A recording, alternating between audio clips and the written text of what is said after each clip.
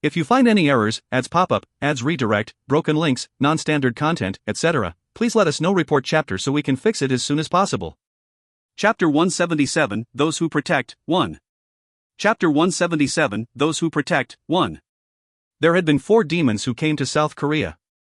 They were part of Pandemonium's faction and brought a large number of creatures to occupy the dungeon. Pandemonium's active help meant that a considerable number of creatures entered the country. They ranged from the lowest grade to high-class creatures. People thought that there were over 100,000 creatures. The majority of them were wiped out by the man who the humans called Savior, but there were still thousands of creatures. They were scattered in various hiding spots and were steadily hunted. The hunts had been easy so far. However, if all the scattered creatures were drawn to one place by the trees of life and death, it wouldn't be an easy fight. Fortunately, the government forces had been handled so they could solely concentrate on the creatures. The center of the city. The seeds were planted in the middle of a stadium approximately 110 m wide. The trees of life and death. Roy and Rose were in charge of the ceremony. During this ceremony, no one else could enter. The exceptions were the Gyren and Crisley. Did your master command you to plant this? The seeds had germinated immediately after being planted. The Gyren looked at them with a surprised expression. Although she was a mythical creature, the Gyren was wise and deep like it was famous for. She perceived an intense feeling from the 2 seeds. The veiled Crisley spoke to the Gyren. Gyren. We have to hold the ceremony. Help the humans. The creatures haven't appeared yet. Rather, there is a strange feeling. The trees of life and death. The trees have contrasting energies but are strangely harmonious. As the Gyren approached, the germinated seeds moved like they were responding. The Gyren's eyes shone. They are reacting to me. I don't know what your ritual is, but I should be able to help with the growth of these trees. Are you going to leave the humans unattended? No, the humans are strong enough. The united humans are powerful. They aren't weak enough to be defeated by the incoming creatures. Crisley stared at the Gyren's unexpected reaction. She had heard stories about the Gyren's birth through Roy and Rose, so she roughly knew how hard the Gyren worked for the humans of South Korea. Now the Gyren's attitude was different from what she heard. The Gyren laughed as she saw Crisley's expression. I am not a babysitter for the humans. I will help them, but they have to be self-reliant. Of course, I can't ignore the desire of the humans who gave birth to me. So, I will stay until the king appears and stabilizes the country. After that, I would like to explore this world a bit more. She wasn't obsessed. She would do her work and then leave. Unlike her appearance, it hadn't even been 1 year since she was born. She was curious about this world. The desire of the humans had played an important role when she was born. An explorer. Crisley opposed the Gyren's idea. What about returning to Master? Technically speaking, Master is the one who created you. I am not bound anywhere. Although I appreciate it, we are separate existences. I would give my help one day if he needed it. However, your master is strong enough not to need my help. I'd rather see more of this beautiful world. The Gyren's beautiful red hair blazed as she expressed her will. The Gyren's ego was strong. She had a tendency to tell the truth and liked exploring. Crisley intuitively sensed this and changed the subject. Stay silent while the ceremony is occurring. A quiet and serious atmosphere was required for the ceremony. The humans didn't stay still. They hastily prepared for the invasion of the creatures. Block all the small roads. Lure them to the big ones. We have exceeded the capacity of the central shelter. There are too many people. Among them, Kim Yong-woo directed the strategy. Traps were installed and they even made paths for the creatures. But they couldn't prepare everything. Kim Yong-woo frowned. It won't end in 1 or 2 days. It would be bad if there was no place to stay. We can't leave room for the creatures to enter. It was expected to be a long war. South Korea wouldn't be stabilized until all the creatures were wiped out. However, they needed to account for the civilians.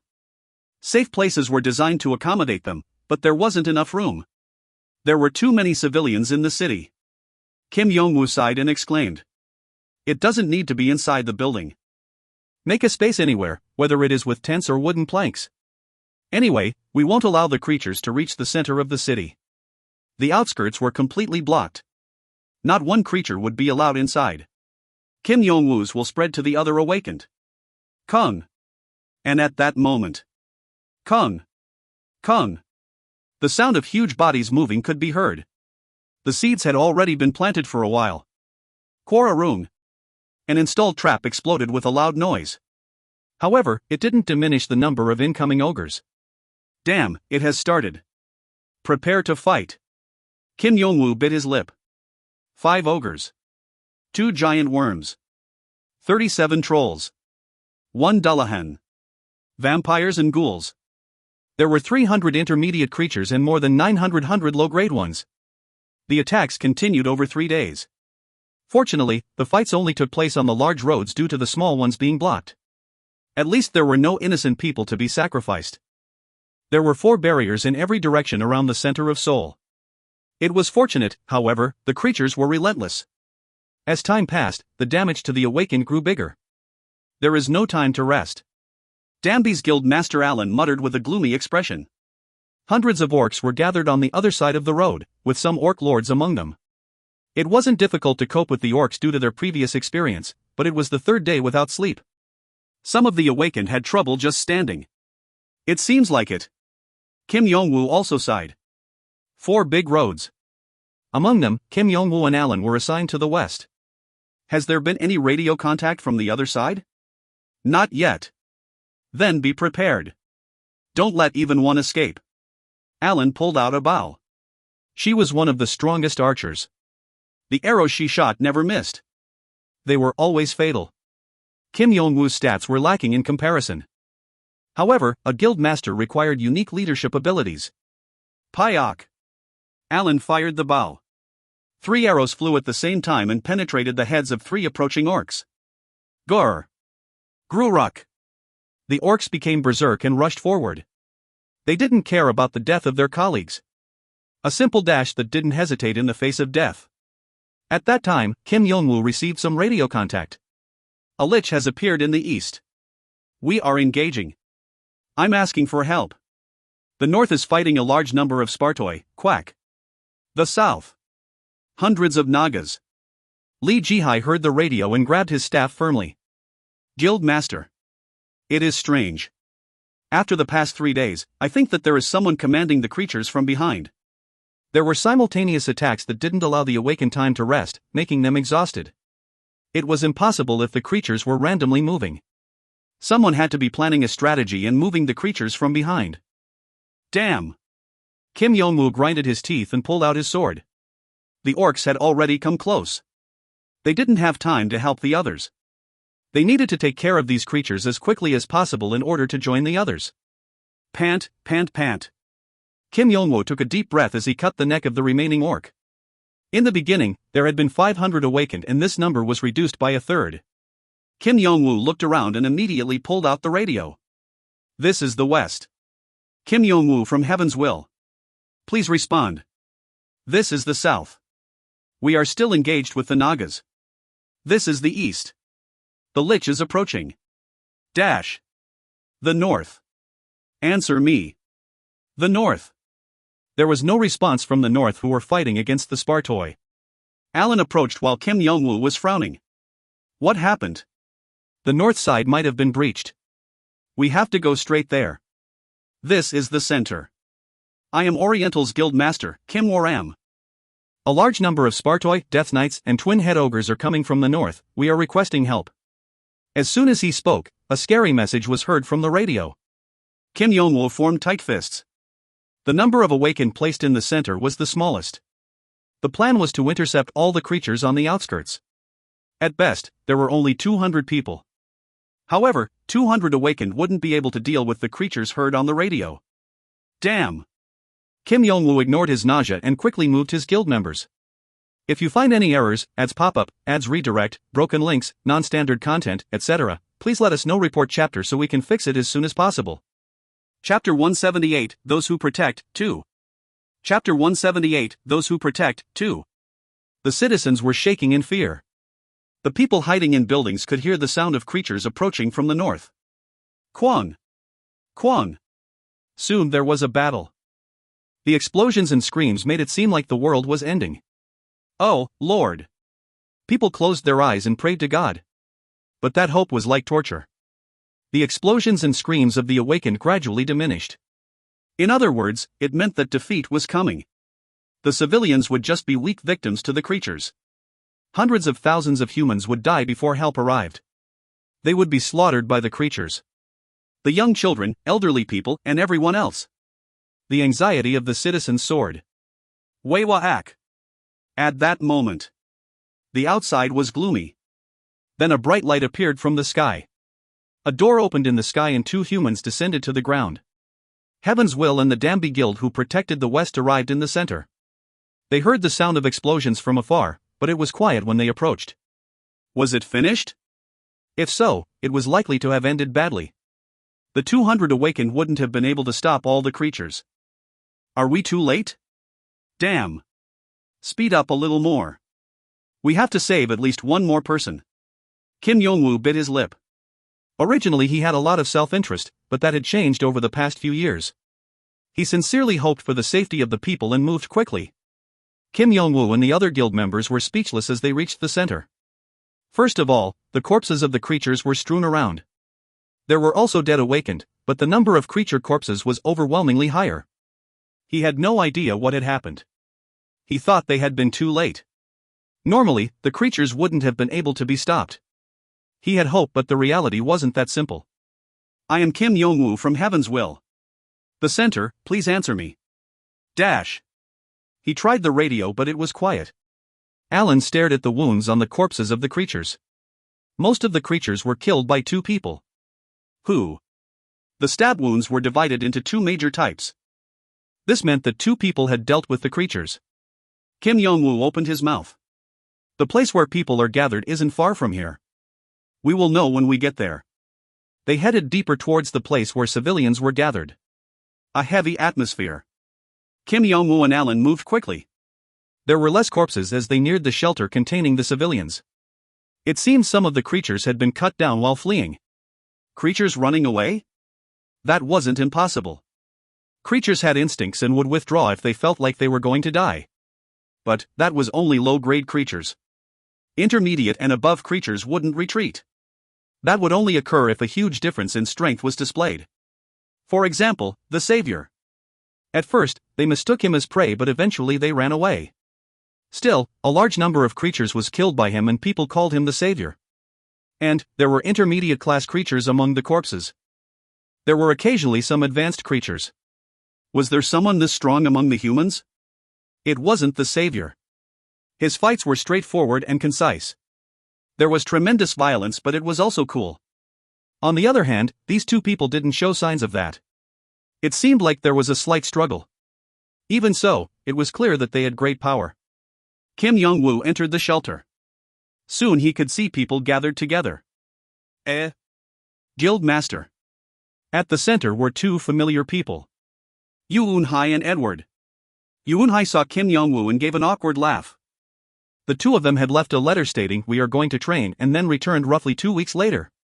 It is fortunate that you have returned now. Kim Yong-woo sighed and relaxed.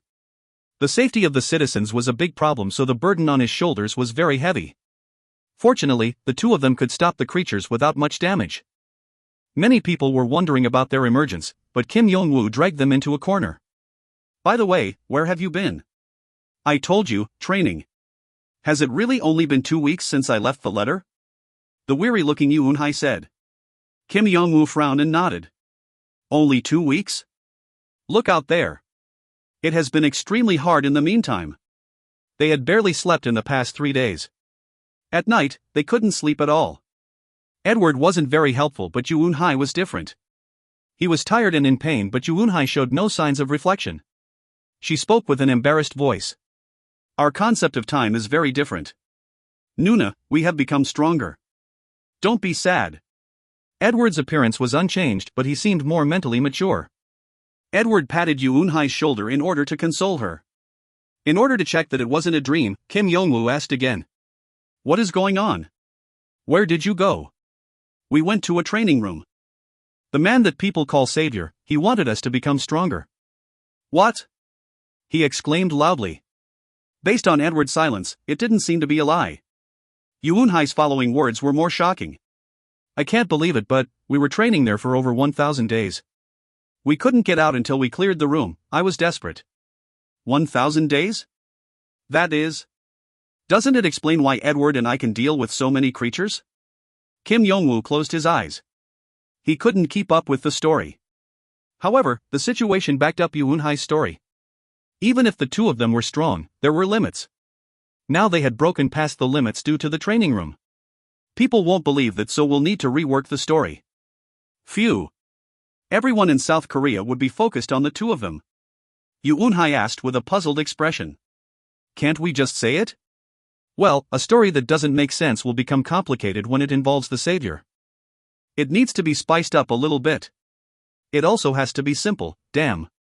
A spotlight will be shown on you after receiving the savior's recognition. I hate that. Kim Yong-woo didn't like the savior. Yoo Eun-hai didn't argue about this. Everyone's beliefs were different. Well, you seem to be able to take care of things. Can I take a little break? I want to sleep for a long time. Yes. I will rest today and get to work tomorrow. Edward interrupted. Please give me a bed beside Nuna. Are you crazy? You are a man and a woman. You will each have a separate room. Even if there is no room, I will make it. Duck. Kim Yong-woo turned around. He had roughly heard the situation and now he needed to adapt it. Then Kim Yong-woo halted and said to Yoo Eun-hai. But what is your age now? Are you older than me? Shut up. 7 days afterwards. The creature's attack stopped. The people cheered. Heavenswell had made the largest contribution and their names were widely proclaimed.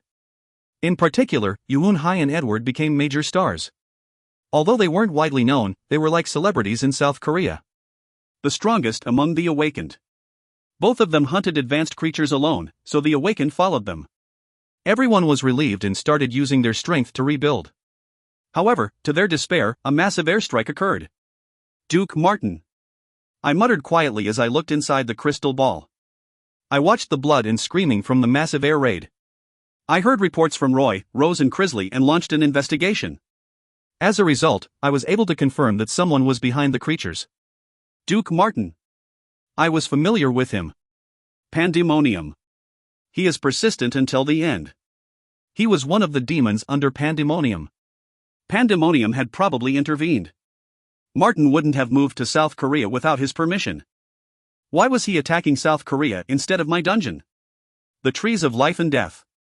It was unlikely that he hadn't noticed. However, he had already prepared the systematic attacks in advance. Revenge? The Jiren and South Korean awakened had raided Pandemonium's empty dungeons. Pandemonium would have been outraged. Among the Grand Dukes, Pandemonium especially despised humans. It was enough for him to think about retaliation. However, he knew that my dungeon was here. Of course, he didn't know that I had a relationship with the humans. My decision here was important. It was a good excuse to get rid of a demon. A pretext to eliminate him. However, humans wouldn't be able to stop Duke Martin. Yoo Eun-hai and Edward had satisfactory growth, but a Duke was a different story.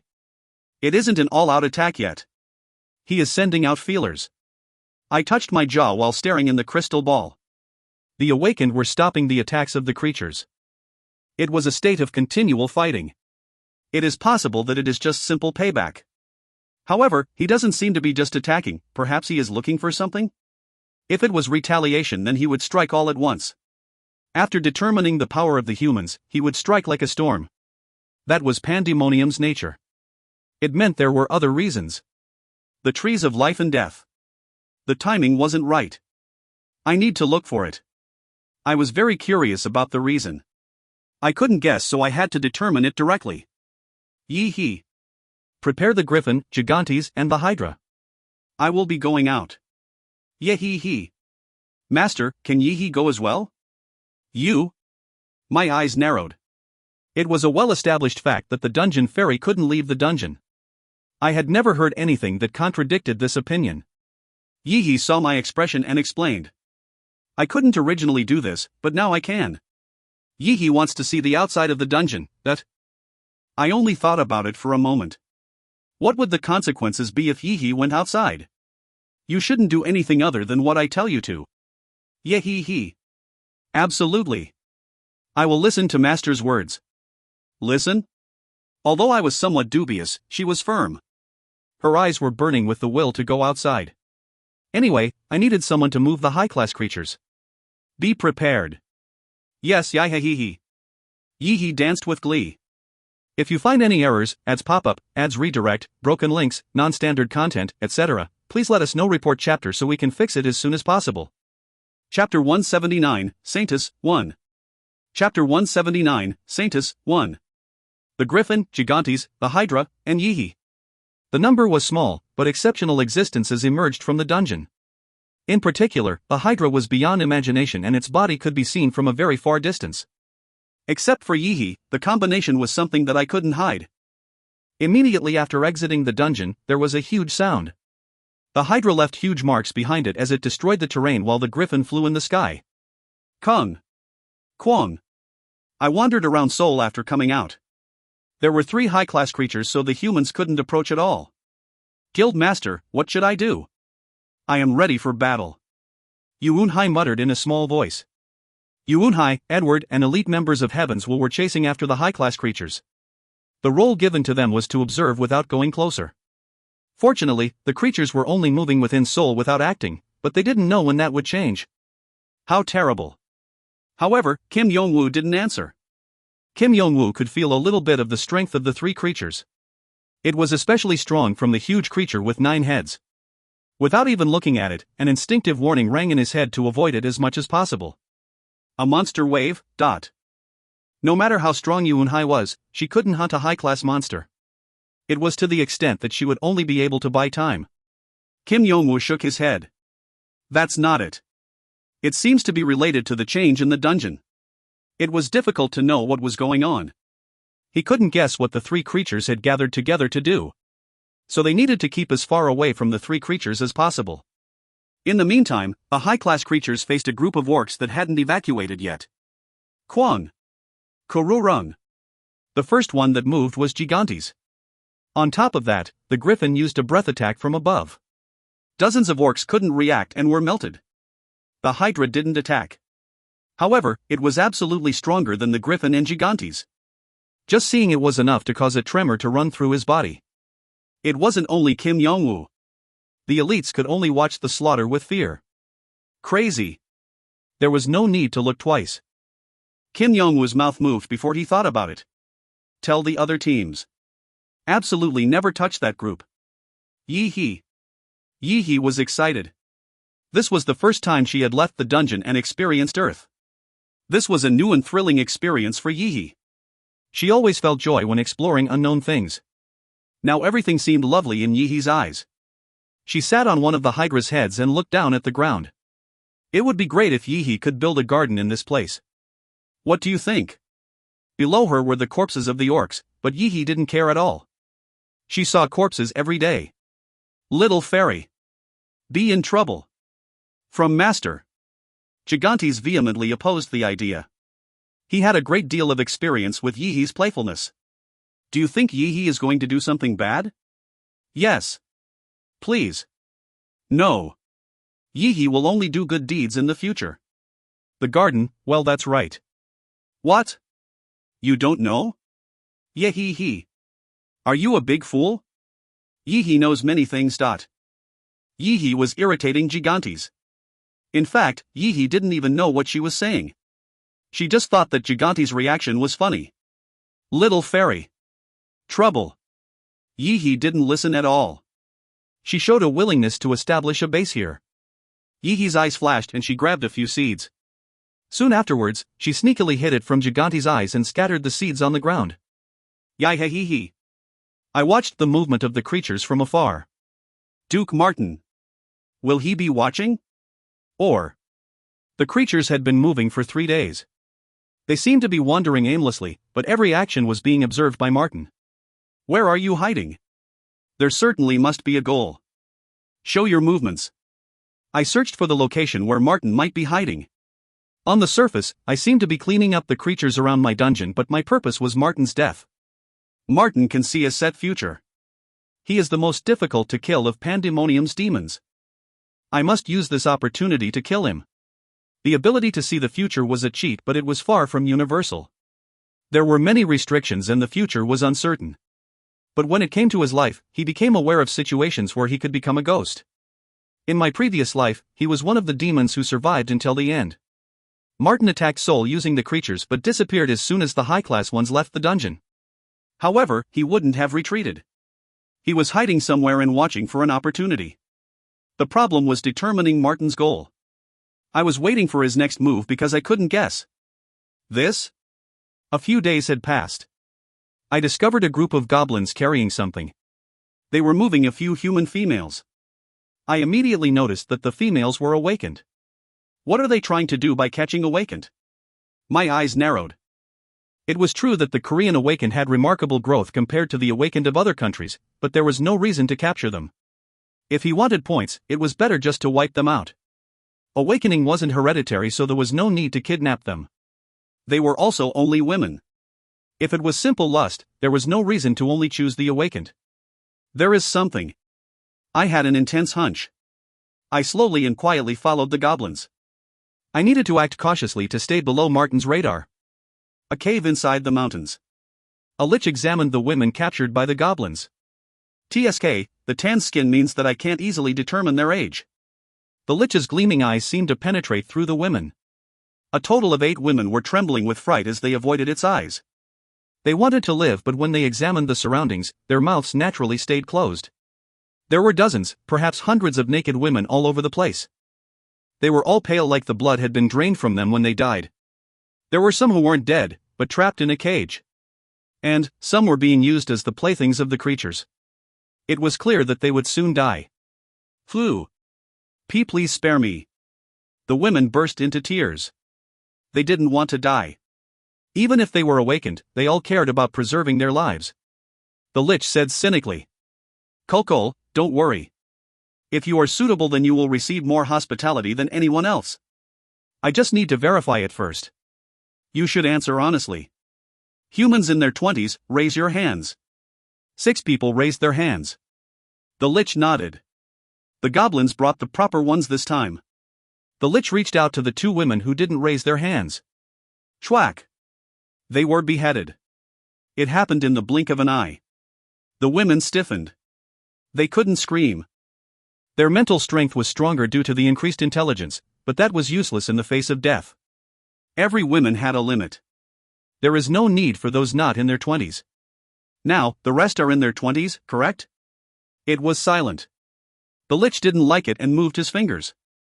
No answer. TSK. That's right. 23. The surviving 6 women responded. The lich took the next step. It took out a small water bottle that contained a white mucus. From now on, I will feed you this potion. If you are suitable, there will be a sign on your body. If not, you will end up like those women over there. He pointed to the women who were the playthings of the creatures. Their flesh was cut with a knife while their mouths were forced to do shameful things to the orcs. Little by little, the women who couldn't scream anymore were killed. They thought this place was hell.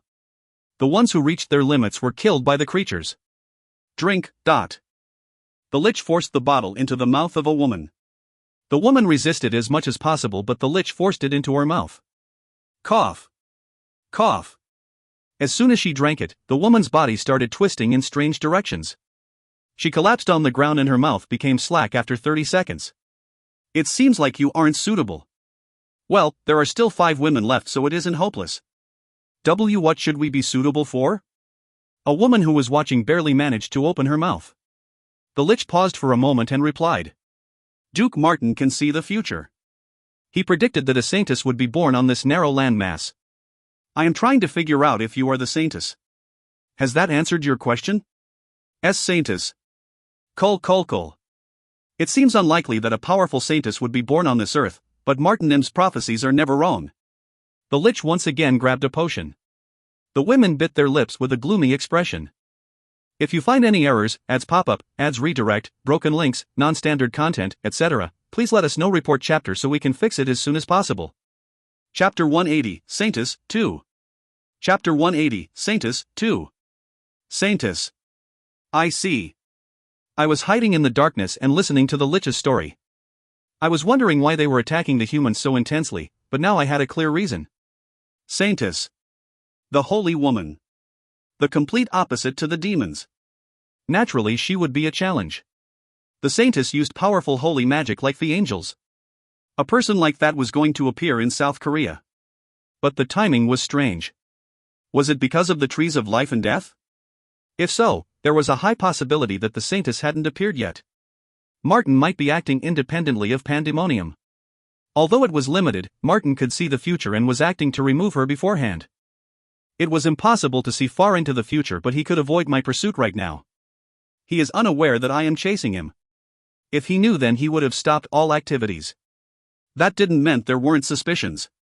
Certainly, Martin's ability was limited. He just detected danger. I worried about it for a short moment. I was standing at a crossroad of whether to grab the lich or to leave. I need to find his goal first. The potion could recognize the Saintess, but I couldn't predict when Martin would move his base. If I continued my chase, then it would be an uphill fight. Rather, it was better if he came to where I was. This isn't the main base. I need to monitor the bases and identify their movements. I will catch Martin after the Saintess is found. I shook my head and laughed. In my previous life, there were many human awakened called Saintesses. They manifested in unspecified conditions, and there were even instances of it occurring before the person awakened. In short, I didn't know where she would pop up. The Saintesses were just as strong as the awakened. The Saintess used her holy powers to drive out the demons and creatures, so many humans followed her.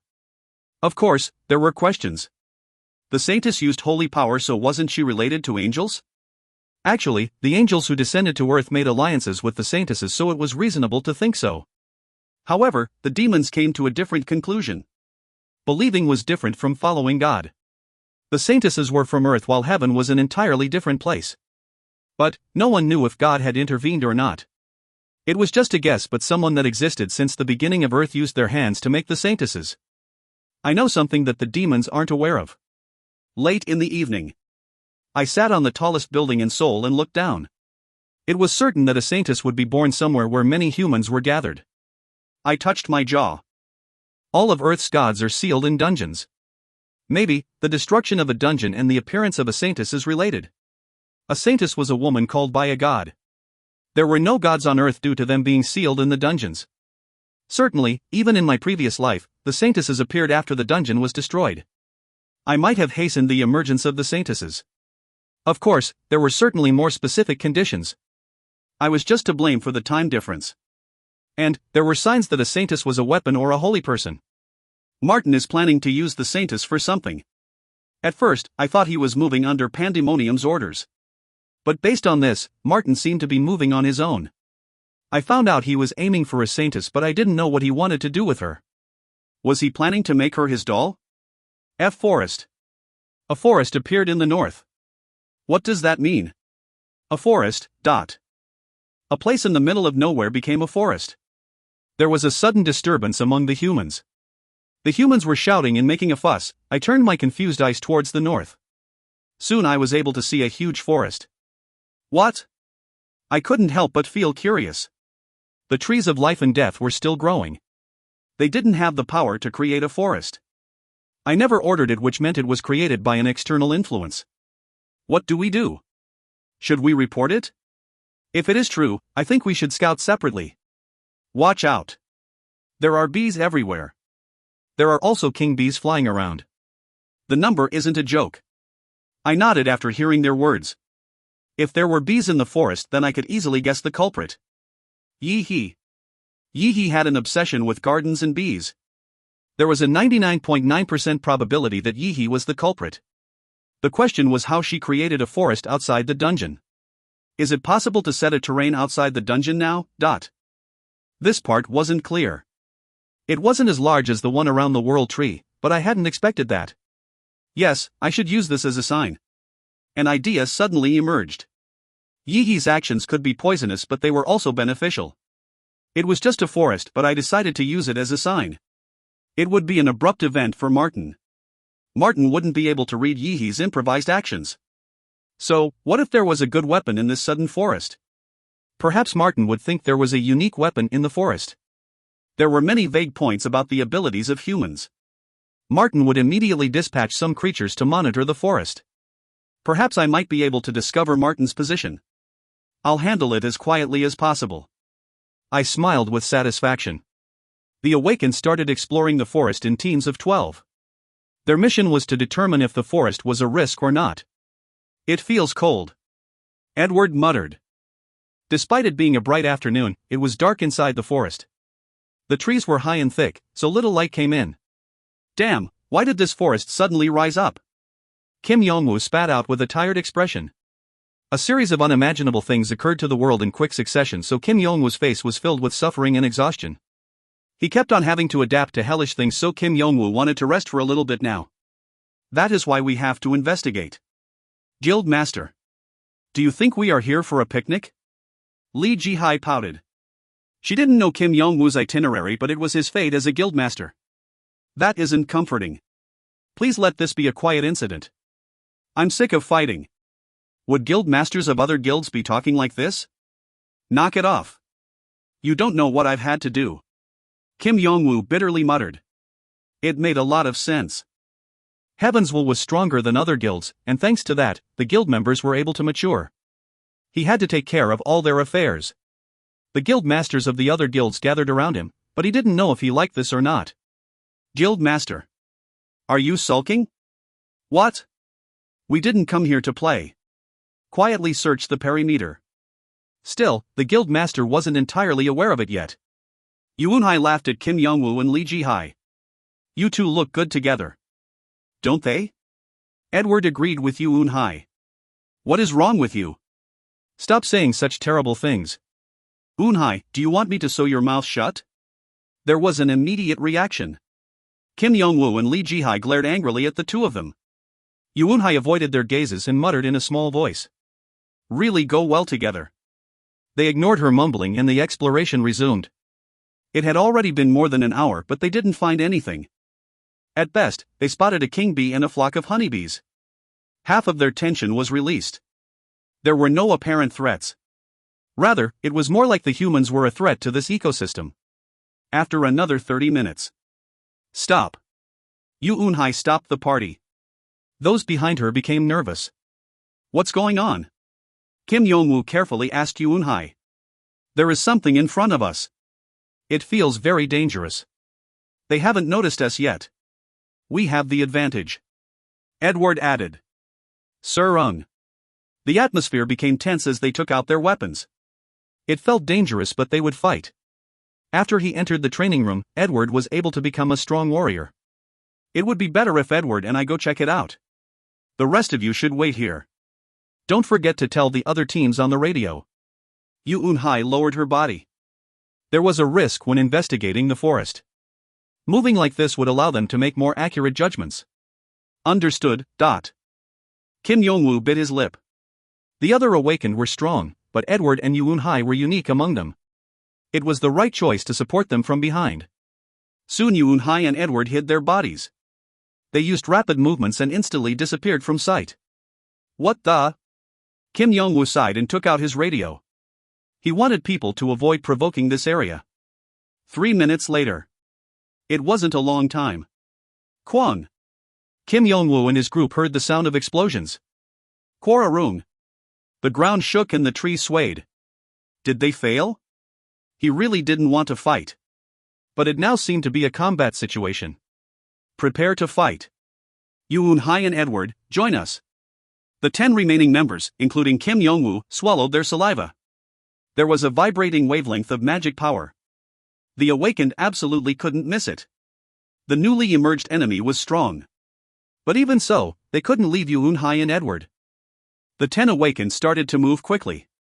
However, they had to stop after walking a few steps. Avoid it. Swak. Kwang. A spear of light shot past Kim Yong-woo's cheek. It hit the ground, causing a huge explosion and spreading bright light everywhere. He closed his eyes for a moment, and when he opened them again, he saw Yoon-hai and Edward running.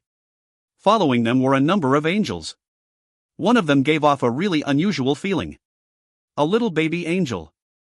The angel had 4 enormous wings and was being carefully held in the arms of another angel. Angels? Why are the angels? Don't just stand there. Yoon-hai ran past while Kim Yong-woo was mumbling. Guild Master. You understood, I understand. Kim Yong-woo turned around after Lee Ji-hai cried out to him. Retreat! Run at full speed. If you find any errors, ads pop up, ads redirect, broken links, non-standard content, etc., please let us know. Report chapter so we can fix it as soon as possible. Chapter 181, Saintus, 3. Chapter 181, Saintus, 3. Pant, pant, pant. Cough. I was going to die. The people who escaped from the forest gasped for breath. The angels stopped chasing after they left the forest. It was like they could only act within the forest. What, pant, happened?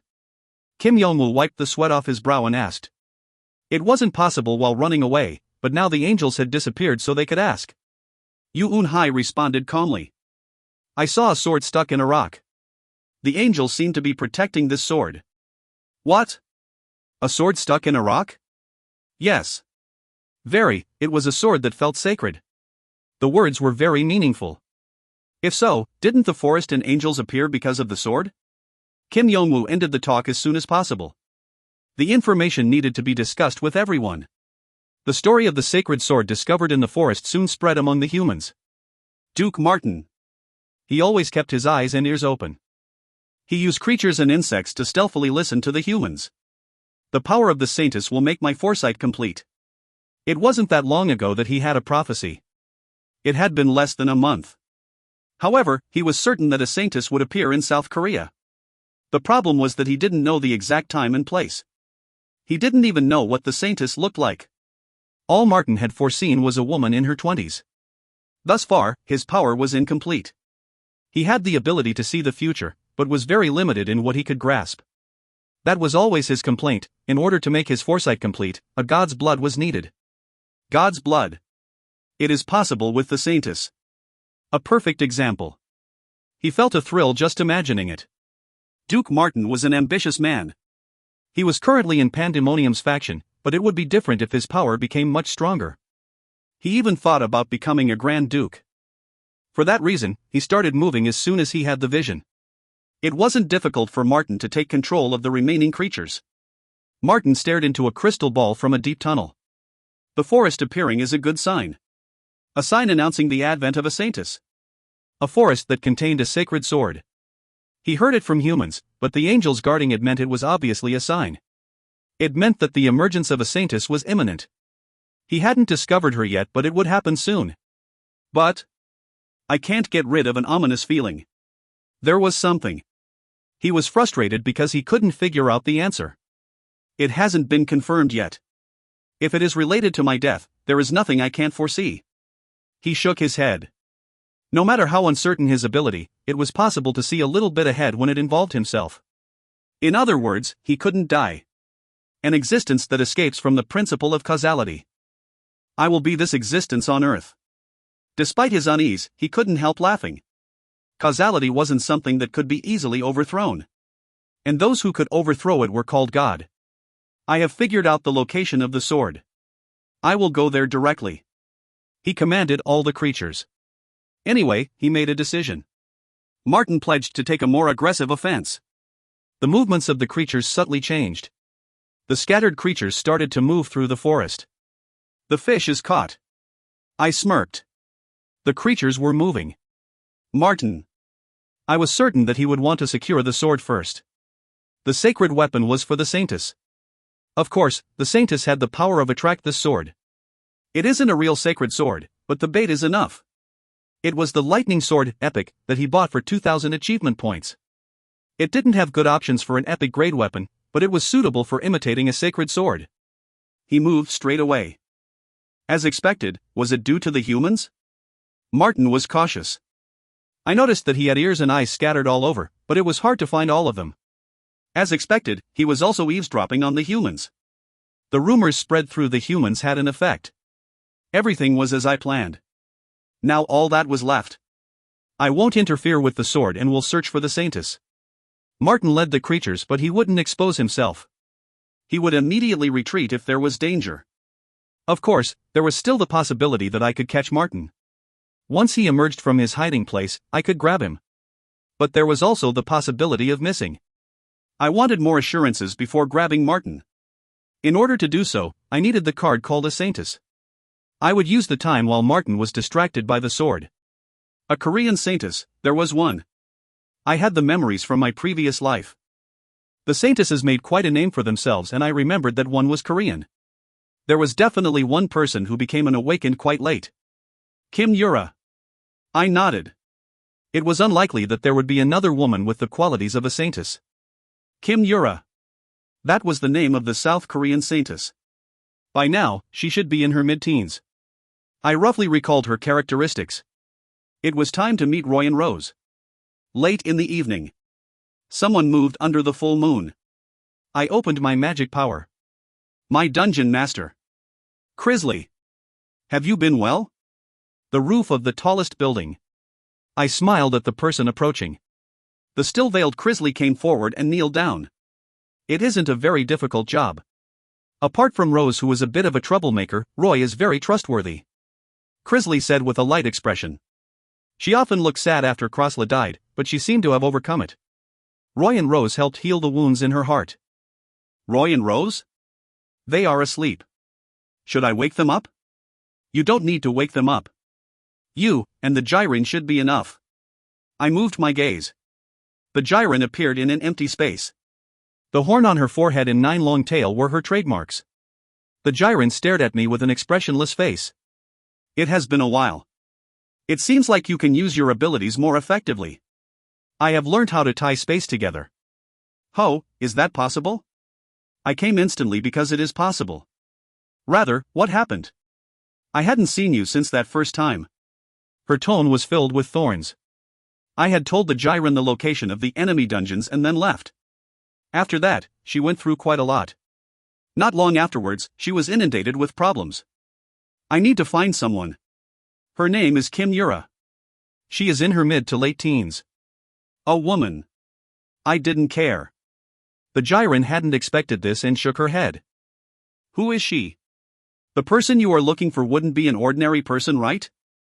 Don't worry about it. I won't harm humans. Then you will harm the demons. Is the human a threat to you? So you want to cut off the bud? It is similar, but no. No human can threaten me. There were few demons who could threaten me individually. Only an alliance could keep me in check. The Gyren had nothing to say. She realized it as well. I turned around.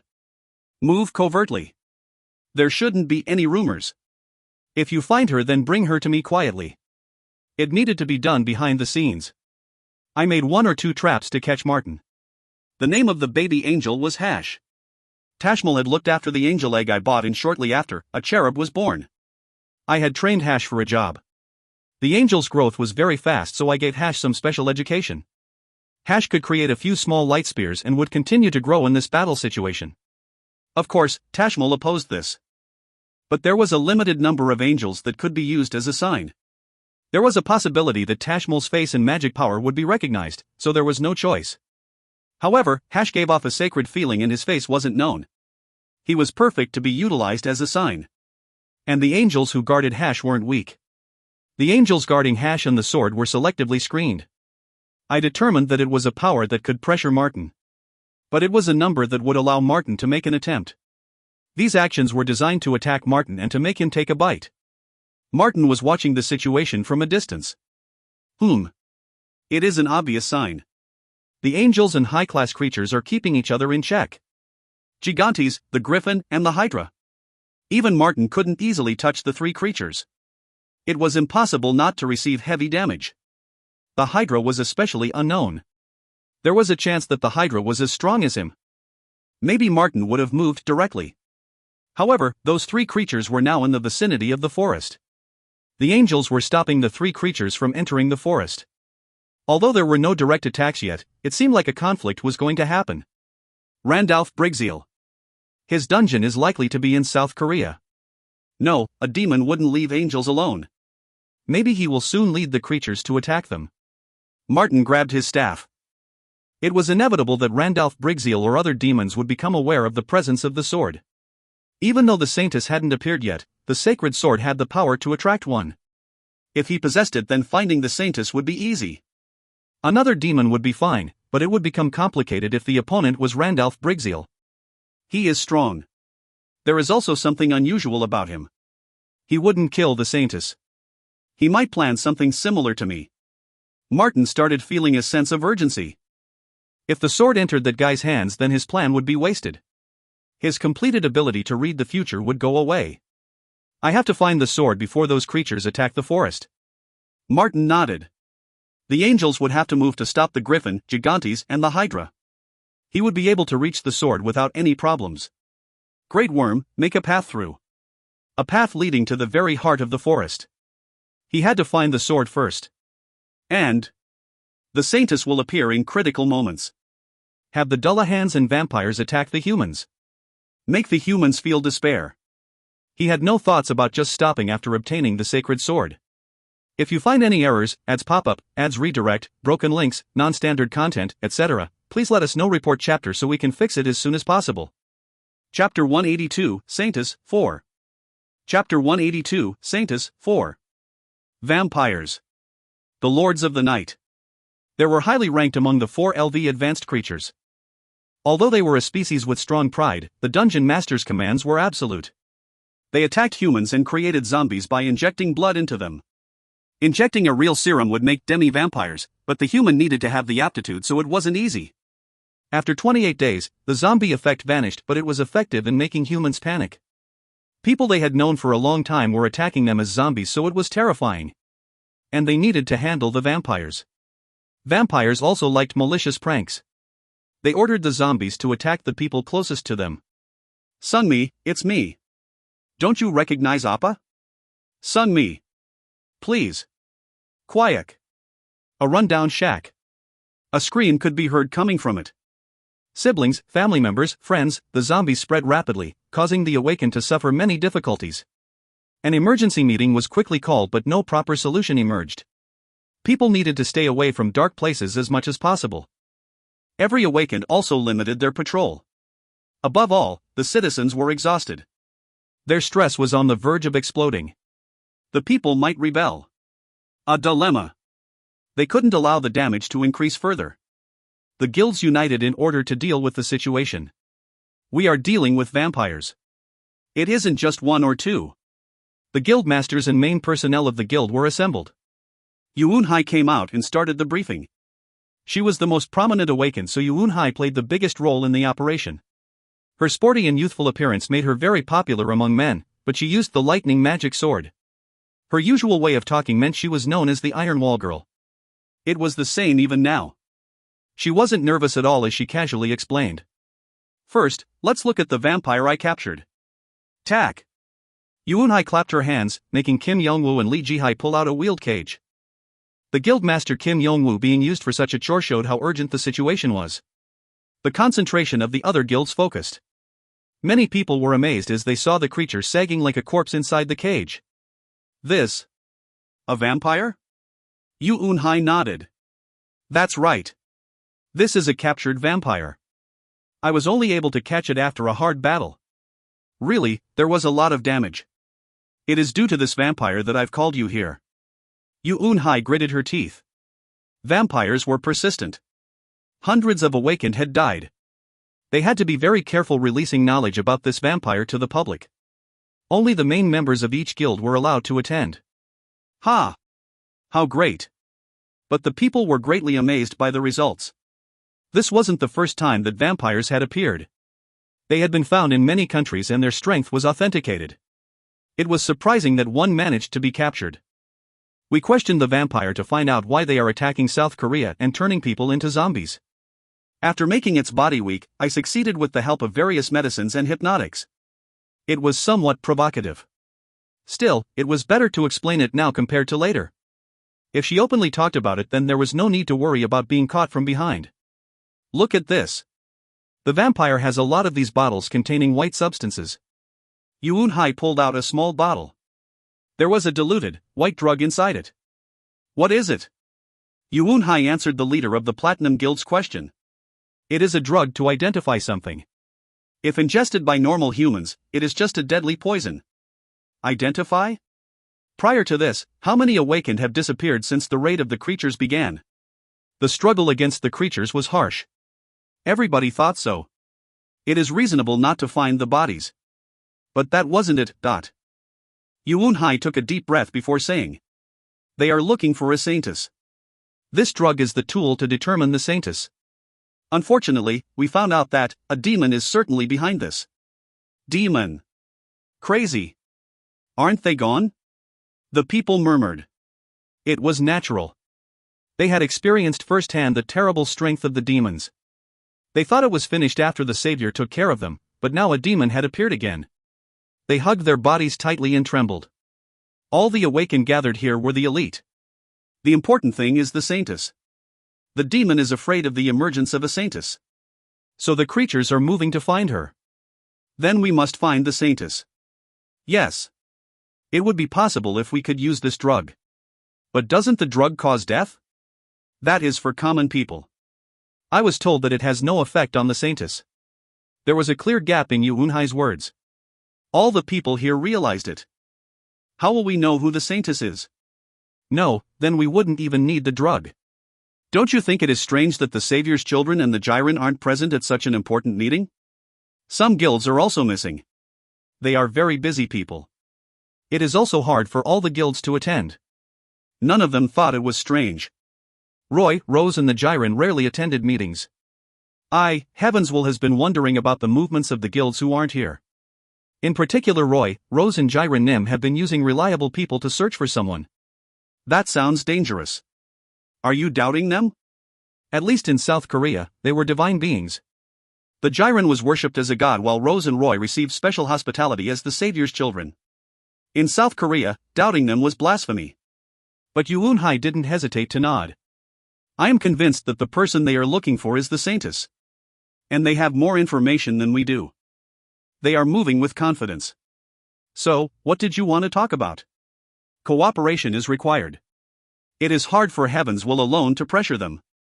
I want them to either disclose this information to us or we will tell the public. Madness. A one-word summary. It was madness. It wasn't a peaceful situation, so they couldn't afford to take such behavior. There was no need to divide their power. They should close their eyes to something if it was only a little questionable. Even if Yuunhai's words were true, it should be covered up. I have no intention of agreeing with that crazy idea. I won't listen anymore. The leader of the Platinum Guild rose from his seat along with his guild members. At the same time, the door opened to reveal a number of awakened. All the awakened were members of Heavenswill or had a close relationship with them. Yuunhai spoke with an expressionless face. Only those who agree can leave. Those who don't will have to wait here until this is resolved. Are you trying to force us? The Heavenswill Guild has really gone crazy. Your ego has gotten away from you after being held up as the best guild. There will be a war. We are not afraid of a war. What is really scary? Yuunhai continued after a moment of silence. The possibility of giving up our rights and going down the wrong path. I was walking a tightrope with Martin. I couldn't decide if I should appear to attack the forest or not. In the meantime, Martin had invaded the forest twice. All the attempts failed. His plan to use the Great Worm to dig a tunnel was good. He came near the sword and threatened the angels. However, the angels forced him back into the tunnel and minimized the damage. In contrast, Martin lost most of his creatures. The second attempt was by air. He sent a group of wyverns carrying creatures. The angels didn't fly, they hid in the dense forest and used long-distance attacks. The angels seemed to have expected enemies in the air due to their wings. How interesting. These were all issues that I pointed out. I was currently in the forest. I hid in the vicinity of the sacred sword and watched. The angels truly didn't know where I was. However, Kaya. He was different. He figured out my location and approached me. The baby angel born a few weeks ago came up to my shoulders. There was a backlash from mean magic and holy magic battling, but he didn't suffer great damage. Both of the powers inside him were strong and pure. This unusual fellow. Usually angels instinctively hated demons. I wasn't significantly different. He just had a wider range of defense against other demons. I briefly used Mind's Eye. Name, Occupation upper rank angel, cherub, title. Cherub's authority, legend, all stats +7. Stats. Strength 12, +7, intelligence 35, +7. Agility 20, plus 7, Stamina 12, plus 7. Magic Power 44, plus 7. Potential 123 plus 35/548. Uniqueness, an angel born under the care of a fallen angel. It is impossible to predict how he will grow due to the combination of the Celestial King's blessing, origin blessing, and other variables. Skill, small light arrow, U. Demons had the potential to overcome their limit when they were born. What about an upper rank angel? I couldn't understand the strength in heaven. However, looking at this, it felt like demons were weaker than angels. After seeing the essence of demons when using corruption, it seemed as if demons were weakened as a whole. Okolos was aware of it. That's why Okolos cried out for revolution. If he knew he was far ahead of other demons, he might have re-evaluated. He was already dead, but I understood him a bit more. Kaya. Hash was still young. But he wouldn't always stay young. He was growing fast due to being affected by the surroundings. He wasn't afraid, but it was better than him being hostile towards me. Somehow my status as Dungeon Master seemed to affect the cherub. I was just about to poke Hash's forehead when I heard something. My Dungeon Master. It was Crisley's voice. What's going on? As I pulled out a crystal ball to talk, Crisley replied in a somewhat excited voice. I've found the Saintess. If you find any errors, ads pop-up, ads redirect, broken links, non-standard content, etc., please let us know. Report chapter so we can fix it as soon as possible. Chapter 183, Half Awakening, 1. Chapter 183, Half Awakening, 1. Finally. There was a cynical smile on my face. I could finally obtain the decisive card to catch Martin. Have you acquired her? Not yet. There is a little bit of trouble. Trouble? The humans are requesting that we disclose information about the Saintess. It seems like they noticed our movements. I tilted my head to the side. I didn't know how the humans obtained information about the Saintess. I hadn't received a report about this. What happened? They captured one of Duke Martin's vampires. Vampires have strong egos. They only follow the Dungeon Master, so how was the information obtained? Drugs and various skills. The human awakened have many skills that I don't know. Certainly. There were many humans. They all had different skills. It was completely different from the creatures, who gave off a similar feeling. They wouldn't just suddenly move. There has to be a leader. Yes. My Dungeon Master, Yuunhai and Heaven's Will are the ones taking the lead. Tack. I frowned. I hadn't expected that they would be the cause behind an affair like this. If they were involved, then it made sense that Crisley wouldn't be able to move easily. Why? I worried about it for a while. The issue about the Saintess was still top secret. I didn't know detailed information about the Saintess and was using her as bait to catch Martin. If the humans obtained the Saintess, then I was concerned my plans would have to be changed. Martin might have also noticed. Martin was annoying. In Martin's case, he had eyes and ears among the humans. It was quiet now, but if he heard the truth about the Saintess, he would certainly aim at Roy, Rose and Crisley. Has the Saintess awakened? She isn't an awakened. However, I have confirmed a pure holy power. I wasn't sure, but Tashmal recognized it. Tashmal had the best eyes to determine holy power. If Tashmal acknowledged her, then it was highly likely she was a Saintess. I need a surefire way to turn their eyes away. Particularly the human awakened. As they gained strength, their actions would escape my calculations. It was good that they had autonomous judgment, but only when they were within my fence. If they tried to go outside the fence, then I had no reason to care for them. Crisley, tell Roy and Rose. A large number of creatures will move. First, there will be a prophecy. Prophecy, what? It will be a fake but real prophecy. It has to be suitable to make the humans move. In addition, it would be a way to make Martin flinch. Humans. They are overlooking the fact that there is also a dungeon in South Korea. Was it because the dungeon was quiet now? It seemed like they needed to experience it once again. And this move would also deceive Martin. The restructuring of the dungeon was necessary. The structure change meant the ecosystems of the creatures were out of balance. It was time for a housecleaning.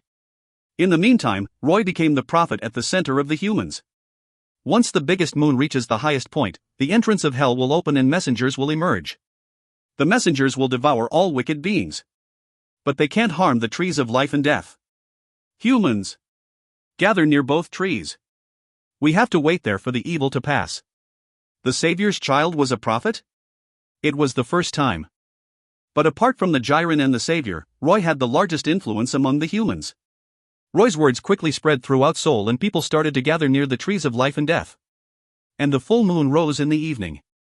A huge 50,000 creatures exited the dungeon. The creatures that represented South Korea's dungeon?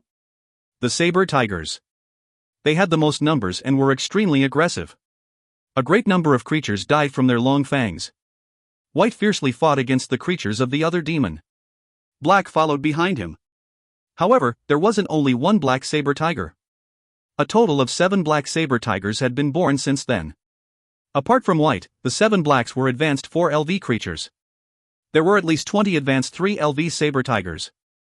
The number of normal saber tigers reached 3,000. The next largest population was the Minotaurs. 2,200 of them. Their unusual bodies were perfect for making the enemies panic.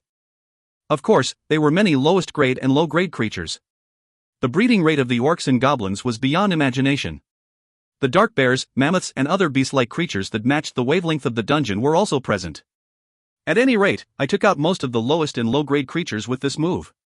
The remaining amount were intermediate or higher-ranked creatures. It was an overwhelming number to come from one dungeon. The creatures immediately advanced towards the forest. They surrounded the forest and Seoul metropolitan area to create a dramatic situation. Kim Yura was crying. She lost her family and herself due to the creatures.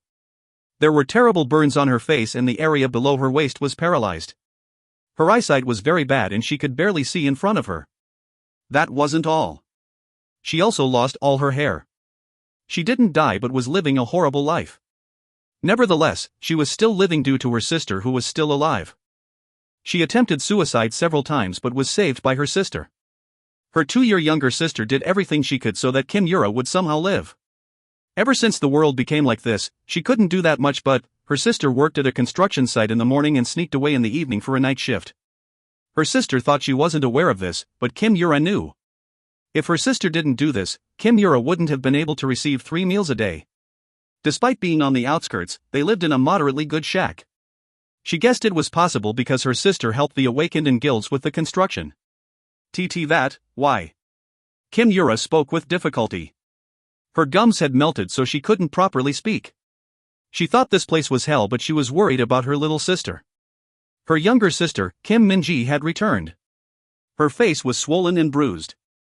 Her hair was dirty and there were blood stains around her mouth. It's nothing. No, we have to get out of here quickly. Ha!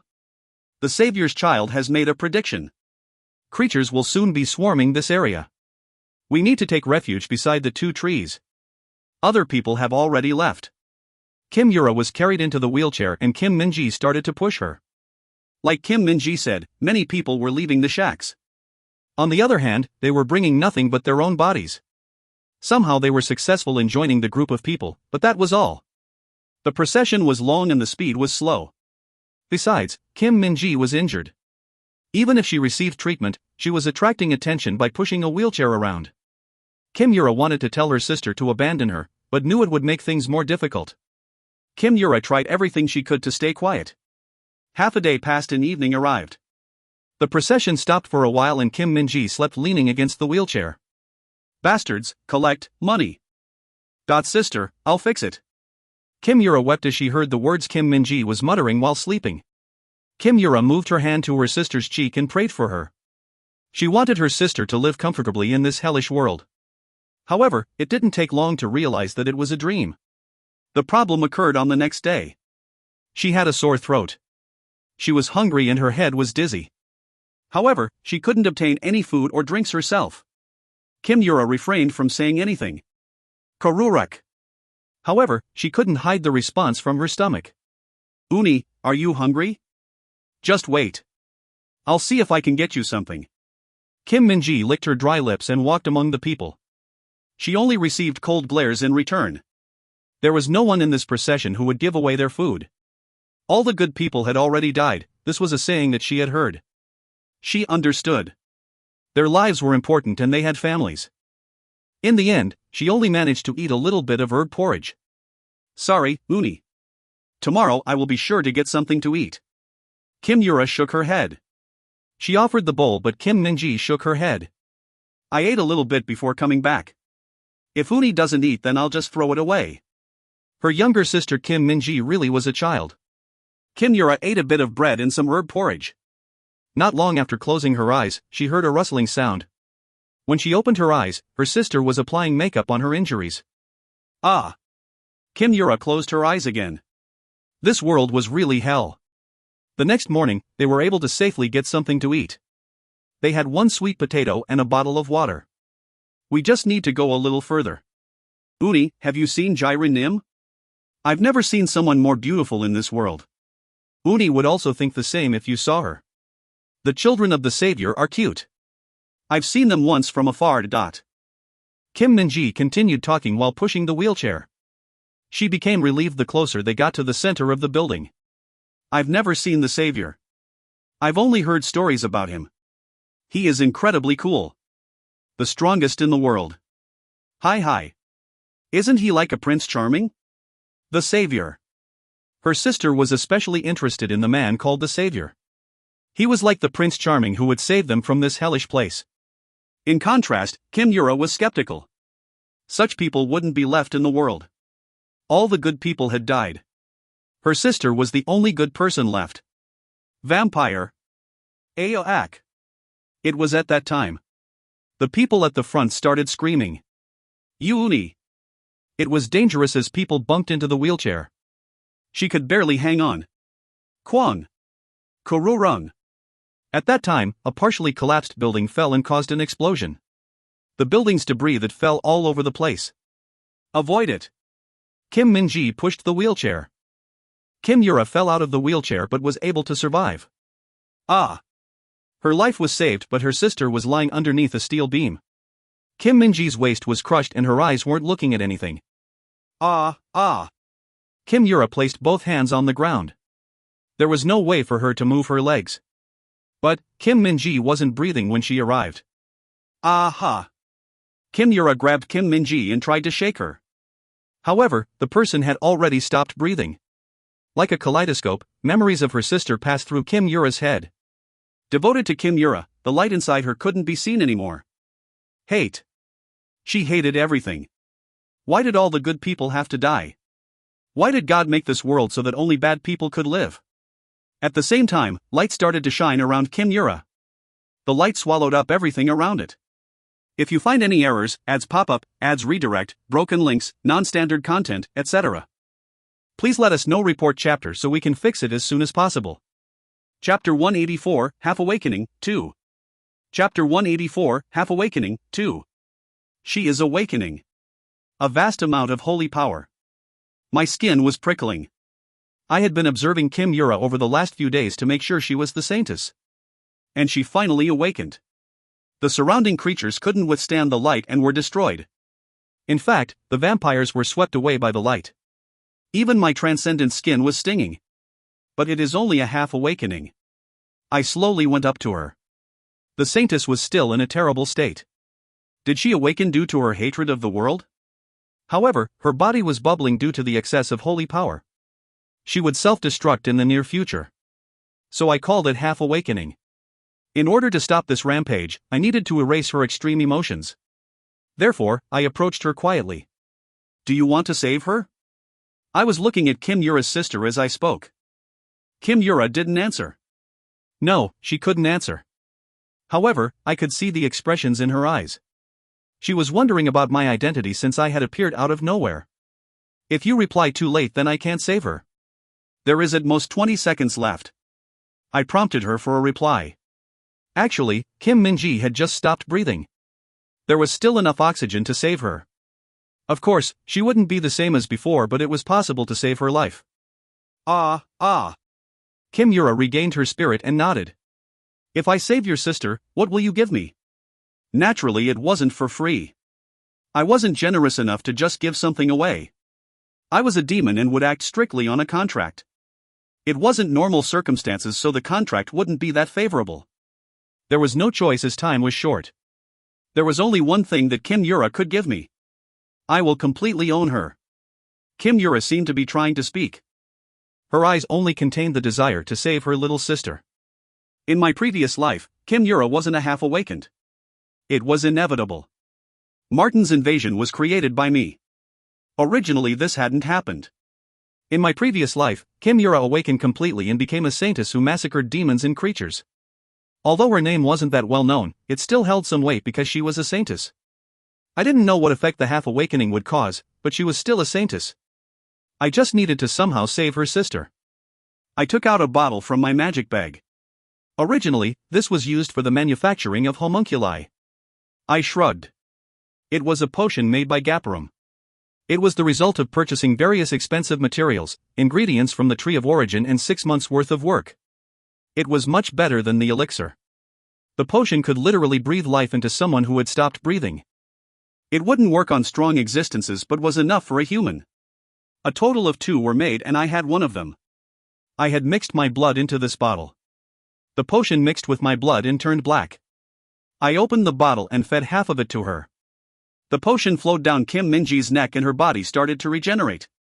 In the case of her severed lower body, I could attach it again but decided not to. It was because the process would use up all of the potion. The other half was for Kimura. Blood returned to Kim Minji's face as life was gradually restored. Kim Minji opened her eyes with a puzzled expression. Uni. Ah.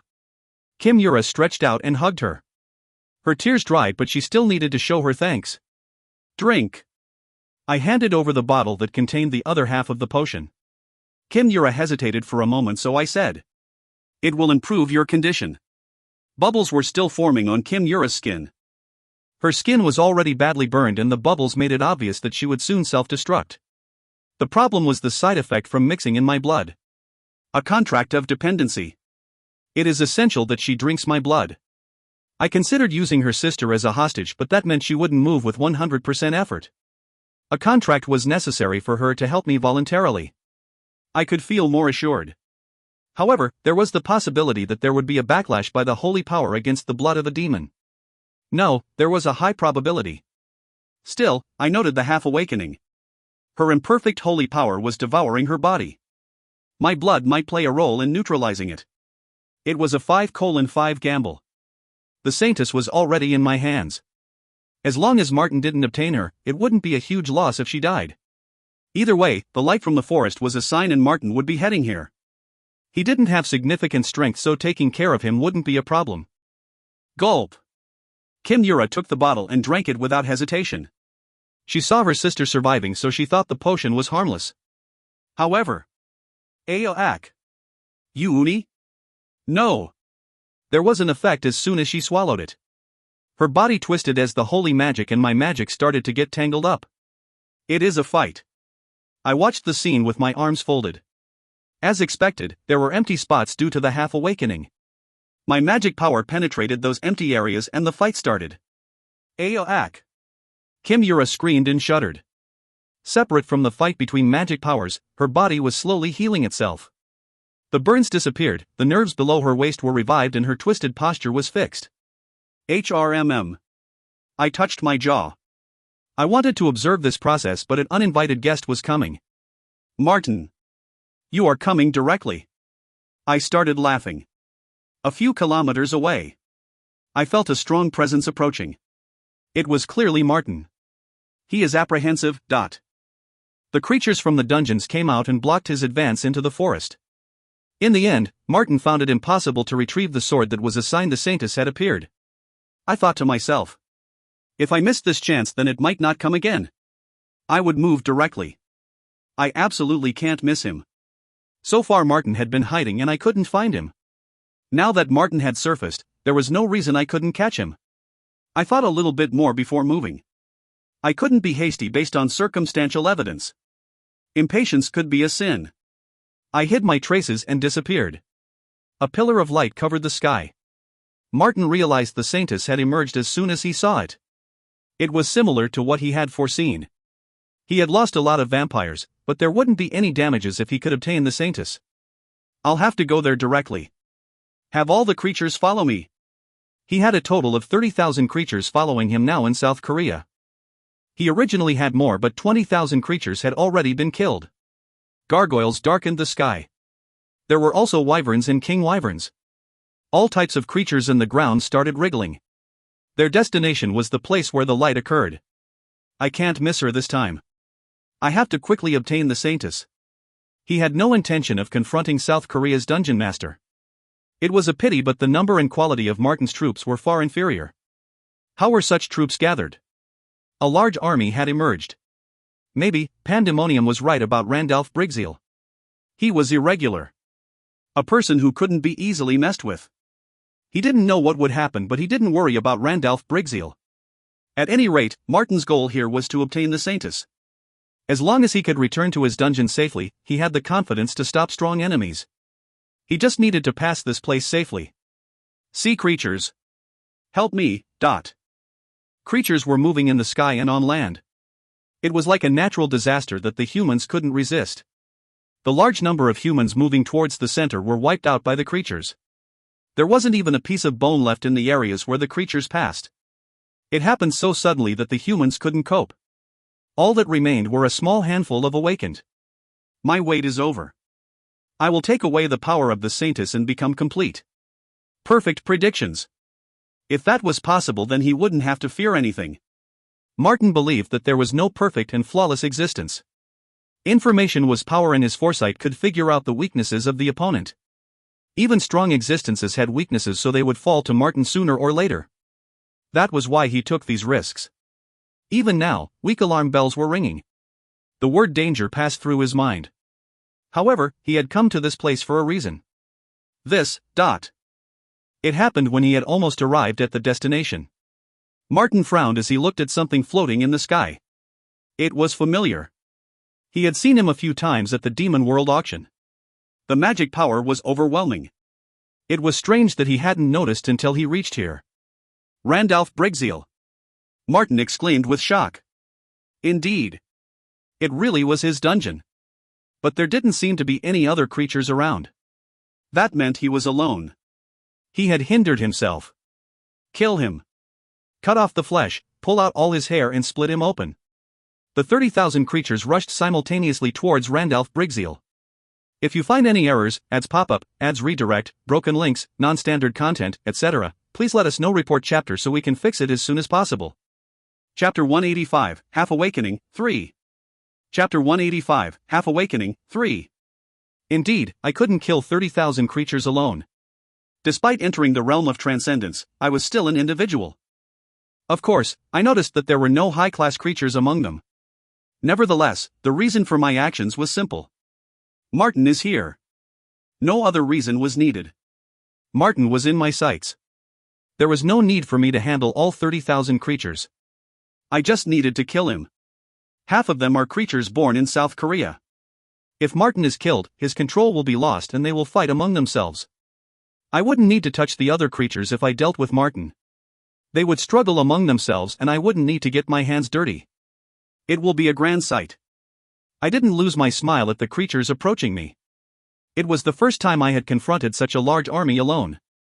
It was a scene I dreamed of many times, but I knew my limitations. Now that scene was unfolding in front of me. I was stronger. There was no comparison with my previous life. There was a noticeable difference in the way I looked at the world after becoming stronger. I learned how to deal with this. I stretched out both hands. Waroruk. Pride's flames sprang up from my body. At the same time, another power emerged. It was the power of domination. A skill that has a low probability of controlling an opponent in a critical condition. Now I should use it against the army. What was more suitable when dealing with an army alone? Grrrrrr. Lightning God excitedly popped out. Fire and lighting were around me and ready to be fired at any time. Then, I turned my head. I pulled out Wrath and the Emperor's sword. Let's start, Martin. I would win or he would win. My heightened feelings caused Wrath to tremble. It would be good information for Pandemonium if he saw my force, but conversely, it could also be a deterrent. If Pandemonium lost Martin, he would have to hesitate before acting. The cumulative damage meant he would have to concentrate on recovery. I would use that time to further the distance between us. No, it was quite possible to devour Pandemonium. Without Martin, it was impossible for him to predict his end. If I move alone, the probability of him getting a vision about it is low. I knew roughly what Martin could foresee. If thousands of my creatures moved here, then Martin wouldn't have showed up. Since I was alone, Martin came here despite some risk. However, this was also a significant gamble for me. If I missed Martin today, then Pandemonium's attacks would become more persistent and he would use a number of creatures that were difficult to deal with. So, I had to catch Martin. If I moved a big army, then Martin's foresight would likely catch it. Get lost. Kuwong. I opened up all my magic power and diverted it into the surroundings. My influence spread out over a few kilometers. At the same time, Martin and the creatures shivered and stopped moving. Those who couldn't withstand my magic power fell. Martin and I were both dungeon masters, however even he had trouble enduring my power. The lowest and low-grade creatures were terrified. Some of the creatures were trampled on and died. I moved my feet. Every time I moved my legs, the ground moved from the burst of magic power like it was welcoming me. This phenomenon occurred when there was an excessive amount of magic power. I had a high density of magic power, so Pride's flames grew bigger and bigger. The wings of flames grew bigger and swallowed up dozens of creatures with every flap. It was in the final form after all my magic power was opened. Of course, Lightning God was also affected. Kwang. Lightning God was literally lightning. Lightning stirred in every place where Lightning God passed. Hundreds of lightning strikes burned the enemy and the lightning rose into the sky, forming a lightning storm. Lightning in the sky and Pride's wings on the ground. I alone moved both powers. Kwang. The first one that I approached was a twin-head ogre. I pressed down with my transcendent power and blocked the fists with Pride's wings. The strong flames covered the twin-head ogre. Kiyok. Pride's flames would never go out unless I commanded it. Pride's flames encroached on the twin-head ogre's upper body and spread out a little bit. I stabbed its heart with wrath. Power of domination has been used. The twin-head ogre that lost one of its two hearts will now follow Randalph Brigzeal. The power will slowly erode the opponent's spirit. At first it might be somewhat rebellious. However, it will never harm its master and will become completely obedient over time. I was lucky. It was the first time that power had manifested. I erased Pride's flames from its body. The twin-head ogre had complex emotions in its eyes. It was still hostile towards me, but its body was different. Attack those aiming for me. Once the command was given, the twin-head ogre started to move immediately. Its face was confused, but its big fists were already heading towards nearby creatures. Kwang. Kwang. The orcs were hit with a series of punches. The same side was attacking them, so the creatures couldn't cope. How fun. It turned out like this. It seemed like a lot of interesting things could happen depending on its use. In order to do this, I needed to attract more creatures. It was like enjoying the taste of a free beer. Wrath and the Emperor's sword moved at once. Heian Moon's swordsmanship stretched out smoothly. My movements were similar to Heian Moon, but they were a little bit more violent. I moved like the moon was splitting. I had improved Heian Moon's swordsmanship to reflect my own will. Quaron. The creatures running from every direction were shattered.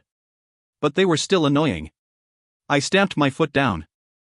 My feet were placed strongly on the ground and the land showed the aftermath of that power. The earth rose like a wall and divided the creatures. I repeated this act twice and increased the length of the barrier.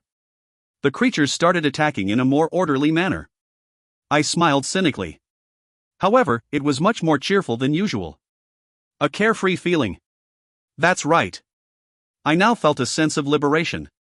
This was the first time I opened up all the power in my body since facing Ocullos. In particular, there had been no chance since becoming transcendent. I had imagined it to an extent. I wondered what it would be like to have enough power to be free. I imagined it on a daily basis. And now it was becoming a reality. Nothing is impossible for me. I felt confident that I could accomplish everything. I had that type of power. In reality, I was much stronger than what I imagined. This was the power of transcendence. I was thrilled with myself. I couldn't imagine what Martin was feeling as he watched me. He would be gloomy. His chest would be tight and his face white. I've experienced that a few times in my previous life. It was mainly when dealing with the Grand Dukes. I will win. Before starting, I was dubious. However, now I was certain. This fight would end with my victory. I expressed my power with every movement of my sword. The more I attacked, the more creatures went on my side. The chaos overlapped and I ended up close to Martin. You, Randalph Briggseel! Martin cried out with dismay. It was unbelievable. He couldn't believe it. This much magic power. This presence. The overwhelming power that he had only felt from a Grand Duke. They had become weak after coming to Earth. They were quickly regaining their strength. But nobody had crossed the wall yet. Yet the one in front of him had climbed over it. He had climbed the wall to a great height. Why hadn't Martin predicted this? My foresight is on the border of reality. A transcendent person is an unrealistic existence. My foresight can't see. It would have been possible if Randalph had moved with a multitude of creatures. But Martin's foresight couldn't predict it when he was moving alone. Randalph Briggseel. Martin honestly hadn't understood why Oculus and Ariel Diablo were nervous about him. Even Pandemonium was focused on him. All he had was more points than anyone else. Martin thought his power wasn't that great. No. He saw wrongly. He had felt pride in his eyes that could see most things. Now Randalph had an army on his side. Whenever he swung his sword, the creatures would move to his side. Martin commanded the creatures, but it was like they couldn't hear it. It is unbelievable. An authority beyond a dungeon master. He couldn't believe that a demon had this strength. However, it was right in front of him. This was the reality. Martin was annoyed. He was also sick to his stomach. He had made this gamble in order to gain complete foresight, only to have a transcendent demon appear and laugh at him. How on earth? He couldn't guess at all. There was a limit to how strong someone could get.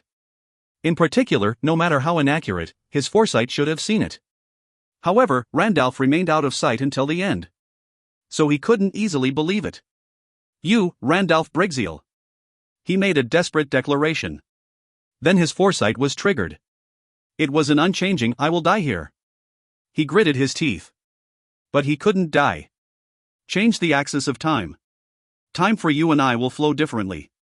Martin's strongest skill, time axis, epic, was triggered. It was a skill that affected the time in a 3-kilometer radius. Some would move faster, others would slow down, and some wouldn't move at all. It wasn't possible to designate a target for the skill, but it was a gamble that could increase his survival rate. But time axis, epic, has been discovered by Mind's Eye. Defended against 50%. Defended against 13%. The opponent's high intelligence and magic power will nullify time axis altogether. What? It had been completely invalidated. The skill had already started, yet it was possible to break it? But that person just laughed. It was helpful for him. Randalph came close and wielded his sword. Could Martin avoid it? It was too late. Martin wielded his staff. Illusions were summoned to block the front. Illusion technique, epic, has been discovered by Mind's Eye. Crazy. All methods were blocked. It was really the worst case situation. There was such an overwhelming difference in power. I can't die until my foresight is complete. Martin grinded his teeth together. I stabbed him with wrath and the Emperor's sword. Martin was gone. At the same time, the creatures started a crazy rampage. I plucked out both of Martin's eyes. I'll give them to Gaparum. They were eyes that allowed foresight. The effect had disappeared due to Martin's death, but if they were refined, then some of their abilities could be recovered. The eyes would be a good material for a homunculus. I placed the eyes in my magic bag and turned off Pride's flames. Lightning God returned to me. Now I have to see the Saintess. I had suddenly left in the middle of her changes. I had to confirm the results. I turned around without any fear. I ran towards the place where the Saintess was. Kimura was lying down. Her body was recovered while the holy power and my magic power were mixed together stably. I had been uneasy, but they were actually rather balanced. Saintess of Harmony. I laughed as I used Mind's Eye to check her status window. The occupation column contained Saintess of Harmony.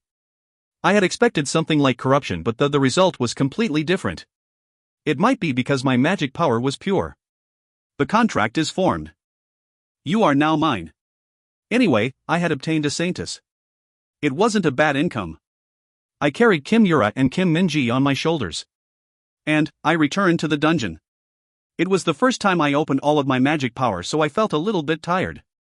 I will leave cleaning this up to Yihi. If you find any errors, ads pop up, ads redirect, broken links, non-standard content, etc., please let us know. Report chapter so we can fix it as soon as possible. Chapter 186, Sacred Zone, 1. Chapter 186, Sacred Zone, 1. Yi-He was excited. She had forcefully made a garden from on top of Gigantes. She had been afraid of Dungeon Master's anger but actually received praise. He even asked her to clean things up. Yee-hee-hee. Yi-He laughed from her place on Gigante's head. It was proof that he trusted her. Perhaps his order of faith was reversed, with Yi-He ahead of Crisley. The thought of Dungeon Master realizing her worth meant the smile never left her mouth. Little fairy. Noisy, ... But Gigantes didn't like it. What is Yi-He noisy? Yee-hee-hee. Get off my head. Bald creature. Bah. Yi-He is someone who received Master's trust. You should be thankful that Yi-He is on your head. Crazy fairy. Are you blaming Yi-He now? Sighing, naughty Baldy. Yi-He formed a fist and punched Gigante's head. Her physical strength had increased after the upgrade. A lot of power was contained in one fist. Gigantes frowned and shook his head. Baldy. Live for a lifetime bald isn't bad. Bah, Master entrusted Yi-He with a task. How important is a bald creature to him? Yai-hee-hee. Insane fairy. Yi-He kept on teasing and laughing at Gigantes. Gigantes didn't like it and shook his head. Yai-hee-hee. Still, Yi-He was very happy. The attack of the creatures. And the ensuing fight. All the awakened in soul heard the noises. They saw flaming wings and lightning. In particular, there was a dark magic power that made them sick. What was going on? The awakened immediately sent a team for exploration. They were speechless as they found the bodies of creatures piled up like a mountain. It looks like they died after fighting each other. Looking at the scene, that isn't necessarily the case. The first to die, doesn't it seem like they died from one person? One person against all these creatures? I saw a barrage of flames from a distance. There was also lightning strikes. The one who uses such powers, the Savior. The Savior swept away all these creatures. There were many comments as they explored. The most prominent thing was the emergence of the Savior. No one other than the Savior could handle thousands of creatures alone. I have found a demon. But both eyes are missing. Secure it. It was the first time they could acquire a demon's body. Everyone on the exploration team was excited. The body could be used as materials or to experiment with skills. They salivated just imagining the uses for the corpse of a demon. The members wrote down the different type of creatures in the notebook. It would be used to write a risk report. After a few minutes. Cough. Some of the crew started coughing up blood. Their faces became pale like an ill patient and their hands and feet trembled. There was only one thing that could cause such symptoms out of nowhere. Poison. What poison? Is it poison due to the decomposing bodies? These bodies haven't been dead for more than 2 days. It can't be that. Someone clearly sprayed poison. It was a very strong poison. The poison dissolved the skin of the creatures. The creatures with weak leather skin were so melted together that their identities couldn't be confirmed. They discovered this too late. The earth where poison was sprayed. They couldn't take it back. Ack! But that wasn't the end. Something attacked the exploration team and many of them died. Creatures. They are in the ground. Damn, poison goblins. Poison goblin. A creature that emitted poison from its body. They had a strong obsession with their territory, so not many dared go to places where poison goblins lived. In the end, the team leader of the scouts bit his lip and said, "Let's go back. This place, it is the land of the dead." Yi-He massaged her shoulders. Ahio, how annoying. This is harder than I thought. She returned to the forest and got some honey from the bees. She held a cup of the most delicious honey. As many bees wandered around aimlessly, she drank honey and water in the perfect ratio. Ah, delicious. Drinking honey water after working is really sweet. Yi-He touched her jaw as she drank the honey water. Handling this is an unpleasant affair. Processing the bodies? The instructions are clear. Then, Yi-He had been happy after hearing Master's instructions, but was disappointed when she arrived at the scene. She decided to make a compromise by letting another handle it. Master had trusted her to deal with the things left behind. Yi-He turned her head and peeked at someone else. Puny angel? What is your name? Hash. A short reply. The angel was slightly larger than Yihi. There were many wings. Yihi nodded. Hash? Ah, you are Hash? Kaya. Hash flew near Yihi. Yehi. Do you want to go with Yihi? Young. Yihi grinned as Hash easily agreed.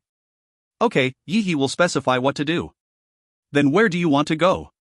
Well, let's go to see the humans. Humans are really funny.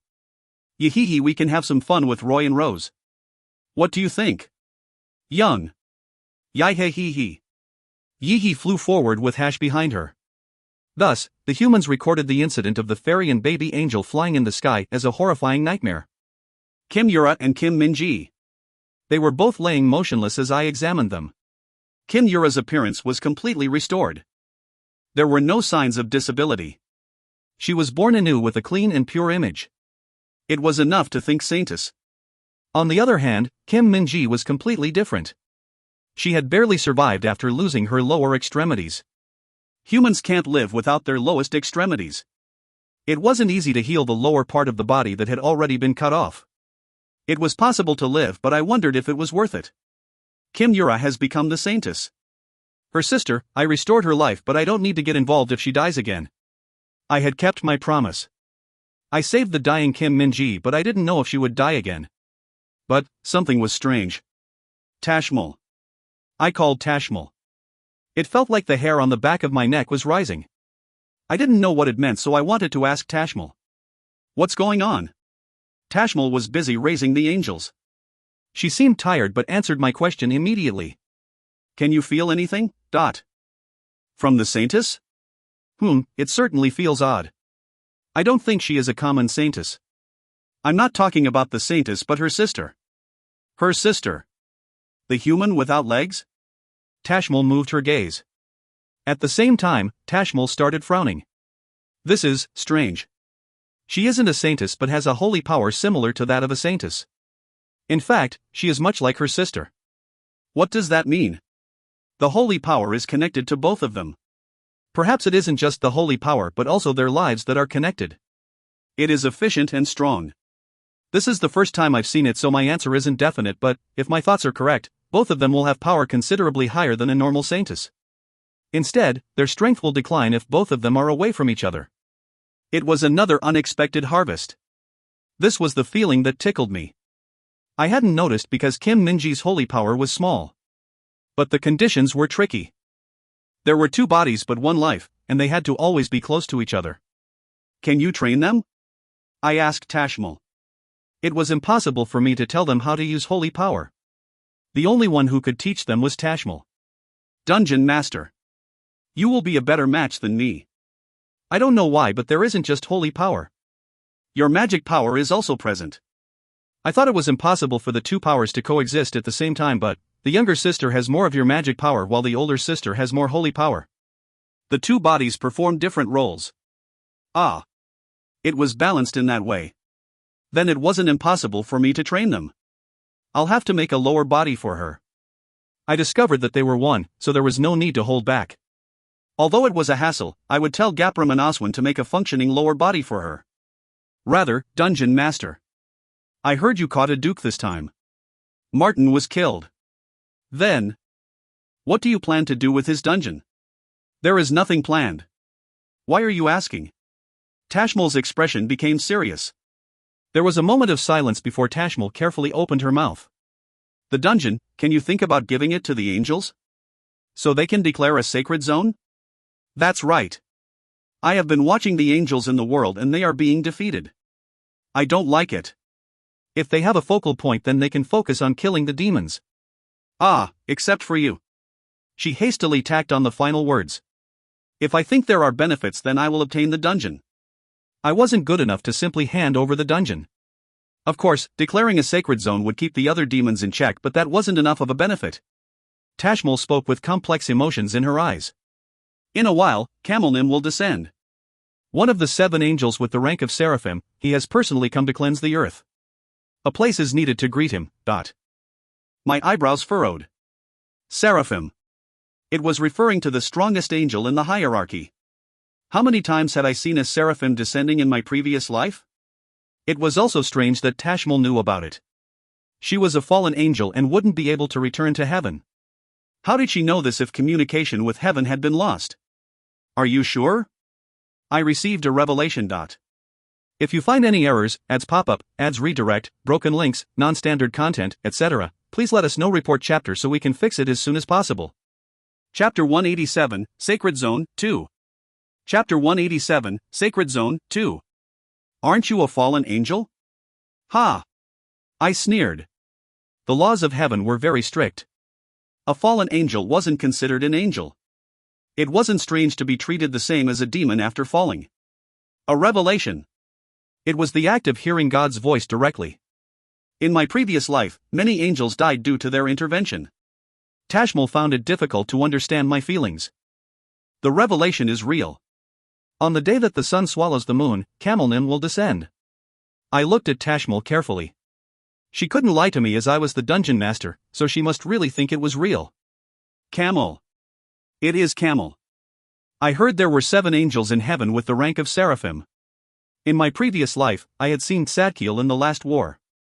The angel burned 3 dukes and several demons, so I was left with a strong impression. Now an angel with similar powers was coming down? The balance will collapse. The demons were still inferior. Now it was time to start running. If Camel descended, then even the Grand Dukes wouldn't be safe. What does it mean by the sun swallowing the moon? I don't know. Revelations are always abstract. However, what I saw was terrible. The destruction of the world. Tashmil swallowed her words. She was slightly nervous. I don't know the exact timing. That was the most important part. I couldn't help but worry. If the revelation was real, then Camel would descend. It wasn't bad to decide the place where he would arrive. It would be worse if he was randomly summoned. So it was a wise choice to leave him within my reach. The problem was that once a sacred area was proclaimed, all the angels would gather. I needed to decide if I could afford it or not. A wise choice that I could cope with was necessary. Camel is strong? Sadkiel was strong. Stronger than I was now. He was huge enough to cover the sky. It wasn't the common form of an angel. He was round like a planet and constantly shooting out rays, with each one having the power to destroy an island. So I had to ask. He is immortal. If his 1,140,000 subordinate angels aren't killed, then he won't die. 1.14 million. The army was truly different. I didn't even have 1 million creatures. At best, it was tens of thousands. Yet he had 1.14 million subordinate angels. It was far beyond what I had. Are you saying he will come down with 1.14 million angels? Tashmil nodded. That's right. Once the sun swallows the moon. Wait, isn't his purpose the demons? Camel would descend when the sun swallowed the moon. Listening to Tashmil's words, it seemed like the reason Camel was descending was due to the sun. Unfortunately, that is all I know. I can't give you any more answers even if I wanted to. TSK. I clicked my tongue. There was information missing. Anyway, Camel was coming down with 1.14 million angels. The story was different if those 1.14 million angels needed to be killed first. It will be difficult. I have to designate a sacred zone. 1.14 million. The last time the angels descended, it was hard to find them because they were randomly summoned. Of course, I wasn't thinking about giving up. I would take a few steps so I would be prepared the moment he descended. In addition, I will catch Camel. It will be a very good accomplishment before becoming a devil. Even if he was descending, it wasn't occurring right now. I would become stronger in the meantime in order to catch Camel. Among the current Grand Dukes, I would gain orthodox achievements that no one else had. So that no one in the demon world would argue if I became the devil. Killing one of the 7 main angels was enough qualification to become the devil. And, I was curious. I wondered if I could fight with a seraphim if I took more steps further into the realm of transcendence. If it was similar to my previous life, then it would be a fierce battle. Okay. They can proclaim a sacred zone. However, placing an angel there, is it possible? The other angels are already dead or half corrupted by the power of the dungeons. The only possible angel is Hash. The other angels wouldn't dare doubt Hash. Hash? He is still too young. He wasn't even 6 months old. Hash was a little angel that could barely say one word. I couldn't expect a lot from his ability to properly perform a task. The other angels won't work.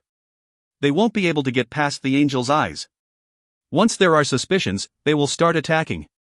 It is under the pretext of angels being bred. Indeed. I didn't have a lot of faith but couldn't deny that Hash was the only possibility. I want you to train Hash as much as possible. It will end the moment the sacred zone is declared. Several long months. There was no answer except hard training for as long as possible. I will try. Tashmil had a dubious attitude. No matter how fast the growth was in the dungeon, there were still limits. It was up to Tashmil to teach Hash while he was growing. I turned around. Tashmil withdrew shortly afterwards. She needed to start training Hash immediately. A sacred zone. Camel. The sun swallowing the moon. There was a lot of work in the immediate future. If the revelation was true, it seemed like all demons would experience a radical change. I knew the information, but what would the demons do when Camel descended? It was fun just to imagine it. A feeble groan was suddenly heard. It wasn't far from this place. Kim Yura was waking up. Minji. Kim Yura shot upwards after waking up. She cried out the name of the sister who sacrificed herself, but an unfamiliar scene entered her sight. This place. It was dark. A candle was lit but it was feeble. A damp and humid place. The first thing she saw were rocks. Wait a minute, my voice. Kim Yura's eyes widened.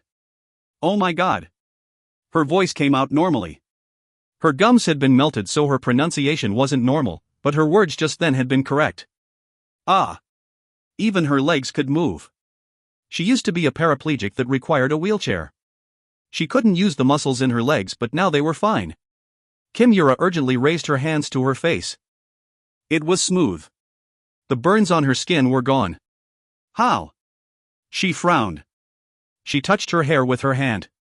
At the same time, memories started passing through her head. The assault of the vampires. Her sister's sacrifice. And a man appeared. The man asked if she wanted her sister to be saved. And then she drank something from a bottle. That was all she remembered. No matter how hard she tried, she couldn't recall what occurred next. You woke up. At the moment, the voice of the man who brought her out from hell could be heard. Who are you? Where is my sister? I gave a small laugh. That was the first thing she asked after seeing me. She was suddenly daring. She was acting quite brave. This was a place that she didn't know, so it was natural to feel confused. You will know soon. Do you want to confirm the changes in your appearance? I pulled out a mirror from my magic bag. I raised a thumb and the dungeon lit up. Small lights emerged and instantly brightened the dungeon. Kim Yura's eyes widened with surprise. She accepted the hand mirror and confirmed the image reflected there. This is me? It was incredible. Her body had been horribly burned. Now her skin was clean and clear. The criteria of beauty wasn't that different between humans and demons. It was natural to be surprised by waking up to a completely different face one day. After giving her some time to appreciate it, I spoke. You have awakened as the Saintess. Your power was running wild and I saved you. Therefore, your life is mine. Wait a minute. I'll ask again. Who are you? Where is my sister? I am Randalph Brigzeal. Some call me Savior while others call me Dungeon Master. Your sister is recovering in a safe place, so don't worry. Anyway, my contract with Kim Yura was completed. She wouldn't be able to escape from me. I coolly revealed the information. Savior. Are you really the Savior? The contents afterwards didn't seem to have entered her ears. The Savior part was more important than the Dungeon Master because the Savior had a huge influence on the humans in South Korea. And humans usually heard what they only wanted to hear. I didn't try to deny it. I am called that. Ah. Kim Yura's entire body trembled. She clenched her fists and said. Savior Nim. Let me meet my sister. Please. Follow me. I led the way with my hands clasped behind my back. Kim Minji was currently being examined by Gapram.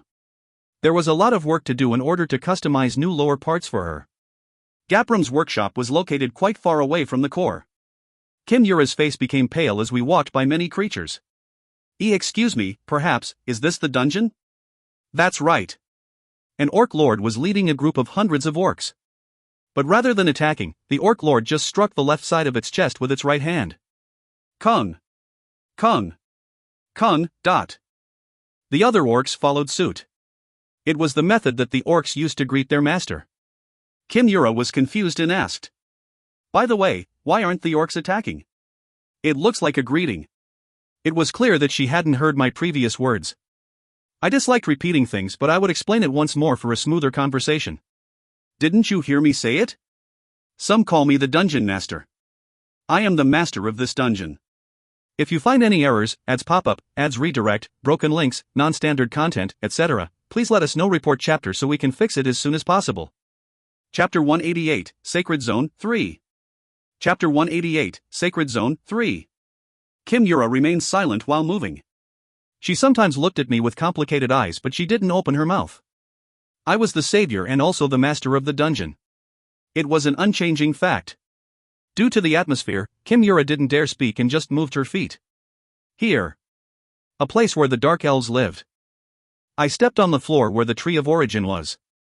It was a presence larger than any creature we had passed. Kimura's eyes widened.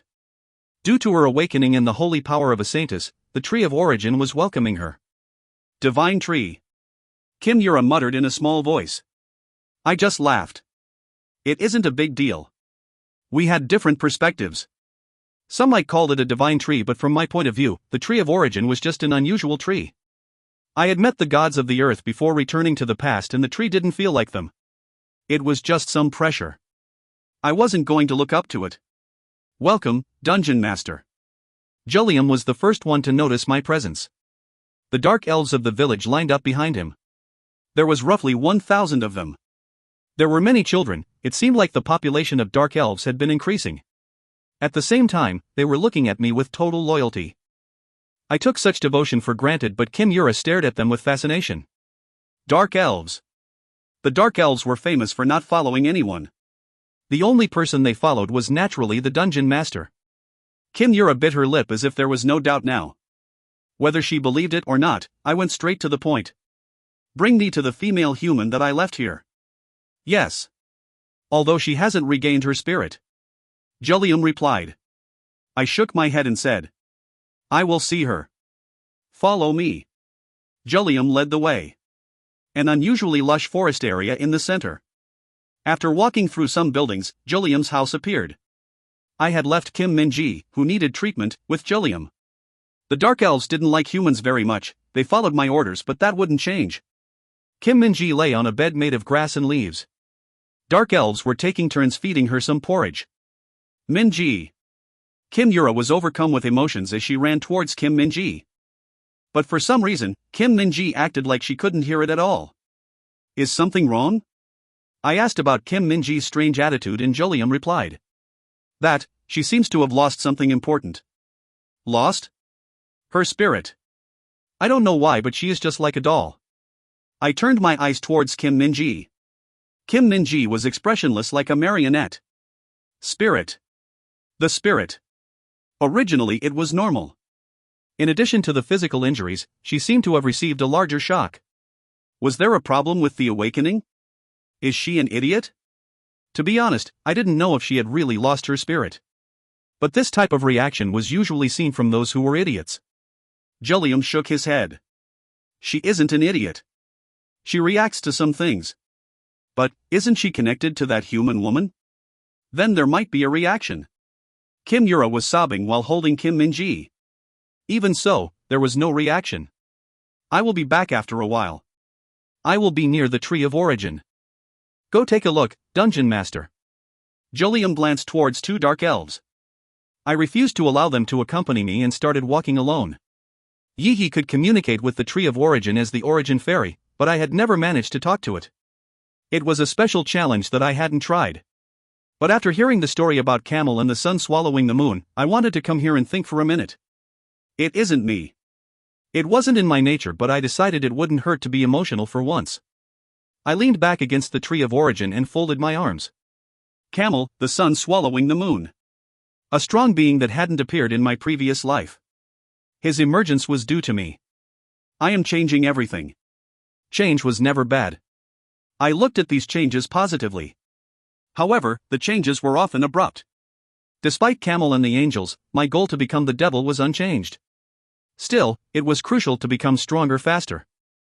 The current me couldn't beat a seraphim. I went to the underground world and became stronger.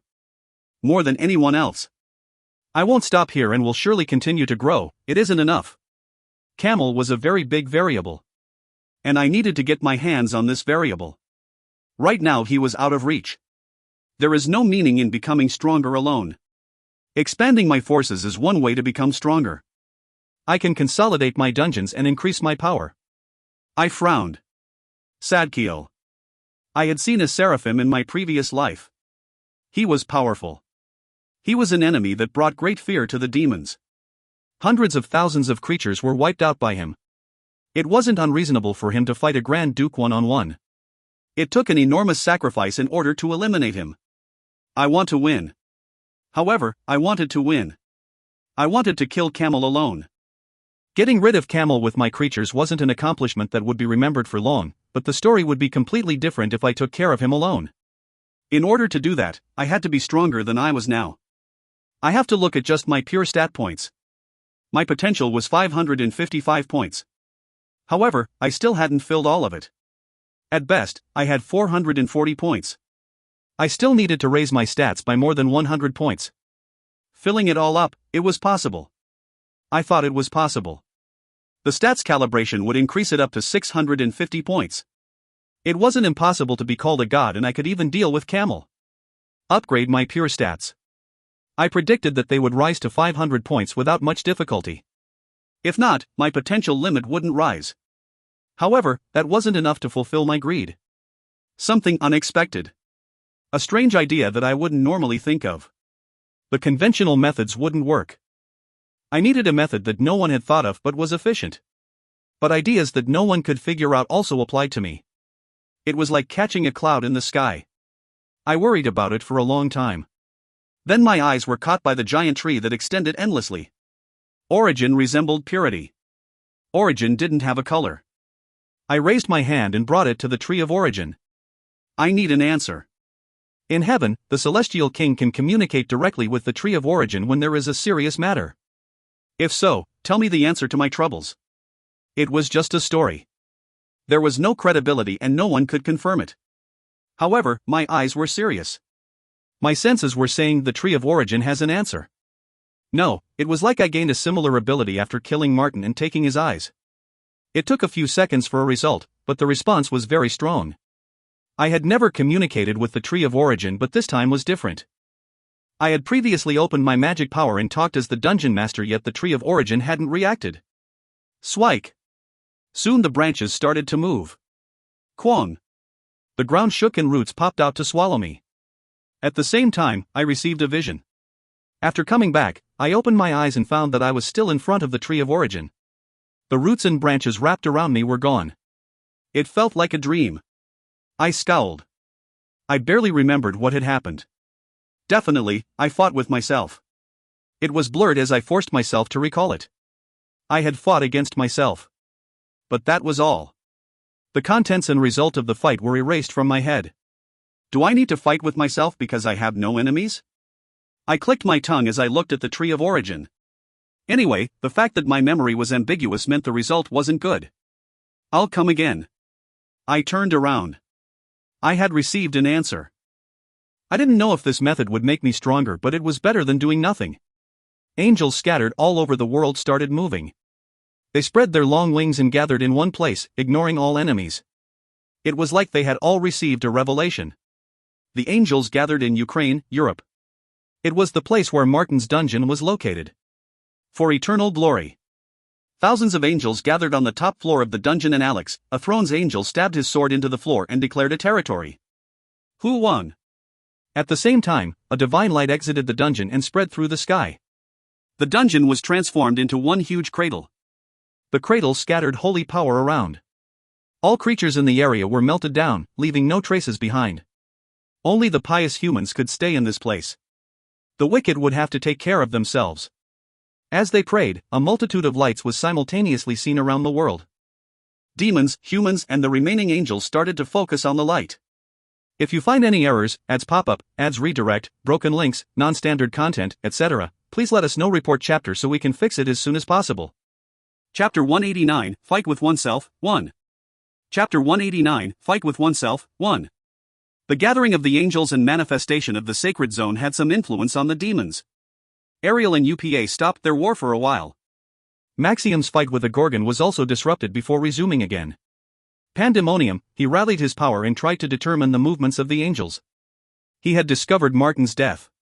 It was like gunpowder on the brink of exploding. My dungeon master. The trees of life and death have grown normally. Crisley returned to the dungeon. She came to see me to report on her mission. I stood motionless near the tree of origin as I watched it. I didn't answer, but Crisley just nonchalantly continued. The emergence frequency of awakened has more than doubled and their growth rate is quite fast. Roy and Rose's positions are stable. There are several candidates for a king. HRMM. I took out Wrath and the Emperor's sword. Then I wielded the two swords with my eyes closed. I was listening to Crisley. I just wasn't greatly interested. It was what I had been expecting. The Gyron has named 7 people as candidates. 2 of the humans are Unhai and Edward. The decisive battle will take place on the sacred day with the biggest moon. Will all the humans agree with the outcome of the battle? Yes. I'm afraid. I will observe it. If the savior emerged, then it would feel more auspicious. Roy and Rose might be able to move the humans with greater force. My appearance was needed. I moved Wrath as I made a decision. Quick. Wrath quickly split through the air, but I shook my head. Strange. I had gone to the Tree of Origin several times to fight against myself. My clone appeared and I used my skills and swordsmanship, yet I always lost. The clone's stats weren't higher, and I lost most of my memories of the fight every time. It was like some type of cognition. My memories were scattered. After a few challenges, I tried to remember the feeling with my swords. In addition, one of my pure stats rose after recalling those memories. Strength increased by 1. This was a surprising result. I would need a few months to raise a pure stat by 1 point using ordinary methods. If 1 increased in less than 10 days, the possibilities are enough. I decided that it was suitable for growing quickly, so I focused more on my fights against the clone. The person certainly had the same stats and skills as me. However, he seemed to use my power more flexibly than I did. I tried to make some preparations based on my memories, but it was difficult to prepare for the unknown. My dungeon master. Are you troubled about something? Have you ever fought with yourself? With myself. Crisley thought about it with a serious expression. Recently, there was a similar fight in the training room. Tell me. The advanced training room. Time flowed differently for Crisley inside the training room. I heard a voice in my head the moment I entered. It said only those who are more complete can leave here. And I didn't know that the flow of time was different, so I trained hard to get out as quickly as possible. Her eyes were complicated. It seemed like she didn't like to be reminded of that time. I didn't say anything and Crisley was forced to go on. One day, a few days, after 100 days, I realized that I could utilize some skills more properly. However, the door didn't open because I was far from completion. I felt some heartbreak and memories of my past emerged. I was trapped by the sickness of the heart for over 100 days. Crisley was a dark elf who was rarely shaken. I could hardly imagine that she became so sick of heart that it lasted for more than 100 days. However, that sickness opened up another path. I saw the weaknesses in my past. After that, I was able to grow stronger and leave the training room. How did you get over the sickness? That. Crisley sneaked a glance at me before looking away again. I don't know. It is hard to say exactly what it was. My brows furrowed as I squeezed Wrath and the Emperor's sword. In short, her weak parts were highlighted and she was able to strengthen herself by resolving those weaknesses. I worried about it. My weak parts? Sickness of the heart was caused by weakness. I had been worried and distressed but never sick to the heart. If so, I needed to think about my weaknesses. But I didn't have much to say about my weaknesses. Arrogance and high self-esteem were essential elements to me. I had succeeded based on this confidence. A clear desire to get everything was required to become the devil. I couldn't allow these things to grab my ankles. No matter how important, it wasn't more important than my dream. My dungeon master. Is that the answer? You have given me an idea.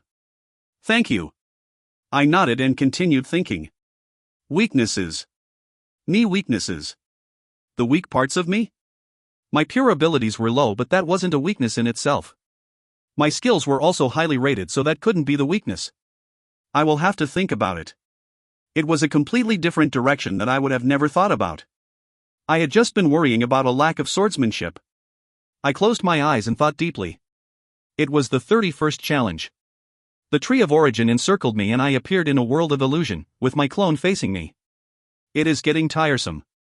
Although it was my face, I was getting tired after seeing it for 30 consecutive times. I took out Wrath and the Emperor's sword. My clone also brought out Wrath and the Emperor's sword. I'm not tired. The clone spoke. You can talk? I had no memory of this. However, I didn't remember much of the last 30 times, so he might have spoken. Yet the answer was surprising. This is the first time. I wanted to say that I'm not tired. The first time? You can ask me questions. But you will just forget my answers. Anyway, the result will be the same. Wake-ack. The clone's swords were surrounded by a dark aura.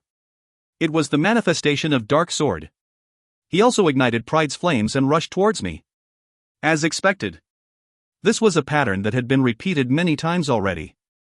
I combined the sparse memories and grasped some of the clone's movements. Kong. I returned the same attack. Anyway, his power and stats were exactly the same as mine. There was a power struggle for a few minutes. You look exactly like me and have the same abilities, yet you are obviously different. A fake. It is obvious if I look closely. Is it because I am better?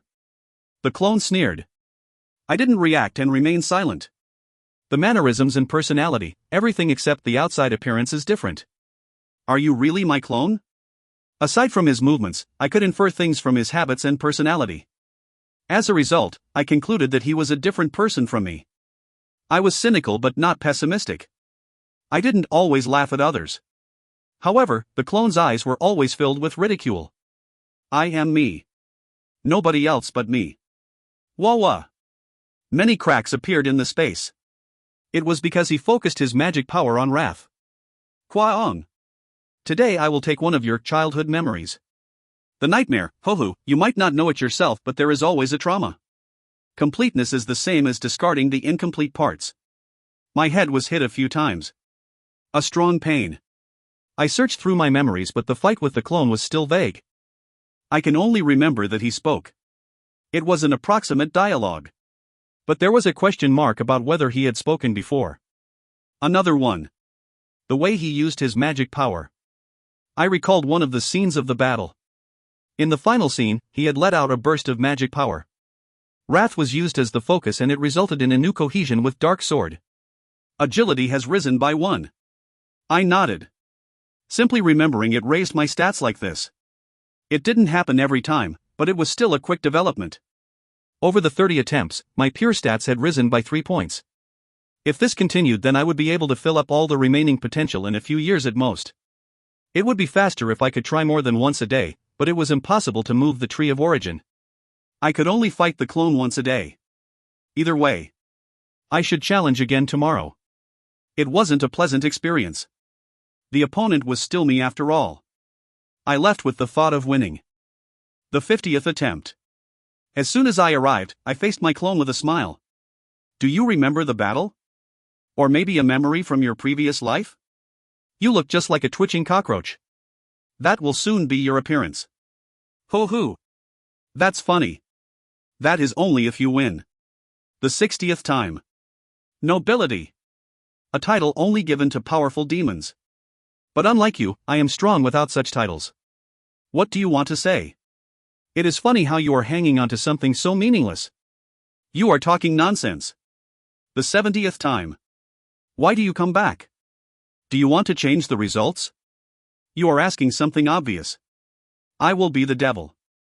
So you made a promise with the gods in order to return? Are you seeking strength by killing yourself? Funny, funny. If you find any errors, ads pop up, ads redirect, broken links, non-standard content, etc., please let us know. Report chapter so we can fix it as soon as possible. Chapter 190, Fight with Oneself, 2. Chapter 190, Fight with Oneself, 2. As the number of attempts increased, the fights started to vary. Little by little, I started to understand the existence of I. As the fight goes on, he starts to resemble me more. On the contrary, I am. At first, it was different. As the fights were repeated, it started becoming more equal. No, I was moving further away. That guy was now chasing after me. I am becoming like him. I clicked my tongue. Then I received a little enlightenment. I realized that it didn't just apply to the clone. And finally, it was the 100th try. I went back to the beginning. Who was whose clone? Now I couldn't differentiate myself from him. I was become more complete, while he was becoming incomplete. And I was becoming increasingly apathetic. Or was I becoming dried out? I had cold eyes. I showed off neat movements. It was like a machine. That guy was no longer my opponent. He was becoming increasingly weaker while I was getting stronger. However, there was an emptiness inside me. In this situation, even my blood was cold as I fought. I suddenly had the thought that this isn't the type of completion that I want. I was getting stronger, but I didn't want to be complete if I wasn't myself. I am going to laugh loudly when I become the devil. That was my wish. My dream. It was my wish to sit there and laugh loudly, not just sit down.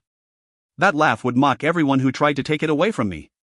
But, if I was apathetic, then I wouldn't be able to feel anything when I became the devil. It can't be. In order to be complete, did I have to discard the incomplete parts? If so, I wouldn't become complete.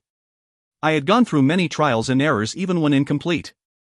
However, this sudden change was like laughing at my efforts. It was like I was denying my dream. I was very satisfied with my arrogance and high self-esteem.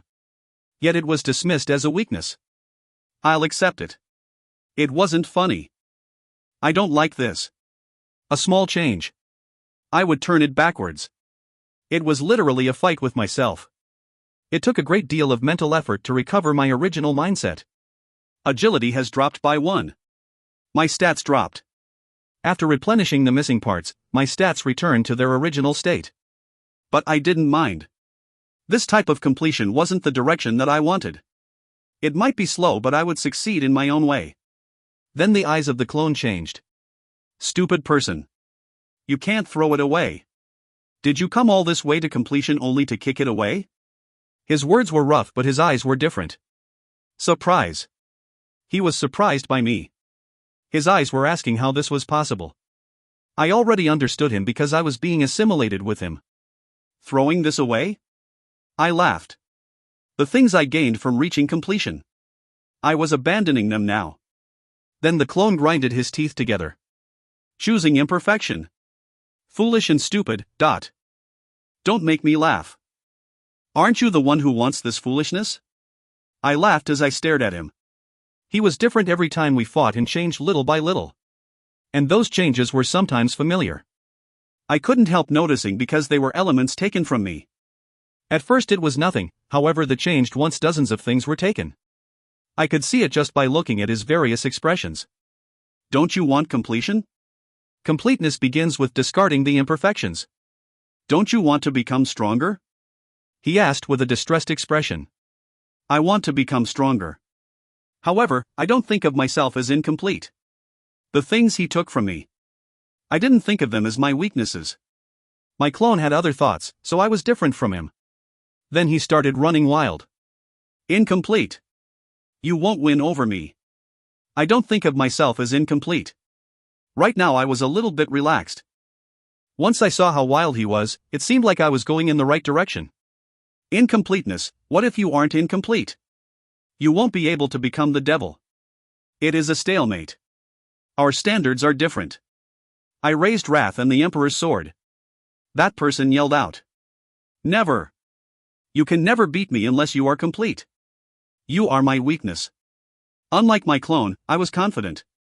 I took a deep breath. And I put down wrath and the Emperor's sword. What are you doing? I won't sell my soul to become stronger. And there was a mocking smile on my face. I won't tolerate anything of mine existing somewhere else. Come back. He and I were different. We would never be the same. However, there were similarities. I finally realized the reason. He was a part of me that had been split off. Deep into the mind, the part that I thought was weak had become independent. I didn't understand myself, so it showed my narrow-mindedness. The eyes of that guy with the same face shook violently. Drop it. This is the fastest route to completion. Don't you know it yourself? Haven't you realized the truth after facing the gods and going back in time? You clearly knew. There was such detail in the truth they told you. Then why? Why am I doing this? Yes. Why? Your heart is being cleansed. Yet you are still hesitating? My hidden side. That's what I called my clone. I shook my head. The gods didn't ask me to become complete. After all, they admitted that they were incomplete. Of course, even without such complicated content, there is no way that I will follow the path someone else took. I would carve out my own path. The memories of my past life were only the foundation, and I would walk a new path. It wasn't always right, but I would somehow run towards the end. Perhaps I might have hesitated if my path was wrong. But now it was different. You will surely regret this. I was barely able to separate from you.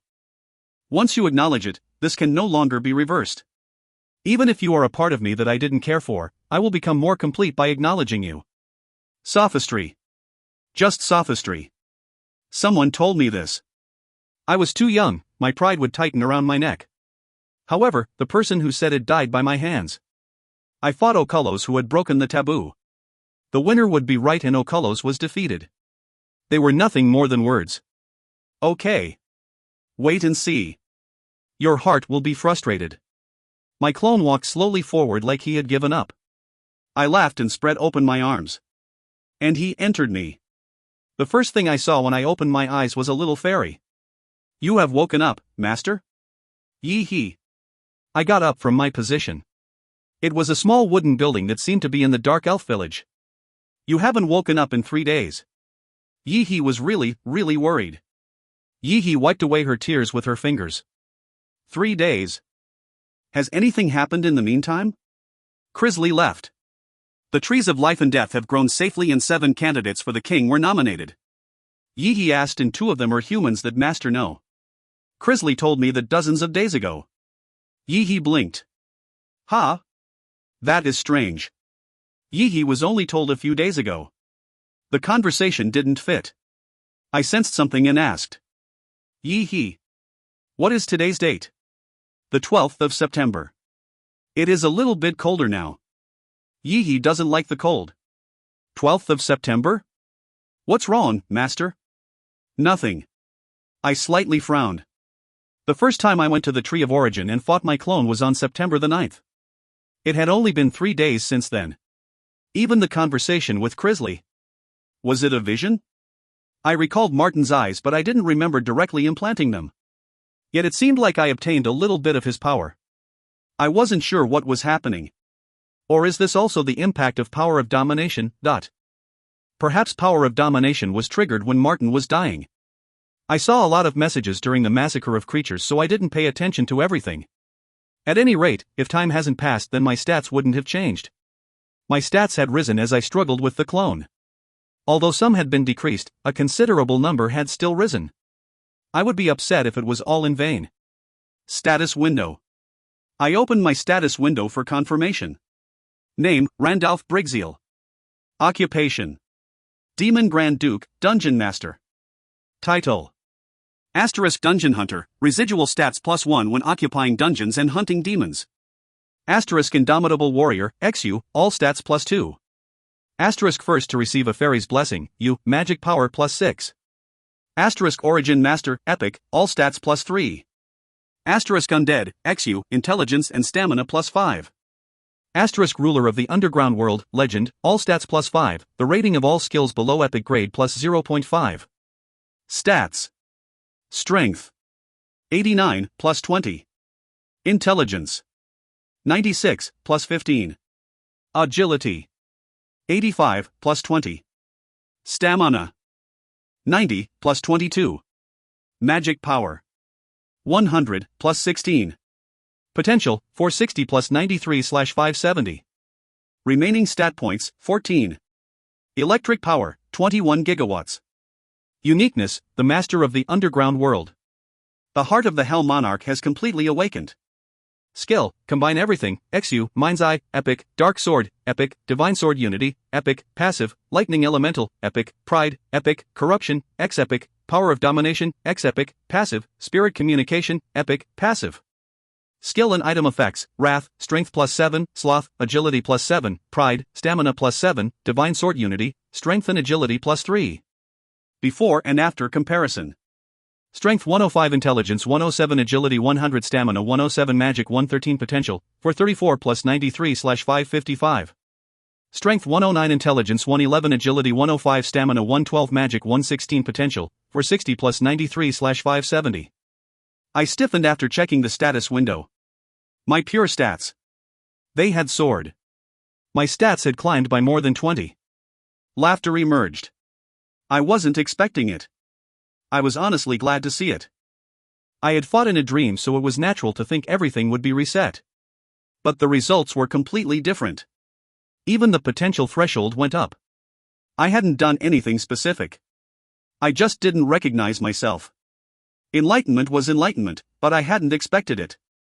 Before checking the system, I thought that my stats were at my original level. I'm not frustrated but full of hope. A corner of my mouth went up. The clone said I would be frustrated, but I didn't feel any frustration. Master? Yi cocked her head and asked. Release the spirits. It is time to contract with the humans. Yes, Master. By the way, Master. Did something happen? Your face looks very good, Master. Yi. I don't have an answer. Hi-ing, really good. Yi swelled up and moved to begin the mission. If you find any errors, ads pop up, ads redirect, broken links, non-standard content, etc., please let us know. Report chapter so we can fix it as soon as possible. Chapter 191, Spirit Contract, 1. Chapter 191, Spirit Contract, 1. The growth of the spirits was smooth. Ray and Sarah weren't the only intermediate spirits, as more than 10 had already joined them. The spirits had also developed their egos and were no longer dependent on me. There was a clear difference in rewards between the lowest grade, low grade, intermediate, and advanced spirits. Not all spirits would be able to reach the higher ranks. Experience was experience, but they needed to go through special occasions to enter the path of evolution. It was difficult to reach the upper hierarchy of the spirits. Looking at the compensation from the skill Spirit Communication, the low grade gave 500 points, the intermediate grade 5,000 points, and the advanced grade 500,000 points. It jumped up by 100 times once it reached intermediate grade. After filling up Yi's empty spots, the spirits had learned how to communicate. Originally I had scheduled the contract with humans for later, but I changed my mind. The awakened were growing due to the trees of life and death, so it was an appropriate time for the spirits to form contracts. The double contract will make it easier to move the humans. There were approximately 100,000 spirits. All of them were already contracted to me. It was normally impossible, but I guessed it was due to the great fire that I had. Thanks to this, I could forcibly destroy the second contract with the humans if I wanted to. It was good enough to send out the spirits and quietly move behind the humans. Father. Please find Sarah and I a contractor. Yes, please.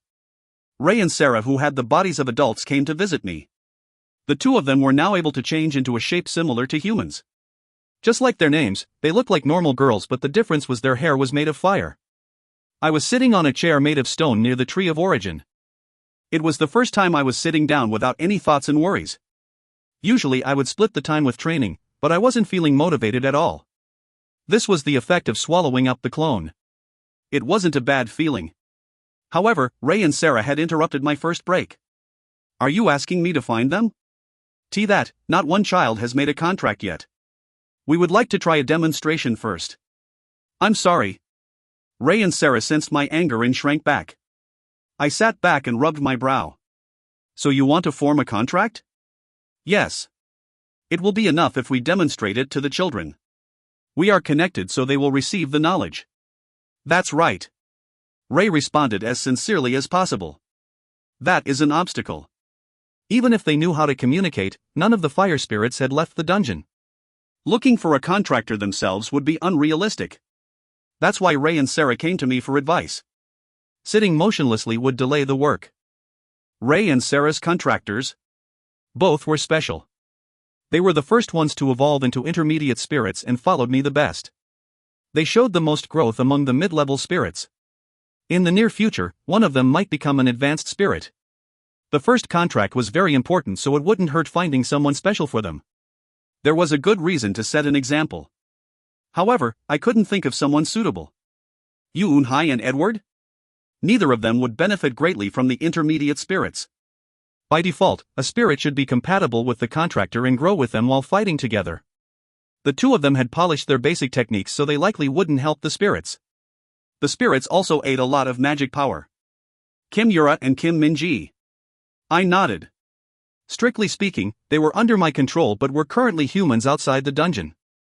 This might be able to solve Kim Min-ji's problem, but the spirits had been a great help in recovering Yi-hee's soul. Kim Min-ji had also lost her spirit.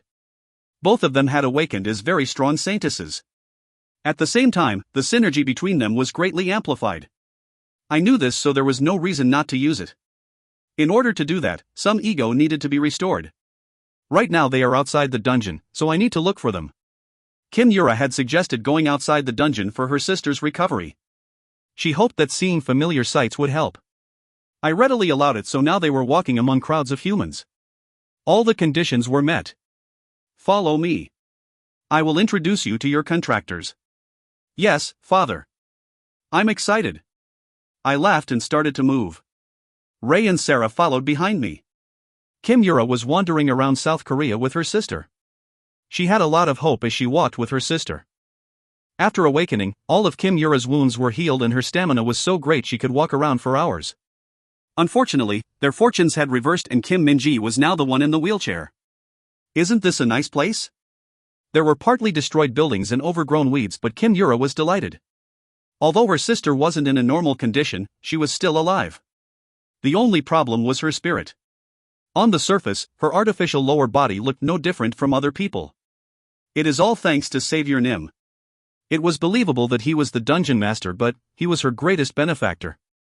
He saved her sister's life. In addition, he was the savior. Kim Yura thought there was some reason for him to be the dungeon master. He was acting behind the scenes while saving the world. If not, Kim Yura didn't know what to do if he was truly the enemy of humans. For now, her sister came first. She didn't doubt that her sister would return to normal. In that sense, she deserved to be called the saintess. It is time to leave. We've been here too long. Kim Yura looked around. People were wandering around vigorously. In addition, they bowed as soon as they saw Kim Yura. Ah, Saintess Nim. Are you taking a walk? Saintess Nim. My injured shoulder is fine. Thank you. Kim Yura responded with a small smile. Saintess. In fact, her healing was much stronger than those with the occupation priest. She could even delay or cure terminal illnesses, so it was like a miracle. At first, she only healed injured people, but rumors spread and many people came looking for her. In the meantime, she started to be called the saintess. In fact, she was the saintess. There isn't much time to delay here. Kim Yura's eyes darkened. From that moment on, her house was the dungeon. Her chest had become tight after leaving the dungeon. She didn't know why, but she guessed it was related to the savior. Kim Yura had to solve the problem with her sister as soon as possible in order to return. Spending more time outside would be ingratitude. She hadn't even been able to say thank you yet. I have to leave quietly in the evening. Kim Yura made a decision. She had stayed in this village for too long. The people had been kind to her so far. But they might change if she left the area. Min-ji. Is the sky clear? I can hear the sound of crying insects.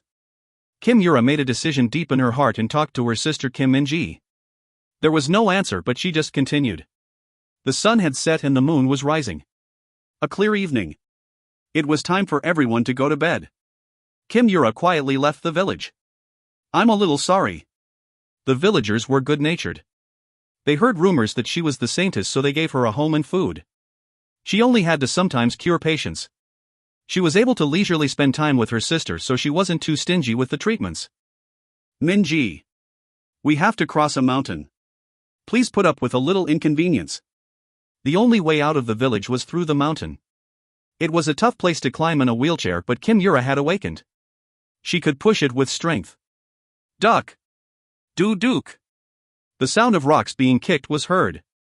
They had been climbing for a while and Kim Yura frowned as she smelled blood. Definitely, the smell of people bleeding. Even if she disliked the scent, it couldn't be helped. If someone was injured, then Kim Yura needed to treat them. She walked for 5 minutes and arrived at the source of the blood. At the same time, Kim Yura was at a loss for words. Aren't you just scum? You should just die. Hey, a vain effort. Vain effort. That awakened could handle a sword pretty well. I hurt my leg. The injured will go see the Saintess in the morning. Our Saintess Nim will cure you. Bodies were on the ground while people were sitting on top of them. They were people from the village. They seemed to be hunting humans. Duk. The wheelchair moved across a twig and made a sound. At the same time, the villagers turned their attention towards Kim Yura. Ha! Saintess Nim? Where are you going in the middle of the night? Their eyes were half blurred. They had taken drugs. Kim Yura frowned and said, what is going on? Why are you fighting people? Even though they were caught, they maintained casual attitudes. They shrugged and laughed at Kim Yura. We want to live. It can't be helped. Yet Saintess Nim somehow caught us. Saintess Nim is indispensable. The death rate significantly reduced after Saintess Nim came. Kill. Saintess Nim, this part of me is injured, so can you treat it? They didn't hesitate to spit out obscene jokes. Crazy. For sure. They were all drunk. At the same time, they were dangerous. She didn't know what they were going to do.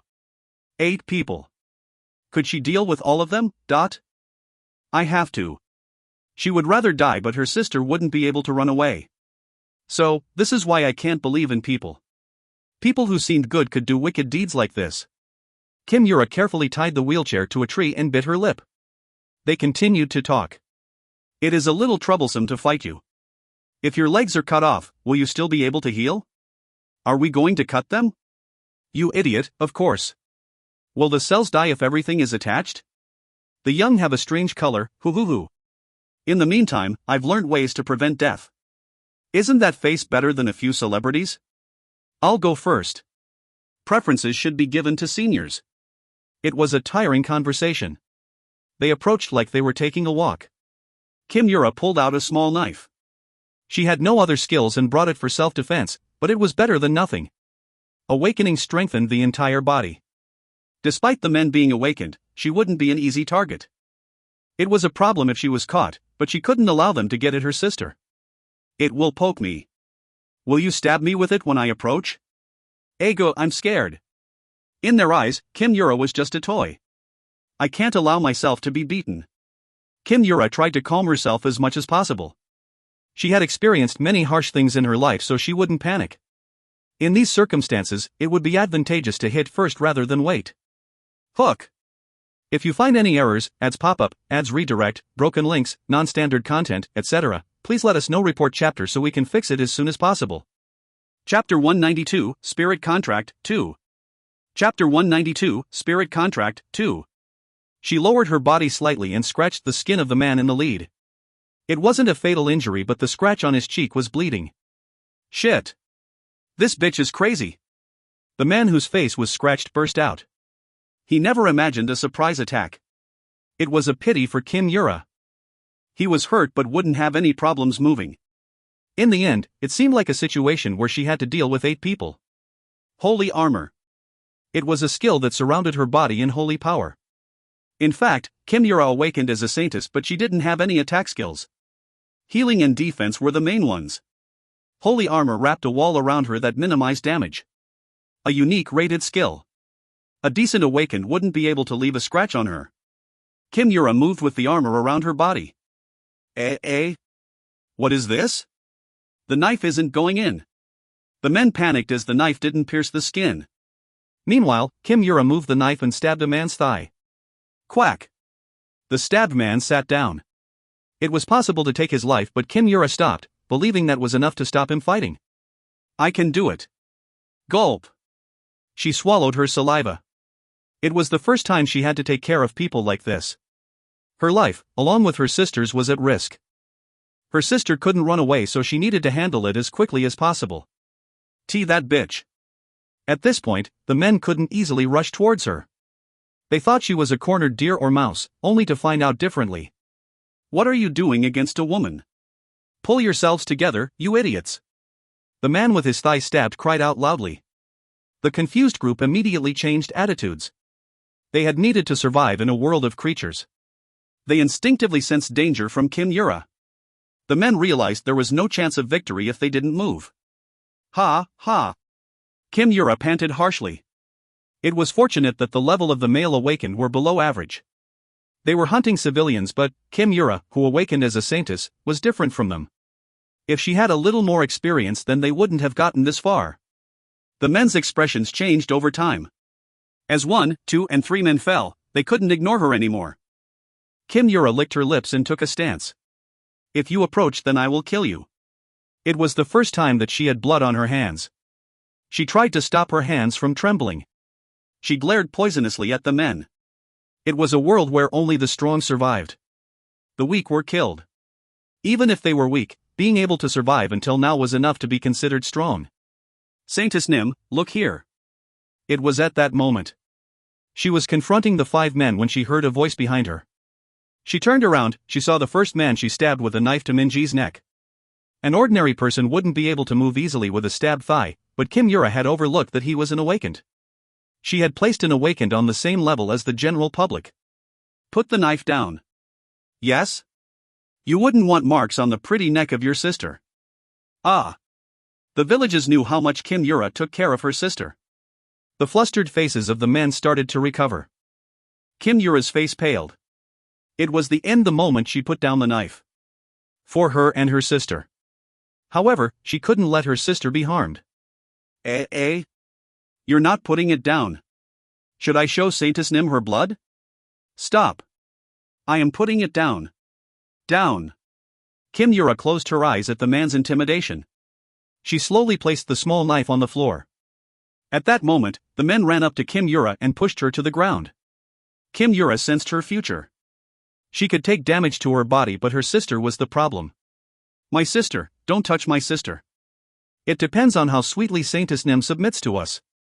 Isn't that right, friends? Yes, yes. We won't kill you. The man holding her sister hostage shrugged and the others agreed. However, their eyes still weren't normal. Ah, God. Would it have been better to avoid the people when she smelled blood? Or was treating injured people a sin? All the good people died. All that was left in the world were those who sinned. She shouldn't have trusted, it was her mistake. She didn't know why this was happening to her and her sister. Do you want to contract with me? At that moment, a voice was heard in her head. Hallucination? I am Ray. A proud name my father gave me. If you form a contract with me, then I will defeat all those humans. The voice she was hearing became more evident. It was a girl's voice. However, there was no girl in the area. Quickly. It will be too late soon. It will be different. There was a possibility that was a hallucination caused by her own desire. However, she was already on a cliff. The contract, I agree. Wararuk. At the end of her words, flames appeared out of thin air. Fire? Ack. The flames grew largely and started to swallow up the men. It was so powerful that their skin was quickly melted. What? Shit. What is this? The man holding the knife to Kim Minji's neck was dismayed as he saw the other men killed by the flames. He tried to escape but couldn't run quickly due to his thigh. Ack. The flames burned the last man. The flames moved in front of Kim Yura and transformed into a female. I am pleased to meet you, despite the urgent situation. As I said before, my name is Ray. What is contractor's name? It happened in an instant. Kim Yura had barely recovered her mental state. She replied in a terrified voice. You, R.A. Kim Yura. Kim Yura. Let's do our best in the future. The beautiful girl with hair made of flames smiled. I was watching the scene from afar. Intermediate or lower ranked spirits had to sign a contract before they could be seen. Despite already having a contract with me, they weren't capable of showing themselves to others without a contractor. Kim Yura will stand out thanks to the spirit contract. Kim Yura the Saintess. She would attract people's attention everywhere she went. After Ray, the spirits would continue to extend their contracts among the humans. I decided not to intervene and gave Ray full authority. The more that the spirits contracted with humans, the stronger my forces would become. I wished there was a way to obtain spirits with other attributes. In order to do that, I needed to raise the fire spirits properly. It wouldn't be difficult to enter the spirit world and I could use them to appeal to other spirit kings. I would also receive additional rewards if I returned the fire spirits that I raised. There were many things that would benefit me if I looked ahead. Now I need to go see Maxium. There is currently a truce between UPA and Ale, so I need to help UPA and Ariel. UPA had the advantage, so I added Maxium to balance the odds. And Maxium lost a lot of power while trying to hinder UPA. If I didn't refill his troops while there was a truce, there would no longer be another chance. 5 million points should be enough. I calculated the points I would use to buy additional troops for Maxium and moved back to the dungeon. Troops could be purchased from the achievement store. It contained a number of the Hell Monarch's treasures, with many of them not being opened yet. The treasure is further divided into warehouses and opening them requires points or achievement points. I touched my jaw. Hell Monarch's warehouse. There were multiple warehouses. Not all of them were released immediately. It took a considerable amount to open the warehouses, so I had placed them on hold. I won't need to use points for a while, so it wouldn't be bad to open one. I looked through the long list. Sealed warehouse list. Opening the sealed warehouses can be purchased using points. Magic Weapons Warehouse, 1,500 achievement points or 2,500,000 points. Unknown Secret Warehouse, 2,000 achievement points or 3,200,000 points. Scrolls Warehouse, 1,000 achievement points or 2 million points. Skeleton Soldiers Warehouse, 2,500 achievement points or 4 million points. I had around 10,000 achievement points. My normal points were around 15 million. It wasn't at a level where opening one warehouse would be a burden. Maxium needs soldiers. Skeletons will be perfect. There were few skeleton soldiers. Most magicians were reluctant to release their recipe for creating them. However, there was a high probability that there would be general skeleton soldiers in the warehouse. I need to open the Skeleton Soldiers Warehouse. Minus 4 million points have been used to unlock the Skeleton Soldiers Warehouse. The achievement store will list the types of soldiers stored in the Skeleton Soldiers Warehouse. I nodded. I used normal points to unlock the seal for the warehouse. Another list appeared in front of me. Skeleton Soldiers Warehouse. Skeleton Warlock, 100 achievement points or 100,000 points. Skeleton Guardian, 300 achievement points or 400,000 points. Chaos Soldier, 1,000 achievement points or 1,300,000 points.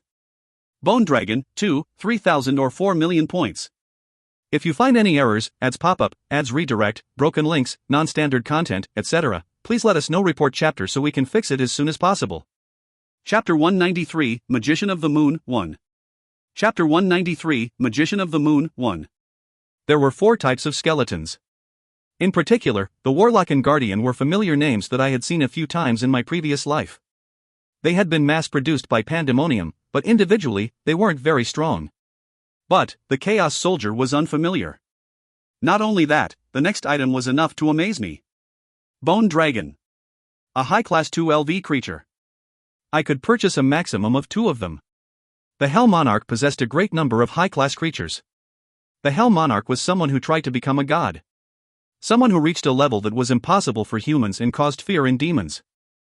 It wasn't strange that he would place a lot of high-class creatures in the underground world.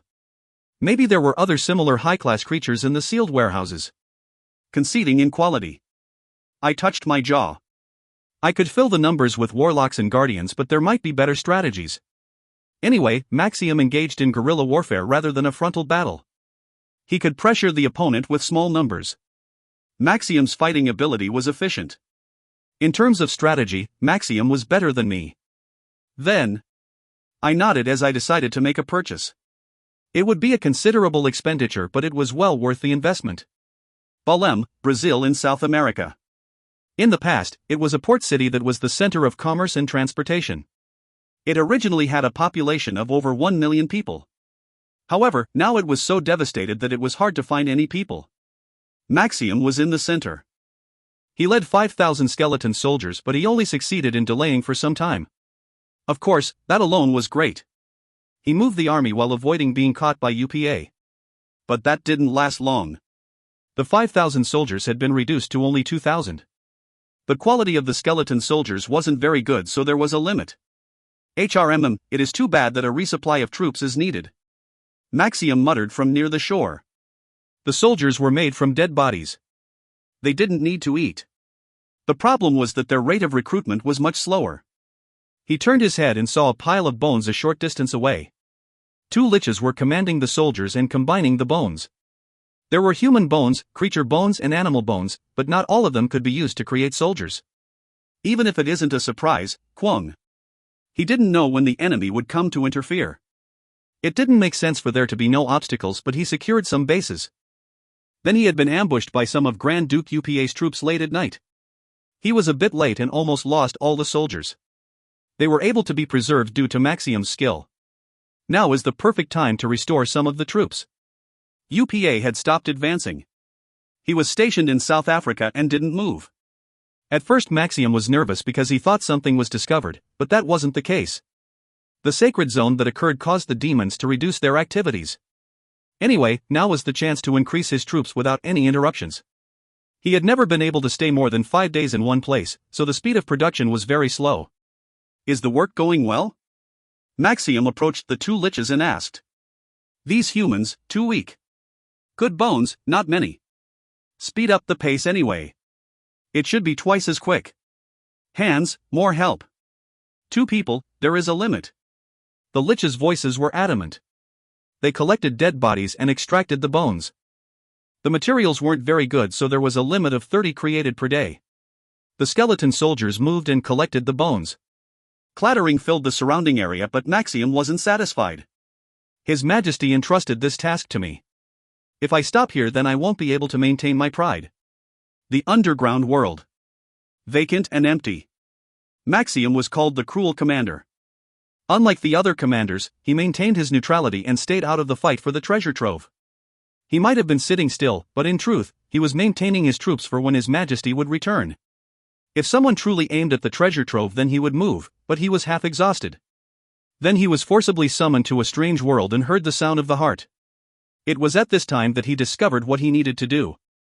After returning to the underground world from Earth, he instantly started to stop the battle between commanders. Then he was surprised when His Majesty came to the underground world. He didn't like the word fate, but he devoted his loyalty to His Majesty on that day. He was entrusted an important task, so he couldn't stop here. I need to hit the weak dungeons. It was a bit extreme, but it was the most obvious way. He had a rough idea of where the dungeons in UPA's faction were located. If he occupied the weakest one, then he would be able to restore all his power at once. The problem was after that. UPA wouldn't be able to stay still. He couldn't act rashly. Wayak. Kuwong. It happened while Maxim was looking to see if there was another way. Giant stones started to fall all over the place, the ground was torn and flames appeared. These signs, Earl Arend. His magic power was unique. He had sensed it the other day when he was ambushed by Arend. Now he was somehow in the rear. Maxim looked towards the sea and saw a few krakens and huge boats. He hadn't noticed at all until they moved. If he made a mistake, then it was a mistake, but it didn't make any sense. I put up as many defenses as possible. How? The liches installed magic warnings in various spots and soldiers were placed in the surroundings. Yet he hadn't heard any news. They started attacking before he noticed.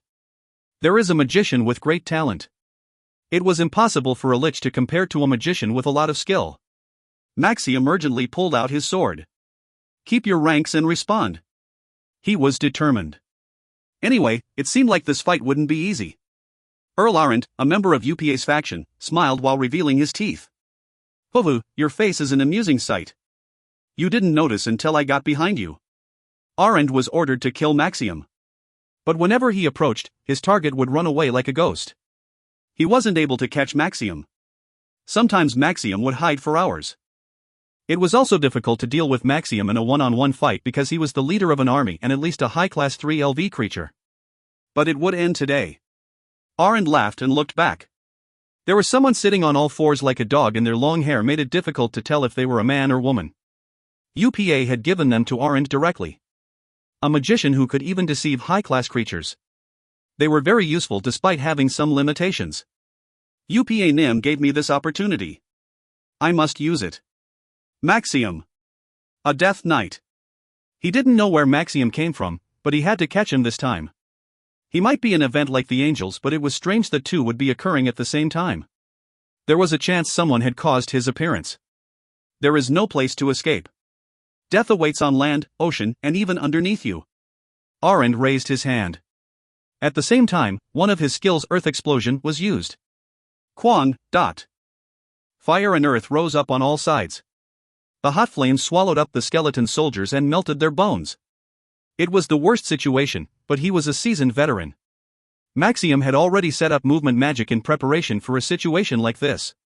There was a restriction that large amounts of materials were needed and the magic circle couldn't be moved, but it was necessary when preparing a base. The liches and main soldiers need time to get away. It took a considerable amount of time for the movement magic to activate. That time needed to be earned. In this situation, he had to survive. Even if all his troops were lost. Because Maxium was worth more than them. However, he couldn't assume failure from the beginning and retreat alone. Maxium aimed to buy some time. His sword shone a brilliant gold and he swept it around him. A Cerberus and many other creatures around him were wiped out. Arend. Maxium only had eyes for one person. Earl Arend. Next to him was an unidentified creature. That guy. Ah. He realized it immediately. That guy was the magician. The magic power flowing around him was very different. I have to kill him. It wouldn't end with just this. They had obviously planned for a surprise of this scale. A magician was very dangerous when chasing someone. It was very risky. If he lives, then he will be a stumbling block to His Majesty. At the very least, it was more urgent to get rid of the magician than Arend. The liches had no way of matching the magician's black magic. No matter how strong His Majesty was, the magician would be troublesome. So, it was best to cut off the bud now. Sword. Who won? The sword trembled and the gold light spread out more widely. Shortly after that, Maxium ignored all creatures and started running. I scowled. Strange. The crystal ball I gave to Maxium before he left had lost its light. It was proof that it was destroyed or couldn't be contacted. If something happened, then it would have been reported. However, it was clear that something had abruptly happened. Maxium would have noticed if someone was about to ambush him. Maxium had an outstanding ability as a commander. He wouldn't be caught off guard. He always prepared a few things in case something happened. But there were some doubts. I didn't feel good. After getting some foresight, my senses had become more sharp. If I felt like this, 9 out of 10 times I was right. Crunch. Dalgorak. A sound came from the rear while I was looking into the crystal ball. I turned around and 2 unusual skeletons greeted me. Chaos Soldier. 8 legs reminiscent of a spider and 2 torsos. Of course, there were 2 heads and 4 arms. They were all made of bones and had a geometric look. Both of them were Chaos Soldiers. I immediately opened Mind's Eye and saw their status windows. Name, Chaos Soldier. Stats. Strength 101, Intelligence 66. Agility 88, Stamina 99. Magic Power 77. Potential, 431/431. Uniqueness, born in the midst of chaos, a powerful skeleton soldier. Skill, Chaos and Destruction, Epic, Seconds Acceleration, XU. If you find any errors, ads pop up, ads redirect, broken links, non-standard content, etc., please let us know. Report chapter so we can fix it as soon as possible. Chapter 194, Magician of the Moon, 2. Chapter 194, Magician of the Moon, 2. They had a very good quality for skeletons. There was also one epic grade skill. Typically, creatures could be bought that surpassed the limit of general creatures. The 2 Chaos Soldiers followed behind me as I moved. We eventually reached the entrance of the dungeon where some creatures were waiting. 2 bone dragons. They were more expensive than expected, but there would be no harm if I bought them. If I had bought the bone dragons from the Demon World auction, they would have been more than 56 million points due to the competition. Their bodies were close to 100 meters long. Their wings were even bigger. There were even 2 of them. It was hard not to feel overwhelmed.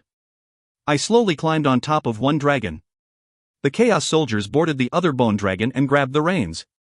The combination of Chaos Soldiers and bone dragons would give me an unimaginable destructive power. Of course, it wasn't a demonic dragon, but it was still a dragon. Dragons were arrogant and prideful. It was almost impossible to make them follow someone. I had been very envious of demons who managed to obtain a dragon as a mount. Now I was able to fly directly on a bone dragon. Weaker than a demonic dragon, the bone dragon was the strongest among the undead. "Master, where are you going?" Yi-He, who was napping, rubbed her eyes and asked. "I am going to meet Maxim. Report if anything urgent happens." Yi-He will do her best. Yi-He. I didn't have great faith in her, but Yi-He had matured a little bit after the accident. If there was an urgent matter, then she would be the first to report it. Of course, her version of urgent might be different, but both Crisley and Tashmal were busy. Talk to Jolium about small things. Jolium of the Dark Elves was somewhat trustworthy. Yi-He swelled up like she was upset. "Trust Yi-He, master. No problem will be able to escape from my eyes." I was glad. I kicked the bone dragon lightly. Kwa-ah-ah. The bone dragon roared and spread open its wings. As the Chaos Soldiers grabbed the reins more tightly, the bone dragons quickly left the dungeon entrance. "Take care." Yi-He bowed as carefully as possible. The last contact was in Brazil. I was told that they were hiding in a small city called Bulem. It was quite far away, but the dragon's speed was more than I imagined. I was able to reach the destination in only half a day. It was adjacent to the sea, but the city was already ruined. The corpses and bones of all types of creatures were strewn around. I got down from the dragon, looked around, and came to a conclusion. There was a surprise raid. It was in the immediate vicinity. It was literally a raid. It was unexpected, and Maxim was greatly damaged. Fortunately, I couldn't see Maxim's body anywhere. The culprit was one of the demons in UPA's faction, but I was skeptical as I saw the remnants of a fierce battle. He wouldn't lose thousands of creatures in one step. In the meantime, I hadn't bothered going out. In order to interfere with UPA and Ariel, I had crammed a fishing rod between them. Maxim obstructed them. He played that role for me. I have to find him. Maxim had many uses. He couldn't be lost in a place like this. Look around. If you see anything strange, then notify me straight away. Sui. 100 shades started to move. After losing contact, I had brought the shades just in case. Approximately 30 minutes later, the shades started returning. Most of them found nothing, but a few discovered markings. Movement magic. Shabby markings. It was half erased, but it was unmistakably a magic circle for movement magic. It took a considerable amount of time and materials to set up the movement magic. No other demons were staying here, so Maxim must have been the one to set it up. It was a precautionary measure in case he was attacked without notice. The flow of magic power is broken. Unfortunately, I discovered that the magic power circuit of the movement magic was completely blocked. I couldn't chase after the flow of magic power. Someone followed Maxim and deliberately blocked the flow of magic power. I raised a hand to my forehead. If Maxim was attacked and had to evacuate quickly, then there would be no way for him to block the magic circuit. It certainly wouldn't benefit Maxim. Why? The enemy must believe that Maxim had a helper. There are some doubts, but it is almost certain. My thoughts weren't foolish. Anyway, it was a wise judgment by the enemy. Thanks to this, I was blocked here. I didn't have the ability to recover the traces that had been erased. HRMM. While searching around, I found a sword in the ruins. This, Maxim's sword. I grabbed the ordinary-looking sword. It was obviously the sword that Maxim used. The sword gave off a splendid golden color when fighting the enemy, but it usually looked plain like this. Maybe this was the reason why the enemy didn't find the sword. They had always seen it shining brightly in Maxim's hands. I injected magic power into the sword. A faint golden aura surrounded the sword. Bururu. At that moment, the sword shook. I moved it and the sword stopped shaking. I did the same thing and the sword shook again. The sword is responding to the southeast. I nodded. The sword wasn't shaking for no reason. It was almost unprecedented, but it wasn't strange for a sword to develop an ego after being used for a long time. Maxim had used this sword for more than 1,000 years. It wasn't a complete ego sword, but it knew where its master was. I left the ruins. Then I got on the dragon and said, "To the southeast." All of South America was UPA's area. I couldn't move around wildly. It could be a problem if I was caught. Somebody came. A demon near here, Druman? He was a demon who had considerable attachment to this area. He fiercely pursued me with dozens of wyverns. Speed up. However, the wyverns couldn't keep up with the bone dragon's speed. Puan! The bone dragons spread open their wings and flew even quicker. There were a few more chases by the time I got to the place where the sword reacted strongly. It was a place with a lot of mountains and Maxium was clearly somewhere here. Wait here. I was bound to be discovered when moving with the bone dragons. I hid their bodies as much as possible and moved alone. The Chaos Soldiers were also near the dragons. The smell of death. My frown deepened as I entered the mountains. There were no traces of creatures, but an unpleasant smell was hanging around. It was a similar smell to when I killed the commanders in the underground world. It was very weak but still awful. However, this was Earth and the only commander was Maxium. This smell obviously came from Maxium. I won't know until I check. Unless UPA came out directly, I never thought Maxium would be so easily hit by others. TSK. I clicked my tongue as I moved. I moved in the direction that Maxium's sword pointed to and soon found a cave. There was a strong smell coming from inside the cave. Here. Maxium was in here. The inside of the cave was quite long. I didn't see any other soldiers at all. Soon, deep inside the cave, I found Maxium collapsed against a wall. He was losing consciousness. It was difficult to tell if he was dead or alive simply by his appearance. Maxium. I opened my magic power and gave him some strength. After waiting dozens of seconds, Maxium moved slightly. Emperor, Your Majesty. Maxium tried to stand up after recognizing me. I stopped him and said, "That's right. You don't need to get up. Just explain what happened." Moon. Moon? Enormous magic power of the moon, magician. Maxium's story ended there.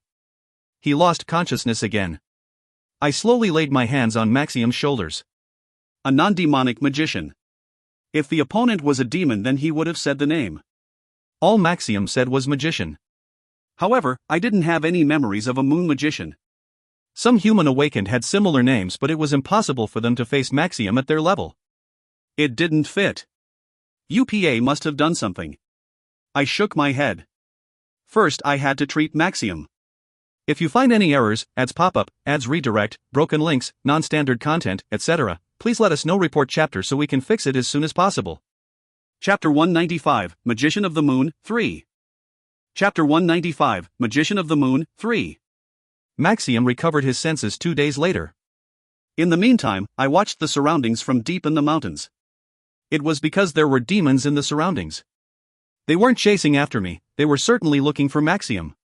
What happened? Shortly after Maxium woke up. I asked him bluntly. His body was already dead, so there was no need to restore his physical strength. Maxium quickly kneeled down. I was taken by surprise. I know. But I don't understand. A quick raid shouldn't have done this. Did I overestimate you? All the soldiers were wiped out. Maxium alone survived. No matter how high level the demons, there were few who surpassed Maxium. The one who did this, I couldn't imagine. I'm sorry, Your Majesty. My abilities were lacking, I couldn't do anything against the demon Arend. Earl Arend led the raid. I was familiar with him. In the past, he was an earl who was fairly strong. He was one of the earls in UPA's faction. Maxium slightly raised his head. His eyes flashed as he said, "That's right." But there was a nondescript person next to Arend. A mighty magician with the power of the moon. An unusual magician who turned the surroundings into night in an instant. Maxium had said that moments before he collapsed. I had been curious about this part. Furthermore, it seemed like the magician had hurt Maxium. Give me the details. He can turn an area into night. The space is isolated, so I didn't notice until I entered it. And he had an invincible power inside it, the area. Of course, Your Majesty is stronger. In short, his abilities were to blame for Maxium not noticing the raid. This was a part that I had been dubious about. It means the magician is strong. My eyes narrowed. A magician that used the majestic power of the moon. It was a bit surprising. If UPA has such a person under him, then they would have been advantageous in the fight against Ariel. No, if there was such a magician, then I would have heard about it. Crisley had visited many enemy territories around the world. Is there a reason why they can't be used? He was called the Magician of the Moon. Anyone would have used him against Ariel. There was no reason to hide it. Maybe, the magician was testing his strength against Maxim. UPA. What did you do? I pressed a hand against my forehead. The magician of the moon was likely to be within the area of transcendence. Or maybe he could exert his strength under special conditions. He was obtained from either a summoning or special accomplishment. Anyway, he was certainly an unexpected variable. Is that all you found out? Arend is controlling the magician. He is always located next to Arend. If I monitored Arend, then I would be able to know where the magician of the moon was. However, it meant entering the domain of night. Maxim hadn't noticed until he entered it. Would it escape my detection? There is nothing as difficult as the unknown. I stood at the crossroads of choice. It wouldn't matter if I ignored it. I could gain something by default. The aim was to kill the winner of the fight between Ariel and UPA. However, if UPA had a subordinate that was as powerful as a transcendent person, then the game was already over. If he sent out the magician, then it would lead to overwhelming victory. Then UPA would become an even bigger opponent. It was tricky. Cutting off the bud. This was one of the options, but it had to be handled quietly. Maxim. We need a plan to quietly bring out the magician of the moon. At the very least, a one-on-one fight with me needs to be created. I was inferior when it came to tactics. I didn't know much. This was a problem in the past, but now I had subordinates who could do it for me. And Maxim was quite reliable in that area.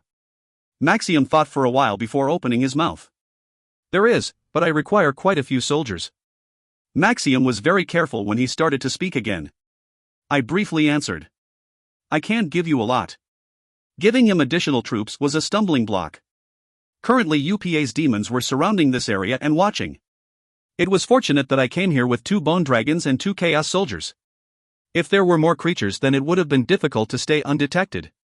A lot of soldiers aren't required. Quality is more important. That is a simple matter. Follow me. This place was inside a cave. I led Maxim outside and slowly released a little of my magic power. Eventually, I led him through a dense forest. This. Bone dragons and chaos soldiers. Is that enough? There were 4 high-class creatures. It was enough power to capture 1 dungeon. Maxim's body trembled. Ah, it has been a long time since I've seen them. They were there when the Emperor first created the underground world. He also knew the Chaos Soldiers. Maxim was the Hell Monarch's oldest knight. It wasn't strange. Maxim then continued. That is enough. No, it is more than enough. Tying up Aaron's feet and separating the magician of the moon. I will leave it to you. Me? These creatures can only be moved by your majesty. I will leave them to you. I will take care of the rest. Maxim stared at me blankly before forming a fist. His eyes also changed. He was full of desire to do so. After a moment, Maxim bowed even deeper. New Maxim, I will follow your majesty's order. Arend was frantic to catch Maxim. Arend had persistently followed and harassed Maxim. Maxim was aiming for this. Your majesty, please be patient. I will settle this in a week. Are you that confident? It would be hard with me alone, but the Bone Dragons and Chaos Soldiers are the same as having 500,000 allies. How can I fail? It was natural that the operation would be a success. Then be careful. Your Majesty. The Magician of the Moon has strange magic. I couldn't understand everything. I wasn't offended by his remark. A mysterious magician who even fooled Maxim. It was enough to be tense. There is nobody in this world who can beat me. I said confidently. In fact, those words weren't wrong. Even if the Magician of the Moon showed up, I was still the strongest in this area. I believe you. Then, I will move right away. I nodded. Maxim climbed on the back of a bone dragon. The creature wouldn't move unless I was the one controlling them. That might have been the case with the Hell Monarch, but I also had the authority of the Dungeon Master. I can practice while waiting. I had entrusted it to him. I decided to act separately while listening to periodic reports. But I wasn't playing around. These mountains were remote with no humans. I would use this opportunity to review my fights with myself. I couldn't pass up this chance. As soon as the creatures left, I found a place where I could concentrate.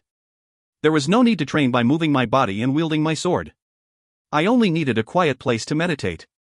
Maxim separated the two bone dragons and used one to raid Aaron's troops. He skillfully attracted the enemies and destroyed them. Only a few creatures could be handled at a time. However, the story was different if he repeated this dozens of times a day. Arendt immediately convened all his troops and chased after Maxim. "You are good at running away." The red-faced Arendt shouted at Maxim, who was running away. Maxim didn't stop and quickly disappeared on the bone dragon's back. The speed of the bone dragon exceeded imagination. Once it started flying away, there was no way to catch it. Nevertheless, Maxim didn't allow himself to completely escape. He was luring them somewhere on purpose. In the meantime, the other bone dragon didn't appear. "If you are a knight, then face me." "You." Arendt was frustrated every time he nearly caught Maxim. He felt queasy every time he saw Maxim's face. A week passed and Arendt felt desperate. He chased Maxim with his fastest creatures. Naturally, that included the Magician of the Moon. He was confident that he had enough troops. Maxim deliberately allowed Arendt to catch up with him. "Your running ends here. Surrender. Then I will neatly kill you. I will never surrender to you in a million years." "Ha! Even in a situation like this, you keep mouthing off."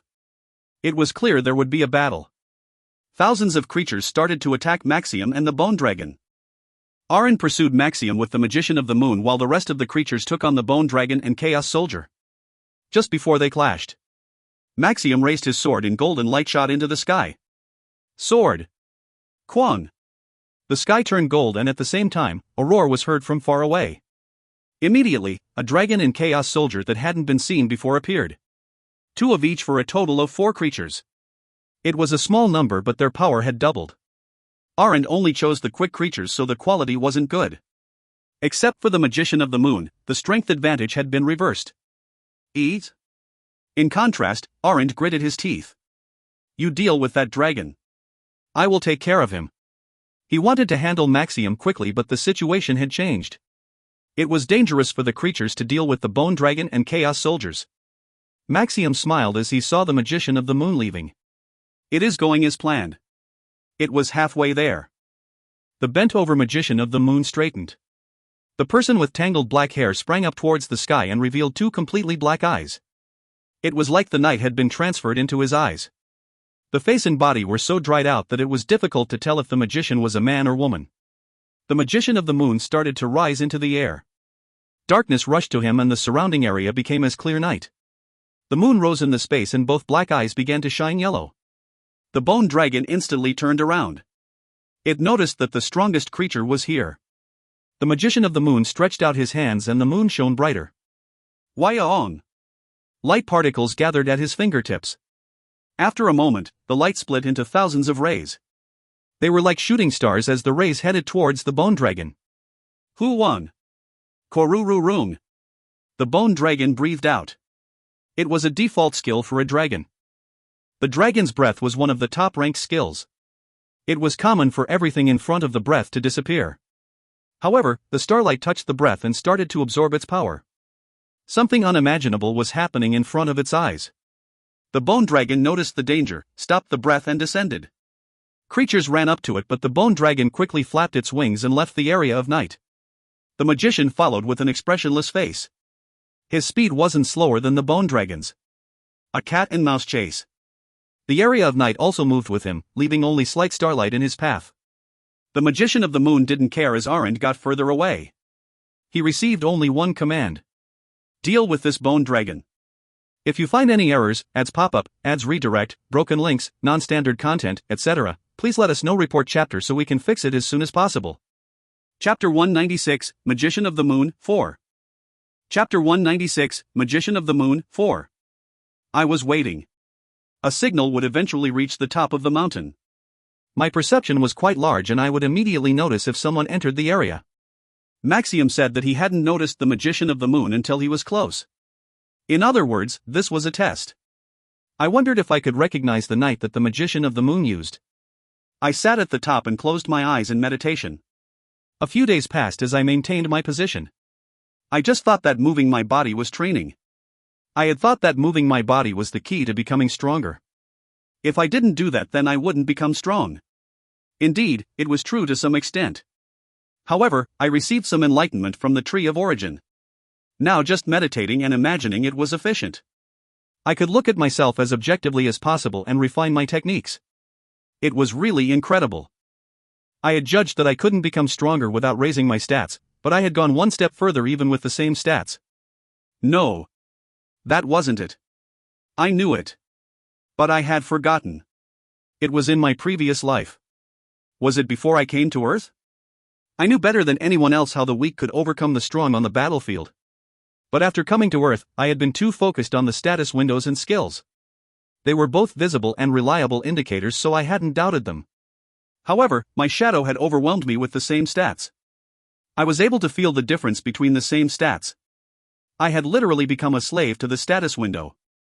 So I had neglected the other half of my development. It was my responsibility. I had to fix it. This feeling is. At that moment, I narrowed my eyes. An alien feeling on my skin. Creepy. I wanted to laugh but didn't. My body had reacted first. It was before I could even consciously think. In this case, it meant only one thing. Meeting a strong enemy. I already met the Grand Dukes and knew how strong they were in my previous life. Their adjusted bodies weren't as good. I was surprised when I met the Fire Spirit King, but he was still within my range to some extent. However, the approaching presence was different. In any case, it had been a pretty long time. It wasn't an overwhelming feeling. It was just different. Everything was different. I couldn't understand it, so I frowned. Then I opened my eyes. I looked towards the direction that gave me the alien feeling. He has arrived. Night was approaching from far away. I confirmed it with the naked eye. Perception. Maxium couldn't sense him, but I did. But that was it. I couldn't tell what he was. The weak ability of foresight wasn't any use right now. Therefore, I produced Pride's flames in order to confirm it. Who are you? A magician of the moon who created night. The secret weapon UPA had been hiding was right in front of me. He was fiercely chasing the bone dragon. As he came closer, my surroundings gradually turned into night. However, my eyes were complex as I gazed at him. I couldn't take his measure. Strong, weak, the type of magic power. He seemed to be complete since there was no instability. The flow of magic power from him felt like the beginning when the world was being born. I had never seen that type of magic power before, so I wasn't sure how to judge it. I have to face it. An unknown enemy. If everything was covered in a veil, then I needed to peel it back. If I peeled off even a little bit, then an outline might appear. I raised Wrath and the Emperor's sword. Dark sword. The two swords turned black. I concentrated my magic power on the swords and swung towards the magician. Ko-wa-ong. A huge explosion occurred that devoured hundreds of meters around it. The explosion expanded and compressed, destroying everything. However, it didn't have an effect on the magician.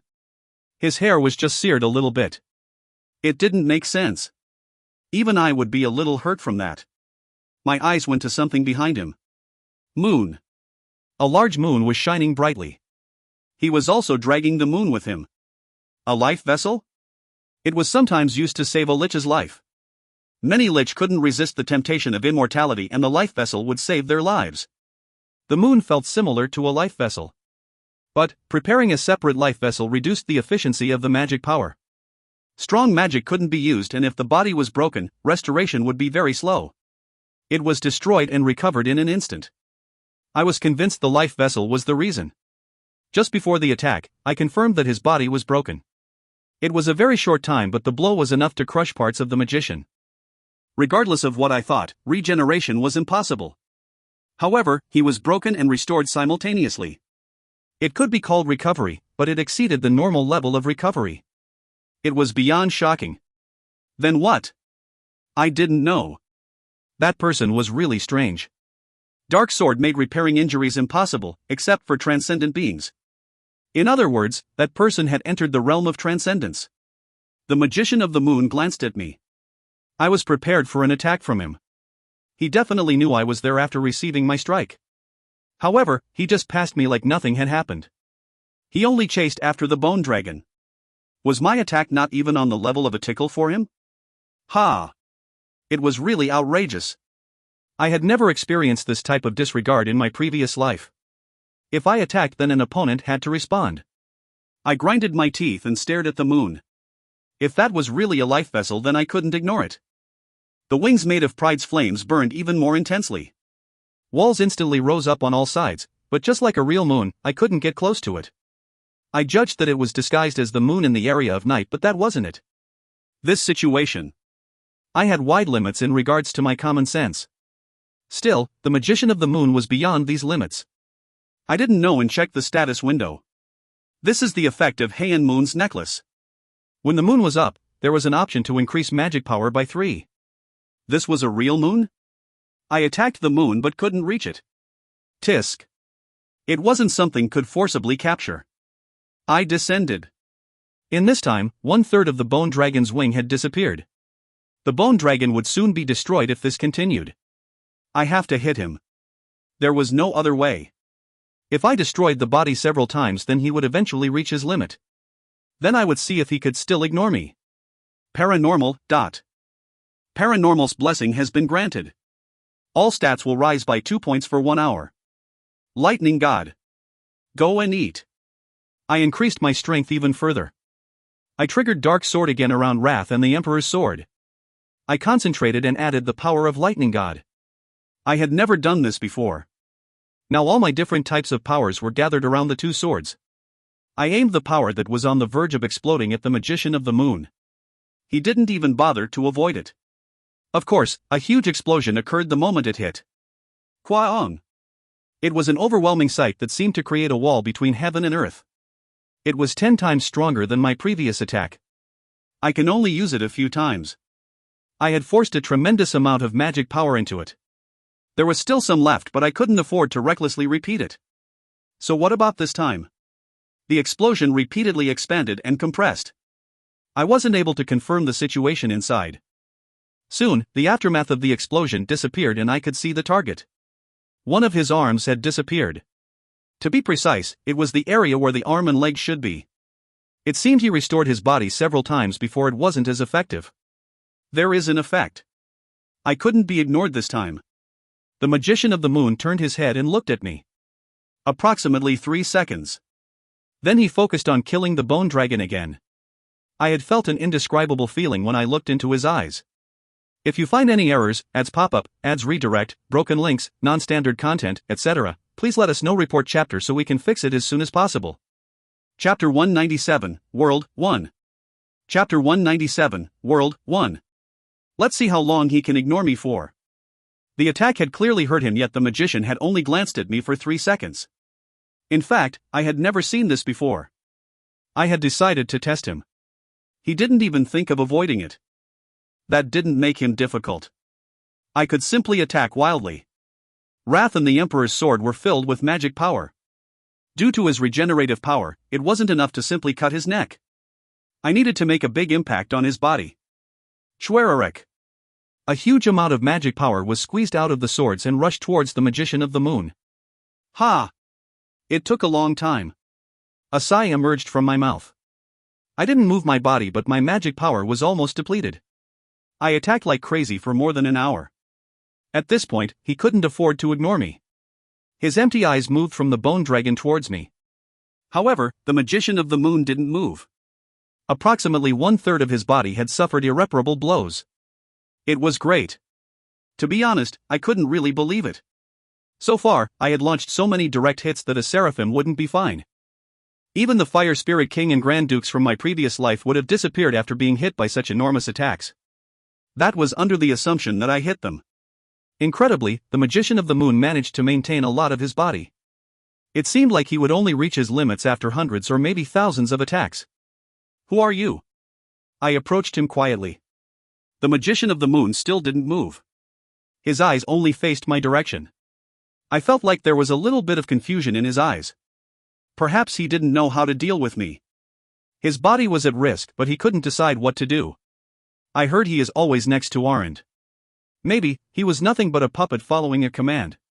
He was ordered to deal with the bone dragon and chased it up to here. Even if I attacked, his order was to exterminate the bone dragon. A doll with strong capabilities. I couldn't imagine how UPA had obtained such an existence. It was impossible through simple summoning. The presence of nothingness, it was completely different from when I met Kenteganam. I didn't know if he had similar accomplishments such as raising a tree of origin and upgrading the dungeon to unique, but such events seemed unbelievable. The Magician of the Moon. The person in front of me was someone who hadn't appeared in my previous life. Dangerous. My instincts warned me. I saw him attack the bone dragon. He wielded the power randomly, so the efficiency wasn't good, but the offensive power of one strike was outstanding.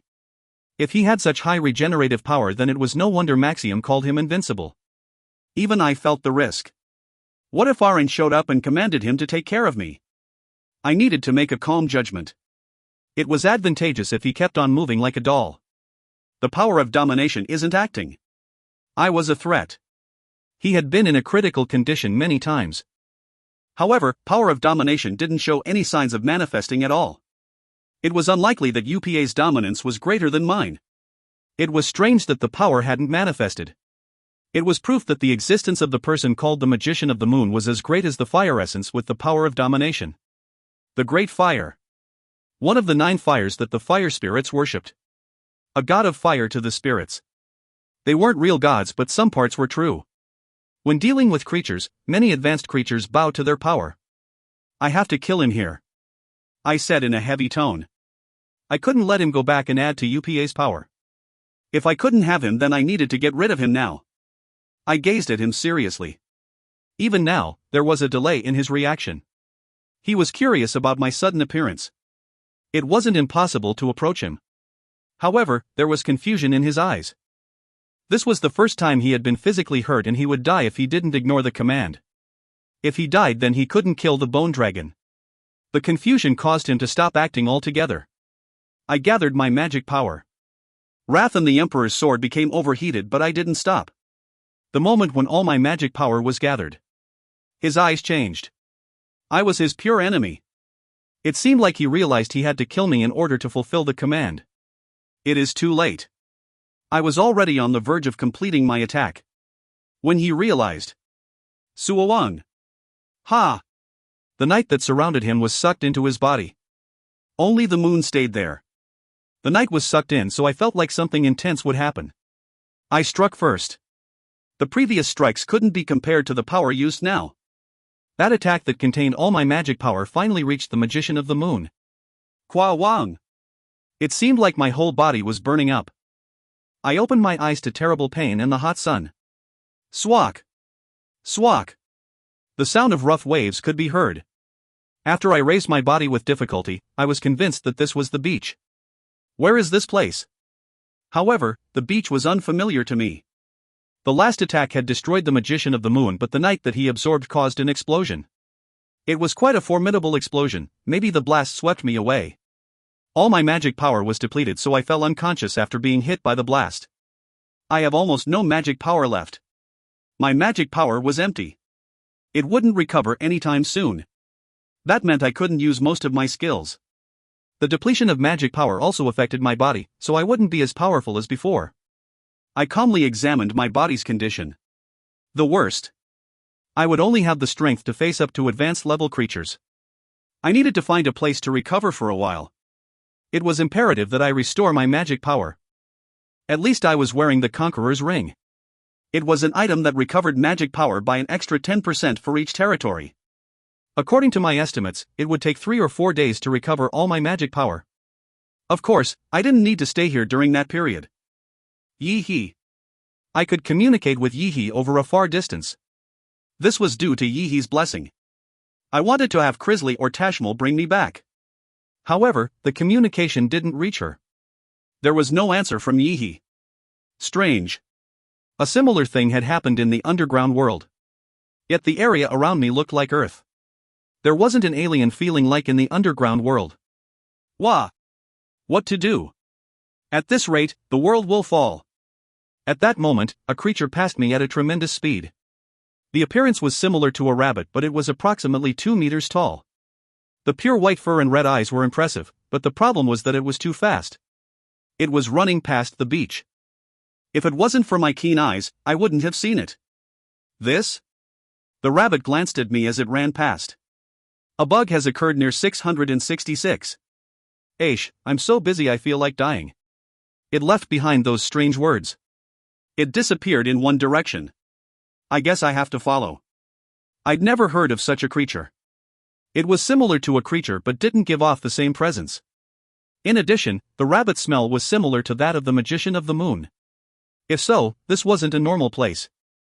I walked in the direction that the rabbit had disappeared in. Speed, HRMM. My speed was slow due to my magic power exhaustion, so I naturally frowned. I started to run with just my pure body. This lasted for several hours. The traces of the rabbit were obvious, but it was too far away to be seen. Instead, I saw both familiar and unusual-looking creatures. Areas 811 and 544 have failed. I have to repair them. Go! Giants were moving around carrying hammers. They also didn't see me as I walked past. Large warts were sunbathing while magpie-like birds were pecking at the ground. They were muttering something unknown but didn't acknowledge me when I approached. I tried to touch one but nothing happened. Hey, can't you see me? It was the same when I went up a being that looked like a nose and talked. It didn't pay attention to me at all. It seems like the rabbit is the key. The first rabbit that I saw was the only one who acknowledged me. I left the nose and followed the trail of the rabbit. If you find any errors, ads pop up, ads redirect, broken links, non-standard content, etc., please let us know. Report chapter so we can fix it as soon as possible. Chapter 198, World 2. Chapter 198, World 2. I ran for a long time. It seemed like I had been running for over 10 hours, but the sky was still the same. This place seemed to have no evening. The strength of my body was still decent, but I couldn't run non-stop. A few hours later, I was able to achieve my goal. Here. A place where the rabbit's traces ended. It was a forest with a small wooden house in the center. I didn't hesitate to enter the house. A crack in area 784 again. Close area 227. Everybody take shelter. Wah! Where is teacher? It seemed like a small wooden house. When I walked in, I saw a strange room with no end. A giant rabbit was sitting in front of a screen that was a similar size. It wasn't the rabbit that I had first encountered. My magic power might have been depleted, but I could still smell it. After a while, I was able to find the rabbit holding a notebook in a corner. Ah, what to do? I can't do this alone without teacher. Hey! The system is a complete mess. Why is this happening? Who has access to the administrator privileges? I don't have access to it at all. There is no way to repair this. You wuff. Look at me. Duck. The rabbit's legs thumped strongly. Huh, dot. The rabbit looked at me strangely. At the same time, the rabbit's eyes expanded to twice their size. Why did the bug near area 666 come here? No, how did you come in? I'm not a bug. The rabbit had said it on the beach, but I didn't like hearing it again. I frowned as the rabbit cocked his head. A bug just called himself a bug. I don't know how he got here, but a strong vaccine should work. The other beings here can't see me. Only you have acknowledged me. Tell me. Who are you and what is this place? Vaccine. The rabbit turned his head and shouted loudly. He waited a while but nothing happened. The rabbit looked at me with very confused eyes. Why isn't there a vaccine reaction? Wait, only I can see you? I folded my arms and watched the rabbit's next movements. I judged that the rabbit didn't have the power to threaten me. I was still weak because my magic power wasn't entirely restored, but I could cope. Then the rabbit's eyes narrowed. He gazed closely at the top of my head. No ID, what are you if you're not a bug? Randalph Briggseel. A demon. I waited as he panicked. Now I introduced myself first. Demon? Ah. Teacher mentioned it a few times. But how did you travel here from the demon world? Wasn't teacher the one who devised this program? Let's see. He searched around his long white ears before grabbing some glasses. The rabbit put on the glasses and started to gesture in the air. It seemed like he was dancing alone. He seemed like a crazy guy. Forced intrusion from the outside has been blocked. Ha! A message popped out in front of me. At the same time, smoke was emitted from the glasses worn by the rabbit. The rabbit quickly took off his glasses. What the? This program? Isn't it different? Moreover, the security level, it is over teacher's level. Unbelievable. Both eyes were shocked. His mouth dropped wide open and he looked at me with disbelief. The horror in his eyes changed to amazement. It would be very scary if you were a virus from outside. Disabling the vaccine and only recognizing me as a part administrator, maybe I might have already been infected. I don't know what you're talking about. I really didn't know. I had heard similar words from humans, but that was all. You are called Randalph Briggseel? Can I hear where you came from? The voice of the rabbit was desperate. There has to be some give and take. You know me, but I have no idea who you are. Ah, I'm sorry. My ID is 0001. I am the administrator of the reverse world. The reverse world? The rabbit nodded and said. The moon. We call it the rear of the moon. After a brief introduction from 0001, I was guided into a small room. The room was filled with moonlight and a map of the universe. You came from Earth? I'm sorry. I really thought you were a program. Anyway, is this the Earth that you are referring to? 0001 pointed to one area of the map of the universe. He tapped his index finger a few times, causing the map of the universe to expand and a blue planet to appear. It seems correct. Really? Right here. It is difficult. Difficult? This is a planet that the administrators can't interfere with. It is a rule passed down from the top administrators. 1. It has been 5 Earth years? A little over 5 years. It overlapped with the period when the demons came to Earth. I narrowed my eyes and asked. What administrator are you specifically talking about? Gods. Gods. I didn't understand at first. 0001 referred to himself as an administrator. He didn't feel like a god at all. The gods also have ranks. In this case, teacher, who manages this world, is the middle administrator. I am only teacher's assistant. I'm not a god. I nodded and 0001 continued. At any rate, the middle administrators are assigned a world. They make sure that the rules of the world don't collapse. In contrast, the top administrators don't allow us to engage directly or indirectly with Earth. What about the location of the devil Deathbringer? For me, the story of gods was like catching floating clouds. After I said the name of the devil, 0001 responded kindly. A devil would be one of the top administrators. Ah, that's right. It was a devil who forcibly removed Earth from our jurisdiction. The name was, yes, Deathbringer. There was some opposition, but the low-level administrators were forced to proceed. 0001 closed his mouth. He stared at my face blankly like he was worried about something. And you came from Earth. Is this related to teacher's disappearance? Who is this teacher you are referring to? The reverse world's top administrator. 2 months ago he suddenly disappeared. As soon as teacher disappeared, someone else got administrative permissions and this world became a complete mess. We can't do anything because of it. 0001 had a grim expression on his face. I touched my jaw. 0001 said that this was a world behind the moon. The moon. And the administrator disappeared. The time and place oddly coincided. Above all, there was a smell similar to the magician of the moon coming from 0001. I might have met the one you call teacher.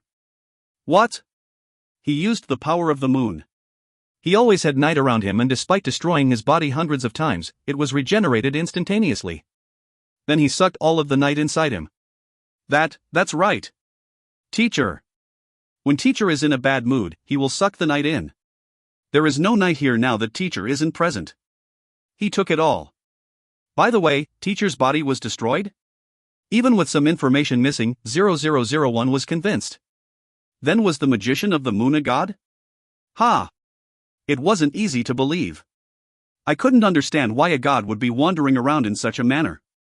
What was UPA doing? However, if he was a god, then his nonsensical regenerative power would make sense. He was being manipulated by another demon. He was a doll that lost all sense of self and just followed orders. I fought him because he was hostile and tried to destroy him, but failed. After the last confrontation, I woke up on the beach. Being able to fight evenly with a god, what a great guy. If you collect his divine essence, then won't you be able to become a god? Envious, not. Wait. What? Teacher was being manipulated? 0001 showed signs of confusion. He was being manipulated by another demon.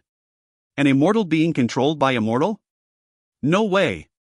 It goes against the rules of the world. the gods wouldn't allow it. I recalled the time when I returned to the past. All the gods of Earth were sealed. The devil Deathbringer used this. He created dungeons in the places where the gods were sealed and invited demons there. All the gods were sealed, so there was no one maintaining the rules of Earth. Except for the devil Deathbringer. However, there were no sanctions against him. The devil wasn't bound by the rules. I had no idea what Deathbringer was hoping for. What to do? I have to find teacher. Return me to Earth. Then I will kill the demon controlling him. I would remove both Arend and UPA. It would benefit me to kill both of them. However, 0001 shook his head. It's not that simple. It has infiltrated this world and contaminated teacher. It won't be enough. Immortal, how is it possible? I wonder if the crack was the problem. The crack? About 2 years ago, the program made a mistake and opened the crack. It was a chance for the world to be exposed for 100 years. After a second, I dealt with it. I searched through all the systems. There were no problems, but maybe something happened during that 1 second. No, does that make sense? 0001's body trembled. His shoulders became heavier at the thought that it was his fault his teacher was being manipulated. The rabbit bit his fingers. No, it was connected to the nothingness. There was only access to the nothingness for 1 second. It isn't possible that a mortal from Earth used that 1 second. The existence of nothingness isn't really known in the first place. Approximately 2 years ago. And nothingness. It was somehow familiar. I was very familiar with it. It was the period when Kenteganam was summoned and eliminated. A being from the nothingness that I had never heard of had been summoned to Earth. The probability isn't 0 at all. I guess, it can't be helped. I need to stop teacher first. The rabbit went to a corner of the room and pulled out an arrow from a drawer. It is a request. This vaccine can save teacher. Otherwise the world will be finished. It was a seemingly normal arrow. I was suddenly curious and used mind's eye. Interpreting the program. Interpretation is complete. Name, Moon Arrow, Legend. Description, an arrow formed from the strong condensation of the moon's aura. Contains the god's blessing and grace. It is enough to call it the clone of the gods of the moon. Asterisk all stats +2 when held, can pierce through all boundaries. There is a completely different effect depending on the opponent that is pierced. Legend. It was the first time I got my hands on something with that rating. I had seen it a few times but never touched it. I encountered it in a totally unexpected place. I'll make the passage. The passage will go from the demon world to Earth. Passage from the demon world? I wondered if that was really necessary. 0001 saw my expression and explained. I get the code for the passage from your body. Aren't you originally from the demon world? You won't be able to go straight through. If my thoughts are correct, certain conditions are needed before you can move to Earth. If you go from the demon world, then those conditions aren't necessary. It makes sense since that is your original region. 0001 took out another pair of glasses. After putting them on, he moved his fingers and spoke. Please wait a few days. It shouldn't take that long. TL note, the Korean word for the devil when used in regards to Deathbringer is different from the word used for Randalph's goal. I've translated them both as devil, but if I could go back, then I would probably make Randalph's goal as demon king rather than devil just to make the distinction more clear. If you find any errors, ads pop up, ads redirect, broken links, non-standard content, etc., please let us know. Report chapter so we can fix it as soon as possible. Chapter 199, Meeting the Messengers, 1. Chapter 199, Meeting the Messengers, 1. 3 days after, I was able to return thanks to 0001. My experience there was very unusual and I was able to learn a little bit about the gods. There were regulations and rules, but the current situation on Earth was a little bit different. But that didn't change my mindset. My purpose was to become the Demon King and take out all enemies blocking my path. I learned that the magician of the moon was called Gustarte. He was a god, but now he was just a doll underneath a demon. If the moon arrow didn't work, then there was no way to get rid of Gustarte. I would do the minimum to keep my promise, but I wouldn't hesitate to kill Gustarte. Killing a god. I never thought I would say such a thing. A demon killing a god. How funny. It was a mythical feat that only existed in the books. I couldn't help laughing as I imagined my name in there. I also set up some plans. Gustarte couldn't fully use his powers. He was designed to follow orders completely. If conflicting commands emerged, then he would become very confused. He even stopped moving for a while. The advent of the Seraphim was still far away and a powerful enemy was right in front of me. Gustarte. If he didn't want to die, then he should stop being a doll. Once I reached the ground again, the world was dark. A clear evening.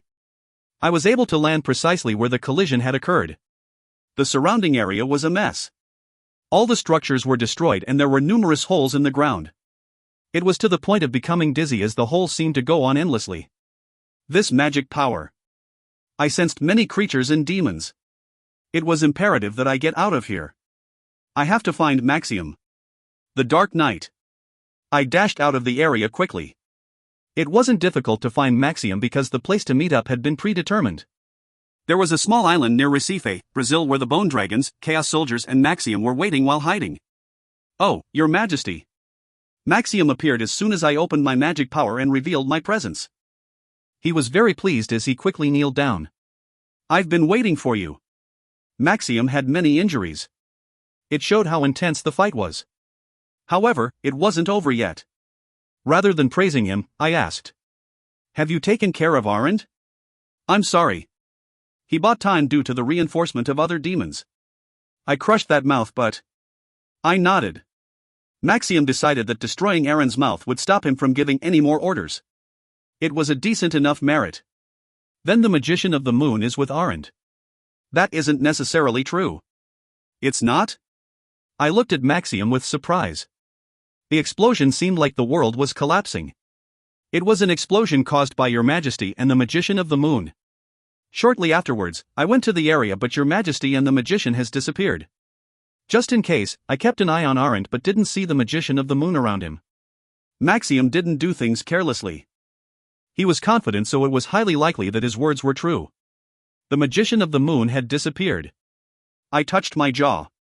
The plan will be modified. Don't worry about Arend. Arend? Then No, this time I will go forward. At the same time, Maxium's eyes shook. Is it because I didn't do it fast enough? My abilities might be lacking, but please give me a final chance. Kung. Kung. Maxium bumped his head against the ground several times as he bowed. It wasn't my intention, but that was what it sounded like to Maxium. I had a different purpose. I was waiting for UPA and Ariel to meet each other. And I also needed to handle Gustarte. If I dealt with Arend, then Gustarte might show up. At that time, I would need to deal with Gustarte. The problem was still UPA. He might move. Of course, I didn't intend on showing up directly at Arend's dungeon. I simply had to turn UPA's attention away. He absolutely couldn't pay attention to Arend. In order to do so, I needed to use some tactics. A meeting. A gathering of Grand Dukes. After a series of invitations, they would gather in neutral territory to talk or provoke each other. They might ignore the invitation, but it was worth trying. They will be quite curious. UPA and Pandemonium especially would have questions. I could sound them out and pick up information, so it would be killing two birds with one stone. Conversely, they would try to get information from me, but that conflict wouldn't be so bad. I will leave attacking Arend's dungeon to you. I will also tell you how to check for the Magician of the Moon. New Maxium, I will do my best. The shaking stopped as he felt relieved. I looked down at Maxium. While in the reverse world, I thought of a way to tie up Gustarte's feet. There was a way to handle Arend and tie up Gustarte. Once the meeting was over, I would be in an ideal position to deal with it. Yee-hee. The fairy's blessing. It didn't work in the reverse world, but this was Earth. After a while, Yee-hee's clear voice rang in my head. Yes, Master. Yee-hee is working hard right now. There is work to do. Yes, Master. Yee-hee is working hard right now. My eyes narrowed. It was the same answer. Her voice was oddly slack. I spoke in a grave voice. Have Oswin create 4 invitations. They should be completed by the time I get back. Hup. Why Yee-hee? Yee-hee wasn't sleeping. Invitations? I'll tell him. But what invitations? He just needs to make them? They will be delivered to the Grand Dukes. I will take care of the words. Feel free to spend on the necessary materials. Yep. I stopped the communication after hearing Yee-hee's reply. You couldn't find any footprints left behind by the magician of the moon? Yes, Your Majesty. By the time I arrived, they had already vanished. Then I guess I have to go back. I will start to attack Aaron's dungeon. He desired my recognition. A burning will filled his eyes. However, I shook my head. No, you will be coming with me. Ha? Don't you need new equipment? Ah. Maxium was greatly impressed. He was using equipment from the underground world. The equipment itself was excellent, but it had clearly been through a lot. Both the armor and helmet. They were rusty and had holes in several places, making the defense poor. It had a lot of options, but there was better equipment in the dungeon. Let's go. I boarded the bone dragon with Maxium following behind me.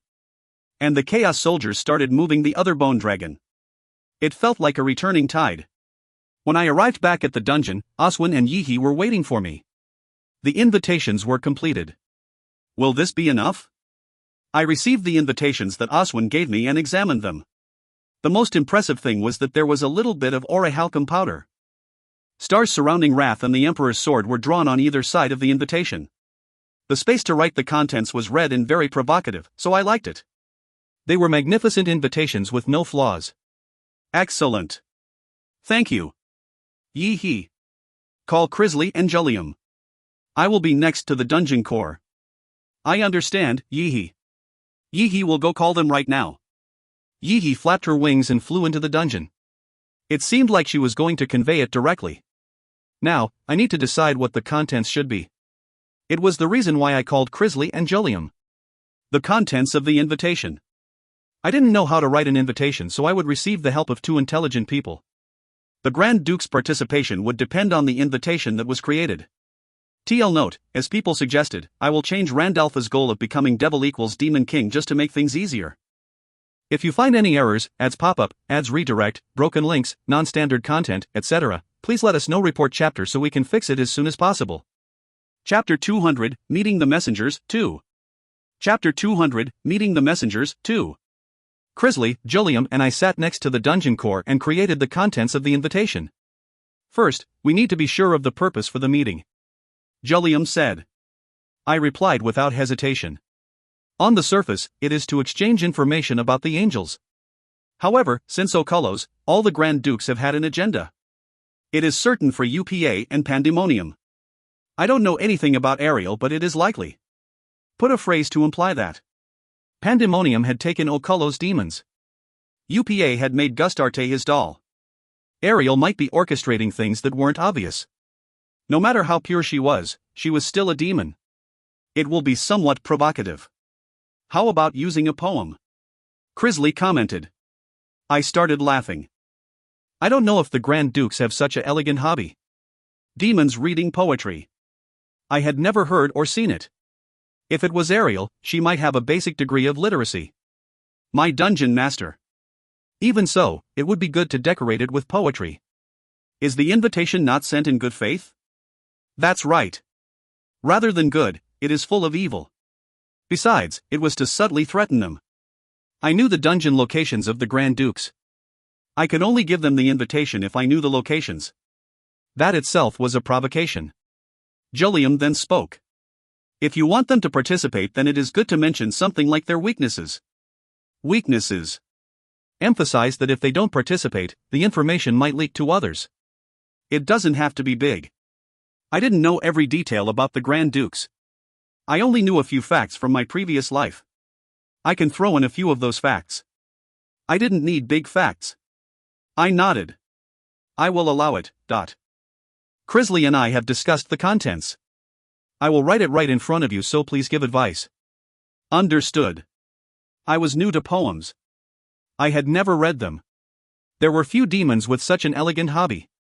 Before long, Jullium and Crisley wrote down the contents of the invitation. UPA. One of the 4 major Grand Dukes who had the title Destroyer.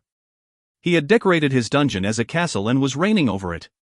He didn't spare any effort to recreate the huge castle Bulinon from the demon world. Thanks to this, his dungeon always had a dreary atmosphere. The long displays of black armor, paintings, and swords that decorate the wall contributed to the atmosphere. The bloated body and hair that soared into the sky. On the contrary, the pair of eyes looking forward had no sense of companionship. The home of a Grand Duke. What do you think, Crisley? Two people were standing in front of UPA. Crisley and Oswin. Both of them came to UPA's dungeon. Crisley nodded slightly. She wasn't familiar with places like this. On the other hand, Oswin's body relaxed like he had calmed down. I am Oswin. We have come here as Grand Duke Randalph Brigzeal's messengers. How funny. Grand Duke Randalph Brigzeal. UPA's expression of dissatisfaction was strong. He was sitting on a huge chair made of bones and looking down at them. Grr. Kee. A long red carpet extended down the stairs and there were creatures slobbering all around them. Depending on UPA's mood, the creatures would bare their teeth. There were at least over 1,000 and they seemed to be at the advanced level. In addition, the ambient temperature around Oswin and Crisley rose sharply. It was so hot that Crisley's face became red. UPA's fingers moved subtly as he controlled the space. Then Oswin came forward. We are messengers. It is our task to hand over Grand Duke Randalph Brigzeal's invitation. Is Grand Duke UPA afraid of some messengers? What are your justifications? I don't remember inviting you. Furthermore, Randalph Brigzeal and I have a strictly adversarial relationship. Duck. UPA's hand movements started becoming faster. It was proof that he wasn't in a good mood. If they made one wrong move here, then they could lose their heads. Oswin couldn't help but tense up. Thank you for meeting us. If there wasn't a reason, then we wouldn't be standing here now. But I am confident that the invitation we brought is enough to receive us. At the very least, you won't receive any damage. This was a dungeon. They would need to deal with the creatures. No matter how strong Crisley and Oswin were, there was a limit. Furthermore, in order to reduce the damage as messengers, they needed to contact UPA convincingly. UPA had questions for them. Randalph Brigzeal has sent some messengers? It wouldn't hurt to meet them once. His thoughts were up to here. By the way, he wouldn't let them live after the meeting. Oswin and Crisley both sensed UPA's intent. They could only hope that the invitation saved them. But Oswin was consistent in his attitude. Another person receiving an invitation at the same time. I know that you are at war with Ariel. UPA tapped his chin a few times. I knew he was just quietly waiting for the results, but, Tisk, I'll see you once. Bring them. UPA had anticipated that there would be a rush to feed on the winner after the war between him and Ariel finished. But he hadn't imagined that an invitation would be sent the moment the war was paused. Oswin climbed the stairs with the invitation. He reached midway when a lich popped out and blocked his path. What? Invitation. Inspect. It was to check if anything had been done to the invitation. Oswin frowned and handed over the invitation. The lich used a special mirror and chanted a few spells before nodding and handing the invitation to UPA. Schwack. UPA opened the sealed invitation. He quickly started reading the contents. A brief moment of silence. Oswin and Crisley watched with casual expressions, but they actually felt like they were walking on eggshells. No matter how confident they were, it was impossible to stop UPA if he wanted their heads. They had very little chances of surviving. Kawak. UPA's face became harder the more he read. Power entered his hands and the invitation was destroyed. Randalph Brigzeal. Quadu Duke. UPA gritted my teeth. Like an active volcano was erupting, his red eyes glared at Oswin as he burst out. Tell him that I will participate. And, I won't fall for this cheap taunt. Tell Randalph Brigzeal that I will take his head along with Ariel's. UPA turned his head away. It was a declaration that this had ended. However, the words tell him implied that they would leave here alive. Oswin and Crisley looked at each other. Oswin instantly drew a V in the air with his fingers. The griffin flew over to them. Crisley and Oswin climbed on top of it. UPA's personality is just like Dungeon Master said. It was a fierce confrontation. Crisley spoke. The two of them had been roaming the world to extend invitations to the Grand Dukes. But it wasn't that easy to meet them. The Grand Dukes had the strongest dungeons among all the demons.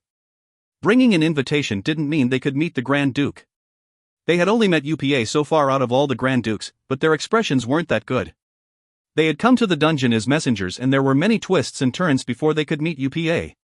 There were many opportunities to die. He was scary. If it wasn't for the contents of the invitation, he would have tried to get rid of us.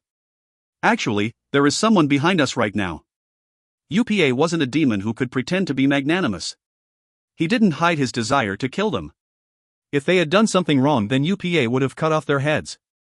He wants to figure out the location of the dungeons from us. It is difficult. We need to hand over the invitation. Wyvern King. The creature was following behind the griffin. It was keeping a distance but couldn't avoid Oswin and Crisley's senses. UPA knew that they were meeting Ariel and had sent the King Wyvern after them. UPA and Ariel were at war, so it was natural that they wanted to figure out the location of the dungeons. Speed up.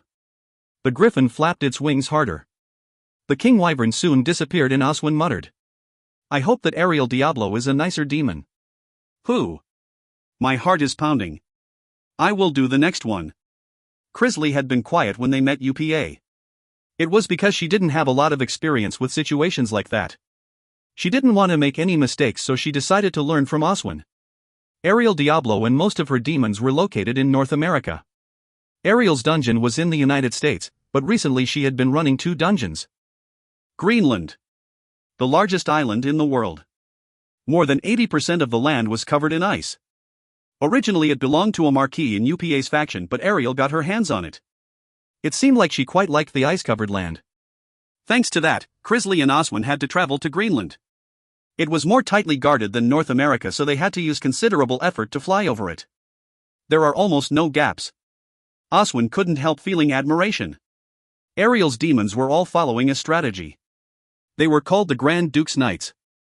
Watchtowers were installed on paths where the enemy could move. There were also large creatures surrounding the watchtowers. How do we arrive? Crisley asked while sweating. There were magic items and stealth scrolls packed. The griffin couldn't be caught in the air, but it was hard to get rid of enemies that covered the land. It seems like I am destined not to live. Oswin shook his head. His body was already dead, but he sighed at the thought of dealing with all these creatures. They were piled up like a mountain. Kwon. The equipment to repel the curse was almost reaching a breakthrough as well. It will be fortunate if I can come back alive. If you find any errors, ads pop up, ads redirect, broken links, non-standard content, etc., please let us know. Report chapter so we can fix it as soon as possible. Chapter 201, Needing the Messengers, 3. Chapter 201, Needing the Messengers, 3. In front of Greenland's dungeon. A white knight was guarding the dungeon door. However, Oswin and Crisley could see that it wasn't a simple opponent. The flow of magic power was strange and it smelled like a type of incense. It was clearly a high-class creature. Who? A loud and beautiful female voice emerged from the helmet. The knight guarding the dungeon door was a pure white woman covered in snow. Oswin tried to step forward, but Crisley was faster. We are messengers from Grand Duke Randalph Brigzeal and have come with an invitation for Grand Duke Ariel Diablo. Randalph Brigzeal. I have heard that name before. The white knight nodded. But the atmosphere didn't seem very positive. A hostile feeling was directed towards them. Crisley ignored it and said, "If you know, then open the door. We don't want to fight." No. To cross this door, you have to prove your qualifications. Grand Duke Ariel won't meet with just anyone.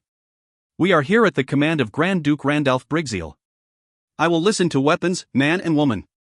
The white knight took out a rapier. A desire not to let them pass was coming from her. Crisley turned and looked at Oswin, who nodded bitterly. He couldn't gauge the opponent, but she didn't seem that easy. No, Oswin and Crisley were both equivalent to high-class creatures. In particular, Oswin had a long and unimaginable experience. Now that his 6 arms were restored and his weapons were stronger, he could face the white knight. He was confident about fighting the opponent. Oswin pulled out his 6 swords and said, "I will do as you requested." The moment the knight's rapier headed towards him, it disappeared. In the blink of an eye, the rapier had reached Oswin. Swack! But it was shallow. Oswin was somewhat surprised, but his body wasn't. His body had reacted first and avoided the rapier. But even though he avoided it, Oswin had a headache. It was due to the differences. He couldn't say the knight was weak. It won't be easy. Still, he would win. Oswin didn't think otherwise. The number of those stronger than him in the underground world could be counted on one hand. The white knight wasn't one of those stronger than him. Choo-choo chuck. Oswin overlapped his 6 swords. The rapier was blocked. I can't be a crazy bull. He couldn't rush recklessly. The knight was lacking power compared to her speed. There wasn't a strong sense of balance. However, small attacks became stronger when overlapped. The white knight used small gaps to push Oswin. Even a small gap could break a huge rock. I must look very funny to you. Oswin was originally a blacksmith. And a blacksmith had surprisingly high ambitions. If he didn't feel intense obsession for the sword, then he wouldn't have created masterpieces. The same was true even now. At least, he wanted to be acknowledged by his opponent. The temperament of a strong winner rose. He was attacking. He had confidence that his actions wouldn't be disparaged. Hell! After regaining his ego, Oswin made 6 swords. He used the iron of the gods received from Dungeon Master to set up 6 pillars that represented hell. The name was Hell, and after its completion, a skill popped into his head. The 6 swords would fire out hellfire when they were overlapped. The hellfire swallowed up Oswin and became one with him. Soon it was like a fierce lion had emerged from hell. The white knight paused in her attacks. She started to intensely concentrate on the rapier. It was an attack that concentrated all her destructive power on one point. Oswin recognized it immediately. It would be better to avoid it, but he knew that dragging this out too long wouldn't be good. So he would hang it on this one strike. Both of them were confident about their attacks. Soon the two of them started to rush towards each other. As Oswin moved his feet, black fire spread in a manner reminiscent of hell. In contrast, the white knight's magic power gathered on the rapier shot forward like a projectile. And, just as they were about to hit each other, shing! Shing! The sword and rapier flew away. Stop! A snow-covered island. A woman left footsteps in this place. A demon with colorful goat horns on her forehead that contrasted with her pale eyes. The appearance of Ariel Diablo. Ariel stood before everyone with an expressionless face. Although she didn't seem like she was going to harm Oswin and Crisley, they had no idea what she was thinking. Even her words were ambiguous. They could only follow her quietly. The dungeon that they entered was calm. There didn't seem to be any creatures. She had forcibly occupied this place, so it wasn't surprising. The friendly atmosphere made it seem even more hostile. In particular, Oswin was shocked that his attack had been blocked. If it was just blocked, then he wouldn't have been so surprised. However, if this had been a battlefield, then his head would have flown away. You were sent by Randalph Brigzeal? After stepping on a magic circle, Ariel opened her mouth for the first time. That's right. We are here to pass on Grand Duke Randalph Brigzeal's invitation. Those are long words. She only wanted to check that one thing. She activated the magic circle with a casual gesture. A bright light shone and a small crack was opened. Once the light disappeared, everyone was in an entirely different space. At the same time, Oswin and Crisley were quite surprised. White knights, there were at least 20 white knights lined up in 2 columns. Their sizes were all different. Their identities couldn't be identified due to the armor completely covering their bodies, but some seemed to be young children. It was obvious that the white knight guarding the entrance was an older model. Their strength couldn't be easily measured. Even if they weren't high class, at the very minimum they were advanced class. You've come back, Ariel Diablo. Set the table. Guests have come, so we have to treat them. Yes. Soon afterwards, Oswin and Crisley were seated at a huge table. A white knight guided the two of them in an orderly manner. Oswin and Crisley couldn't open their mouths as food came out. They needed to grasp Ariel Diablo's intentions. But they couldn't read through her. You seem to be confused. Ariel had a small smile on her face. This was the composure of the strong. Confidence and freedom were in every gesture. She had an atmosphere around her that they would never be able to acquire. Since birth, it was possible, since she had been born with the blood of a demon king. Oswin was well aware of this. He knew of only one other person like this. The Hell Monarch. Randalph Brigzeal has something to tell me? That. Here. Oswin restrained her when Crisley tried to come forward. Crisley was still weak at handling things like this. It was impossible for her to deal with a strong powerhouse. He had wanted to give her a chance until he saw Ariel. Ariel Diablo wasn't someone who would overlook a lot. Maybe Oswin's instincts shouted that she was more dangerous than UPA. Ariel accepted the invitation and started to read it. HRMM. Unlike UPA, she showed no signs of irritation. She just read the contents of the invitation with very interested eyes. It didn't take long. After 30 seconds, Ariel glanced at Oswin. This is very interesting. Are you giving invitations to the other Grand Dukes? Yes.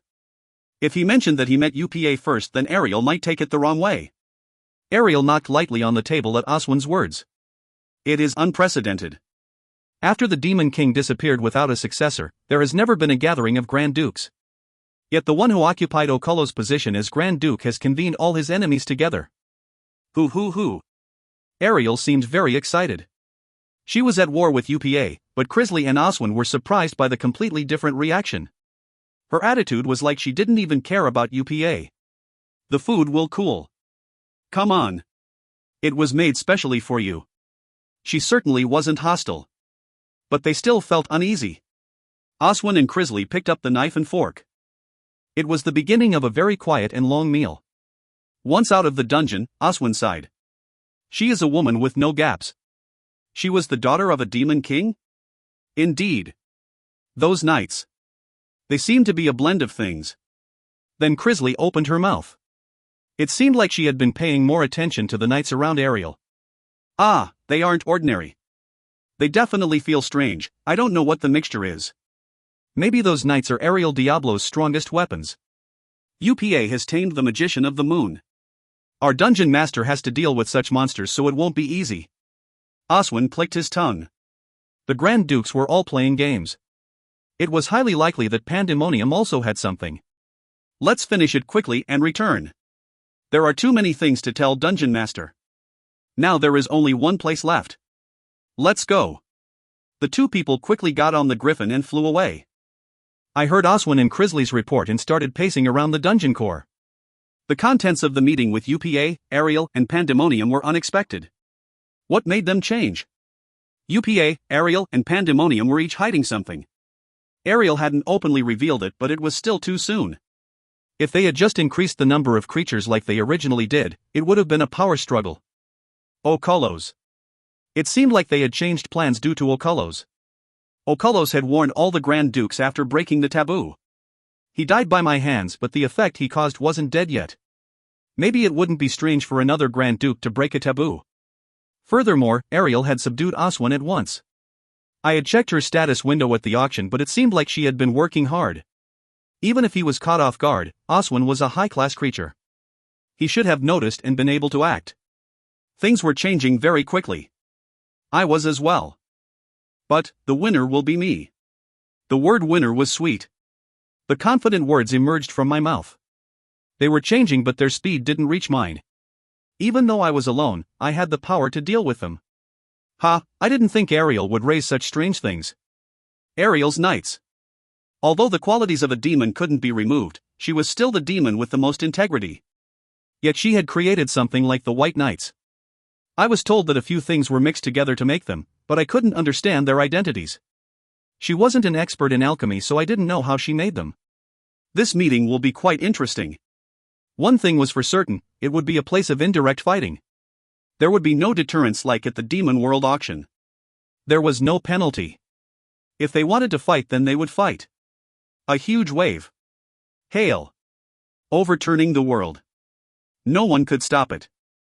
I honestly hadn't expected it would become so large when I first thought about it. It might be a disaster for humans, but now no one could stop the changes. It was the same for the demons. Even if a god appeared, would mediation be possible? I need to make the final preparations. My hands itched at the thought of seeing them all in one place. Only 5 years. But for me, it had already been decades. Those who would laugh and those who would cry. I smiled and moved from my spot. If you find any errors, ads pop up, ads redirect, broken links, non-standard content, etc., please let us know. Report chapter so we can fix it as soon as possible. Chapter 202, Greenwich Observatory, 1. Chapter 202, Greenwich Observatory, 1. Greenwich Observatory, London, United Kingdom. Humans called this place the center of the world. It was the place where the meeting would occur. I moved quickly and arrived there first. I had sent the invitation, so I needed to decorate it. However, there were too many people around. Of course, I decided what to do. There was extreme confusion the moment that Gigantes and the Hydra appeared. The humans couldn't resist the strong creatures and fled. Even so, there were those who remained. For the humans left, I only said one word coldly. Trample. I stood on top of the observatory and looked around. A serene atmosphere. Just a few hours ago, it was a place packed with humans. There are those already watching. Unlike the tranquil atmosphere, there were many eyes watching this place. Pandemonium's creatures. Most of Asia and Europe were Pandemonium's domain. The meeting would take place in his area, so his creatures were the first to arrive. Is it really okay with these numbers? It's okay. Crisley had spoken in a worried voice, but I declined firmly. A low number of creatures had come here. They didn't exceed 100. The Grand Dukes would have hundreds or thousands of creatures. Maybe more than that. I couldn't afford to worry about it. The reason was simple. The bigger they are, the more damage that will be received. The Grand Dukes were gathering. An unprecedented situation. It was impossible for it to end without any problems. Everyone knew it and were prepared. Of course, bringing more creatures meant a higher chance of losing them in the chaos. Besides, I didn't intend this meeting of Grand Dukes to be that simple. My dungeon master. At least allow me to install a magic circle. Crisley was worried. I had already disappeared once, and this was a place where all the Grand Dukes were gathering. Pandemonium is someone experienced with magic. If there is a magic circle, then he will instantly identify it and nullify it. There is no need to cause a misunderstanding by installing it. It wasn't well known, but UPA was also quite perceptive. Crisley wouldn't be able to deceive the vigilant demons with her skills. I understand. Crisley stepped back. I didn't scold her. I didn't know it before, but it wasn't bad to have someone worried about me. It was awkward but felt good. There is still time. The meeting would occur in a few days. I hadn't come here a few days early for simple cleanup. I started moving and Crisley hurriedly asked. My dungeon master, where are you going? Buckingham Palace. They should have gathered by now. I smiled coldly and moved. Buckingham Palace, United Kingdom. A very iconic place in the United Kingdom that was the Queen's residence. Since the British Prime Minister died in a monster wave, she was handling most of the work. There was a space to conduct business. A meeting at Buckingham Palace would only occur when something special happened. The Greenwich Observatory has been occupied by creatures. Tack. Queen Mary struck the desk after receiving the report of the army chief. The report has already been received. And I don't want a report from you but a future solution. The creatures are at the center of the world. The problem was the monsters. If they were just monsters, then this meeting wouldn't have been convened. However, there were true monsters who occupied the top rankings. The sweaty army chief opened his mouth. And all out. Stop. It isn't at a level that ordinary armies can deal with. What about the awakened unit? How is their performance right now, Lieutenant General Carls? The mentioned Lieutenant General Carls stepped forward. They can destroy any army. Even if the opponent has the best creatures, our White Lion unit can deal with them. Ma'am. How dependable. Do you want this task? Your Majesty. Placing unverified awakened into this position. The Navy Admiral protested, but Queen Mary was firm. She was only looking at Carls. The regular military forces had already been defeated several times. Numerous governments tried to nurture awakened but often failed. Once humans gained strength, they weren't easily controlled. But Carls was a top-level awakened. There were no other awakened gathered here except for Carls. He had never failed in any missions and his patriotism towards England was very high. Queen Mary had high expectations for him. Lieutenant General Carls. Can I see them? Of course, Your Majesty. So I would love to see them. Carls hit the floor a few times. Then it seemed like his task was over. Question marks appeared above everyone's head. Was it after 30 seconds? Way what? A light came pouring out of the floor of the conference room. As everyone's eyes except for Carls widened, the light formed a hole and 30 warriors appeared through that hole. They stood in an orderly manner and bowed to Queen Mary.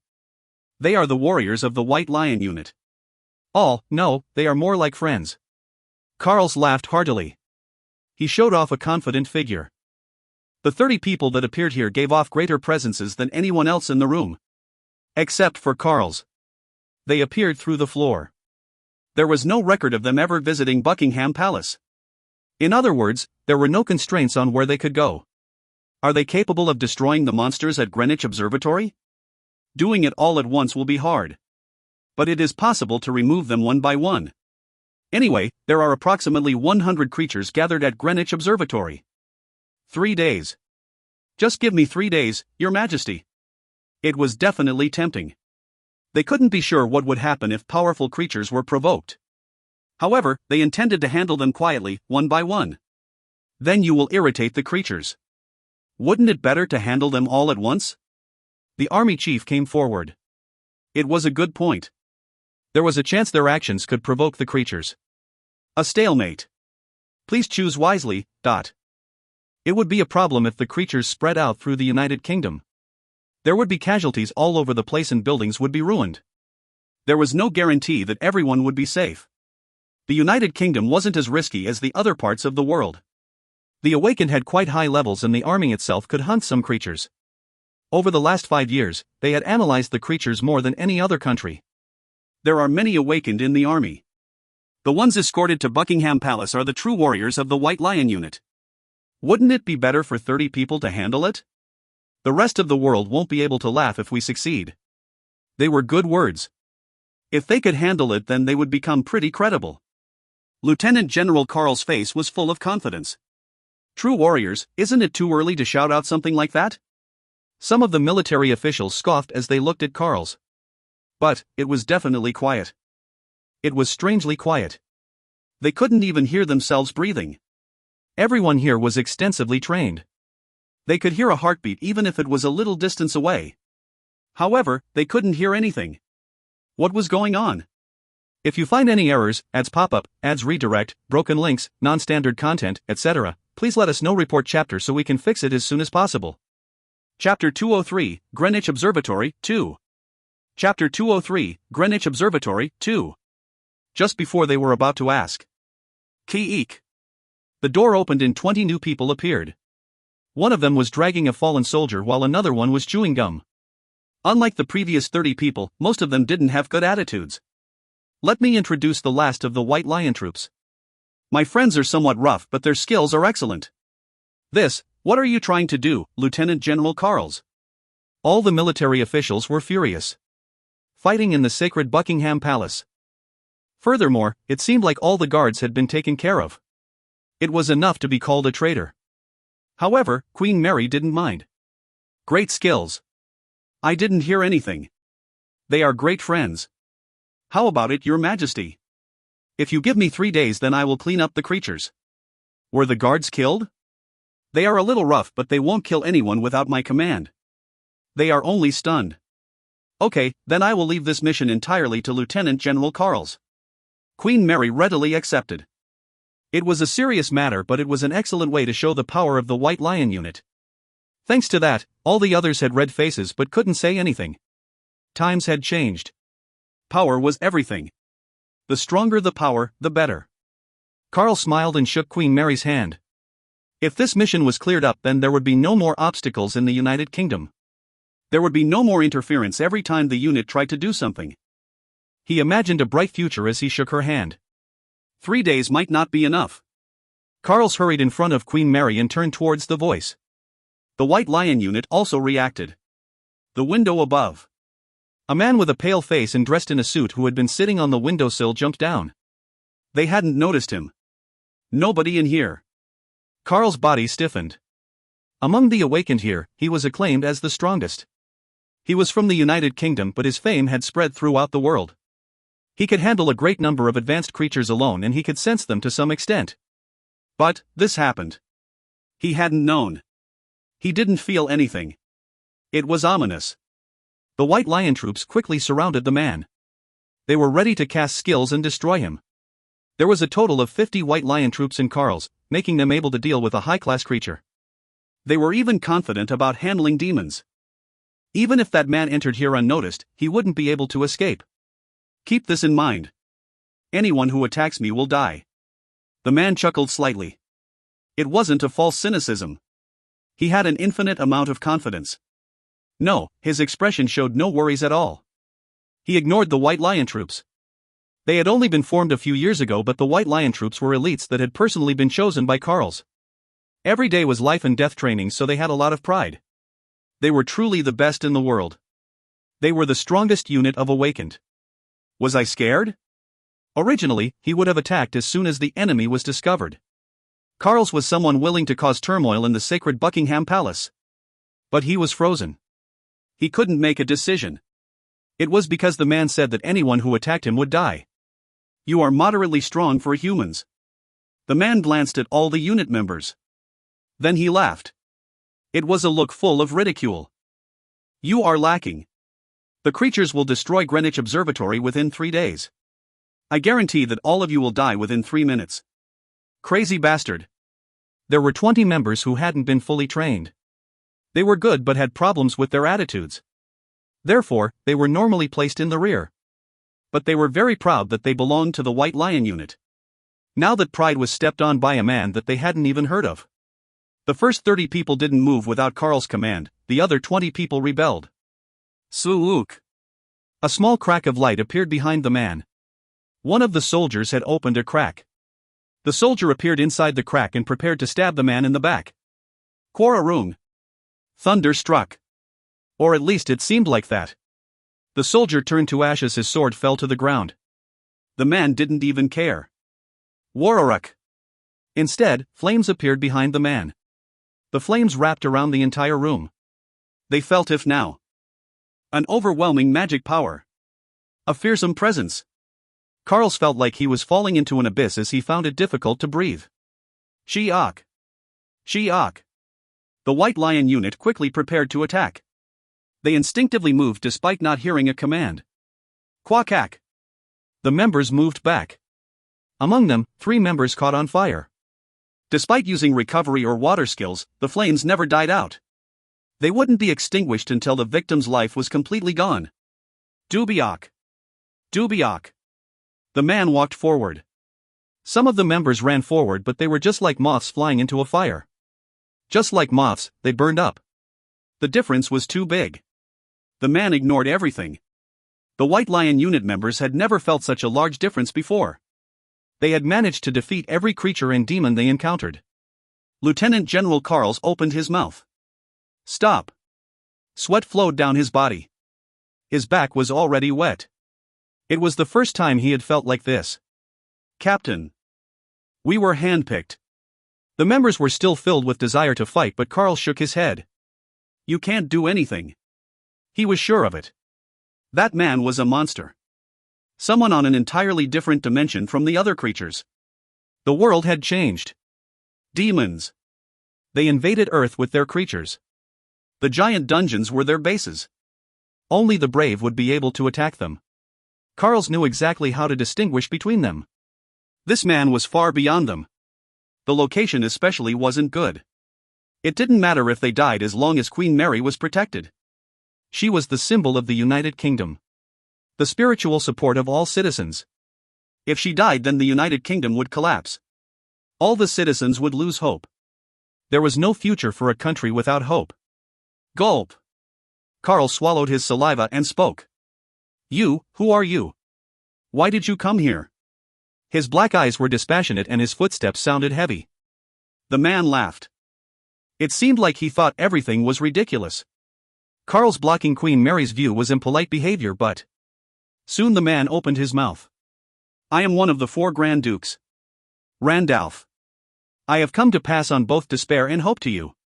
Grand Duke. Lieutenant Carls moaned. It wasn't the first time he heard the words Grand Duke. He had more information than others. In particular, he knew quite a lot of secrets about the demons. He was aware that each of the 72 dungeons was managed by a demon and they each had a rank. The Grand Dukes were at the very top. The demons above the other demons. Officially, only Ariel Diablo had revealed herself as a Grand Duke. She revealed her name to the world while leading a massive invasion, so every country leader knew the name Ariel Diablo. Her power was amazing. None of the humans could stop Ariel Diablo. Even the arrogant Templar Knights had to give up fighting. An unofficial awakened organization. In the past, they had been just as famous as the Freemasons and Illuminati. Carls was confident that their power was no less than his units. However, they had prematurely went against a Grand Duke. It was okay if they attacked a demon who was a baron, but a Grand Duke was an entirely different thing. Their power was completely lacking. Despair and hope? Do you mean to give us Pandora's box? But he hid it. It was like showing no fear in front of a wild beast. Then he would look for the slightest ray of hope. However, the opponent was too good. The man had eyes like a snake. It felt like he could see through everything. You can't win. Short words. Carls understood what he meant. In other words, he was speaking about all humans. Humans couldn't beat demons. The man's voice was full of confidence. It was like he was speaking the absolute truth. Lieutenant General Carls didn't answer. He didn't know if it was due to a Grand Duke's presence or the absolute confidence. I will give you a chance. A chance? Demons will gather at Greenwich Observatory. That includes me, the other 3 Grand Dukes, the demons they lead and their creatures. This is the only chance for the human race to win. Carl's and the others' eyes widened. Everybody would be gathered in one place. Demons and their creatures were very tricky. If they were gathered in one place, then it was possible to try modern weapons. There had been cases where advanced creatures had been killed by nukes. Why are you giving us this information? On the contrary, it might be a trap by the demons. Pizzic. The man scoffed. Humans have only been holding on to life for one reason. Competition. If the demons weren't competing with each other, then the humans would have already been destroyed. Was it really like that? It wasn't likely. After the massive offensive of the demons began, humanity couldn't fight back properly. Important bases were lost and modern science became useless. Thousands of jet fighters had turned into piles of junk. There was only merciless slaughter. Carls wanted to tell him not to joke around. But at that moment, the man's eyes stared at him. Think carefully. The man disappeared like the wind, leaving only those words behind. However, a large amount of items poured out as the man left. Glowing stones. Cores. When hunting in the dungeon, there was a 0.001% chance of obtaining an advanced core. But, all the cores here were advanced or high class.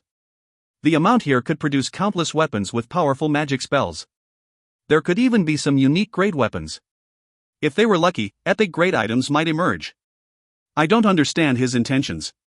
Carl sighed and said with a frown. That man was holding out an apple. However, there was a chance that the apple could be poisoned. He was a demon, but it would be a great opportunity if his words were true. What should we do? Carls and everyone else gathered there were deep in thought. In the meantime, a woman was gazing at the window with a calm expression. Britain's ruler in hope, Queen Mary's eyes weren't dead yet. Therefore Carls felt a ray of hope. Anyway, she was the only one who had the authority to make the decision.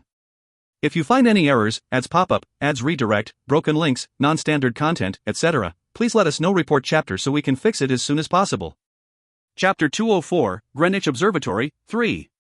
Chapter 204, Greenwich Observatory, 3. If this wasn't an emergency, then what would be called an emergency situation? It was indeed a serious emergency. Leaders from each country were gathered. It was accomplished in only a few days. Normally such a complex procedure would take a long time. However, the issue was significant. Many people wanted to join this meeting and powerful but unofficial groups participated. The Bilderberg Club, Triangular Committee, the Triad, and the Mafia. The Templar Knights, Freemasons and Illuminati also made a statement for the first time. They declared their existence and gathered attention. They were 3 organizations completely obscured by secrecy that revealed themselves. Whether that would happen again in the future. Every country was heading towards the United Kingdom due to the event happening at Greenwich Observatory. The meeting proceeded strictly. Queen Mary and Lieutenant General Carls were sitting at a long round table with other major members having seats. Are you trying to imitate the Knights of the Round Table? The Mafia godfather Don Gullenham laughed. His position was very far from Queen Mary and the Triad members were sitting near him. In contrast, the Templar Knights, the Freemasons and the Illuminati were given seats close to Queen Mary. Don Gullenham had no choice but to be in this position. The bad groups were isolated. Even when the world was like this, they were still obsessed with past faults. Don Gullenham scoffed at Queen Mary's foolishness. It must be hard to get up with such a heavy rear. The Triad leader, Li Chao Xiong. He didn't even turn his head as he spoke to Gullenham. No, Don Gullenham thought that he seemed to be trying to say something. It was because there was no one else around except for him. The smell of food is too good. It is something I can't live without. Don Gullinan laughed, revealing all gold teeth. That's right. Materialism, a capitalist society, and those who controlled the world with gold had their power weakened. Now the armed forces were the best in the world. At this meeting, Don Gullinan was convinced that something would happen to change the world's landscape. The number of people who participated was great. It was difficult to tell the influence of the 100 people gathered here. Snob. I have been worried about a man. Is he a demonic Grand Duke, Odot? Li Chao-shiong nodded his head. This meeting and the main subject. It was to discuss the emergence of the Grand Duke and what would happen at Greenwich Observatory. Li Chao-shiong spoke like he was talking to himself. It wasn't long after the dungeons appeared. My brother Lei Feng and mercenaries from other countries cooperated to attack the Korean dungeon that was known to contain treasures. Everyone was wiped out. No, I thought they were all wiped out. Any survivors? One, a mercenary from the United States, survived. His whole body was injured and his mind wasn't normal. I got some decent prosthetics for him and had him accompany me. Ah, that ignorant-looking man behind you. Don Gullinan moved his gaze. A man with a steel arm and leg was standing firmly behind Li Chao-shiong. His chicken hair was prominent, but he must have been very skilled to be a guard. However, he didn't look normal as he kept on drooling. He responded to the face drawn in the invitation. Queen Mary had sent an image along with the invitation. The image of a burning man. It seemed like the chicken-haired man had remembered that man. Then, that Grand Duke, it is very likely that he is in charge of Korea's dungeon. North Korea? South Korea. Don Gullinan stroked his chin. Korea. The location of a Grand Duke was identified. Great information. Maybe he could use that as a weapon in this meeting. Li Chao-shiong handing this information to him, it was obvious. It was to join forces. In this meeting of world leaders, it was essential to distinguish between friend and foe. Don Gullinan knocked his shoulder against Li Chao-shiong. The result was an implicit alliance. Not long after they were all seated, Queen Mary cleared her throat. For those who have gathered here, thank you for coming such a long way. Queen Mary smiled gently. Don Gullinan thought her smile was smarmy. He knew that Queen Mary had absolute support in England but wasn't sure of the reason. This meeting is taking place to determine humanity's future. It is a great opportunity to remove the cancer infecting this world. Greenwich Observatory. Something big was happening there. That was the only thing written on the invitation. Can we really get rid of the creatures? The President of the United States asked. Queen Mary shook his head. It isn't the creatures. Don't you know? It is the presence of the demons. Then, the demons will gather. The eyes of the awakened widened. The only ones who didn't react were the three mysterious groups, including the Templar Knights. Are they humans? Don Gullinan clicked his tongue. Those in the three groups never even changed their expressions. They were really bland humans. He even wanted to call them robots. Then the President of Russia opened his mouth. Where did you get that information? From now on, I want everybody to keep the secret. There is no time. Queen Mary warned. Everybody nodded, so she continued. The man in the invitation told me directly. He referred to himself as a Grand Duke. Are you confident about that? After seeing his ominous power, I am sure that he is a Grand Duke. Even Lieutenant General Karls gave up when he saw the enemy. Lieutenant General Karls, him? Lieutenant General Karls was a famous awakened. It wasn't common for him to just give up. Queen Mary frowned as she was reminded of that time. Most of all, the members of the Templar Knights confirmed it directly. At the same time, the leader of the Templar Knights opened his mouth. I can read the past of a place. The only time I can't read the past is when there is an extraordinary presence. And I couldn't read the past at Buckingham Palace. The leader of the Templar Knights was a strange man wearing silver armor and holding a thin sword. A face that seemed both young and old. His age couldn't be guessed at all. There was a skill like that? No, how can you be sure the man is a Grand Duke just because the past couldn't be read? Australia's leader. It was a country relatively free from the aggression of the creatures and had developed their strength. However, the leader of the Templar Knights just casually looked in his eyes. I said place, but that also includes humans. I can read the past of everyone in this place, including the nasty things you did inside the airplane yesterday. Aang and Reneri, I know you enjoyed them. There was silence. They all looked uncomfortable. It was difficult to imagine that something was installed in the plane. They always searched with state-of-the-art detectors as well as unique magic power detectors. The Knights Templar have followed the whereabouts of the demons. The most in-depth ones are the Grand Dukes. We can read other demons, but not the Grand Dukes. This means they are highly dangerous. I agree. The leaders of the Freemasons and Illuminati also agreed. They viewed the Grand Dukes as different.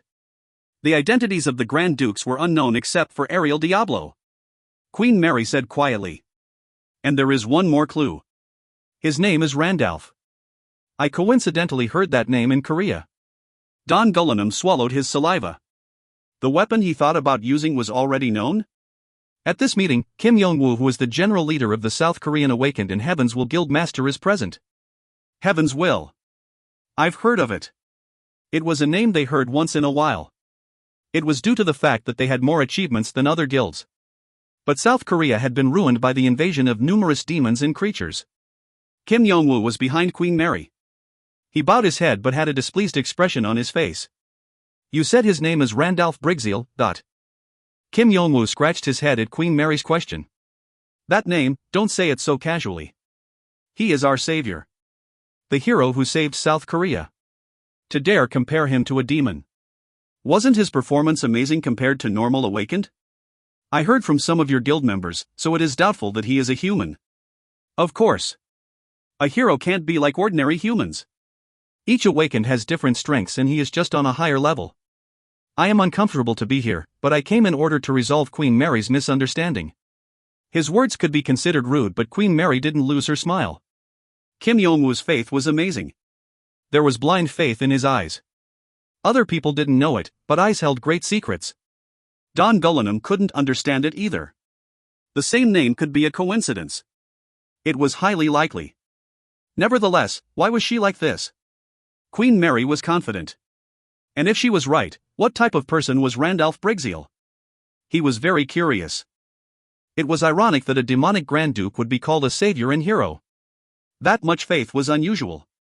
Heaven's Will. They were once lauded as the best guild. Who could instill such faith in their guild master? If all the puzzles were joined together to form a single picture. Don Gullinam felt goosebumps form on his body. He really is the best scammer.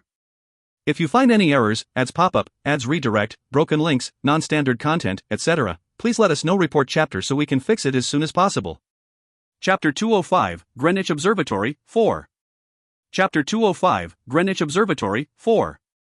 Kim Yong-woo didn't know how this had happened. Randalph Brigzeal. His master, hero, and maybe savior. No, it was highly likely that the person called savior was Randalph Brigzeal. At least, Kim Yong-woo thought so. He was covering his face for some reason. He didn't care about his achievements, which was why he didn't reveal himself. However, now someone was trying to shit on his great achievements. Framing him and starting a witch hunt. Kim Yong-woo couldn't stand still. Even if. Only one. If he really was a demon, then it didn't matter to Kim Yong-woo. If it wasn't for him, Korea would have ended. It wouldn't have been possible for Kim Yong-woo to keep his place as leader of Heaven's Will, and he would have probably already been buried in the ground. It was because Kim Yong-woo lacked power compared to his authority. There were hyenas in every direction aiming for his position. However, Heaven's Will was everything to Kim Yong-woo. Kim Yong-woo's life started to change after he became an Awakened and made Heaven's Will. He hadn't even studied properly and had no special skills, yet he somehow became the man with the best guild in Korea. And Randalph Brigzeal was the one who helped him with the reversal. Now that name was being ruined. Even if it was the distant past, Kim Yong-woo knew better than anybody what faith was. Having faith was the only way for someone to live in this confusing world. Even if he is the one who really showed up, it was just to warn humanity, not threaten them. Then you admit that he is a demon? The leader of the Templar Knights stared at Kim Yong-woo with cold, machine-like eyes. They were definitely creepy, but he didn't feel threatened. No. What demon would be concerned about humans? The name Randalph Brigzeal, in Korea, it literally means hero. However, you are firm in the belief that he is a Grand Duke. His actions might not be understandable, but you shouldn't judge his actions without seeing the results. No human can escape my skill. Yet, there are many scenes in your past that I can't see. Kim Yong-woo only sneered after hearing that his past was read. He was present from the beginning. It was like the heavens had sent him to me to solve my trials. He was stronger than anyone else yet didn't come forward. It was like he was preparing for something. I even had the feeling that he knew the future. And the preparations he made started to bloom one by one. The future? That's right. He knows the future. Reading the past? That is nothing. He is a messenger sent by the heavens to prepare for the future. He was agitated. But Kim Yong-woo's words were 100% projection. Kim Yong-woo had been thinking about a man called Randalph Briggseel. That's why he followed Randalph Briggseel. He had often disappeared, but he always appeared at the necessary moment. He had done a background check once. But there was nothing. He had complete confidence and was reliable. There was no other towering presence like that on Earth. Kim Yong-woo didn't think he was a demon or creature, but that was a thing of the past. Now he didn't care about that at all. He might be a demon favorable towards humans. Kim Yong-woo clicked his tongue at the words of the leader of the Templar Knights. A demon helping humans? No, do you know anything about demons? Several demons devastated Korea. One day they dragged their creatures and attacked. They locked humans in cages. Our bodies were used like toys and experimented with. Watching those days of humiliation, the Korean warriors know more about demons than anyone else in the world. For demons, humans are just to be mocked. Kim Yong-woo knew this fact very well. As the leader of the most powerful guild, Kim Yong-woo had a lot of experience with demons. He was certain that Randalph Briggseel wasn't a demon. A demon would absolutely never help humans. And his confidence convinced some of the others. The leader of the Templar Knights couldn't answer. Queen Mary was watching with great interest. Kim Yong-woo had placed a decisive wedge. Anyway, we've received a warning. Heavens will actively participate in this mission. A raid was organized. The leaders of each country and major groups had sent their strongest awakened to the United Kingdom. In addition, the United States used the cobalt that they had secretly manufactured. Cobalt maximized radiation leaks in nuclear bombs, so it was a prohibited material due to the dangers. There were no reports about it being developed due to it being lethal to humanity, but the United States had done it in secret. Of course, the cobalt weapon was only supposed to be used as a last resort.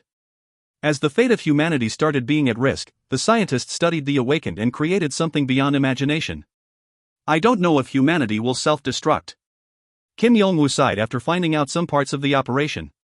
Although Heavens will dispatch 20 people for the operation, he belatedly felt regret. Guild Master, did you see? Yu Eun-hai asked mischievously. Did I see what? The awakened that were gathered. I am curious. Kim Yong-woo shrugged. They are not stronger than you. If you are in danger, then Edward will protect you, so why should I care? Yu Eun-hai laughed. It was like he said. A large space underground. There were more than 1,000 awakened gathered, and they were the powerhouses of each country or guild. But Yu Eun-hai and Edward weren't inferior to them. No. They were 1 or 2 stages stronger. All the other awakened from Korea also had high levels. It was the reason Kim Yong-woo wasn't worried. Anyway, you are like a sly fox. Shut up. Spend the next 3 days becoming familiar with the team. It is like raising a chicken from an egg. Make it so that they won't throw your body away if you are dying. Why is Guildmaster acting like this? I am busy. Kim Yong-woo used a thick book to slap Yu Eun-hai's cheeks lightly. He was the operations commander, so there were many things to know. It would take 3 weeks to memorize all of this, let alone 3 days. Yu Eun-hai pouted. Edward. This uncle is no fun. Will you play with Nuna? Edward Windsor. The young man standing behind Yu Eun-hai couldn't take his eyes off her. That's good. What should we play? Well, do you know how to break a seal? Kim Yong-woo shouted as he heard those words. Hey! What are you going to do? Do you know what is more important than comradeship, Guildmaster? It is the pecking order. If I don't properly establish the pecking order, then the dog might bite the owner in an emergency. Ha! Kim Yong-woo shook his head. It was true that there could be incidents in times of trouble. Not long ago, people used an excuse to try something against the Savior's children. Kim Yong-woo had gone to Yu Eun-hai, who directly dealt out punishment. Anyway, if I don't move, then won't other candidates start taking action? Didn't Jiren Nim set this operation as the decisive battle? Depending on the performance, the king will be decided. The timing is good. The decisive battle for the king was supposed to have the 7 candidates fight fiercely against each other. However, the timing made that impossible. Instead, the Jiren decided that the one with the highest achievements in this operation would get the position. All 7 candidates agreed. Yu Eunhai's thoughts didn't stop there. She was obsessed with being the king so that she could become stronger. So he said, quietly and neatly, and make it clear. Do you understand what I am saying? I will come back as the best. At that time, Guildmaster should be calling me boss. Yes, yes. Yu Eunhai laughed and left. At that time, I was near the dungeon in China. I looked at the lush mountains opposite the dungeon. Tashmal, where is Hash? Tashmal spoke with a complicated expression. It isn't a good idea to do this right now. The other angels have just started to acknowledge him. Of all the angels currently on Earth, Hash had the highest rank. The angels moved under a tricky hierarchy, so Hash was given the best treatment. He might not be that old, but luckily he managed to infiltrate the sacred zone and deceive the angels. It was a very important time. But I firmly shook my head. This will be the true beginning of everything. There is no way the angels can miss this stage. Tashmal, bring Hash to me straight away. I understand. Tashmal moved. A sacred zone. A place that would cause even my skin to tingle. Demons and creatures wouldn't dare step foot in there. However, Tashmal was a fallen angel and had considerable resistance to the divine power. She moved and disappeared from my sight. I need to use all the cards I have. The Grand Dukes will bring a significant amount of creatures. I wonder who will be the strongest. I folded my arms and laughed coldly. If you find any errors, ads pop up, ads redirect, broken links, non-standard content, etc., please let us know. Report chapter so we can fix it as soon as possible. Chapter 206, Those Who Gather, 1. Chapter 206, Those Who Gather, 1. Gathering all the Grand Dukes. It was a public meeting at the Greenwich Observatory. At the very least, I needed to decorate the meeting place. I had showed off my status by sending the invitations, so I couldn't skip this task. I called the Dwarf King and all the dwarves. Of course, Oswin was necessary and he arrived first at the Greenwich Observatory. Your Majesty. You are giving me too many things to do. I know. Isn't unraveling the High Dark Elf's curse the most important task that your Majesty gave me? It takes a considerable amount of time to create a weapon that will block a curse like that. I know. I was just finishing off an idea for an experiment. At the very least, my skills are needed to create. Oswin. I couldn't help saying such words. It is very important. Oswin was somewhat disgruntled. It seemed like unraveling the High Dark Elf's curse wasn't going that well. Crisley's mother and Augene's lover. She had been killed by a very powerful being entrapped by a curse. It wasn't easy even for Oswin. I understood, but he needed to cool his overheated head a little bit. He had profound knowledge in the blacksmithing area, but wasn't he also my subordinate? I wouldn't have cared in my previous life, but now I felt some sympathy. If things weren't going well, then he should take a break. Completed in 2 days. 2 days is a little tight. 200 dwarves will be required. Oswin's eyes burned as he decided to change his mindset. Even if things didn't work out, it was clear that he liked making things. I nodded lightly. I will give you 400 dwarves, so take care of it. So, it is possible to decorate things a little more luxuriously, but... Did you complete the request I asked for a week ago? Ah, that request. It is finished. There are exactly 200. I touched my jaw. I had clearly entrusted many things to Oswin. This was because Oswin was the only one who could do it. I had great respect for Oswin's abilities. When talking about usefulness, Oswin was one of the top 2. He was sly but thoroughly capable. I didn't care as long as he didn't go against me. Anyway, Oswin was busy with the High Dark Elf's curse when I presented him with a task. Fortunately, he managed to complete it amongst everything else he had to do. Install half of them. Should I make them as inconspicuous as possible? You understand. I will tell Fairy Nim what is necessary. Do so. Then. Oswin bowed and left. There were many tasks, but he had no substitute. He could only blame his own excellent abilities. However, Oswin never did a shoddy job. He was always committed to producing the best possible results. I couldn't not use him. This magic power? Just like the wind carrying a scent, I turned my eyes in the direction that the magic power was coming from. As soon as I noticed, the source of the magic power appeared next to me. This is a fairly decent place. A familiar face. The Grand Duke who won in my previous life. I remembered being struck by her and dying. Ariel Diablo. The appointment time is still far away. It is polite to come early. This is the first time I've heard that. Demons. It was natural for them to come later than the set time. It wasn't polite, but they took it for granted. I never thought that the Grand Dukes would show up exactly at the set time. Of course, Ariel Diablo was a very special person. She was different from the other demons. I had no intention of denying it. It has become troublesome. However, Oswin had just left. It was to install the pre-prepared things. It would become complicated if Ariel Diablo noticed. Ariel Diablo spread out her arms and said confidently, "My army will arrive soon. During that time, I want to relax and see this place."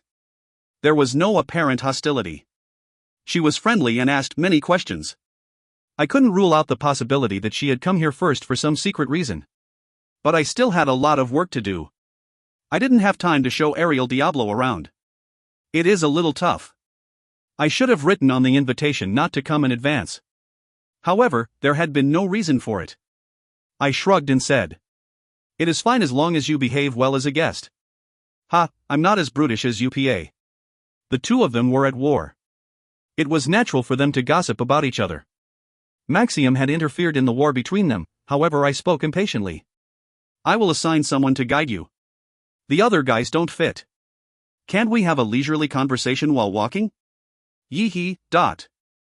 Something small popped out as soon as I called her name. It was Yee-hee arriving. Yee-hee. "Master, did you call Yee-hee? Be a guide." "Who?" "Ah. Demon."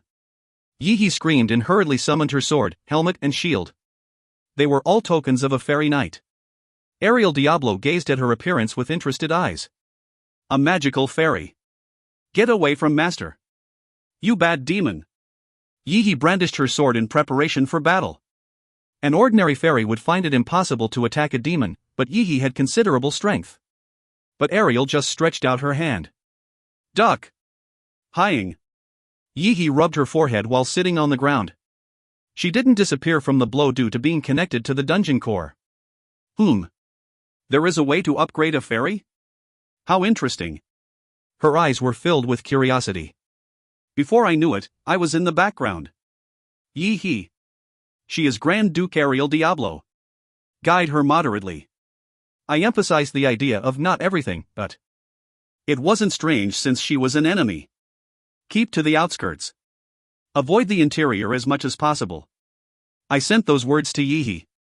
The perception of Ariel Diablo's eyes transcended imagination. It wasn't just limited to the physical. It would be a problem if she found what Oswin was installing. I believed in Oswin, but it didn't hurt to be cautious. Yee-hee blinked and replied, "Yes, Master." Yee-hee, well, yes. Yee-hee will guide this bad demon. Che. She shook her rear and flew up again. Ariel Diablo folded her arms and looked at Yee-hee.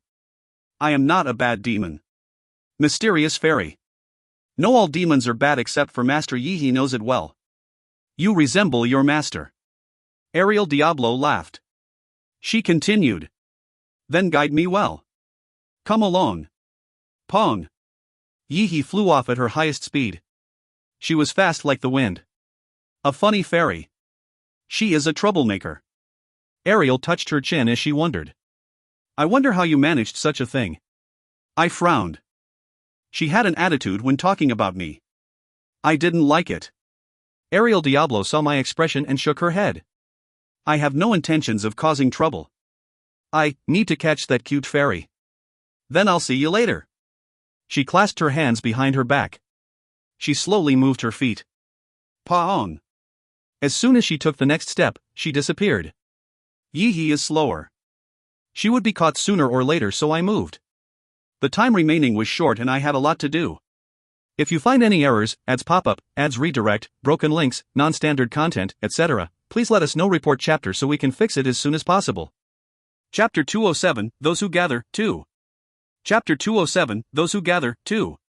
What is Randalph Briggseal like as a demon? Ariel Diablo asked after Yi-He surrendered. There was a moment of silence after Ariel Diablo's question. Yi-He snorted and spread open her 10 fingers before counting them one by one. Nice, caring, cool, strong, smart, helps me out, a very attractive smelling magic power. I understand. Stop. I roughly get the idea. She really would list his qualities without ending, so Ariel Diablo waved her hand. Why do you ask? Hoo-hoo, it has been a long time since I've been treated like this. By the way, if you can become the Fairy Queen, then why are you here? Fairy Queen? Yi-He? No. Yi-He's eyes widened with shock as she answered. But Ariel just continued like she was talking to herself. Doesn't the contract only last until the fairy becomes the fairy ruler? If you become the Fairy Queen, then you don't have to maintain this current unequal contract. The emergence of a fairy ruler is something that all fairies desire. They long for it. It is something that can't be easily replaced. Bah, are you telling Yi-He what to do? Do you think becoming the fairy ruler is that easy? I know quite a bit about fairies. Fairy Yi-He. At the same time, Ariel Diablo's eyes turned a pale blue. It was a change from the usual red. The atmosphere was also very different. Yi-He's mouth dropped open. You. Shoo. This is a secret that nobody knows except for my deceased father. How does a demon have fairy eyes? It is impossible. I will tell you everything. Ariel Diablo looked around. It was a small comfort that there was nobody around them. After a while, her red eyes returned while Yi-He was staring at her. Yi-He was nervous. It was like she was going to be eaten at any moment. Ariel Diablo continued in a small but sharp tone. Fairy Yi-He. I have told you one of my secrets. So won't you tell me? Why you won't become the fairy ruler even though you are capable of it? Ariel Diablo's army was surprisingly small. Silver Knights. It seemed like the White Knights I heard a report about had been completed. They appeared exactly one day after Ariel Diablo. I looked at them from the top of Greenwich Observatory. There were exactly 250 of them. Royal Guards? They felt different from ordinary creatures. It is like how it was reported. They weren't significantly different from what Crisley and Oswin reported to me. They had brought my invitations to the Grand Dukes, and in return, they reported back to me what they saw. Their words weren't exaggerated. Is that all? I tilted my head to one side. If so, she had great confidence. Ariel Diablo's nature wasn't to do a lot of back maneuvering. There was a reason why her preparations might seem lacking. Confidence. That's right. Ariel Diablo was completely confident in her creatures. That's why I decided to judge it for myself. So, I needed to look more carefully. 250 Silver Knights came through the gates. Their sizes were different and all of them were female. Their ages were also different. I took a deep breath. Their magic power smelt a little different. There was an ominous feeling that I couldn't explain. They were neither Death Knights nor Dark Warriors. The synthesis of a new species. I nodded a little bit. They weren't an entirely new species. There was some sense of familiarity from the Silver Knights. The Knights were all made of advanced creatures. There were no signs that they were even human. I didn't know what Ariel intended by combining the creatures together.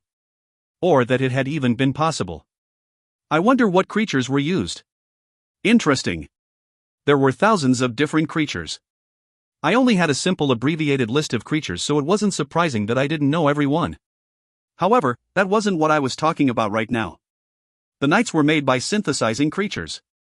Although they were a new species, they were usually called chimera. The problem was combining the creatures and ensuring that they maintain a constant shape. Impossible. As far as I knew, it didn't make sense. I didn't have deep knowledge about chimeras, but I was certain about this. A chimera made from combining more than 3 creatures wouldn't be able to act. It was because the body would become unstable and they would self-destruct. I met the eyes of the Silver Knight in the lead. HRMM. Those eyes. I nodded lightly. I noticed one truth the moment I met the Knight's eyes. A large mixture. I was convinced. The 250 knights that represented Ariel Diablo were a mixture of hundreds of creatures. Indeed. I couldn't ignore her source of confidence. The date on the invitation. I honestly hadn't expected any of the Grand Dukes except for Ariel Diablo to be on time. They were arrogant, proud, and irreverent. But it didn't take long to find out that I was wrong. The day after Ariel Diablo's Silver Knights arrived. From the east, west, and north, the armies of the Grand Dukes simultaneously appeared. It was right after the appointed time, so I couldn't help but sneer at the coincidence. A wave of creatures. Hundreds of thousands, maybe over 1 million creatures filled the fields. A spectacular sight. It was hard to feel any joy at the situation. The sight was enough to cause despair. The large armies arrived in front of the doors. The Grand Dukes and the demons in their factions dismounted from their mounts and walked forward with dignity. There was no tension in their faces. They were just filled with absolute confidence. Each Grand Duke had no doubt that their faction was the strongest. However, it was impossible to turn back. There would only be one final winner. I couldn't look weak. The weak demons were culled since birth. Open the door. I ordered. Soon the door opened and they stepped foot inside the castle. What should I say? It was a strange atmosphere. I had invited them to the Greenwich Observatory that was an excellent castle. However, the castle just looked small from the viewpoint of the Grand Dukes. The numerous expensive decorations couldn't satisfy their eyes. It was because there wasn't enough time to get everything ready. It was literally nothing more than a show. They had been caught. There were a number of reasons, with the main contributor being the invitation I sent. However, I didn't see any signs of discomfort on their faces. The contents were provocative. I wrote down a secret that nobody else knew. Their gazes were filled with questions about how I knew. Yet, strangely, there was no tension. I led them to the banquet prepared for them as the creatures quietly played music. Have some. I copied a human's banquet and politely handed them cups. This calm atmosphere, it was mimicking a human party. In the case of the demons, they were uncomfortable because it was unfamiliar to them. However, they were Grand Dukes. They had experienced many things and were well prepared. The factions gathered together and drank from the cups. The taste is okay. UPA smirked. He was someone with quite a lot of greed. I replied lightly. This is the best drink. It is a cognac, I don't know the name, but isn't it okay for a human brew? My words were insulting to the drink. I predicted that the alcohol lover UPA would say something. However, his reaction was quite different. It is much better than the silly contents of the invitations. It is funny since you don't have the ability to write well. I parried his insult. Neither of us was apologizing. Even if it was a prank. The magician of the moon isn't here. I searched around UPA but couldn't feel the mysterious magic of Gustarte. No matter how powerful the weapon, it wouldn't be here if it was unstable. That was what I thought. However, the power of the demons under him was quite good. In the meantime, they had made steep progress and the magic power was slightly better than other factions. Succubus Queen. The most prominent one was Groggy in Purr. A demon who loved succubi. He filled his entire dungeon with succubuses. He was accompanied by a succubus queen. A creature I hadn't seen in my previous life. A high-class 3LV creature that had never appeared at the Demon World auction. It was clear that events were different. On the other hand, what about Pandemonium? He didn't seem much different from before. It felt like his power was similar to when the Jiren and Korean Awakened first attacked his empty dungeons. He had absorbed Okolo's faction, but that was all. He had also lost a considerable amount of power attacking my dungeon. Out of all the Grand Dukes, Pandemonium seemed to be the most lacking. I didn't know what Pandemonium was doing. This banquet, it is like the humans. Pandemonium, you must have experienced a human banquet. You have lived for many years. I've never seen it before. By the way, you didn't send the invitations for something like this, Randalph Brigzeal. Wasn't it to discuss countermeasures? Ah. I nodded. I remembered that I had put that down in the contents. But to be honest, I didn't know Pandemonium would react this way. The angels on Earth weren't very threatening. However, it seemed like they were aware that Camel would soon descend. I opened my mouth. Countermeasures against the angels? Of course. I didn't mean that. Angels are things that I can easily step on. Then what? I looked at Pandemonium with confusion. But Pandemonium's face was distorted with displeasure. It wasn't just him. The other demons and Grand Dukes were the same. They thought I was pretending not to know. There is something. The problem was that I couldn't tell what it was. But it was easy to figure it out.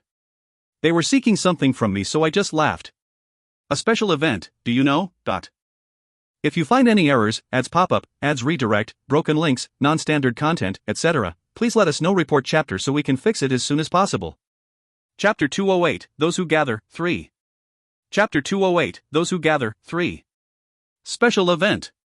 It was an event that appeared suddenly and they didn't know when or where it would happen. But I didn't know about any special events right now.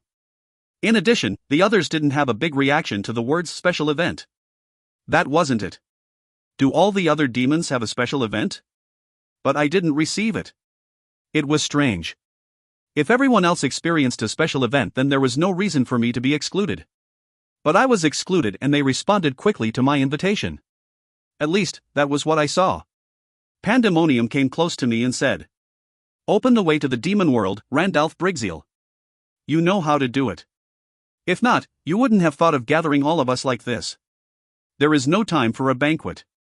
All eyes turned towards me. This isn't good. My goal was to make the Grand Dukes hostile and uncontrollable towards each other. But everyone was aiming towards me. I would never be able to win. At that moment, my skin started to prickle as I felt holy power. The angels have left the sacred zone. Ariel Diablo declared as she stared towards the east. Not good. The news made matters worse. I only wanted one thing. The demons would start to crack at the meeting while the angels and humans pounced. All the demons and creatures were gathered here so they would receive considerable damage. And I would start the negotiations from the most favorable place. It is broken. They were only focused on me for some reason. The words special event rang in my ears.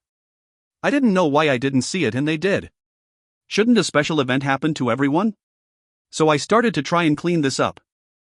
Right now I had a headache, but there was still a chance to turn this to my favor. Rather, I had the ability to reverse the situation to put myself on top. I thought for a moment. For example, the emergence of the cruel Commander Maxium.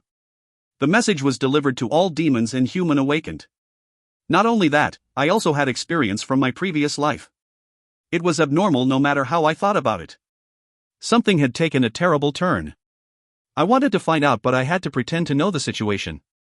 If I didn't know, then they were likely to have suspicions. The Grand Dukes would jump on me. I had to avoid that situation. The demon world. They believe I can open the path to it. No. They are hoping I will open it. I inwardly nodded. A large amount of angels were coming from the east, but there was still time. A method to travel to the demon world. I know a possible way. Yi-He. Yi-He's golden crown. It was a treasure she received that sent me to the underground world. It was a simulated world created by the Hell Monarch. As a result, it wasn't impossible to return to the demon world. It was only a prediction, but the likelihood was high. I wonder why I didn't get a message about the special event. If Yi-He is the key, then that would also apply to me. The message not being delivered, maybe it is for those who belong to the system but have nothing to do with the special event, or those who don't belong to the system. I scowled. The system made by the devil was highly sophisticated. Of course, I belonged to the system. I had come to Earth through the agreement with the devil. I shouldn't be cut off from the special events. So the only thing left were those who didn't belong. There were some creatures who appeared as special events in my previous life where clear messages weren't received. This was for sure. The Hell Monarch. I couldn't think of any more possibilities. Of course, he was recognized as the Dungeon Master. But he couldn't operate the dungeon itself. At the same time, I was recognized as the Hell Monarch. Otherwise, Yi-He's crown should have returned me to the demon world. There were still many doubts. I had the heart of the Hell Monarch, so the world might recognize me as the Hell Monarch. Of course, the demons were unaware of these facts. At the same time, I remembered the curse on the High Dark Elf. Crisley's mother lost her life in an attack from someone with a similar magic power. It was hard to believe that there would be a third person who inherited something from the Hell Monarch. Was this somehow connected with returning to the demon world? As far as I knew, the Hell Monarch was one of the strongest. There were few who could fight against him in a 1-1 fight. He died due to the manipulation of the gods, but who could stop him if he was resurrected? Something must have happened in the demon world for them to be so eager to return. It was obvious. I formed a loose fist. I straightened my back and looked towards the east. Kurung. Kwa kwa kwang. The outside of the castle was already a battlefield. The creatures waiting outside and the angels coming from the east engaged in battle without hesitation. Many demons also left the castle to control them. This situation seemed unacceptable and I wanted to finish it as soon as possible. I gave a small smile when I saw it. At first it seemed complicated, but I just needed to look at the important parts. I am still holding the key. My mind became lighter. The term cherub referred to a superior angel who was said to have sublime wisdom. The second highest amongst the ninth-level angels, they were very powerful. It wasn't impossible to call them a one-man army since they possessed the power to take care of a Grand Duke. Right now, a cherub was the highest rank among the angels on earth. Although he hadn't been born for a long time, he exerted absolute influence on the angels. Tens of thousands of angels appeared from all over the world. They proclaimed a dungeon in China as another sacred zone. From there, they were able to become stronger and regain their lost strength. Of course, the sacred zone was a fortress and the demons didn't dare attack. Now the angels had forsaken that fortress and attacked the demons. Their numbers might be inferior, but most of the angels had recovered their strength and wouldn't be easy. Even so, the results were fixed. Without the humans, the angels weren't the only ones moving under my hand. Moving the angels on Earth had been a success, so now it was time to wait for the other side. The joining of the humans. The exact date was set so they would be fools if they didn't move. It was quite a cheap method. Unless an upset happens, I can watch with both hands behind my back. I stood on top of the clock tower. It was time to watch everything occurring. The awakened secretly hiding started to move. The moment that the Grand Dukes started to move, the humans thought of it as an opportunity to decide the world's fate. They used their information network to read the movements of the Grand Dukes and creatures, and became convinced they were heading to Greenwich Observatory. At the very least, it was obvious that something unusual was happening at Greenwich Observatory. It was an opportunity to take care of the demons. There is a flower here. A flower, who? Should we have flower code names, Guildmaster? Dozens of kilometers from Greenwich Observatory. Yuun Hai and her team were moving between the ruins of a shattered city. An answer came from the radio after Yuun Hai spoke. Then I'll give you a flower best suited for you. It was Kim Yong-woo's voice. He was directing the operation through the radio. Yuun Hai sighed. Will it be bad? People call you the flower of the battlefield. Didn't you clean up everybody? Then shall I call you the boss flower? The strongest people from every country had been gathered in the underground bunker. After defeating all of them, Yuun Hai proved she was the strongest. As promised, Kim Yong-woo started calling her boss. Of course, Yuun Hai didn't dislike her position. Flowers were too vulnerable. Shut up. I will receive the next instructions. We have arrived at the designated position. Already? Then wait. There is another team that needs to reach that position. Yuun Hai asked with confusion. Huh? Don't we have the most important thing to do? Shouldn't we move in secret? It is important, but it is an emergency right now. It was decided that another team is necessary to penetrate through. What's going on? Angels are appearing. There are thousands of them. Tack. Yuun Hai slapped her forehead. Why all of a sudden? No, shouldn't we have known that in advance? Electronic devices don't work inside the sacred zone. Furthermore, they suddenly appeared via a warp. How could we humans read that?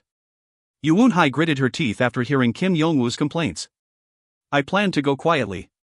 How can we move in the midst of a war zone? Yuun Hai turned around. Edward Windsor was walking while carrying a steel bag. That is humanity's hope. You need to move somehow. Just break through. You know that it is almost impossible to penetrate from the sky or the sea, right? The awakened have to move quietly and directly.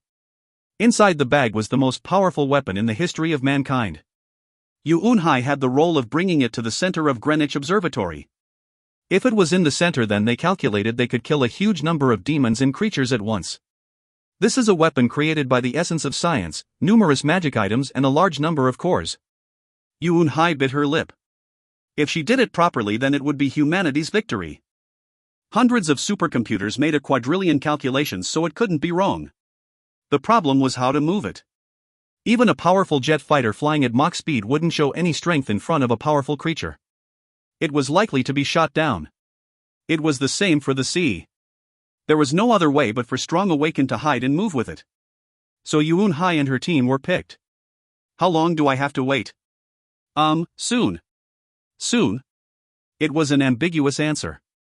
However, Yuun Hai and Edward were able to notice immediately. A holy power that could even be felt from afar. At first they thought of angels, but they were clearly humans. That wasn't the only strange part. It was too small to be called a team. There were only 2 women. Ah. No. Fireballs were floating next to them with the appearance of teenage girls if they looked closely. So there were 4 of them? Hello. One was energetic while the other remained silent. The fireballs just floated around quietly. Are you the team that Guildmaster Kim Yong-woo said? One of the women laughed at Yuun Hai's question. Yes, that's right. I'm Kim Yura and my quiet sister over there is Kim Min-ji. We both have the high priest job so we will be useful. And our partners are Ray and Sarah. The girls made of fire greeted them briefly. Yuun Hai knew that the girls were fire spirits. These days, quite a large number of Awakened had made contracts with fire spirits. Ah, I'm Yuun Hai. I have the job of a soldier. Please take care of me. I will. Kim Yura answered with a sweet smile. If you find any errors, ads pop up, ads redirect, broken links, non-standard content, etc., please let us know. Report chapter so we can fix it as soon as possible. Chapter 209, Gustarte 1. Chapter 209, Gustarte 1. There was a long way to go and their foes were numerous. Even if they only had a small elite party, it was impossible to completely avoid so many eyes. The millions of creatures and angels were all enemies. Setting aside the creatures, the way that the angels fought was disgusting for humans. In a combat situation, the angels were no different from the creatures. The way the angels fought. It was an insensitivity that didn't care about anything but themselves. If a passing human blocked the road, then the angels would burn them. At least angels didn't go hunting humans. But right now, this was a war zone. A chaotic place filled with blood where reason was paralyzed. Anybody found was hunted without delay. Yuun Hai's party were the top-level Awakened and even they had trouble holding on. Among them, a high priests Kim Yura and Kim Min-ji played great roles. Suture. Regeneration. The combination of the two was beyond astonishing. They watched in amazement as amputated limbs were miraculously restored at once. Among the priests' jobs, it was a miracle not possible for them. Yet it had become a reality. Suture could immediately stitch up wounds while regeneration completely healed a wound. There were no side effects. Commonly referred to as equivalent exchange, each Awakened experienced it to a certain extent when using skills. The higher ranked the skill, the more severe the fatigue due to loss of magic power. But they didn't get tired. Are they really people? Yuun Hai inwardly shook her head. Right now they were halfway there. They had encountered angels and creatures dozens of times, causing casualties to appear. However, their common point was that they died instantly. Kim Yura and Kim Min-ji couldn't save the dead. If they could bring back the dead, then it would make the weight of living seem too low. She had seen many deaths. If they were revived, she felt like her mind would be troubled. Either way, the party was able to reach this point due to the severe injuries being treated immediately. Half the party members had been sacrificed to reach halfway to their target. If a simple calculation was done, they would all die by the time they arrived at the target. They have to arrive, even if it means dying. To do this, I must protect them. Yuun Hai's eyes were shining. She had seen many Awakened with healing skills, but it was the first time she had seen it to this degree. Their talent was necessary to reach the goal. She only needed one person to fulfill the purpose. There was no guarantee that person would be Yuun Hai. Rather than that, Yuun Hai looked at Edward Windsor. Nuna, are you nervous? Edward Windsor grinned. He was different compared to when she first saw him as a child. Sometimes he looked at her like a mother, sometimes like a lover, but Yuun Hai couldn't repay those expectations. He wasn't to blame. Edward Windsor was too young. That's all. He grew stronger at a speed beyond imagination. Yuun Hai was praised as the best, but Edward Windsor had the qualities to become the strongest. He had already almost caught up with her, so it was an unbelievable speed. If only one person could survive, then it had to be Edward Windsor. Yuunhai thought it was the right choice for the world and for him. What is there to be nervous about? Let's move quickly. We'll need to skirt around that road. Go around that road? I think there is some fighting in that area. Even if it takes a little more time, it is better to go to the side. I agree. Poke. Edward shrugged as he slashed an ogre's neck. It was dead, but he cut it again just for confirmation. The captain was Yuunhai. Every team member followed her commands without questioning it. Edward was still too young and inexperienced to lead. However, he would be able to take her place in 1 or 2 years. He could rise to Kim Yong-woo's position in an instant. She felt like the burden on her was a little bit lighter. This mission, not all of us can survive. Yuunhai tried to be stronger as she faced all types of absurd situations. The strong had to protect the weak and fight against injustice. If no one did that, then corruption would be the only thing remaining. This world would perish. It was obvious when people showed radical and violent behavior towards the Savior's children. She went on this mission to make sure it would succeed. Her final goal was to become the king, but Edward was also a candidate. The more they fought and got closer to their destination, the survival rate was unlikely to be high. Her intuition was usually never wrong. If I die, you will lead the party, Edward. Don't talk like a loser. Edward scowled. Even though he had spent a long time in the training room, Edward still had childlike aspects. Promise. However, Yuunhai was serious. If a crisis situation happened and Yuunhai died, then Edward needed to take over. It wasn't just for the future. Was it something like a deep affection? She spoiled him despite never having a younger sibling or child, so it felt strange. Edward turned his head with a serious expression. I promise, but it isn't going to happen. Good. Let's move on. Captain Nim, it is hard to move right now. Kim Yura approached Yuunhai after treating her last patient. It is hard to move? Creatures and angels are approaching this direction quickly. I'm sure since my spirit ray has detected it. The fire spirits. Although numerous awakened had contracts with them, they were much smaller than the sisters' fire spirits. Apart from their size, the fire spirits were powerful. To be honest, they were better than some awakened. The distance? Yuunhai believed Kim Yura's words. She couldn't believe it earlier, but similar situations had happened several times. Now she had no questions. Forward, wait, Ray, what? Kim Yura's expression became determined. The fire spirit ray seemed to be telling Kim Yura something important. Kim Yura spoke hurriedly after hearing the contents. Run away. Right now. We can't handle it? There is no time. There is no way we can handle it. She didn't even want to waste time saying the name? Yuunhai had to choose. It was happening very quickly. Should she believe Kim Yura's words and retreat, or keep going forward? There was no time. If they retreated, then it would be more difficult to accomplish their goal. But she made a quick decision. Retreat. It's too late. Avoid it. As far as possible. Just as Yuunhai was about to open her mouth. Kururung. The ground shook. Suuu. The sky turned black. Swaa. A black sphere similar to a black sun was floating in the center of the sky. Swaung. It started to suck in everything around it. The black sun swallowed up everything quickly and indiscriminately. It was like a black hole. Let me show you the power of a true king, Harpy Swarm. The owner of an amazingly deep voice walked forward. The black sun moved slowly according to his movements. Even darkness was assimilated. Kayawak. And the angels couldn't resist. The Harpy Swarm was referring to the angels. All they could do was scream as their wings were torn. There were angels away from the radius of the black hole, but they didn't survive. The power of a king wasn't that simple or limited. A king that was equal to an army. He called it the power of a king. Countless creatures followed behind the king. In particular, there was an impressive unknown creature with black wings. Cerberuses with black wings. It was like something that would show up in a myth. But such beings wouldn't follow a simple king. He had a droopy face and 2 eyes that seemed to be drowning in madness, but one of the Grand Dukes qualified to call himself a king. He was the demon most hostile to humans and had slaughtered the most. Intelligent humans were wary of him. The most destructive and outspoken demon, he was no different than a living nuclear bomb. He was a Grand Duke that would try to destroy the earth to earn the highest achievements. Now he was slaughtering the angels. If you find any errors, ads pop up, ads redirect, broken links, non-standard content, etc., please let us know. Report chapter so we can fix it as soon as possible. Chapter 210, Gustarte, 2.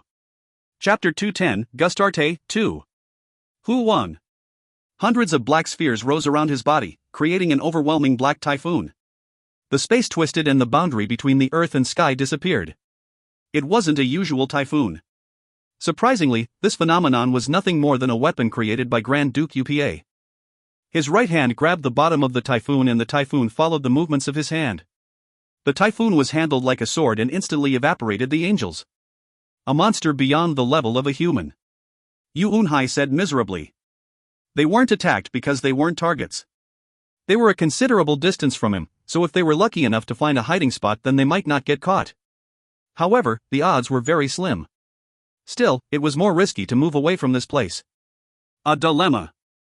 Once all the visible angels disappeared, it was likely that a big attack would head their way. That is a Grand Duke. Kim Yura. She was a high priest along with her sister.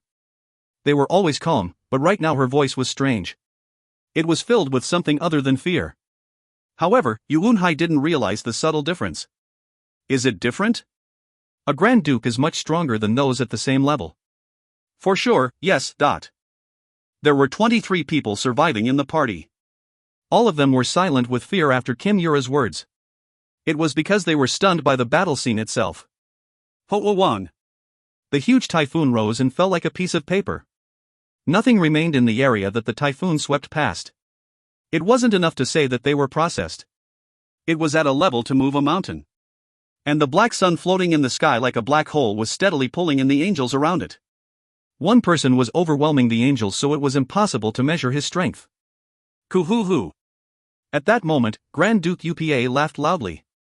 There was one angel not threatened by the typhoon or sucked into the black hole. An angel with 3 pairs of wings. An intermediate rank angel. Rays of light were pouring out from her. The light seemed to protect her from all attacks. UPA said with a smile. Can that light protect you forever? God's blessing is a solid thing that can't be penetrated, but that is great.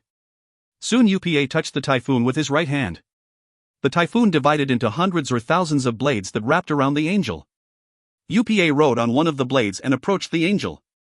And he carefully pushed his hand into the light. Chiik. It was a light that resisted evil. As soon as UPA's hand touched it, the light fiercely rebelled and tried to burn him. However, there was a triumphant smile on UPA's face and the area his hand was touching was turning dark. Cough. UPA's hands grabbed the angel's neck. I will eat you myself. Once all the light had disappeared, his right hand stroked the angel's body as his mouth bit her neck. Yu Unhai closed her eyes at the sight. She didn't want to see an angel being eaten by a demon. The scene itself was a triumph for evil. Even if angels didn't help humans, they were still divine beings. She felt somewhat weird. I'd rather. Yu Unhai was struggling. They had brought a bomb. The name was Hope. If they used it from this distance, would they be able to kill Grand Duke UPA? It would be one great achievement. Hundreds of thousands of creatures would also be wiped out, so it wasn't a bad exchange. A last resort. If we get caught, then I will press the switch for the explosion. She opened her eyes and breathed out. She would act depending on what happened between UPA and the angels. Fortunately, UPA turned around and all the creatures followed him. I'm going crazy. Yu Unhai finally spoke a while after UPA left. Flew. Crazy. What type of unspeakable monster is that? Can we win, Captain? The remaining party members calmed down their wildly beating hearts. We still have hope. As long as we have hope, we can win. Yu Unhai repeated like she was hypnotizing them. While all the party members agreed with her, Kim Yura and Kim Minji had a completely different reaction. In particular, Kim Yura's eyes were complicated. Grand Duke. I watched everything from the clock tower in the center of the castle. My senses touched the sky and the earth, making it possible to read everything that was happening in the vicinity. UPA doesn't hesitate to use his force. Ariel Diablo was at war with UPA Bulinan. How much power did he have that he didn't hesitate to use it? I had to admire him. He has found most of the power from my previous life. It felt like UPA had transferred everything over from my previous life. There seemed to be no difference from then and now. How did he achieve this? I remember that once he transcends, he can summon the giant castle Bulinan. I had transcended, but it wasn't true transcendence. The same was true for UPA. It meant he wasn't qualified to summon the castle Bulinan. Bulinan. I shuddered just thinking about it. It was carved out of the largest mountain in the demon world, and once UPA summoned it, no one could stop it. The only thing I don't see is Pandemonium's power, but Ariel was leading her knights and slaughtering the angels. The white knights seemed to become stronger when they were together. Moreover, not all of them were fully grown yet, so they weren't perfect. On the other hand, Pandemonium wasn't active in removing the angels. He didn't even leave the castle. Pandemonium, he must be thinking that I would try to escape. I started laughing. I had created this situation. Naturally, I couldn't be excluded. A lot of creatures were left to watch over me. Pant. Master. Master. I suddenly heard a familiar voice. When I turned my head, Yihi was flying towards me. What's going on? I immediately used magic power to block the area around me. I needed to be careful about surveillance. It would be a hassle if the work I was planning was passed on to the enemy. Yihi wiped her forehead with one hand and opened her mouth. Master. Yihi just received a communication. It was from Crisley. Yihi wondered what it was. Don't be afraid to tell me. The Magician of the Moon has been captured. I see. I nodded. The Magician of the Moon. It was as I thought. I suspected that UPA wouldn't bring the Magician of the Moon to this place due to his instability, so I had been planning to catch the Magician of the Moon. Fortunately, my plan seemed to be working. The Magician of the Moon had been found. I'm not sure what they want, but the Grand Duke's special event. I still wasn't exactly sure what it was. They wanted me for a specific purpose. I was uncertain due to this part. But at least I knew what I could get my hands on. I looked beyond the horizon. There was no room for rest. The area was filled with dark smoke and blood. The angels were being pushed back. UPA and Ariel's offensives were very sharp. If the angels were destroyed, then Hash would be threatened. I was worried, but I didn't mind at all. The angels aren't idiots. They wouldn't always be pushed. I had learned about the angels from Hash. The number of deaths was regrettable, but they caused considerable damage to the demons. I searched for something. Soon I touched a sharp arrow. It was the item that 0001 had given me. The legend-ranked moon arrow.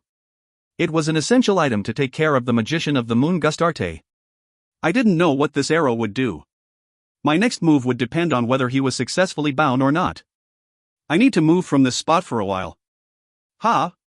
Do you plan to look around? Yihi thinks. I looked around me. In addition to UPA, the other Grand Dukes had a lot of creatures left. It would be difficult if they noticed my movements. But I couldn't not move. Call Oswin. He will take care of the rest. Yes, Master. I just need to call him? Yihi flapped her wings. I believe that you will do it well. Pahat. I took out a teleport scroll and tore it. I blocked the flow of magic power in this area, but this scroll was a special grade. There was a disadvantage of not being able to move far, but I could move quietly without disturbing the flow of magic power. After a while, I quietly disappeared. The only one remaining was the confused Yihi. If you find any errors, ads pop up, ads redirect, broken links, non-standard content, etc., please let us know. Report chapter so we can fix it as soon as possible. Chapter 211, Gustarte, 3. Chapter 211, Gustarte, 3. Master? Yihi blinked. She knew he used a teleport scroll. The problem was that it happened suddenly. Hying. Where did he go without telling me? Yihi pouted. He had disappeared, leaving only the words "I believe in you" behind. He had shrugged when saying it, but he had faith in Yihi. This isn't the time. Don't I need to call Oswin? Yihi clapped and quickly moved her wings. Anyway, Oswin would know the whole story when she met him. Oswin was sitting in the basement of the castle and taking a break. Oswin. This dead body. I was killed by someone and became a skeleton. I've heard worst insults, Fairynim. Master sent Yihi to you. Why? Yihi doesn't know. Master suddenly went somewhere.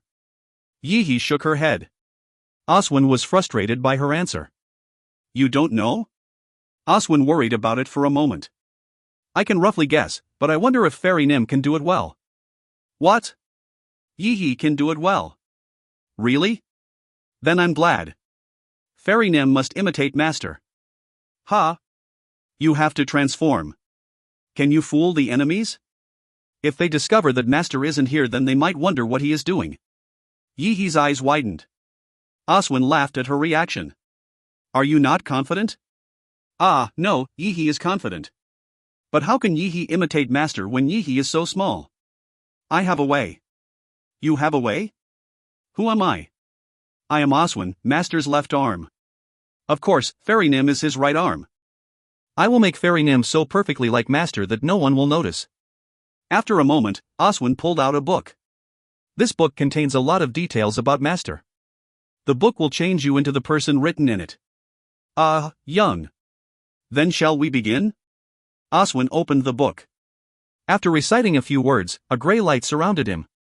After 3 minutes, I looked exactly like Randalph Brigzeal. Even the flow of magic power was similar. It should have been able to deceive the creatures. It was unknown if Yi could pull off the role, but Oswin would later reconsider having Yi play the role, but the water had already been spilled. The magician of the moon, Gustarte, was strong. It was natural. He was a god. A god. A unique being that was called divine and immortal. It was natural that a mortal had no chance of beating him. But Gustarte was under the control of a mortal. He was extremely unstable from losing his sense of ego. In other words, it meant he was only half a god.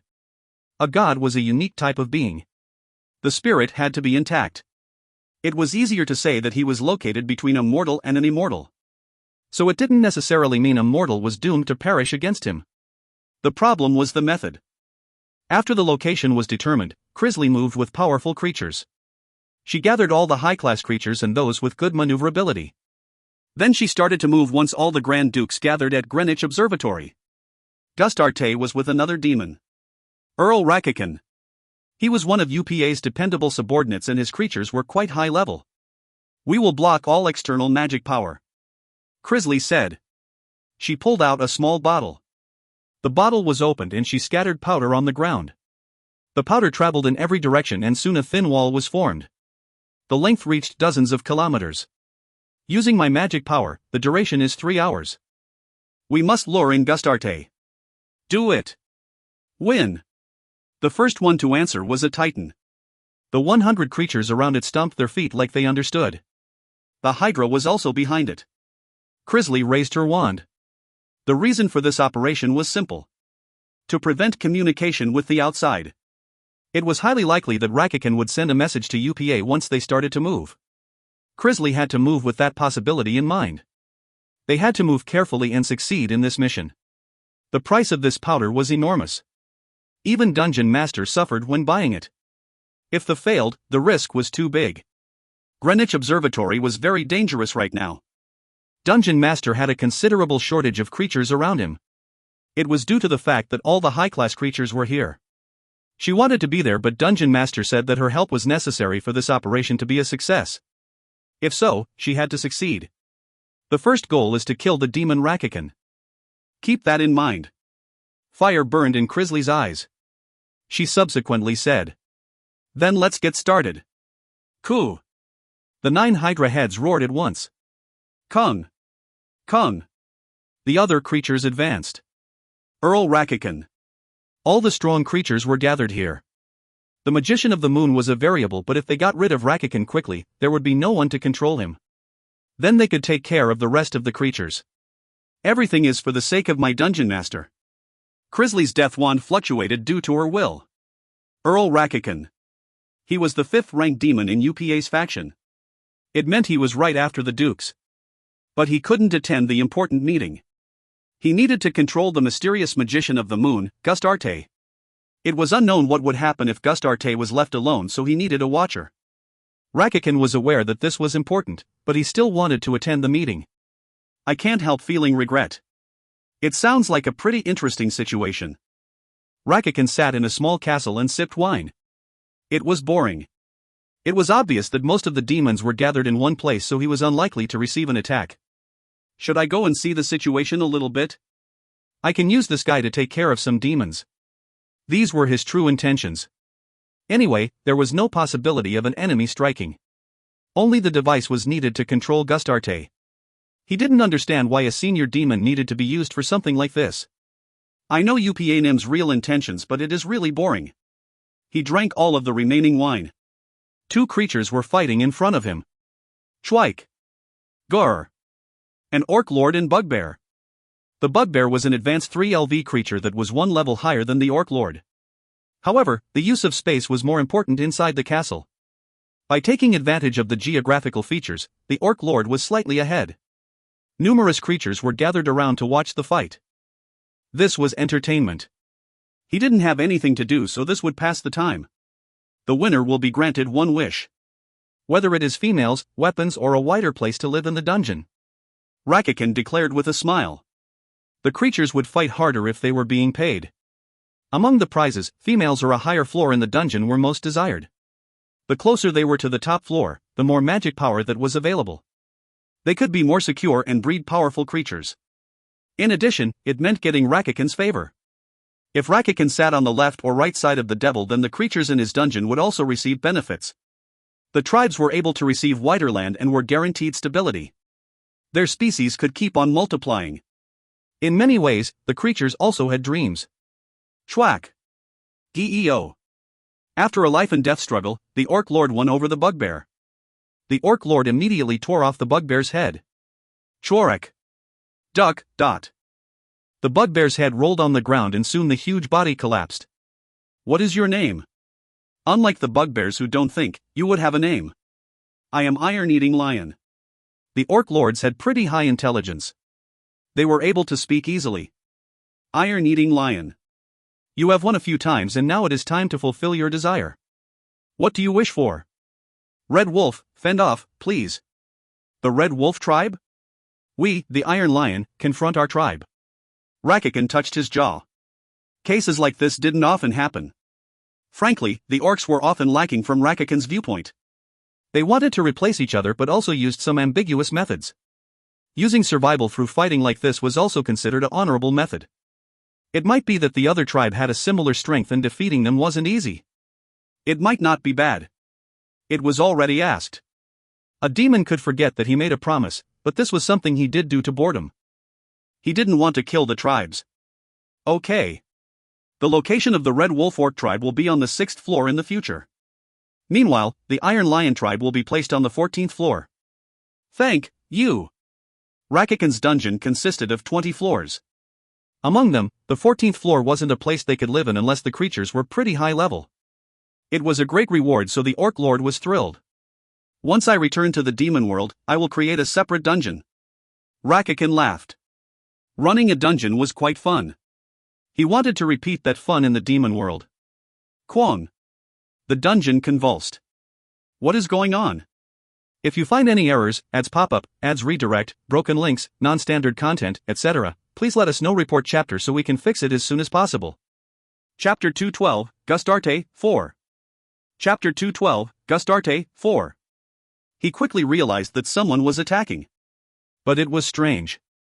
None of the emergency devices were working. All the creatures gathered here were silent. Sniff sniff. What happened? Rakakin called his fairy. A fairy called Sniff Sniff appeared with a hand on his nose. Sniff. The enemy is here, Sniff. They came. The enemy? Show me the situation. Sniff Sniff. Wait a minute. The fairy Sniff Sniff took out a heave crystal ball. After a moment, the crystal ball revealed an image of the intruders. At the same time, Rakakin's face distorted. I have to contact the Grand Duke. That magic power isn't flowing out, Sniff. What? Sniff. Sniff Sniff turned restlessly. He had nothing more to say. Rakakin frowned. He didn't know what they did, but something seemed to be blocking the magic power from going outside. It was impossible to contact anyone.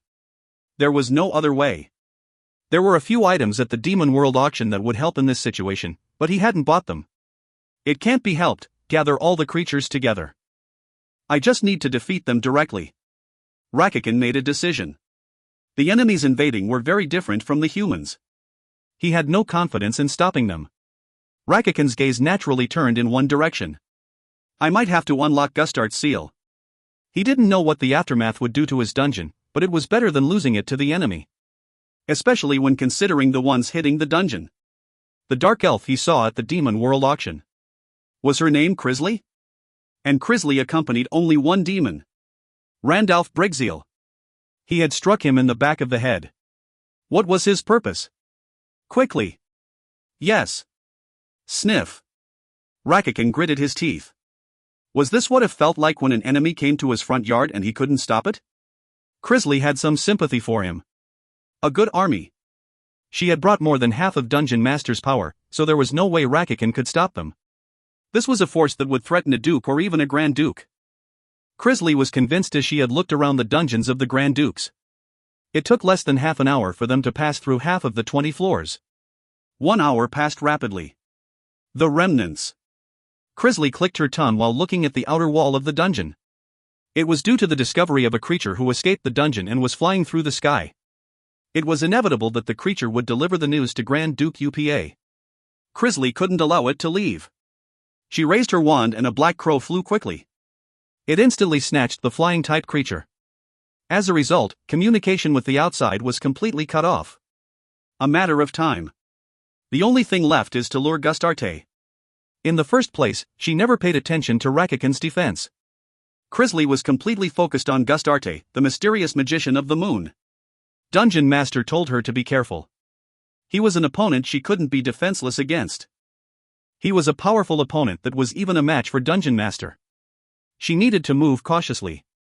All the possibilities needed to be accounted for in order to catch him. That would start from this point onwards. It would take a certain amount of sacrifices. However, achieving the goal with minimal damage was also important. The army gathered here was a significant portion of Dungeon Master's forces. If they were lost, then it would be a huge blow. At least, it was obvious that Dungeon Master would be on the defensive. She didn't doubt that he would rise above all the hardships if such a thing happened, but such a situation didn't need to be created. She would do her best to get the optimal results. Quararung. The dungeon shook tremendously. The high-class creatures in Rakakin's army were finally colliding. I have to prepare. Crisley pulled out some small stones. They were stones that could contain magic power. Garnak, the King of Death. Crisley had inherited his strength. However, his strength was quite unusual.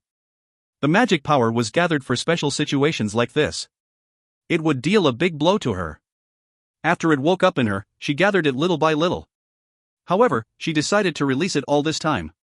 It was enough magic power to even take down a great number of high-class creatures. She set up camp on the ground. She took out 3 wands and created magic circles. The short preparations were over. Now, she just had to wait for the end of the battle. How many minutes will they hold out for? 10 minutes? 20 minutes? They pushed ahead with pure force. She didn't like it very much, but it was efficient.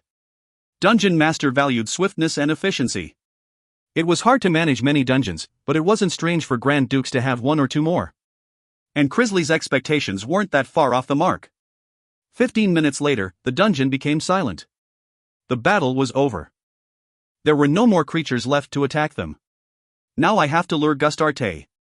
Half of the plan was successful. However, in the meantime, Crisley frowned. She was reading the flow of a vast amount of magic power. The magic power was very pure and intense. It was enough to even break the shield protecting the dungeon. Quarek. A short, thick sound. The 20th floor disappeared without a trace. The sky was black and there was a huge moon. It meant Gustart's seal had been released. Kwang. The first thing that fell from the top floor of the dungeon was the Titan.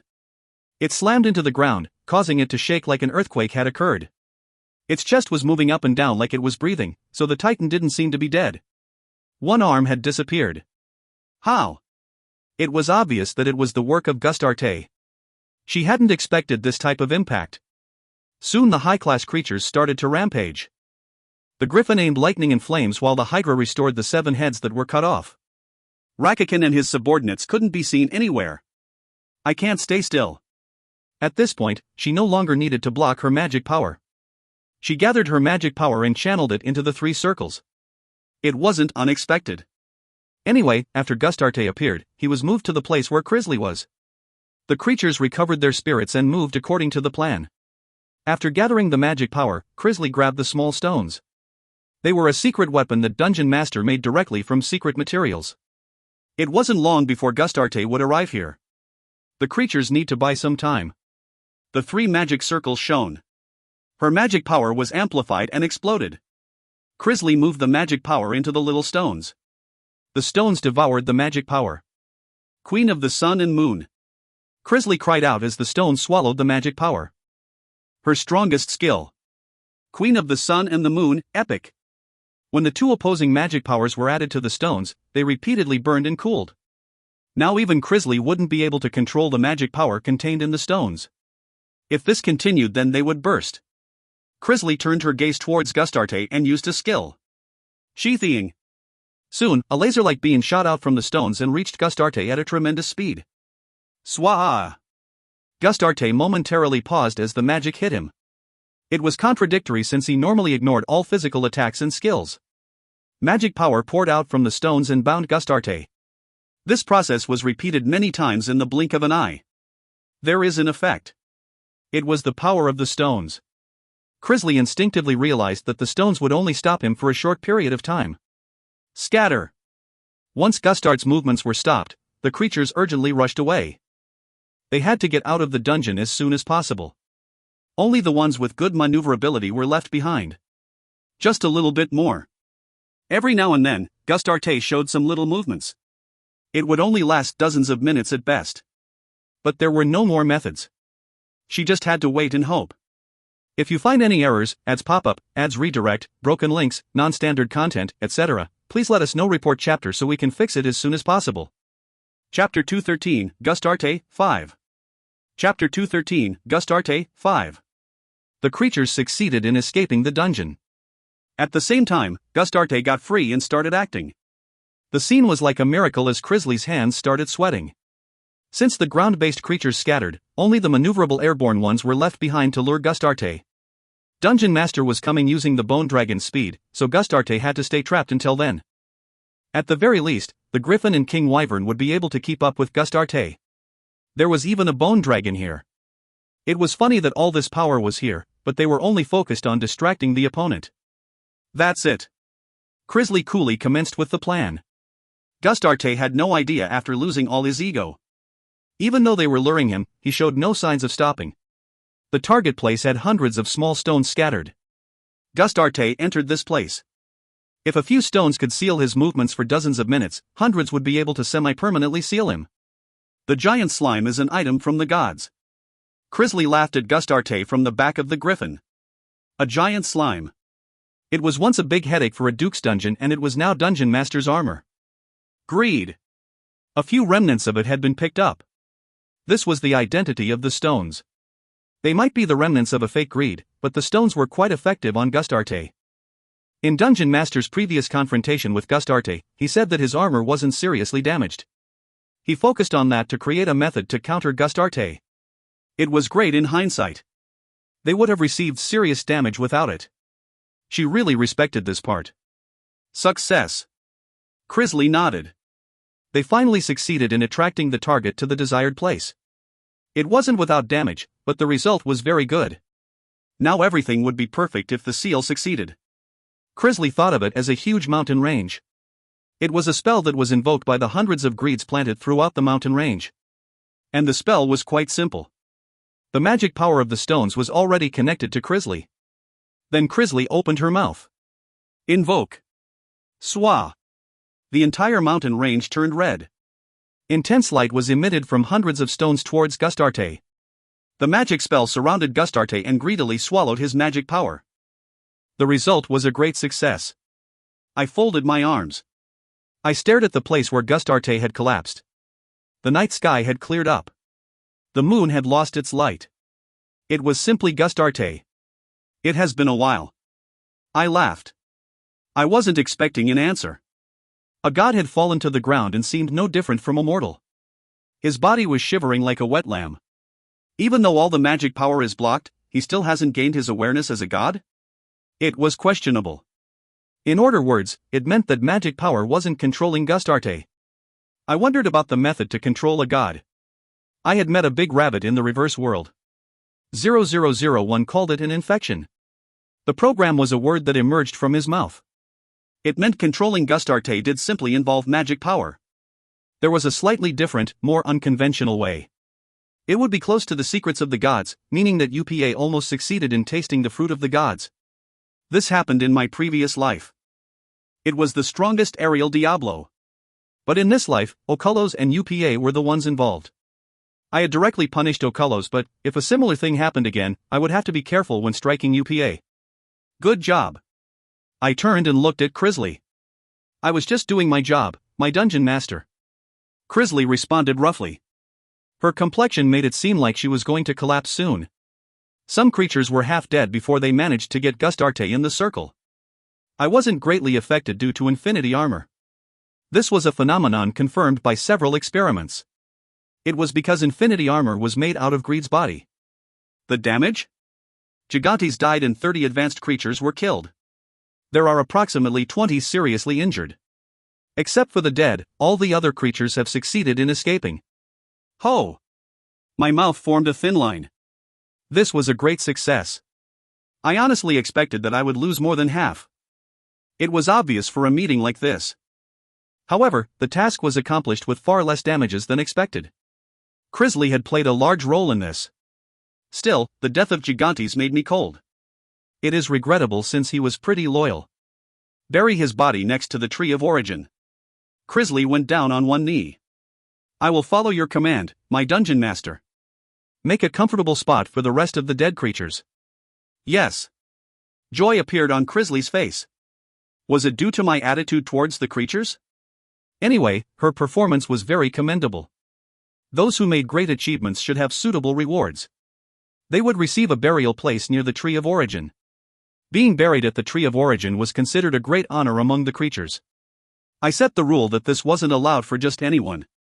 Thanks to that, I was able to achieve this level of admiration.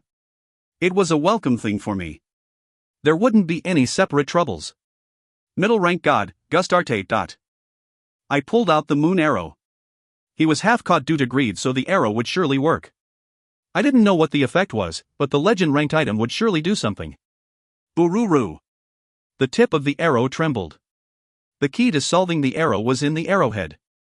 It was a matter of seeing whether Gustarte's ego would be restored like 0001 said. If there is no effect, it would be good if that happened. There were many things I wanted to try with Gustarte. The body of a god was so rare that it couldn't be found anywhere else in the world. I'm sorry, but I can't keep my promise for now. I laughed and put the moon arrow away again. I made a promise with 0001, but a time wasn't set. I wouldn't fulfill my promise to use the moon arrow until I fully experimented with Gustarte's body that was a god. There is a familiar feeling to him. This feeling, the Hell Monarch. He wasn't sane right now, but he somewhat resembled the Hell Monarch. My heart was beating wildly, so it wasn't unrelated. However, the Hell Monarch was someone who failed to become a god. Now a real god had fallen in front of my eyes, so I wanted to know the reason why. I changed my mind. I originally intended to use the arrow, but not anymore.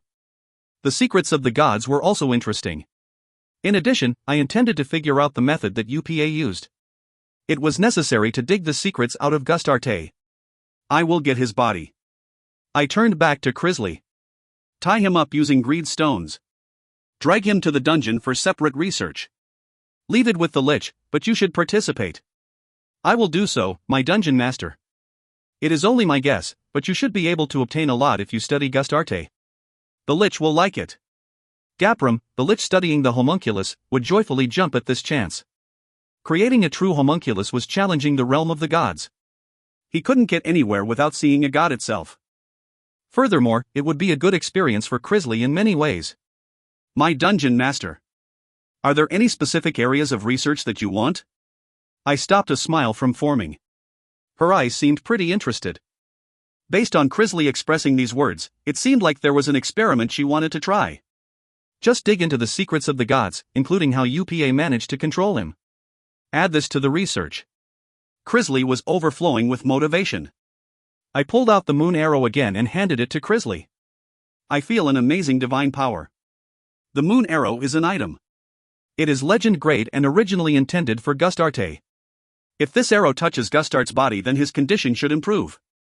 However, that should only be done at the end. We can't study him if he recovers his divinity. I will keep that in mind. This arrow should be investigated separately. Yes. Crisley nodded to all my words. Crisley liked research, so she didn't mind being given this mission. I had no doubt that there would be a good outcome. I didn't mind even if there weren't significant results. The secrets of a god weren't that easy to find. I will return to Greenwich Observatory. Wait for my return at the dungeon. Please be safe. No one will harm me. I know. She didn't doubt my strength. No matter what dangerous situations arose, I had the power to protect myself. Crisley was well aware of this. After I confirmed that Gustarte was restrained, I turned around. I couldn't leave my position there for too long. And this uneasy feeling wouldn't go away. Yi-He stood on the clock tower of Greenwich Observatory in the guise of the Dungeon Master. The Dungeon Master had crossed arms and a stern expression, but there was a sense of discomfort when looking closer. Oswin advised don't say anything and stay calm, but it was unclear if she could follow those instructions. Moreover, the surrounding gazes were irritating. Hying. Yi-He inwardly cried out. Her mouth drooped down a little bit. It was awkward due to the unfamiliar body, and she couldn't even stand properly. Creatures were hiding all over the castle. Now they were simultaneously staring at the Dungeon Master. There seemed to be dozens, perhaps hundreds. Their gazes were casual, so it was like she was sitting on a thorny cushion. Yi-He couldn't be blamed for feeling uncomfortable. Grand Duke Randalph Brigzeal. Then someone suddenly appeared next to her. A silver knight with a white emblem. It was one of Ariel Diablo's aides that she had seen a few times. Yi-He involuntarily swallowed her saliva. She didn't know what to do in this situation. She hadn't been aware that someone would casually walk over and just talk to her. Yi-He's face distorted before returning to normal. She didn't say anything. Now she had no choice but to follow Oswin's words to stay silent. Master is taciturn, so it doesn't matter. Besides, this was the position of a Grand Duke. There was no need to be friendly to an opponent. Excuse me, but when are you going to move? Ariel Diablo said that you wouldn't continue to stay here. Unless there is a special reason. It felt like thorns had entered her mouth. She wanted to answer, but she knew her own bad habits. She couldn't stop herself from saying Yi-He. Oh my god. Master saying Yi-He. She couldn't even imagine it. She didn't even want to imagine him with such a habit. The Silver Knight continued talking as there was no response. She added that staying here means you won't have any good intentions. I hope that we can continue our good relationship with Grand Duke Randalph Brigzeal.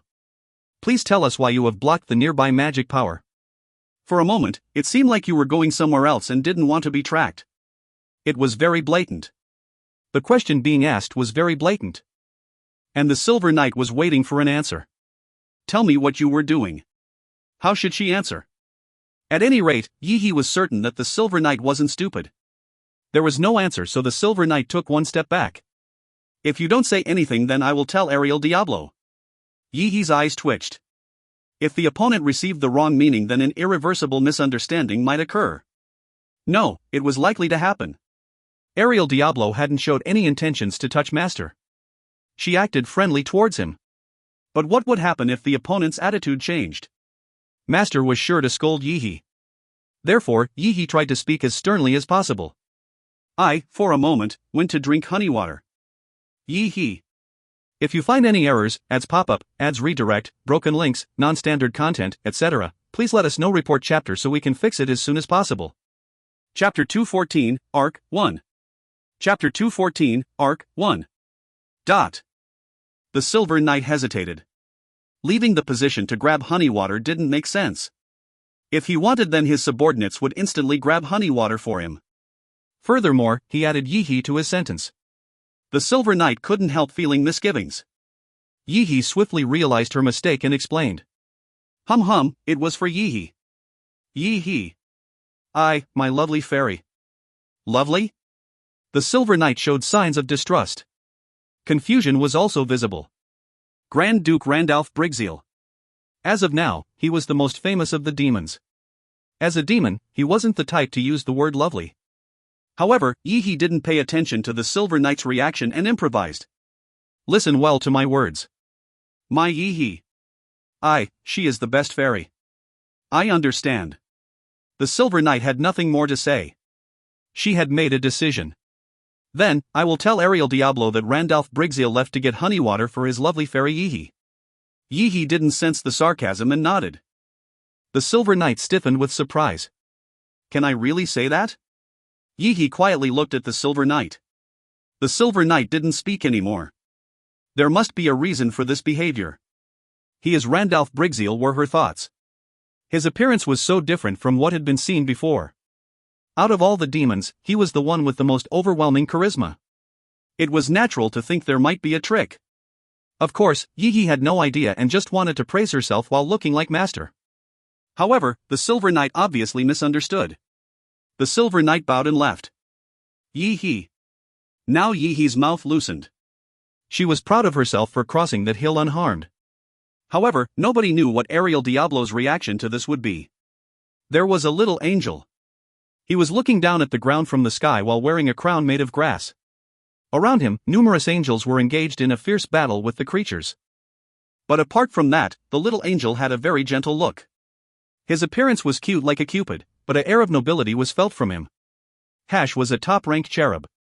At present, he was leading them on behalf of the angels and was playing the role of commander.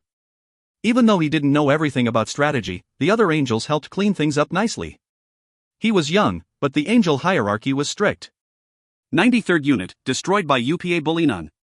77th Unit, engaging in a fight with Ariel Diablo. Assemble all nearby troops. 33rd Unit. There were battles going on, but they didn't forget to report back. Numerous commanding angels hurried to Hash and suggested what to do. All Hash needed was to give consent. Even if he couldn't speak, his will was naturally transmitted to them. Hash. A throne's angel also in the upper hierarchy called Opinion talked to him. The angel with huge wings approached with a resigned expression. As Hash shifted his glance, Opinion continued talking. The situation isn't good. I will lead the troops and punish the seeds of darkness. Like his words, the worst situation was currently happening on the battlefield. In particular, Ariel Diablo and UPA Bulinan's presences were very difficult. The two Grand Dukes were annihilating the angels, so the momentum was with them. At this rate, the damage would only increase. It wouldn't be a bad choice for the throne's angel to move and try to overturn the situation. Opinion confronting the Grand Dukes was an option. Hash closed his eyes. It wasn't long after he was born, but Hash absorbed everything faster than anyone else. He finished understanding the life and death battlefield, and realized what qualities were needed for a leader. There were 3 types of angels in the upper hierarchy, and the cherub was near the top. Only the seraphim and celestial ruler were higher than them. There were only 2 seraphims. There was 1 celestial ruler, and Opinion was one of 5 thrones. Truly the best of the best. It was natural that his speed of learning would be extraordinary. Even so, there was still a lack of experience. This was a battlefield that wouldn't even tolerate one mistake. Right now a decision was needed. And it needed to give the best outcome. The best outcome was killing as many creatures and demons as possible. He received a message from his master, Randalph Briggseel. Sending Opinion right now was the worst option. He needed to lead the battlefield until the end. Randalph Briggseel was a warrior who knew more about the battlefield than Hash. Hash couldn't stop here. Hash opened his eyes. As he felt thousands of eyes looking at him, Hash sent them a short message. It was permission to use the Ark. After Grand Duke UPA swept through, Yuun Hai and her party were able to speed up a little more. The road to reach the center was hard and long, but they couldn't give up. However, there were some regrets. If they failed, they regretted not taking out UPA and his demons when there was the chance. It really was a golden opportunity while he was fighting the angels. UPA and his demons wouldn't have noticed. All the team members would have been swept away by the explosion, but they could have killed a Grand Duke and many demons. No. I can't give up hope just to catch one of them. Yuun Hai hardened her heart every time she felt this. Sometimes creatures and angels moved like they were scouting. There was no need for the party to worry too much. Angels wouldn't attack humans first, and the creatures wandering weren't strong. At this rate, we will arrive at our destination in 3 hours. Our ultimate goal is to plant hope at the destination and return as quickly as possible. There must be no one who falls behind. Yu Unhai spoke from the front. She had given this warning several times. 3 hours. 3 hours spent in hell. Everything around them was the enemy. There were many opponents they couldn't afford to cross. If their luck was bad enough to get caught by a scout, they could lose both hope and their lives. Yu Unhai continued encouraging her team members. The story that they could win, that they were humanity's hope. It didn't alleviate the grim atmosphere. It had been too shocking. The sight of UPA wiping out the angels alone. It was enough to plant the perception of being untouchable in the hearts of the humans. Wait, what is that? What? The party stopped moving. Everyone was looking at one point with their mouths wide open. They were highly trained elites. Yet Yu Unhai and the members were all amazed at what they saw. It floated in the sky. Even though it was a considerable distance away, the object was so big that it was visible to the naked eye. It is a ship. Kim Yura said with a strange expression. That's right. A ship. A wooden ship floating in the sky. It looked like a normal ship, except for the fact that it was big enough to cover the sun. Please don't be a bad sign. Yu Unhai barely suppressed her sigh as she stared at the sky. Unexpected things kept on happening. She was extremely worried about whether they could reach their destination safely. UPA shifted his gaze from the angel whose wings he was tearing towards the sky. Something moderately interesting showed up. UPA laughed roughly. He had been bored hunting ordinary angels. His opponents were only mid-rank angels and soldiers, with no high-ranking angels being sent out. It tasted of hunting. The plan was obviously to consume a lot of his energy. However, UPA followed this plan despite it being obvious. He thought that the real opponents would come out if he kept on slaughtering the angels. And, it seemed like the real thing had now appeared. Turn around. From now on, I will take over the ship. There were some Cerberuses with black wings. The symbol of UPA, the huge castle Bolinon, was painted on their collars. UPA's hundreds of thousands of creatures started to move. There was a half-smile on UPA's face. He desired that ship. So he would capture it directly. It was a ship made by angels, but he thought it would be temporarily useful while he didn't have Bolinon. UPA already imagined standing in the center of that ship. Ho! Ariel Diablo. She had stopped hunting and was resting for a while. The angels had only sent weak soldiers. There was a huge difference between them, so she lost interest. She was just watching UPA hunt when a ship appeared in the sky. Ariel Diablo raised her ivory sword. A sword made of Balrog ivory. A hazy bone armor was also around Ariel Diablo. The bone armor wrapped around her whole body and there was a long tail. The bone helmet seemed to look like a dragon's head and her magic power naturally dominated the surroundings. Let's go. I deserve that angel ship. She-ok. She-ok. The Silver Knights lined up behind her. An answer wasn't required. They only acted according to her will. Ariel Diablo kicked off from the ground. Wind blew up the dust as she instantly disappeared. If you find any errors, ads pop up, ads redirect, broken links, non-standard content, etc., please let us know. Report chapter so we can fix it as soon as possible. Chapter 215, Arc 2. Chapter 215, Arc 2. The Arc was a hidden card made by the angels. They gathered holy power and plants together to make it complete with wings. There were all types of magic and holy powers to stop the darkness, so the Grand Duke's strikes wouldn't break it so easily. There were 50,000 angels on the Arkansas. The angels started to fire the cannons on the Ark at the creatures. Kung. Kwang. Those directly hit by the shells disappeared without leaving any traces behind. The airborne creatures attempted to attack from the sky, but the shield of holy power intercepted them. The evil creatures couldn't stand touching it and received wounds that couldn't be healed. Even so, there were more high-ranking creatures wiped out by the angels guarding the ship. There were 20,000 angels protecting the ship. They wandered around the ship and killed any creature trying to pierce through the shield. It was a dramatic reversal from the angels' previous state of being slaughtered. Dumb guys. Grand Duke UPA watched the ship. He was disappointed in the demons hitting the Arkansas. Even though he had entrusted this task to them, not one of them was able to scratch the Arkansas. The capabilities of his demons seemed to be inferior when compared to the vassals of the other Grand Dukes. I don't like it. He had no favorites among the demons. The creatures were like consumable items, while the demons would be together with him until their deaths. Yet they were like this. He needed competent subordinates. In that sense, Gustarte is the best sword and shield for me, but he would make UPA the best. Not a demon but a god. A demon becoming a god. Just thinking about it made his body heat up. Kwang. However, the sound of the ark returned UPA to reality. Dozens of wyverns were thrown to the ground. The other creatures were crushed to death because of the wyverns.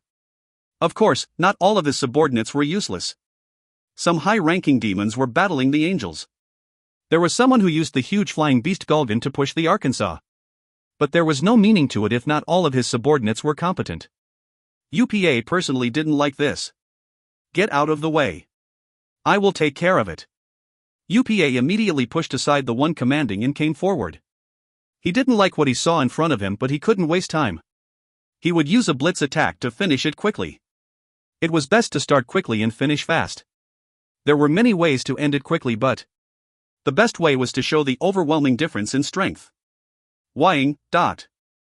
UPA waved his hand and strong winds started blowing. Soon dozens of typhoons emerged and danced around UPA's right hand.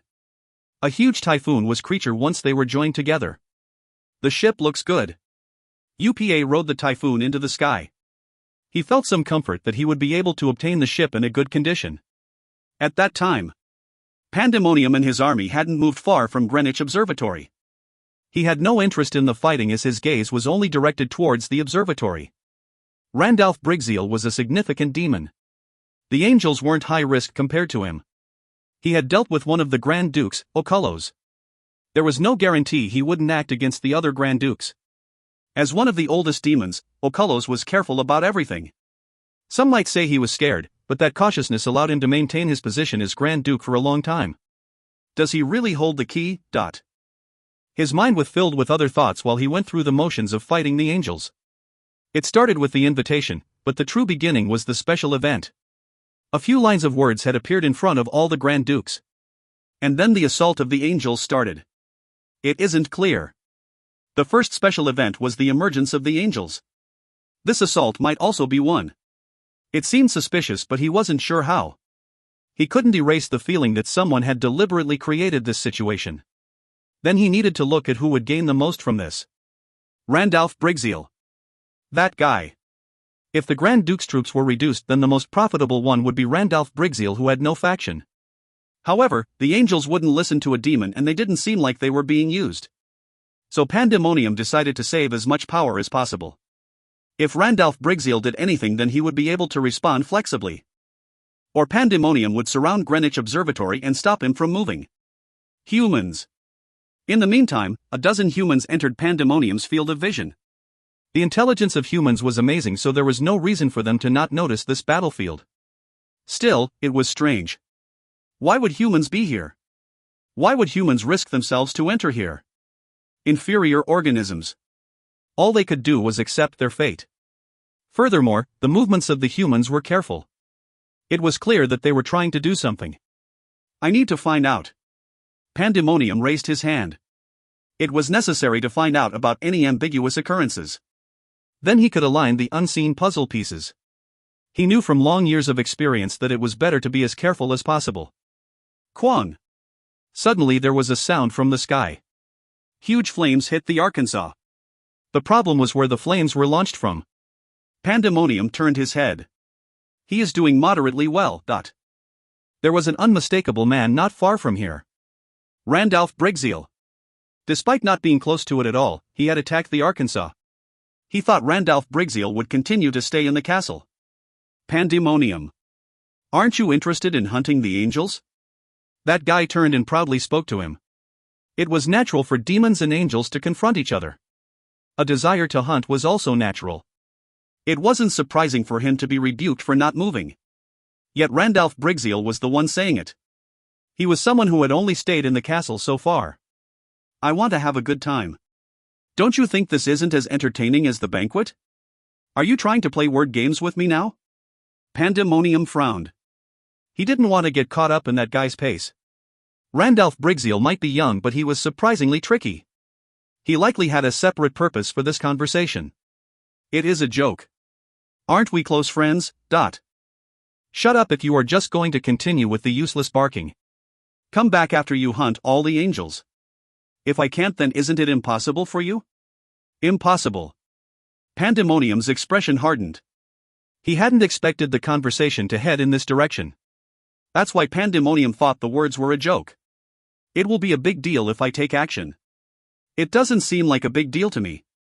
You will see after finding the way back to the demon world.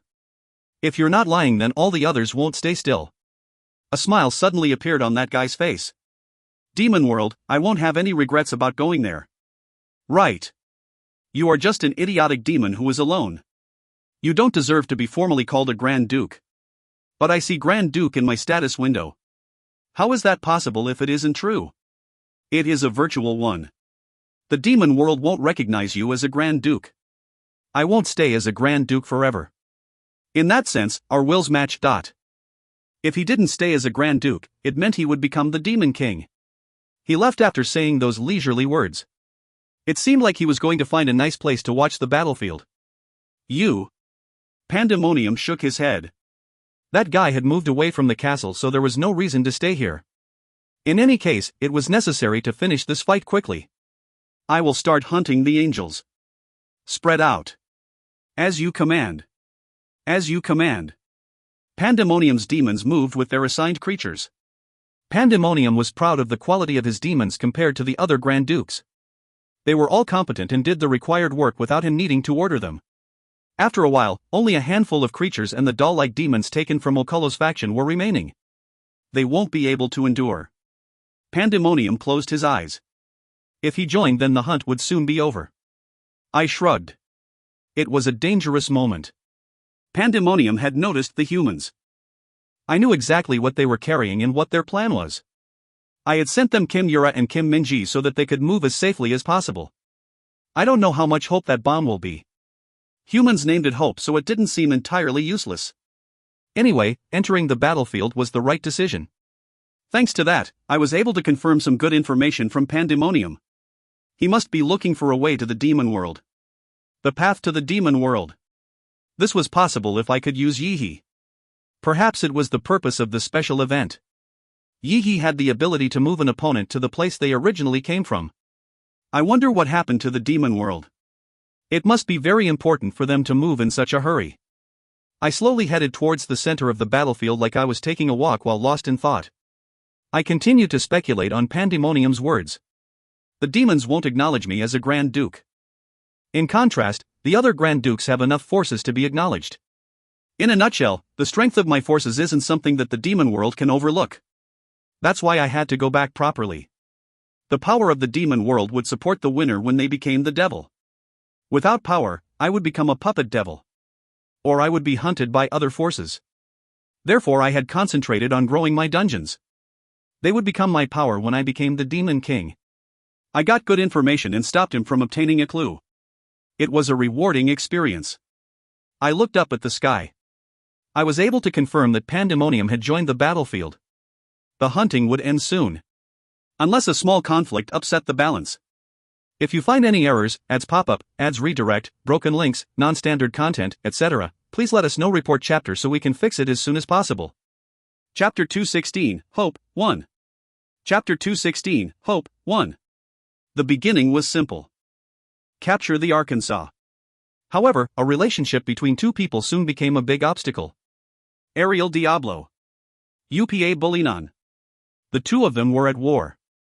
They cut down each other's forces and plotted against each other. After arriving here, it was tacitly agreed that they wouldn't fight. But that was nothing more than putting out an urgent fire. The fire roared up even bigger. It wasn't a concern until it became a big problem. The result was... There were no surprising results. The confrontation between the two was taken for granted. In terms of sheer numbers, UPA was the winner. However, Ariel was far ahead in terms of quality. In addition, Ariel's faction were waiting nearby. The simple confrontation between demons and angels spread in a totally different direction. This is the most fun thing in the world. I was remaining still. Once this happened, the only one hunting the angels was Pandemonium. It would be easy if all the Grand Dukes were facing one enemy, but Pandemonium was forced to take on the angels alone. I was a bystander. I hadn't brought that many creatures here in the first place. Many had gone to face the Magician of the Moon and were injured. I decided to go watch the fight between Ariel Diablo and UPA Bolinon. If I was noticed, then I could just pretend to hunt the angels. Besides, I was the only one who could open the path for them. I wouldn't be outright attacked just yet. The fire spread and no one could stop it. Are you going to ride the angel's ship? It is only suitable for being burnt. Ariel was insistent. She had the bloodline of a devil and had a very bad opinion of angels. Isn't the angel ship still a ship? It is very good. This bitch, your eyes are already rotten. UPA didn't change his opinion. Most of the angels on the ark were removed. Now the only decision remaining was to own or burn the ship. But the differences in opinion between the two couldn't be narrowed. It wasn't a big deal, but the Grand Dukes had a lot of pride. They had no hesitation about fighting between each other.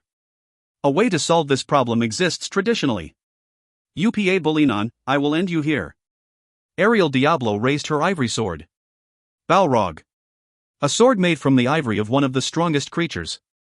It was the Balrog's bad luck that it was said to have been destroyed by the devil due to its strength. Their population was low, so I was curious about how she obtained this sword on Earth. Okay. I will welcome any fight from this bitch. UPA laughed wildly, revealing his teeth. Hundreds of thousands of troops emerged simultaneously. Ariel Diablo's army numbered approximately 5,000. Even if there was a qualitative difference, it was hard to bridge this absolute number difference. In other words, this was likely to be Ariel Diablo's grave. Vizak Mentam. You will take the vanguard. He was one of the dukes. UPA put him in the front as a vanguard. The huge ark had crashed to the ground. A huge war between Ariel and UPA was occurring. A demon fight was very simple. Gather, fight, crush. It was the tradition of the demons to pour all their power in until the opponent was completely destroyed. There were rarely any fights on a small scale. It might be like a duel between nobles, but an aspect involved a war of attrition. Now the two of them had started a traditional fight. In conclusion, they would end up using all their strength. UPA had overwhelming numbers, but I guess the odds of him winning is 6:4. The difference in numbers couldn't be ignored, and I could see that UPA's side was a little superior. However, Ariel wouldn't have decided to fight if she didn't think there was a chance of winning. Good. This couldn't be better for me.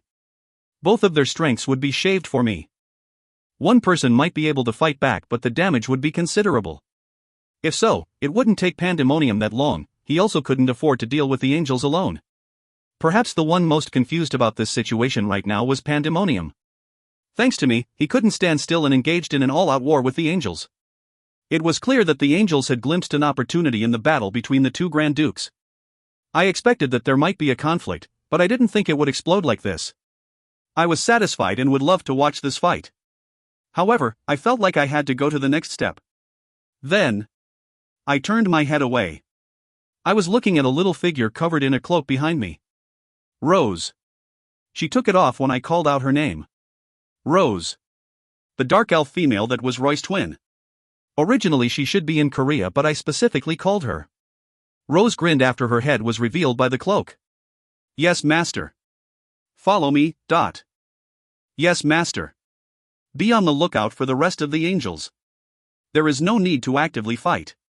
White will lead the saber tigers and attract the angels here. There were hundreds of newly born white tigers that grew rapidly in the dungeon. As one of the main creatures, I decided to use White and the saber tigers as bait. I intended to attract the angels to this place and make the fight between the two even more dramatic. I had brought approximately 3,000 creatures to Greenwich Observatory. Most of them were intermediate to advanced level creatures.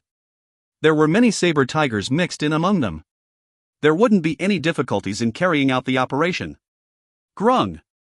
White briefly cried out. Then he quickly disappeared from my field of view. Not to be outdone by him, I also moved. Now it is time for the item to be delivered. My cheeks were itchy with impatience. I needed the humans' hope to achieve another purpose. By now, they should have reached their goal at Greenwich Observatory. The situation on the battlefield was urgent. So Yunhai was forced to move faster. There was a battlefield where it was difficult to predict even 1 second ahead. A field where kings were fighting. There was a high possibility that they would become caught in the middle. Being caught up in it would just cause their deaths. There is an underground passage that is connected to the basement of Greenwich Observatory. There won't be many creatures and we can leave after installing Hope in the center. Only a bit more to go. The place where they were currently standing was a ruin. However, there was a gap between the buildings. That gap was the underground passageway connected to Greenwich Observatory. Yuun-hai and her team started removing the wreckage. Afterwards, they entered the passageway without releasing any of their tension. The passage was naturally dark. If they weren't awakened, then they wouldn't have been able to see in front of them. Thanks to going beyond the limits of a human, they were able to find their way in the dark. The communication got cut off. Their line to the guild master Kim Yong-woo was disconnected. Yuun-hai ignored it and just focused on the darkness around her. From now on, no outside assistance should be expected. They had to overcome this ordeal by themselves. Duck! Duck! Their footsteps could be heard. Sick! Squeak squeak! There was a lot of rainwater and rats. It seemed like this place had been abandoned for a long time. Yuun-hai had seen so many horrible things that she wasn't surprised by rats anymore. She moved while preparing for any attacks from creatures. There is no reason for them to not know about the passage under the observatory. That's why she couldn't release her tension. If she built a castle, then it would have an underground area. She would know all the places connected to the underground and would put guards on it in advance. It wasn't strange. But, no matter how far they went, no creatures could be seen. The only living organisms were rats. Is it this easy? She frowned. No creatures had emerged in this long passage. There were no defenses at all. Trap? It was a possibility. However, demons wouldn't bother waiting for a trap. Rather, it was more convenient and effective to place a few creatures to protect the underground. Nuna, I don't have a good feeling. Edward spoke carefully. There are no creatures. Even if there are none, I don't feel good. There is no other road but this one. It is impossible to enter Greenwich Observatory from the normal methods. She also didn't have a good feeling. Yuun-hai turned her head and looked at the team members once again. They all had nervous expressions on their faces. Now was the peak of their mission. And Kim Yura's expression was dark in another manner. Apology? Guilt? She is probably just nervous. There was no time to dig into the details. Yuun-hai turned back to the front and started moving forward. She had memorized the path of the passage in advance. There were no obstacles blocking their path. At that time, they heard a voice in the darkness. Stop. At first, she mistook it for a hallucination. But the voice of a woman clearly entered their ears. I told you to stop. On the other side of the passage. They were almost at their target when someone showed up. Yuun-hai and Edward's eyes widened as they saw the person. The others were puzzled and vigilant. But for Yuun-hai and Edward, that presence wasn't normal. If you find any errors, ads pop up, ads redirect, broken links, non-standard content, etc., please let us know. Report chapter so we can fix it as soon as possible. Chapter 217, Hope, 2. Chapter 217, Hope, 2.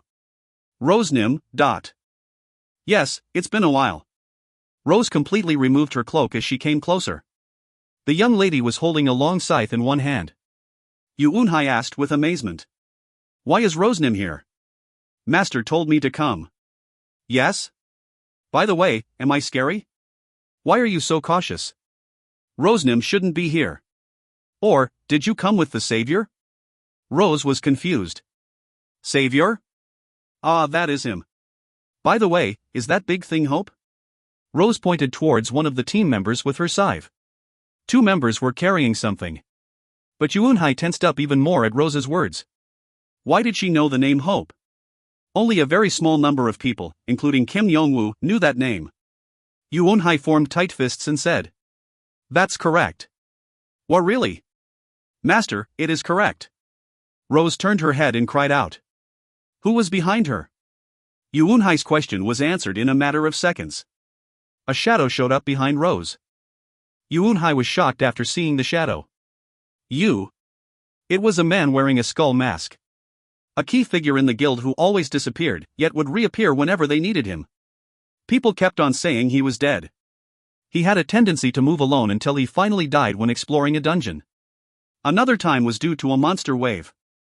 At any rate, the majority of people thought he was dead. Since then, Korea was invaded by demons and overwhelmed. Countless people died and cities were destroyed. Every time, Yoon-hai and other awakened always thought he would return. He always appeared when they were facing danger. But he did not appear. The demons unleashed a large number of creatures and devastated Korea. So his presence was slowly forgotten. It has been a while. Yoon-hai, Edward Windsor. The man took off his mask. At that moment, Yoon-hai's eyes shook. Ah! That face, she was sure of it. There was no mistaking it. It was a face she had memorized and seen many times. He was the one who found Yoon-hai and built up her foundation. The man who led her from the front. He also caused Edward's talents to bloom. Alive, you are alive. Yoon-hai spoke with as much calm as possible. She wasn't her old self. The playful and bright Yoon-hai had become an adult. She was a warrior who knew how to compromise with reality and fight coldly. Now she had the role of leading the party. Many things have happened. His voice was different. A heavy bass. A cold expression. His arrogant eyes that looked down on everything. She was pleased but couldn't crumple. Randalph Briggseel had been her idol. However, he was already dead. Maybe he was revived through a demon's plot. It didn't matter if his appearance was the same. It was now customary to have doubts first. Captain Nim? One of the members asked Yoon-hai as they stepped forward. They noticed that an unusual atmosphere had formed. The members who didn't know the relationship between those two or Rose's identity were confused. However, Yoon-hai didn't hear their voices. She was sweating and trying to conceal the fact that her heart was beating wildly. Why are you here? How does Rose Nim? Why do you think? He asked. Yoon-hai was confused. Rose was one of the Savior's children. The Savior saved Korea and soon disappeared. Only Roy and Rose remained. People held up his children as kings. The influence of the two dark elves in South Korea could be considered the best. It isn't possible. Yoon-hai's body trembled. It was like being hit by lightning. She had considered it once in a while. The Savior hid his face. No one knew what he looked like. Yoon-hai sometimes thought that the Savior was him. Randalph Briggseel might have appeared like that on purpose. But no matter how positive the thought was, it was unreasonable. There were similar but slightly different parts. It wasn't simply referring to his appearance. To be honest, the person called the Savior had a very atmosphere around him. Fear. There was something about him that touched their primitive instincts. Sometimes it was horrifying to see his indiscriminate slaughtering of creatures. Randalph Briggseel had a different atmosphere. And their capabilities were different. Although the leader of the Devil Hunters had been the strongest human, he wasn't at the level of the Savior. The Dark Elves, demons or creatures. The awakened, including Yoon-hai, were convinced that the Savior was one of those existences. Even so, none of them said anything. The civilians had no power. They needed to have faith and hope to rebuild Korea. If he could make them stand up, then they wouldn't question the Savior's identity.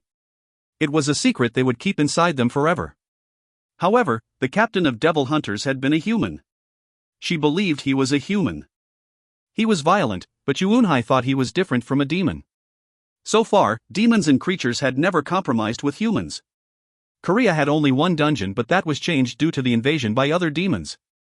The floors disappearing played a pivotal role. So the captain couldn't be the Savior.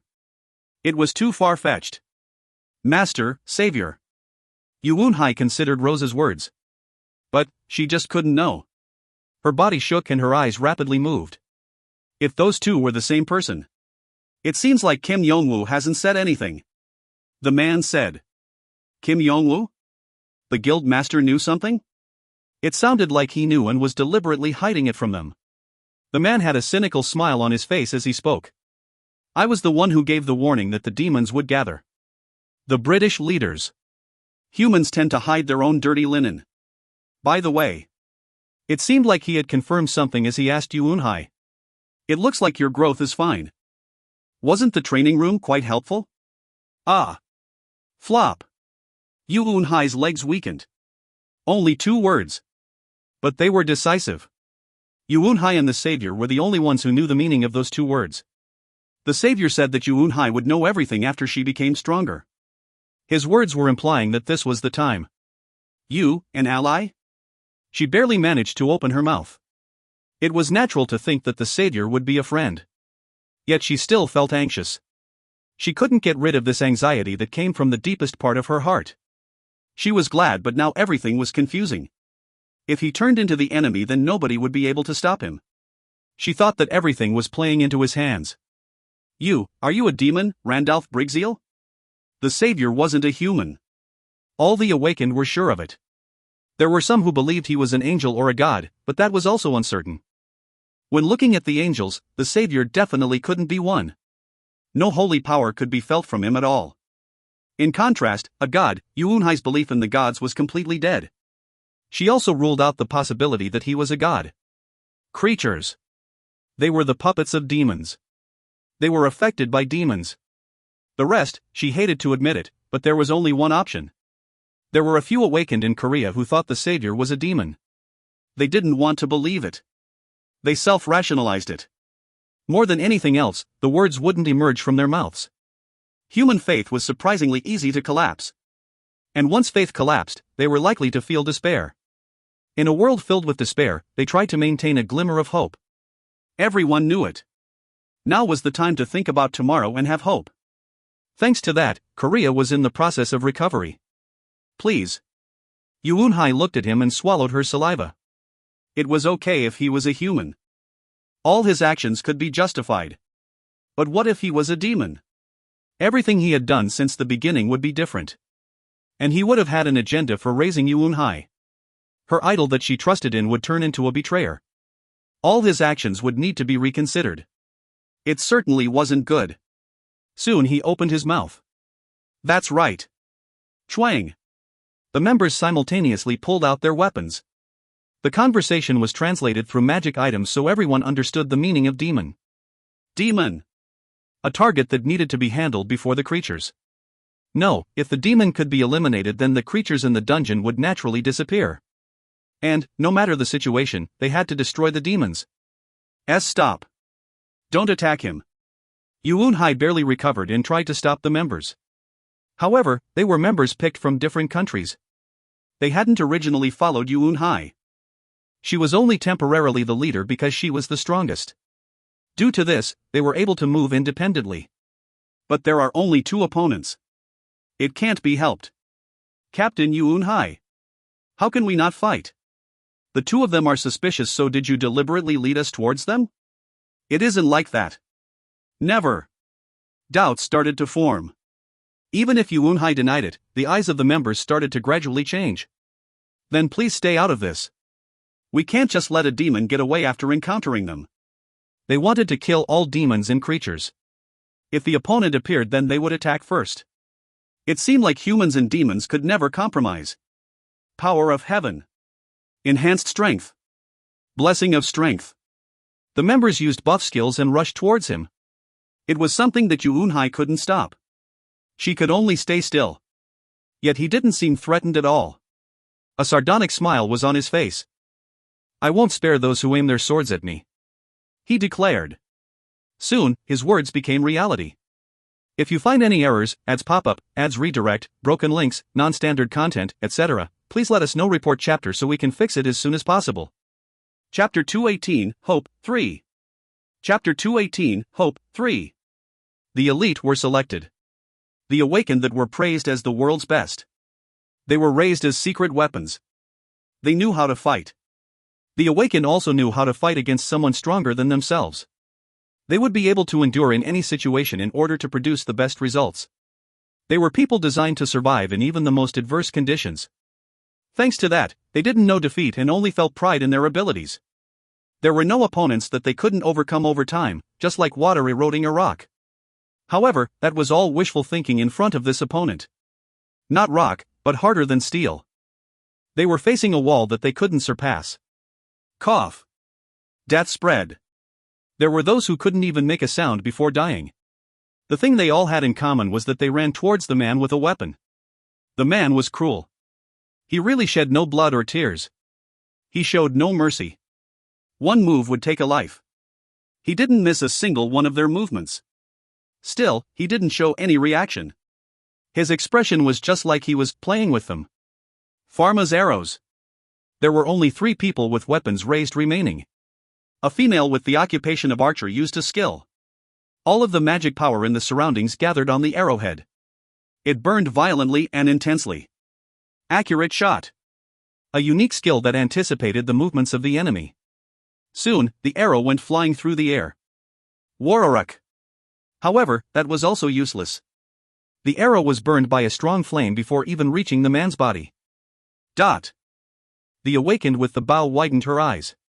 It was the first time that this technique had been blocked. However, that panic only lasted for a short moment. She quickly calmed her mind and prepared for the next attack. No, she tried to prepare. She placed her hand on the bow. It was the last thing she remembered. Quaduk. Mysterious lightning popped out from the man.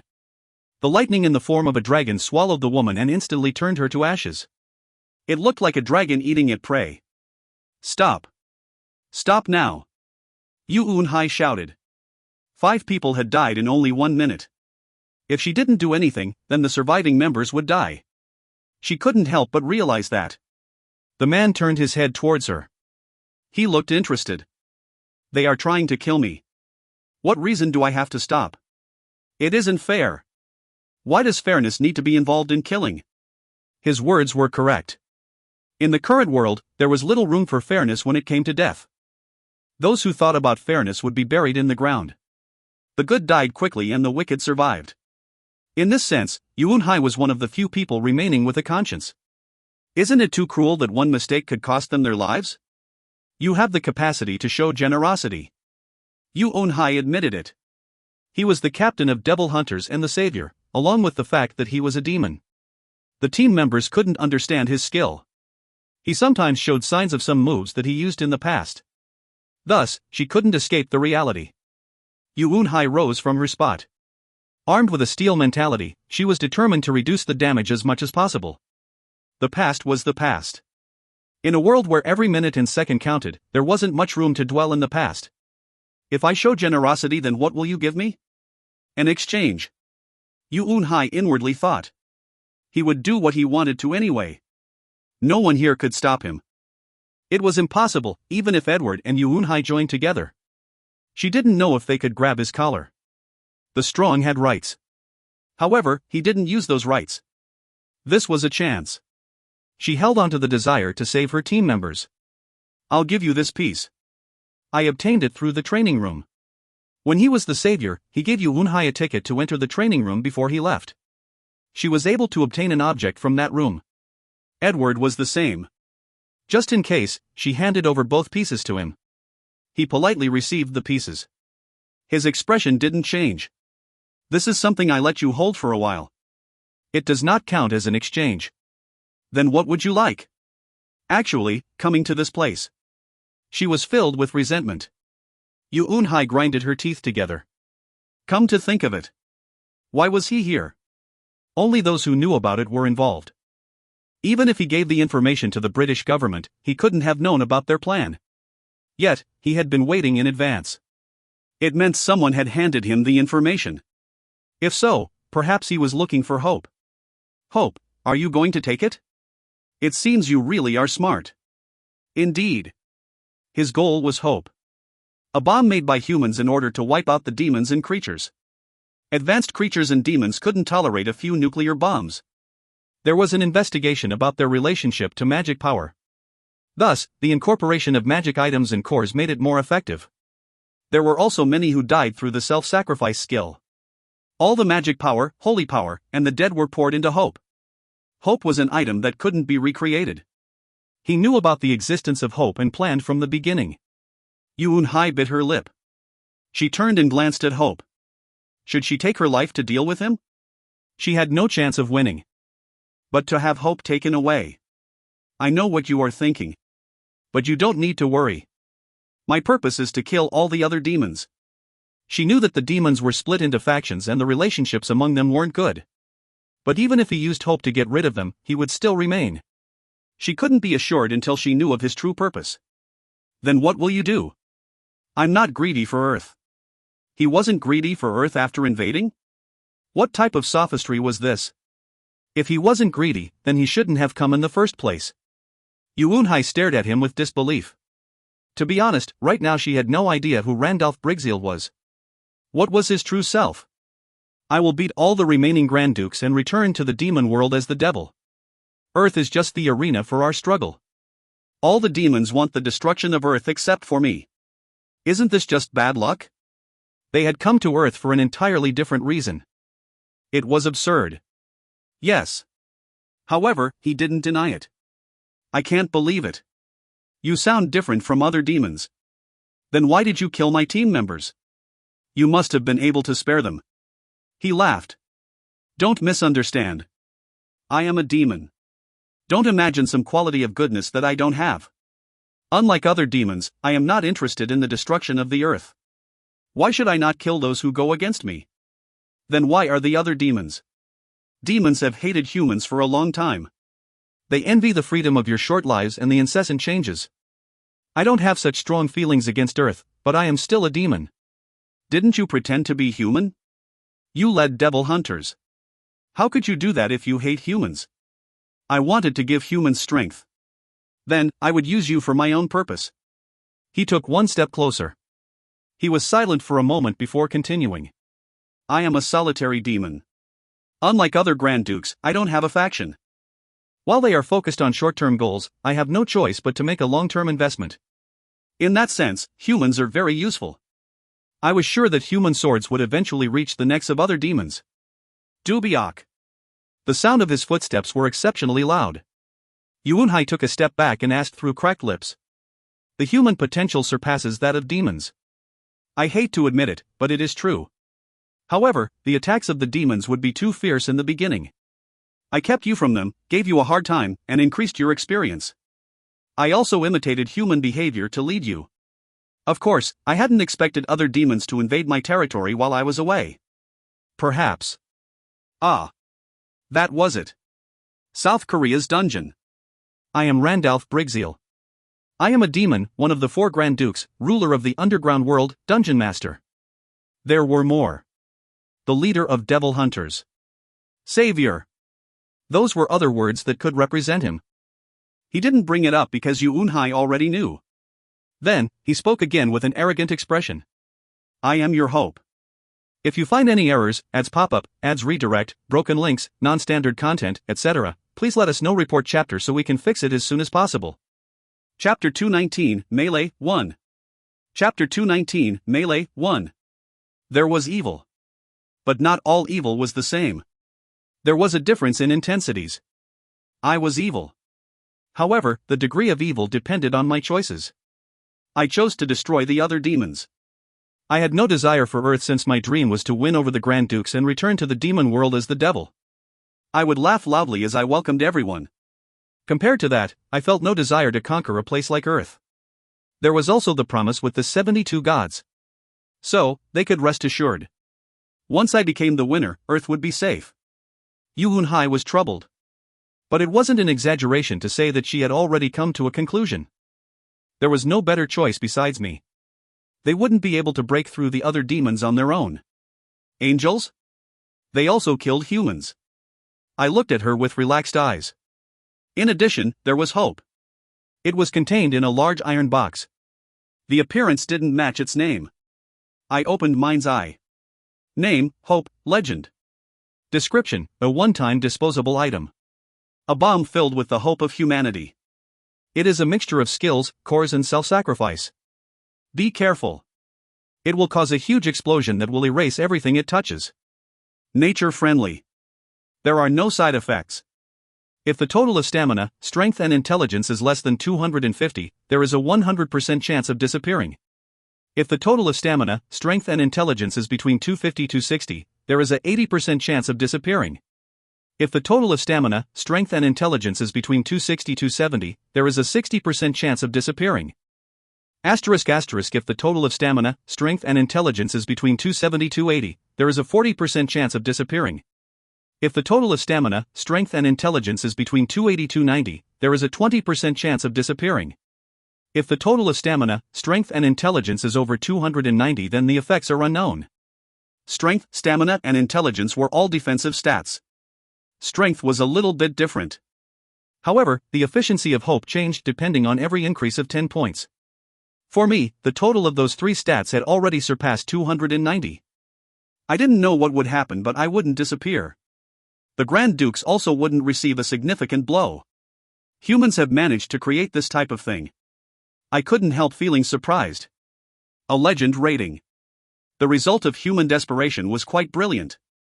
Self-sacrifice was a skill where the person literally sacrificed themselves. If it was used several times, then it was impossible for the item to have a low rating. I touched my jaw. It seemed to be a fairly powerful weapon. It wouldn't be very effective against strong or transcendent beings, but the bomb would reduce the enemy troops. Millions of creatures were gathered here and most of them belonged to other demons. If it was used at the appropriate time, then many creatures could be killed. Rose will guide you to a place to install the bomb. Once the installation is complete, escape and wait for my signal. Installing it in the center of Greenwich Observatory was good but not very effective. It was better to drop it in the middle of the battlefield. I didn't wait for Yunhai's decision. Even if she made the wrong decision, it wasn't easy to change the story. Kim Yongwoo. He deliberately kept his mouth shut.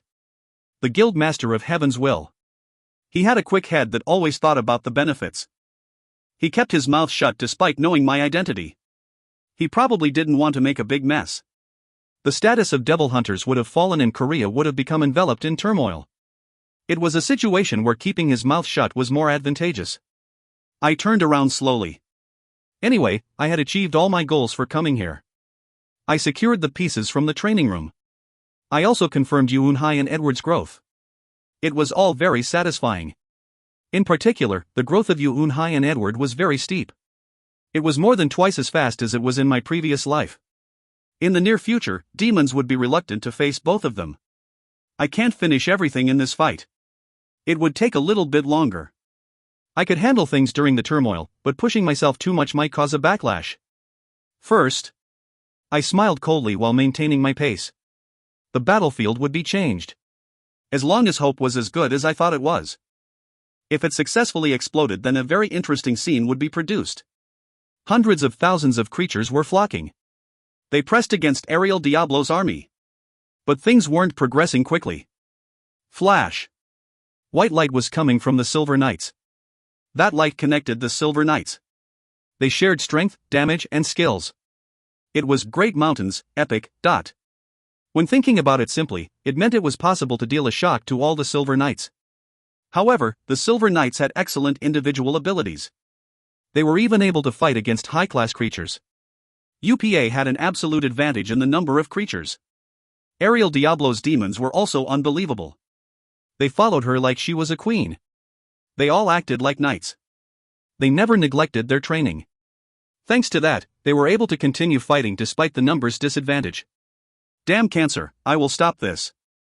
UPA was furious. He thought it was possible to win through overwhelming numbers, but that wasn't the case. It was also hard to concentrate on fighting with the angels around them. UPA Bulinan, if you don't watch your words then your mouth will be torn out. Ariel wore armor and a weapon made from the bones of a Balrog. A Balrog was a high-class LV5 creature, so it was considered one of the best.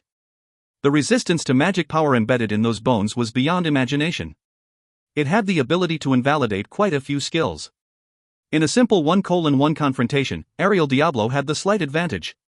It played a big role in arousing UPA's anger. UPA spread his arms wide.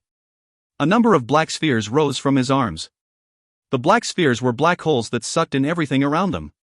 He gathered them together into one huge black hole. The black hole had a very strong pulling force that didn't distinguish between friends and foes. But UPA didn't care. He needed to dispose of them. Ariel's expression changed subtly. She instinctively perceived the danger in this skill. It wouldn't leave anything alive. Abyss Sword. The patented skill of Ariel Diablo. Her sword was surrounded by chaos. Ariel was threatened by UPA's skill, but she showed no intention of avoiding it. She was going to tear him apart piece by piece. She didn't think that the black hole could stop the Abyss Sword. Ariel Diablo and UPA collided in the air. Ho Wang. Pandemonium frowned. The situation was grave. The movements of the angels were strange. We are being herded. The angels were driving the creatures with the Arkansas. He didn't notice at first, but it became clear as time passed. Do they want a melee? Ariel Diablo and UPA Bolinon were engaging in battle near the Arkansas Pandemonium had no intention of intervening in their fight. It would be good for him if they fought. If the damage to both of them was great, then he could get rid of both of them. But this plan was broken due to the interruption of the angels. It seemed like everyone was fighting near the Arkansas. Or there were some other intentions. Surarok. It was at that moment. Dozens of shadows gathered around Pandemonium. Did the mission fail? Surarok. The shadows didn't speak. Instead, they only talked using subtle movements. Failure. He clicked his tongue. They were shadows created by Pandemonium himself. Shadow hunters. He created them to assassinate demons and creatures. He had sent 3,000 of them and they looked like they had been in a violent fight. They weren't enough to catch the cherub. A cherub was the second-ranked angel in the upper hierarchy. He had experienced this once in the demon world. They had amazing powers. There were 3,000 shadow hunters, yet it still ended in failure. Surarok. The shadow hunters couldn't help shaking after seeing Pandemonium's disappointment. You failed to hunt the cherub, but did you get the throne's angel? Tack. Pandemonium clapped his hands. A throne's angel was a high-ranking angel. It was lower than the cherub, but it was better than nothing. The throne's angel is called Opinion. Opinion was a throne's angel who fell to earth, and Pandemonium knew a little bit about him. Among the angels, he was someone who had a strong leadership ability. His eyes that watched the battlefield were excellent, and he did the work of 10 commanders. He was killed. In other words, killing Opinion would crack the system between angels. It wasn't a total failure. Half of it was a success. Perhaps this result was better than assassinating a cherub. It was a different story. It was time to move. Tell all the creatures. Move to the Arkansas. Let the angels know how difficult a melee battle is. Melee combat wasn't something that everyone was capable of. Could they keep their heads and solve complex situations? Pandemonium had a lot of experience. He was confident. If Opinion was dead, then he could win this battle without much damage. And it might not be impossible to hunt UPA and Ariel. He tried to avoid direct combat with them, but it all depended on the circumstances. Going to the demon world was important, but he also had to eliminate competitors here. Randalph Briggseel. You should be careful. Pandemonium didn't release his tension. Surarok. In response to Pandemonium's movement, the shadow hunters melted into the ground. If you find any errors, ads pop up, ads redirect, broken links, non-standard content, etc., please let us know. Report chapter so we can fix it as soon as possible. Chapter 220, Melee 2. Chapter 220, Melee 2. I climbed on top of Greenwich Observatory. It was evening with a full moon. The battle lasted a few days. I placed creatures in Greenwich Observatory. The number itself wasn't much and there weren't any high-quality creatures, but the combination was good. There were 500 saber tigers and 500 orc variants, with trolls and ogres mixed in moderately. And I also added doppelgangers. They can only copy the appearance, but it doesn't matter in a situation like this. Doppelgangers could change their appearance to look like the opponents. Although it wasn't a strong intermediate creature, the utilization rate was excellent. In this situation, their uses as scammers would shine even more. I had hidden 300 doppelgangers in the basement of the Greenwich Observatory. All of them transformed into Death Knights. I also mixed in 30 real Death Knights among them. Thus, a good Death Knight unit was completed. There is no need to increase the damage. They were just a formality. I would use them to play the opponents. Despite not participating in the battle, I would be able to show off some influence. Melee. It was already the second day. Everyone was moving around the Arkansas. Ariel, UPA, Pandemonium, and the angels were engaged in a bloody feast. Before they noticed something suspicious, I needed them to look at me. It was too early to use hope. The moment the winner is decided. Just when they think everything is over, I will be the one to laugh last. Although I could see the effect of the item through mind's eye, it still wasn't clear how strong hope was. So, I needed to make moves to minimize the risk. Waiting. Patience was something I was good at. How interesting. I turned around. Oswin had finished all the preparations. Your Majesty, if you tell me, then Oswin will destroy all your enemies. Oswin declared in a vigorous voice. I could feel his sincerity. He followed me for only one reason. I saved him and dealt a blow to the Hell Monarch. I laughed. You sound like Maxium. Yes, have you received any contact from Maxium? He has entered the dungeons of 2 demons of UPA's faction. Things are going well. Oswin shrugged. It is thanks to the powerful reinforcement that your majesty gave him. Originally, Maxium's role was to hinder UPA. Now he was given a new mission, to occupy dungeons. I also refilled his troops. The high-class Mago and Bone Dragons, as well as skeleton soldiers. I gave him all the high-class creatures that I didn't use to catch Gustarte. It was in order to create more confusion in the melee fight. UPA will be distracted while fighting Ariel. If this was a normal situation, many of the troops would have left after hearing the news.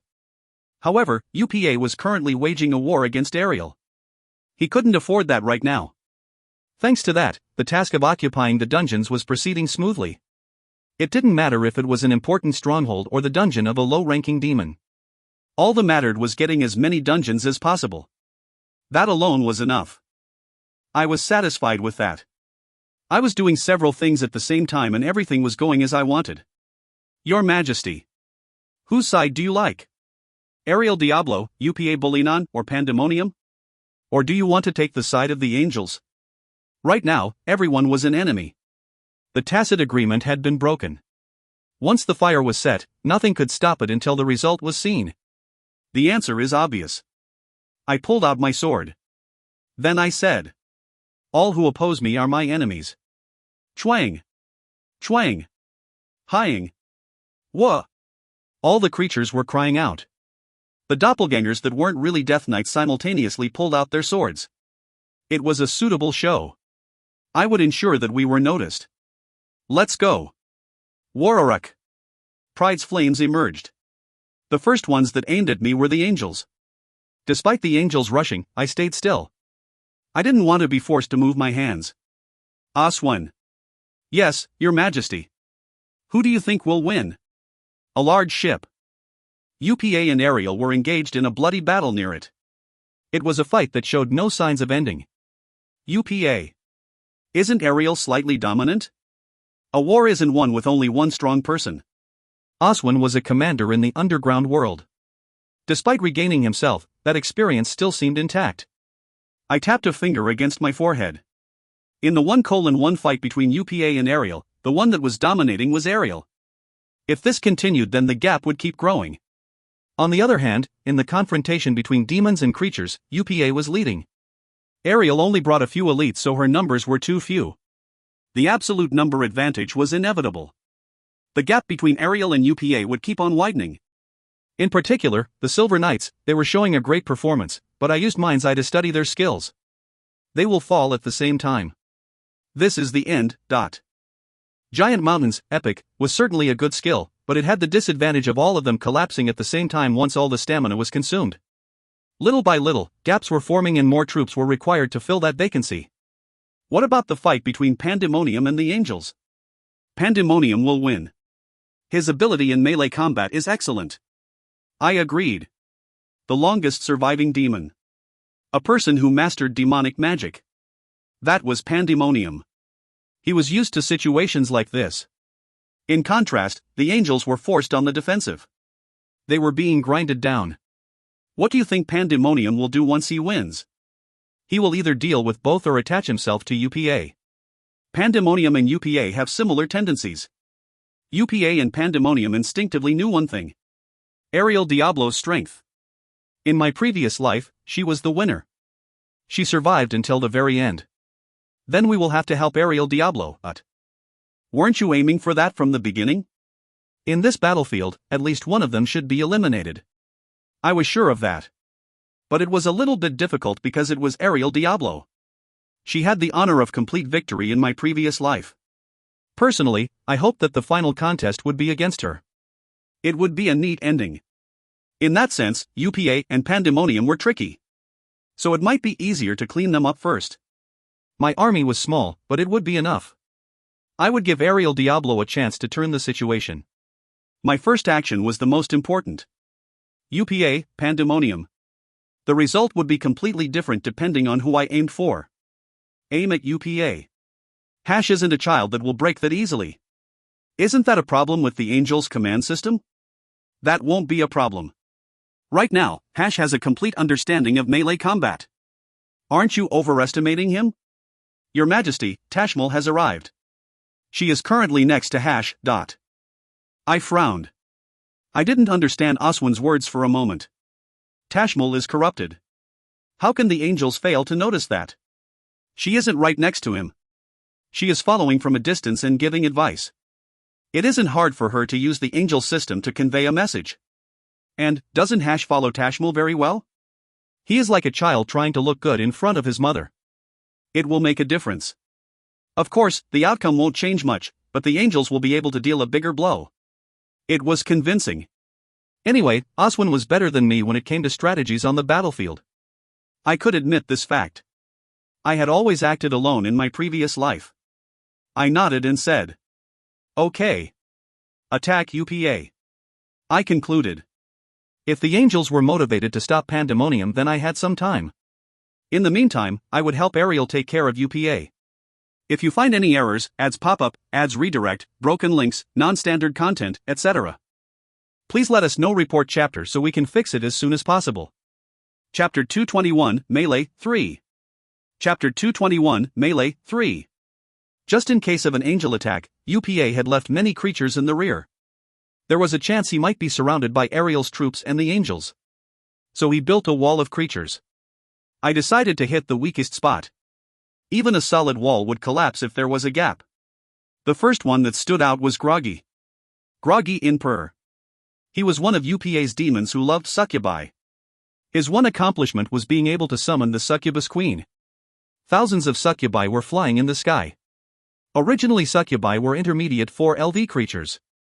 However, they were enhanced due to the influence of the succubus queen. I set the 30 real Death Knights here. The remaining 300 Death Knights, that were actually doppelgangers, were placed at the rear as a screen. They wouldn't be that much help in this fight anyway. They were just there to give a sense of pressure. The succubi turned towards me. Groggy, who was touching the succubus queen's chest, stared at me. "Ha, Grand Duke Randalph Brigzeal. Aren't you protecting the castle? Stepping outside the castle is too dangerous for you." His tone was full of ridicule. Soon, Groggy and the succubus queen descended from the sky. "This place looks good," I replied leisurely. Groggy's smile widened further. "Ho-hoo. Then watch quietly. There is no place for you on this battlefield. If I don't have a place, then I should make it." Oswin. Oswin briefly bowed his head. "Yes, Your Majesty." "Can you get rid of the guy in front of you? It is the easiest thing to do. Instead, please take care of the succubus queen. Isn't it usually the other way around? I think this can save a lot of time," Oswin said with a smirk. Indeed, Groggy in Purr was easy to kill. I would be able to leave him to Oswin. "Believing in your creatures, this is a surprise. Randalph Brigzeal, if you interfere, then I will kill you here." I clicked my tongue. First and foremost, cut off his tongue. That voice is disgusting. "Yes, Your Majesty." "Kill him." Groggy in Purr's face was red due to our attitude. The battle had already been going on for a few days. It was natural to get excited about small things. "I disapprove of you having the title of Grand Duke. The only true Grand Duke is UPA." Thousands of succubi flew at me in a flash. The bat wings filled the sky. Evening. The full moon further strengthened the succubi. They were similar to wolf-type creatures. There was also the influence of the succubus queen. She looked like a normal succubus but was bigger. In short, the first thing I need to do is subdue the succubus queen. Wrath and the Emperor's Sword. The succubus queen had a very beautiful appearance. Violet hair and seductive eyes. Her red lips were swollen like they would burst. She had a shapely waist and protruding buttocks that were revealed by tight leather clothes, making any man want to jump on her. Mind's Eye has discovered temptation of instincts, epic. High intelligence, 111, calibration has succeeded in defending against 100%. The skill was caught. It was entirely useless. Seduction skills didn't work on me.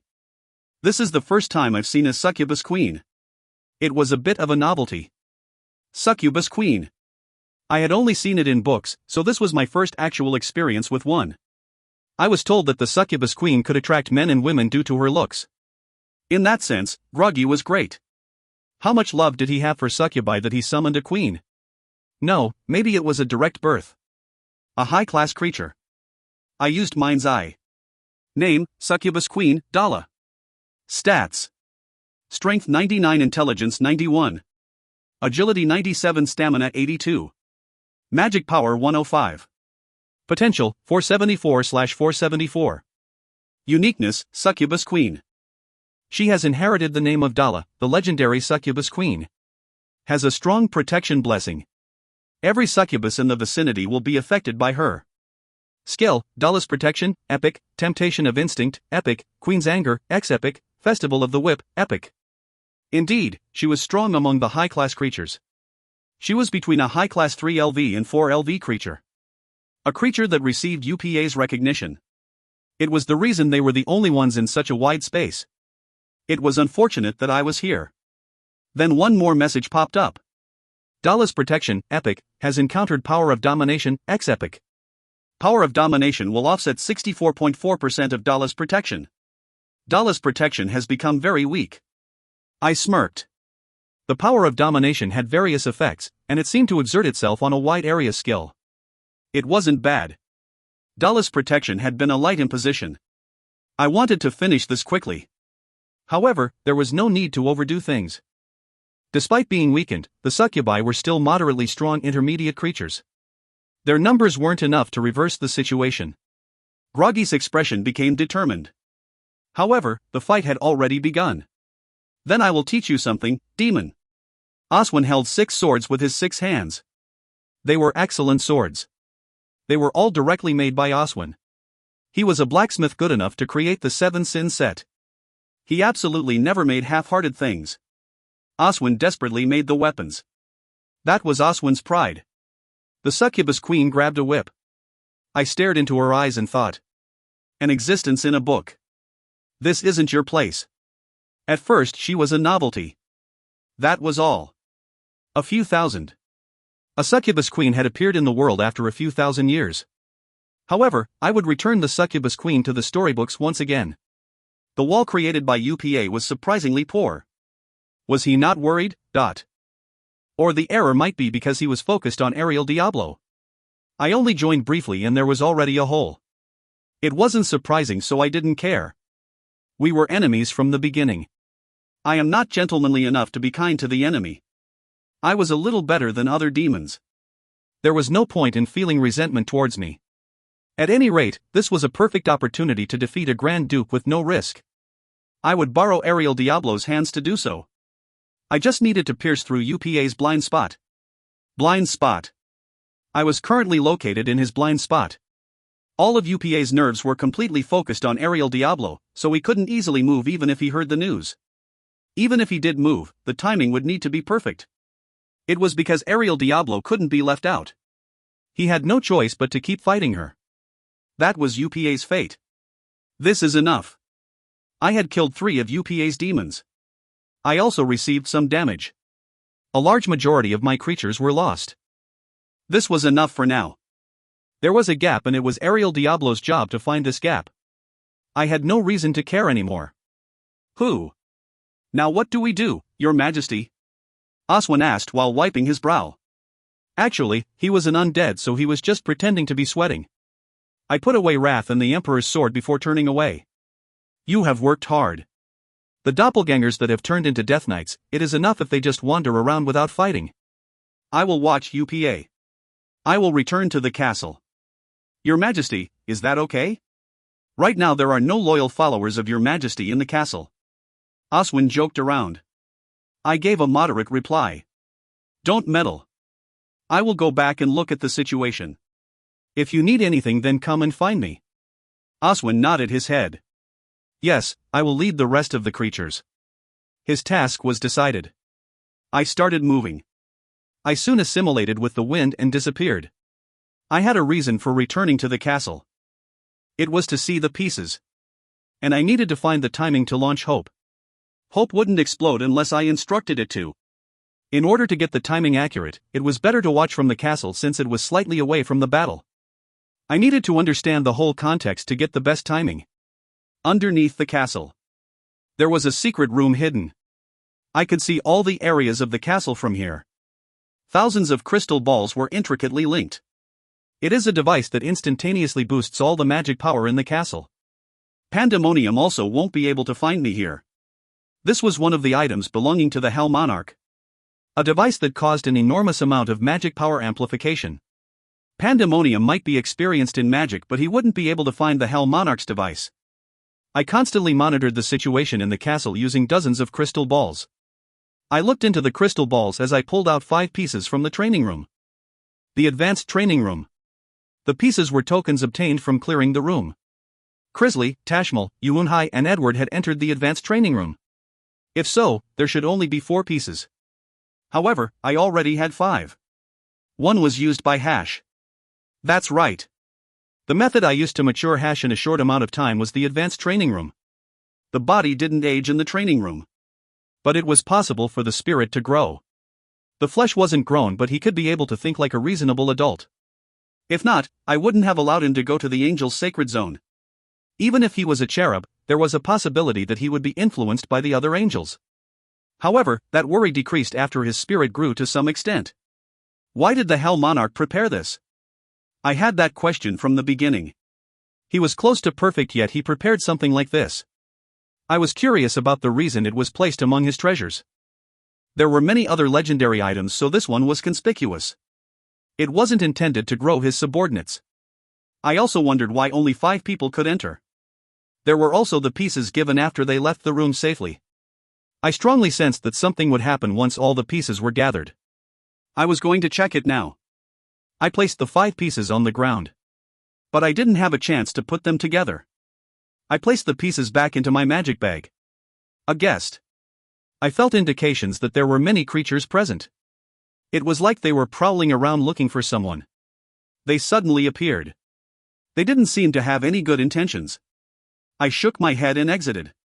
It seemed like I needed to welcome these guests. This place wasn't for them. If you find any errors, ads pop up, ads redirect, broken links, non-standard content, etc., please let us know. Report chapter so we can fix it as soon as possible. Chapter 222, Melee 4. Chapter 222, Melee 4. Shadows rose from the ground. It was ironic that shadows existed in the dark underground. The shadows filled the underground space. They seemed to get closer. Soon all the shadows started to gradually change. They appeared to look like me. Doppelganger? I tilted my head to the side. It was the first time I had seen such creatures. I had never heard of a creature that looked like a shadow and turned into the opponent like a doppelganger. I opened mind's eye. Name, Shadow Hunter. Uniqueness, a shadow that turns into the opponent. Created by Pandemonium, the abilities when transformed will depend on the opponent. They are specialized creatures. There is a strong desire to destroy the target they had changed into. On the contrary, the opponent will be helpless. Skill, Imitation, X-Epic. A designated task. In other words, a creature that specialized in assassination. They were like a curse designed to kill one target. Pandemonium made something interesting. I couldn't see their stats. It meant there was a large variation in their stats. But they couldn't copy my capabilities. If that was possible, Pandemonium would have already won the game. After a while, there were only a dozen creatures that resembled me. It was a pretty funny situation. My mouth opened. I am familiar with fighting myself. I didn't feel panicked. I had already fought against myself many times due to the Tree of Origin. There was no need to be nervous about things that were merely imitations. There were many of them, but I just shrugged it off. Pandemonium. He intends to catch me. A formidable person. In this situation, he had prepared assassins. The only thing. It wouldn't be easy, but it was worth a try. The shadow hunters that looked exactly like me moved their hands. It seemed like not only could they copy my appearance, but they could also use my weapons. I was curious to see who would win in the confrontation between the real one and the imitations. The shadow hunters' moves were good. But they were also different from me. The difference in depth was too much. I was in the transcendent realm, so they couldn't perfectly imitate me.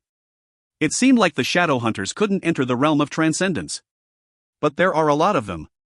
Cha-ang. Our swords clashed. Jejiang. There was a crack in the Emperor's sword that the shadow hunter was holding. Naturally, it couldn't win against the original. Originally, the Emperor's sword couldn't break, but the copy was smashed. The limits of imitation. There was no depth. It was nothing more than replicating the outside. The skills they used were similar, but that was it. This, I couldn't help laughing while looking at them. However, there were as many as 10,000 creatures. They were equivalent to advanced 1LV creatures. It would be a little bit arduous. They weren't low, but advanced grade creatures. They wouldn't die with one strike. I needed to apply my strength when dealing with each one. It was enough to contend with a transcendent being. If this was possible, then the angels would have defeated the demons in my previous life. The Seraphim Camel. He was like a small planet. TSK. I clicked my tongue. I had consumed a lot of magic power dealing with UPA's demons on the battlefield. It would be strange to kill 3 demons in a short amount of time without taking any damage. Now I needed to fight in this state. Should I call reinforcements? They would be of some use.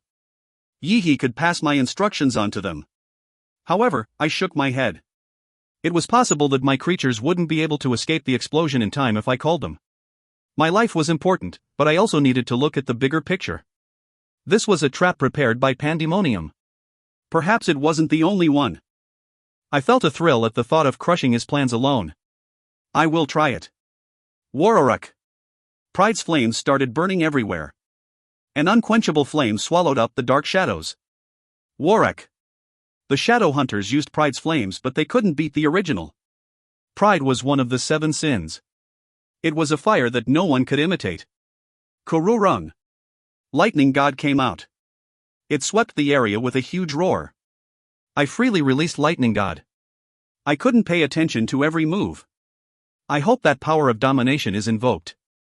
I had one more great weapon. The power of domination. It was a skill with a very low probability to subdue the opponent. I wondered if it would work on the shadows, but there was no reason for it not to. If it worked, then I would be able to fight alone against so many creatures. Even without it, I alone might be enough. Dark Sword. Eing. Wrath and the Emperor's sword were surrounded by darkness. At the same time, the shadow hunters tinged their swords with a red aura. Hope had finished being installed. Now it was time to quickly retreat. Their chances of survival would increase if they got as far as possible. But Yuunhai abruptly stopped. Nuna? Edward asked with confusion. The only members left of the team carrying Hope were Yuunhai, Edward, Kim Yura, and Kim Minji. Yuunhai spoke with difficulty. I'm going back. Where? Perhaps. Yes. I need to confirm it with both eyes. Are you crazy? Why are you going back there? Nuna can't do anything. I don't know about later, but right now. Edward swallowed his final words. That's right. With Yuunhai's abilities, she wouldn't be able to do anything. It might be possible after a few years or a few decades. However, going right now would just cause her death. Does he really have no feelings? When he was in Devil Hunters, he was cold, but I clearly saw some moments of warmth.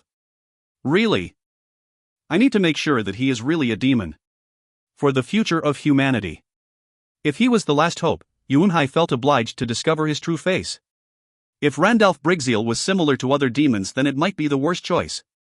However, Edward showed extreme opposition. Nuna. You can't go. That man, no, the demon used us. Do you really think so? Originally I was so hopeless that I was cleaning toilets. I was just like a frail child before death. Heaven's Will has suffered and Korea was almost destroyed many times. But what was the end result? Nuna. Why is Nuna like this? I heard it. He wanted us to become stronger so that we would someday strike at the demons' necks. He just saw our potential. If Nuna didn't have any potential, then do you think he would have saved us? He knew it from the beginning. The danger that humanity would face. So he needed to gather people like us. If he is like other demons, then why did he move at all? Didn't he become the savior to help us? Why did he collect the scattered people to summon the Jiren? So now he is a good demon? No.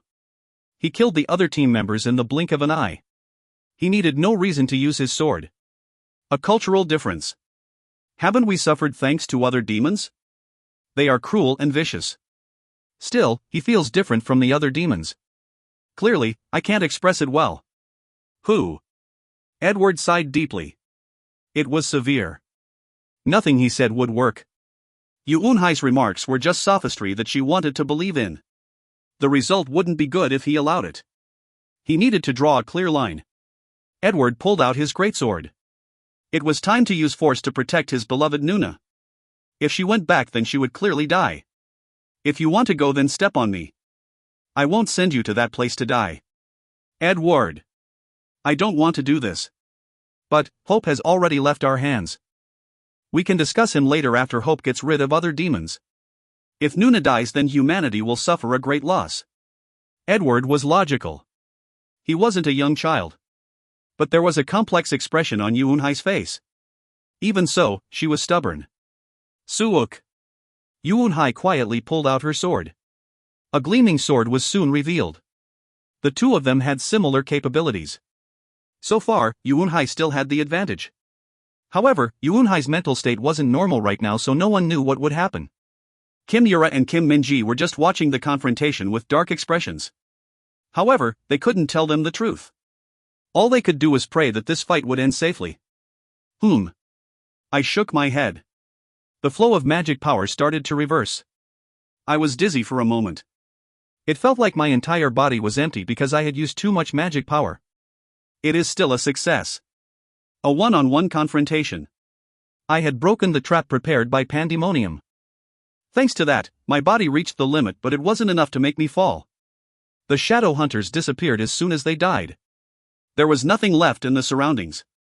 I am glad for the Conqueror's Ring. It was an item that helped speed up the recovery of my magic power. Even now, magic power was quickly being restored. If I was given a day and a half, then a significant portion of it would be recovered. I wasn't in a big hurry. I had suffered like this despite not facing strong creatures due to my greed. In order to capture Gustarte and attack UPA's dungeons, I brought only a minimum of troops with me.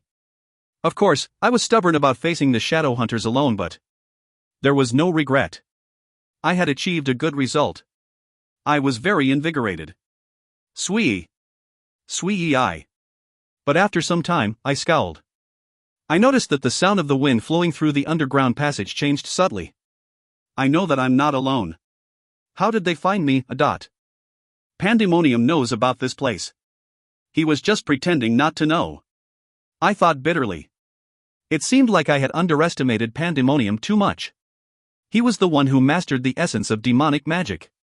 He pierced through the magic of the Hell Monarch. However, he probably pretended not to know. He had been waiting until I came here alone. It is too demanding. Although I could get through this wall, it might not be possible if Pandemonium knew about this place. It was because Hope was here. There was a chance that Pandemonium knew about the exact usage of this place. I could only pray that he was ignorant about Hope. Hope was too good to give up. I also had to consider the possibility of Hope entering Pandemonium's hands. It can't be helped. Soon puppet demons emerged. There were 12 of them. Originally, they were Okolo's vassals, but they lost themselves and became Pandemonium's limbs. Sorak. Suraruk. Approximately 1,000 shadow hunters joined. Demons. I shook my head. This seemed to be a tricky fight. There was dense smoke. Yuunhai saw that there were already many changes when arriving back at Greenwich Observatory. Bodies were scattered all over the place, with traces of fire. Where? Yuunhai didn't stop walking. She was only looking for one thing. The person who raised her and led the group in the past. He called himself a demon, but it was still unbelievable. She had thought this while walking through the battlefield. It was formidable. Demons and angels were fighting each other in one place. The creatures were also fighting amongst themselves. One wrong move meant not even a bone would remain. Not here. Still, Yuunhai didn't give up. She looked around the battlefield as much as possible and was sure that he wasn't here. Then where was he? She infiltrated Greenwich Observatory. Maybe he was preparing for Hope to explode. She wasn't far from the place where Hope was installed. There were a few dangerous situations, but she fortunately managed to enter the underground area. A rotten smell soon seeped into her nose. What is this smell? The smell became worse as she continued walking. Yuunhai grabbed her nose without knowing it. Soon, she was forced to stop. The underground area was half destroyed. Something obviously happened. It had been fine when she came here before. Something had happened in the meantime. It wasn't completely collapsed so she could enter. Right away, she was able to find the corpses of demons. Other demons. There were signs of a battle. Yuunhai kept on moving. And after a while, Yuunhai's eyes widened as she discovered something. Ah! If you find any errors, ads pop-up, ads redirect, broken links, non-standard content, etc., please let us know. Report chapter so we can fix it as soon as possible. Chapter 223, Explosion, 1. Chapter 223, Explosion, 1. A familiar demon was collapsed against a wall. His whole body was covered with blood. His white face was even paler. If it wasn't for the rising of his chest, she would have thought he was dead. Yuunhai caught her breath. Her mind was blank. Her hands shook as she formed fists. And she moved quickly. Please. The awakened. Among them, she was one of the best. Her hearing went beyond the limits of a human so she could hear the sound of a beating heart from far away. But right now, she felt like an ordinary person. She couldn't hear or feel anything. Yuunhai brought her ear to the man's chest. Dugan! Finally, she heard the sound of a heart beating. Ah! Yuunhai shed tears of relief. She didn't know why the tears were emerging. There was just a vague feeling. At the same time, Yuunhai was quickly able to recover her control. She looked around. There were traces of a disturbance. Dead demons. An assault. He was taken by surprise. She nodded. It was clear that the man had been attacked and fought back. Yes. He wasn't an easy opponent. All of his enemies were eventually slain. But the man himself was wounded and collapsed. It isn't over. It happened at least twice. Her mind was jolted awake. The traces in the surroundings didn't lie. It was obvious that he was assaulted several times but defeated them all. If that was the case, there might be another attack. Yuunhai immediately lifted the man. It was like he was dead. The man was exhausted and Yuunhai was unable to deal with any demons. However, the outside was filled with creatures. She didn't know if it was possible when alone, but they wouldn't be able to escape notice with two people. Hide in a safe place. That seemed to be the only way. Yuunhai started walking. She hadn't experienced any obstacles when coming here. She was able to remember a place that seemed the most secure. The clock tower. The creatures couldn't easily approach the clock tower. It was a gamble. The clock tower had to be dangerous for the creatures to avoid it. Yuunhai used all her strength to escape the underground area with the man. Yuunhai moved quickly. She had memorized a map of Greenwich Observatory. Although the interior was renovated, the framework hadn't changed that much. This was the fastest and safest road. I have to treat him. The man's body was like a fireball. Once his stopped heart started to beat again, it burned like a flame. He was emanating such heat that Yuunhai's back started to warm. It would be unlucky if there was a creature that detected heat. There seemed to be no other way. Yuunhai looked around as much as possible. She used all her senses to try and determine the position of creatures in the area. Thanks to that, there was a small time delay. But she couldn't risk it. It was a situation where the man's life was threatened. It was the only way to move safely. The path to the clock tower felt very far. Fortunately, there weren't as many creatures in the castle as she thought. None of them were high-ranking. Suraruk. After she had gone approximately halfway, Yuunhai felt an incredible amount of magic power surrounding her. She turned her head and could see shadows coming up from the ground. This?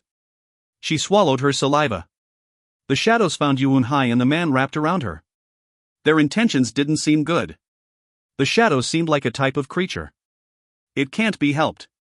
I have to fight. Yuunhai carefully put the man down and pulled out her sword. But her sword was considerably damaged. It was due to the battle with Edward. Thanks to the treatment from the High Priest sisters, her stamina remained, but her weapon. It will be hard with this sword. What to do? She bit her lip. At that moment, the shadows turned into Yuunhai. Doppelganger, a dot. They were similar but a little different. A doppelganger didn't appear in the form of a shadow. They stayed as the last creature they transformed into. I'll borrow these for a moment. Yuunhai's gaze moved towards the man's waist. 2 swords. She pulled out both of them. One sword was black while the other one was golden and jeweled. Vital. Yuunhai stumbled the moment she grabbed both swords. Warning. Wrath and the Emperor's sword are looking at the user. The 2 swords have weak egos and will cause a strong repulsion force when used by the wrong user.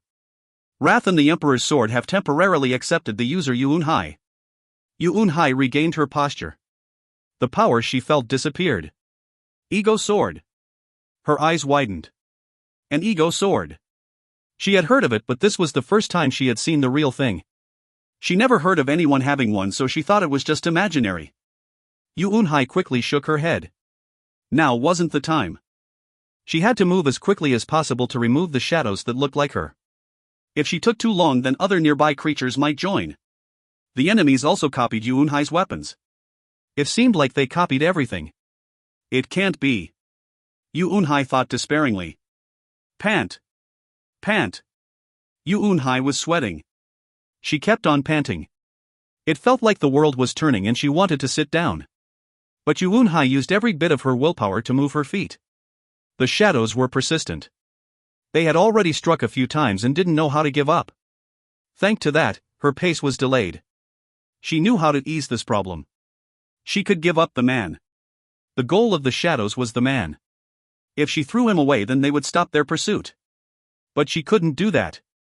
Her heart cried out not to do that. She leaned against the wall. She peeked at the man's face. Despite being blood-soaked, his face looked comfortable. Did he know the current situation? However, the man had a different atmosphere than usual. Despite killing in cold blood, she could never hate his face. He seemed like a pure baby. Yuunhai's mouth twitched. Yuunhai believed in him, no matter what mask he used. Everyone had an unknown face.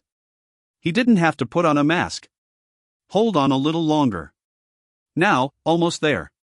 She could see the clock tower. There was only a bit more to go. If she walked 100 more steps, then she could enter the clock tower. Yuunhai moved while holding on to hope. But she didn't make it far enough. Sorak. Suraruk. The shadows emerged again. Yuunhai was sick and tired of them. No matter how many she killed and killed, they kept appearing from somewhere. They were like a curse. They wouldn't stop until they exterminated their target. Yuunhai raised the swords again. She moved despite not being familiar with dual swordsmanship. To be exact, it felt like the 2 swords were telling her how to move. She listened to the sword's whispers and moved. And her movements closely resembled that man's. The skill sword flow, passive, has been created. Strength and agility have increased by 2. You have become more sensitive to the sound of the swords. She didn't worry about the messages. Yuunhai took a deep breath and quietly took an attack stance.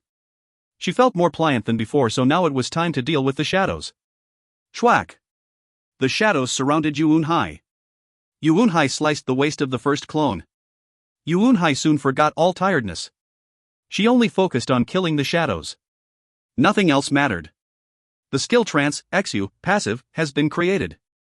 All stats have increased by 2. When falling into a trance-like state, all stats will increase by 5. Was it due to following the man's movements? Or was it because the 2 swords were telling her the way? The messages continued rising. Right now, none of them entered Yuunhai's eyes. Flop. Yuunhai collapsed to the ground soon after defeating all the shadows. She had no stamina left. She didn't even have enough stamina remaining to flick a finger. Nearly there. Her vision was becoming increasingly blurry. Yuunhai reached out and grabbed the man's hand. If the shadows attacked again, then she wouldn't be able to do anything. Death. Her life would end along with the man's. It was at that moment. Lululilo mirror, is Yihi the prettiest in this world? Yes, Yihi is the best in the world.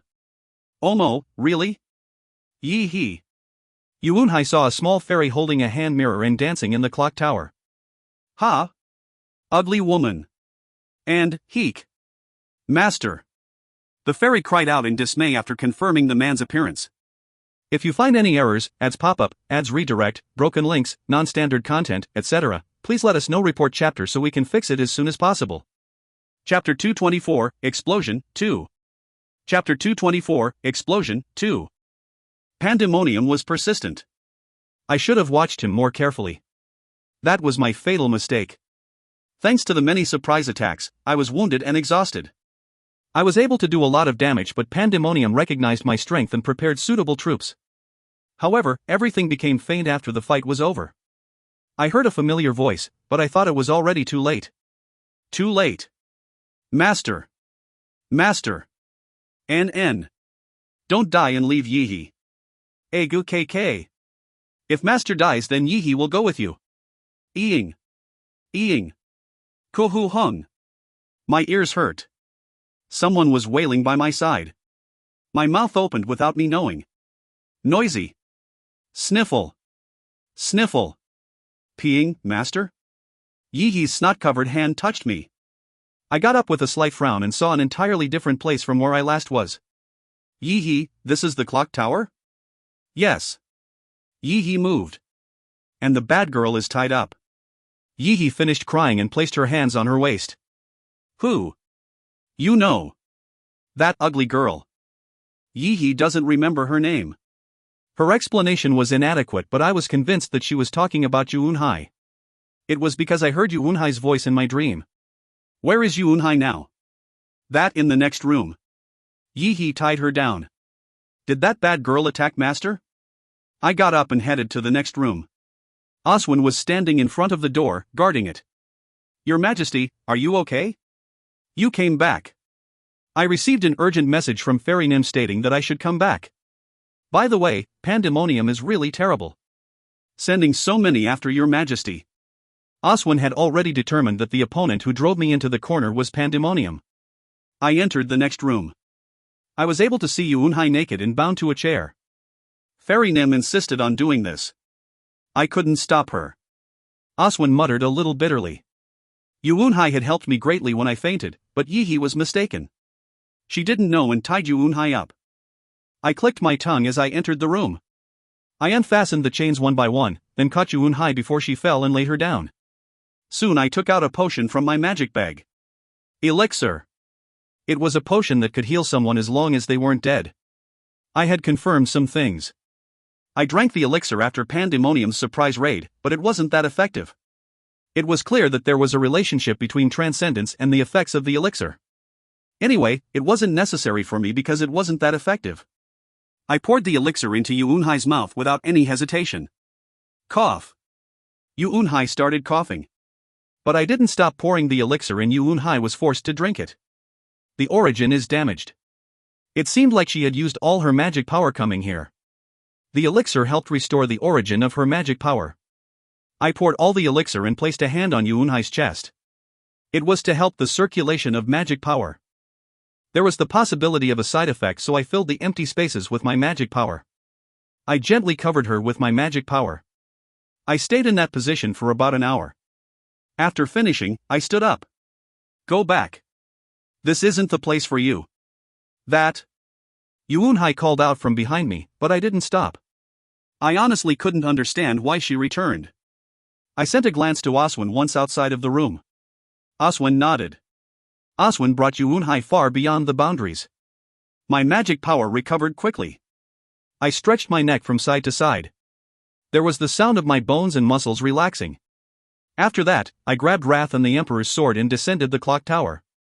Master. I should stick to you. Yihi immediately followed me, but I didn't pay her any attention. I have to look at the situation. It seemed like I had been collapsed for one day. In the meantime, many things had changed greatly.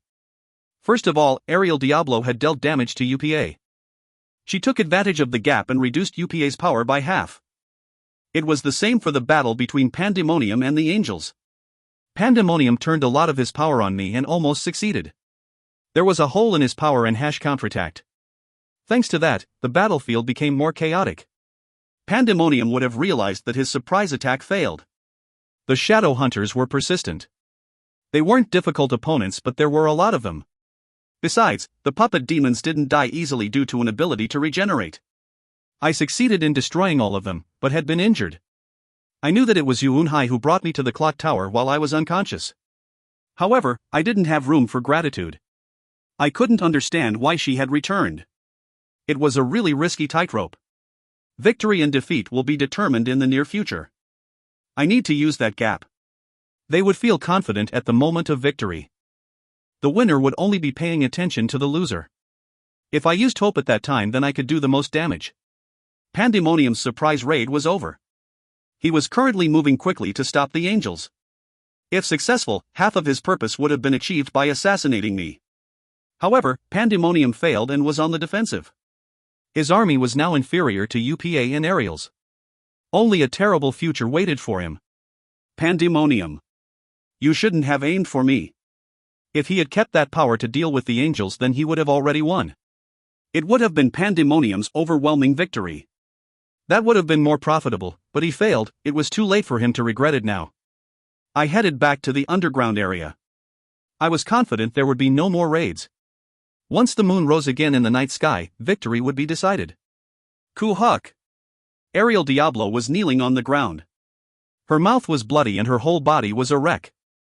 UPA was similar, but he had a little more room to move. You cowardly wretch! Ariel grinded her teeth together. She was able to break through and set a stage for reversal, but the absolute difference in numbers was too much. The Silver Knights eventually collapsed. The monsters gathered in that gap and cooperated to strike at Ariel. Since ancient times, all things yielded to a larger number. Ariel was strong, but her opponent was the same. As she kept fighting UPA and the creatures, her stamina became severely depleted. In the end, UPA succeeded in knocking Ariel down. Hyuk, damn bitch, this is my strength.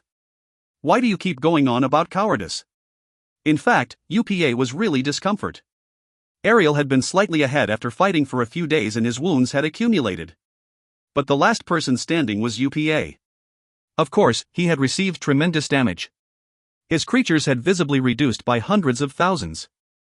There were around 50,000 left? He also lost a considerable number of demons. I will kill you cleanly.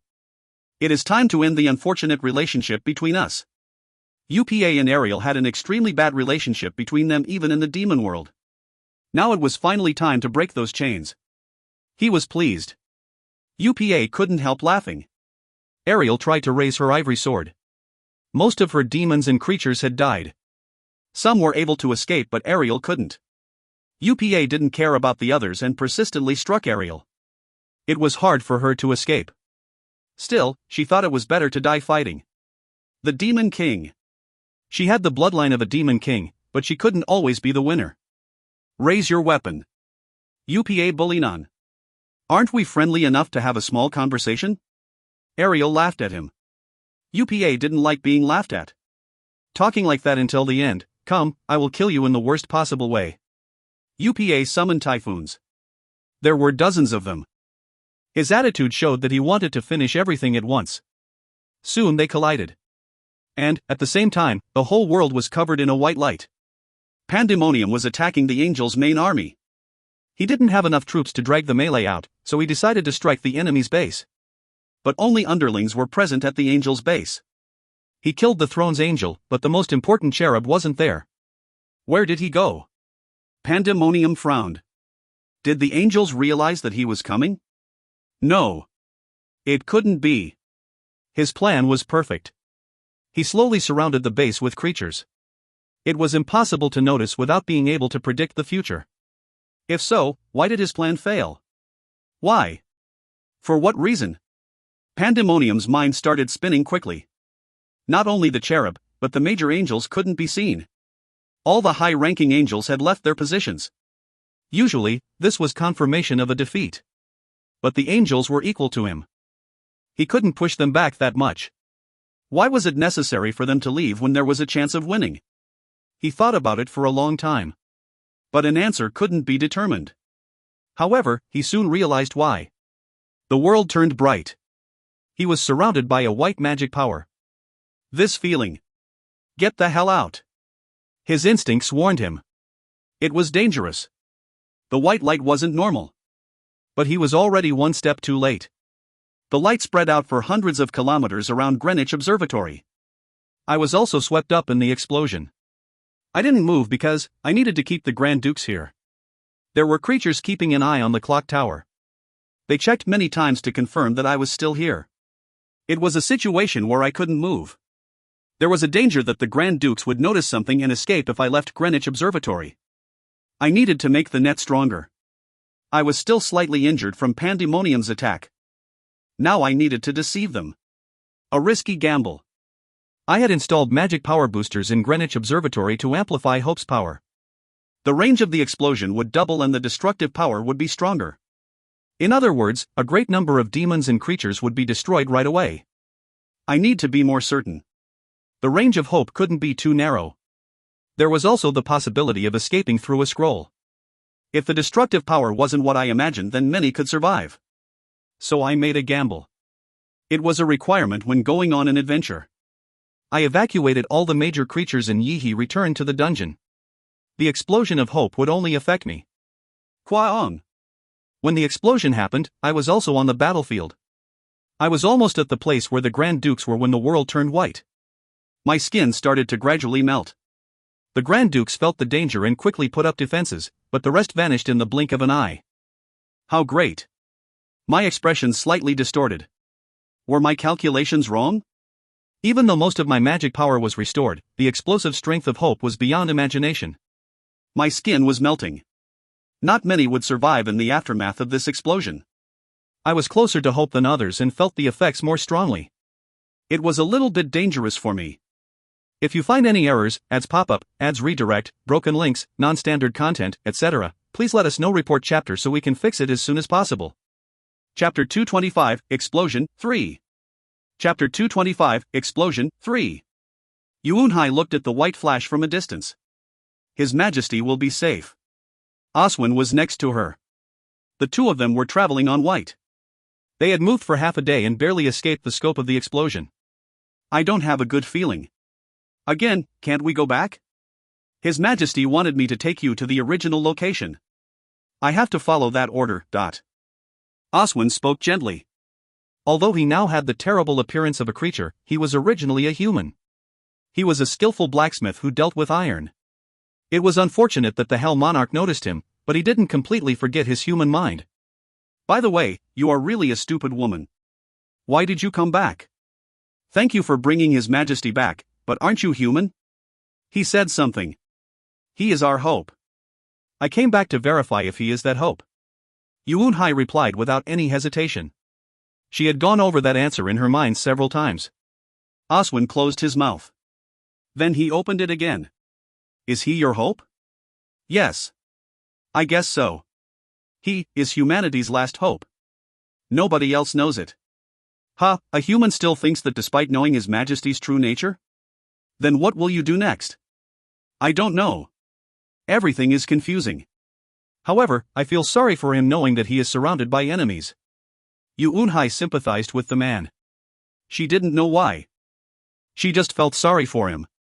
Oswin was dumbfounded. He thought that this woman was crazy. Then what about staying by His Majesty's side? The seal of a slave. Then His Majesty will give you some credit. Oswin threw out those words. In fact, Oswin knew that His Majesty, or Randalph Brigzeal as she knew him, tended to open up a little more when there was a contract. It was because he was sure that person would stay at his side. I understand. I'll do it. You will regret it. It is fine as long as it will benefit the world. Getting closer to him will help out a lot. A totally genius idea. It is so bizarre that it is genius. Oswin was filled with admiration. Yuunhai gave him a pained smile. Will he be okay? Believe in him. Oswin replied concisely. A heavy silence returned. Soon the explosion stopped and the white light faded. My eyes were ringing. My senses felt shallow. My vision was blurred and my whole body was stinging. It was the aftermath of the explosion. My magic power has evaporated. I shook my head. Of my restored magic power, only 2% was remaining. This was just enough to sustain my flesh. It was a testament to the enormous magic power that went into protecting my body. Of course, I didn't have that much magic power remaining before I turned and searched the surroundings. There were craters all over the place. The holes were deep. The clouds in the sky were cleared. The creatures around me had evaporated. I couldn't see even one bone. All the corpses were gone. There weren't even the remnants of high-class creatures left behind. How great! I clicked my tongue. It was more destructive than I imagined. The terrain in this area had changed and I alone had survived. However, I soon shook my head. It had great destructive power, but it wasn't enough to kill a Grand Duke. At best, it would only destroy the demons in creatures. The Grand Dukes would be able to keep their flesh. Of course, that was assuming that their original state was fine. I climbed up from a crater. My body was at the bottom of the steepest cliff. The melted ground was still hot, but I managed to hold on. My magic bag is messed up. I wanted to get some useful items from my magic bag, but it didn't listen to me. It seemed like the explosion had caused the items in the magic bag to be jammed. I shook my head and kept moving. Chike! Cheek! It felt like the ground was melting with every step. The earth was burning and melting like it was lava. Chwak! It happened when I almost reached the top of the crater. A sharp sound entered my ears. Diguru! A person's head fell into the crater. I was familiar with it. It was the head of Grand Duke Upa Bulinun. His head had been cut off. As I climbed out of the crater, I looked at the person who killed Upa Bulinun. You son of a bitch! Someone was cursing while vomiting. As I expected, it was Ariel Diablo. Her surroundings were filled with hundreds of corpses of demons and creatures. She had killed all the strong opponents that survived Hope. It was a pure physical achievement, with little help from her magic power. She truly was a weapons master. She could use all types of weapons. Randalph Brigzeal. Do you have business with me?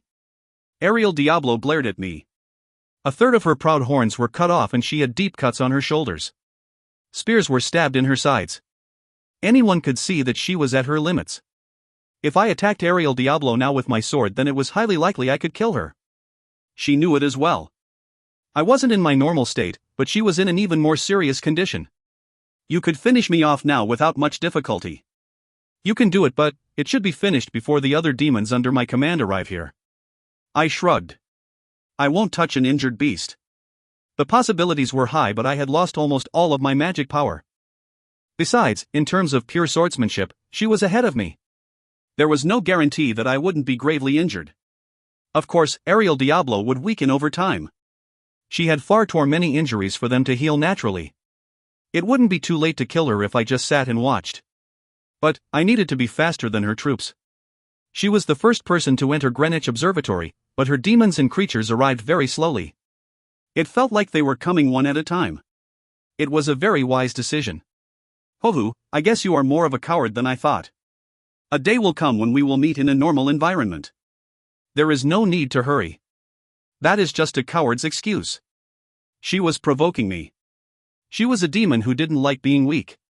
No matter how noble her lineage, she couldn't help her instincts. I smiled and stared into Ariel Diablo's eyes. What is happening in the demon world? I needed to know this. It was the original reason why the Grand Dukes assembled. I had wanted to hear the story, but the invasion of the angels caused a battle. Ariel frowned. Then she smiled like she realized something. Did you not receive the special quest? Let's say it is something similar. Ha ha. Cough. You don't know. No, I will tell you. Right now, there is someone running around the demon world. Someone strong enough to threaten a Grand Duke? Half of my forces were eaten by him. UPA, Pandemonium, Okolo's forces in the demon world have completely collapsed. What? I didn't answer for a moment. I put my thoughts together. Who would have that type of power in the demon world? I asked incredulously. The demon world was originally divided into 4 equal parts. Ariel, UPA, Pandemonium and Okolos had divided the demon world precisely between the 4 of them.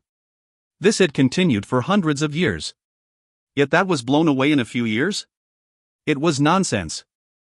It was an impossible task. There wasn't even an army. He is the only one. One? Is he a god? He is someone who tried to be a god in the past. Ariel was calm. She didn't seem surprised that something like this had happened. While I was frowning, Ariel asked me. Randalph Brigzeal, do you know about the Shadow Emperor? Shadow Emperor. Hell Monarch. He had many titles, but I never imagined that name would pop out of Ariel's mouth. Ariel scowled with frustration. I don't know the exact details. That was just what was written in the contents of the quest. But I know a little bit about the Shadow Emperor. If the Shadow Emperor is truly in the demon world, then it will be a hassle. Not only Ariel, but the other Grand Dukes seemed to know about the Shadow Emperor. They felt fear and hurried after hearing his name. If not, they wouldn't have gathered so quickly like this. Indeed, that was the reason. I recalled the High Dark Elf Sheila for a moment. She was originally Crisley's mother, but became frozen and was sold at the Demon World auction. She was surrounded by ice and I felt a powerful curse magic. Oswin hadn't yet found a way to melt the ice. I heard that the magic power was similar to mine. To be precise, it was similar to the Shadow Emperor. I had thought the Shadow Emperor might be in the demon world, but the possibility was extremely low. How could a dead person be in the demon world? Yet now Ariel said that he was in the demon world. The Hell Monarch was devouring the forces of the Grand Dukes. It wasn't easy to believe. The Shadow Emperor, I've never seen him, but I believe Pandemonium has. Anyway, the demons in the demon world wouldn't last that long. Pandemonium said that the strongest mortal is the Shadow Emperor. He said that only all the Grand Dukes attacking him would work. It is a really ridiculous story.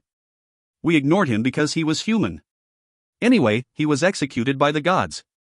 However, I remembered. It is the first time Pandemonium has recognized someone. How can I not remember? It doesn't make sense. Even if he was revived, can he alone take over the demon world? The power prepared by the Hell Monarch. I took over the underground world. His treasure trove was still intact. Yet he was trying to take over the demon world alone. It was impossible unless he was a god, and he wasn't one. The special quest stated that he will occupy the demon world in 1 year. We have been participating in the game, so we didn't know about the situation in the demon world. Only you have the key to solving this problem. The key to solve the problem? Returning to the demon world? Something seemed suspicious. I should have received the quest to stop the Shadow Emperor. But it is over. I lost my main force, UPA is dead, and I don't know about Pandemonium. If Pandemonium's words are true, we won't be able to stop the Shadow Emperor now. I can't stop him alone. It will be better to build up my strength here. I roughly understood. Ariel Diablo seemed to have determined her route. It would have been different if the 4 Grand Dukes had led all the creatures in the demon world. But now that this had happened, she decided that they couldn't win. Ho-hoo, if you don't kill me now, then you will be very annoyed later on. Pandemonium would be more annoying. I moved my eyes around. Pandemonium couldn't be seen anywhere. He didn't seem to have died, so he must have escaped. I missed him. I felt regret. I desperately wanted to stab him after he attacked me, but it seemed like I would need to postpone it. That's right. Ariel Diablo also agreed. She had to admit that Pandemonium could be very annoying. In some respects, Pandemonium was more annoying than UPA. He was sly like a snake. I turned back. Ariel was unlikely to die here due to her demons, and Pandemonium had escaped. If Pandemonium knows that UPA is dead, then he will move straight away. From now on, it was a fight against time. I had already eaten some of UPA's dungeons, but it would be annoying if Pandemonium started moving. I needed to move faster. Hell Monarch. Shadow Emperor. I thought about the Hell Monarch as I walked. I thought he was dead. His heart was inside me. Even now, my heart was beating faster when I thought about the Hell Monarch. Was it the real Hell Monarch? Or was it someone posing as the Hell Monarch? 1 year. The special quest specified 1 year. If I became a devil and returned to the demon world, then I would meet him. Or, he might come here, so I needed to think about my options carefully. If you find any errors, ads pop up, ads redirect, broken links, non-standard content, etc., please let us know. Report chapter so we can fix it as soon as possible. Chapter 226, God, 1. Chapter 226, God, 1. It signaled the beginning of the contest. UPA's death was a great opportunity for the other Grand Dukes. It was a perfect opportunity to reinforce their weakened troops and gain UPA's achievements. I moved faster than anyone else. I swept through UPA's dungeon with Maxium. If I took it over, then I would have problems managing it, but I wasn't in the position to worry about that right now. It was better to have a poorly managed dungeon than to have Ariel or Pandemonium occupy it. The 3 remaining Grand Dukes fought over the dungeons belonging to UPA's faction. The humans also started some major movements. They also seemed to know about UPA's absence. They succeeded in preparing the Awakened and conquering one of the dungeons. The dungeon cores, they were a very useful energy source for humans. And the fact that one dungeon disappeared meant that new heroes could possibly appear. Dungeons were overflowing with products that humans could use. But I didn't really care about the activities of the humans. I wanted to prevent the remaining Grand Dukes from absorbing UPA's dungeons. If humans destroyed the dungeons, then it would also benefit me. I stirred up the Awakened in Korea. The Gyrans selected Edward Windsor as the king and he led them to conquer the dungeons. The titles and buffs given to Edward Windsor after he became the king made him humanity's strongest Awakened. Korea was safer than any other country in the world. Monster waves didn't happen often and they could steadily gain resources from the dungeon. Once Edward started his career, many foreign refugees came to Korea. Humans truly gained hope. The most inspiring place was Korea. Korea was recovering and growing remarkably quickly. And I was doing my best to pressure Pandemonium. From Africa to Asia, these places were Pandemonium's main stage. Most of his demons were there and his army was like a solid wall.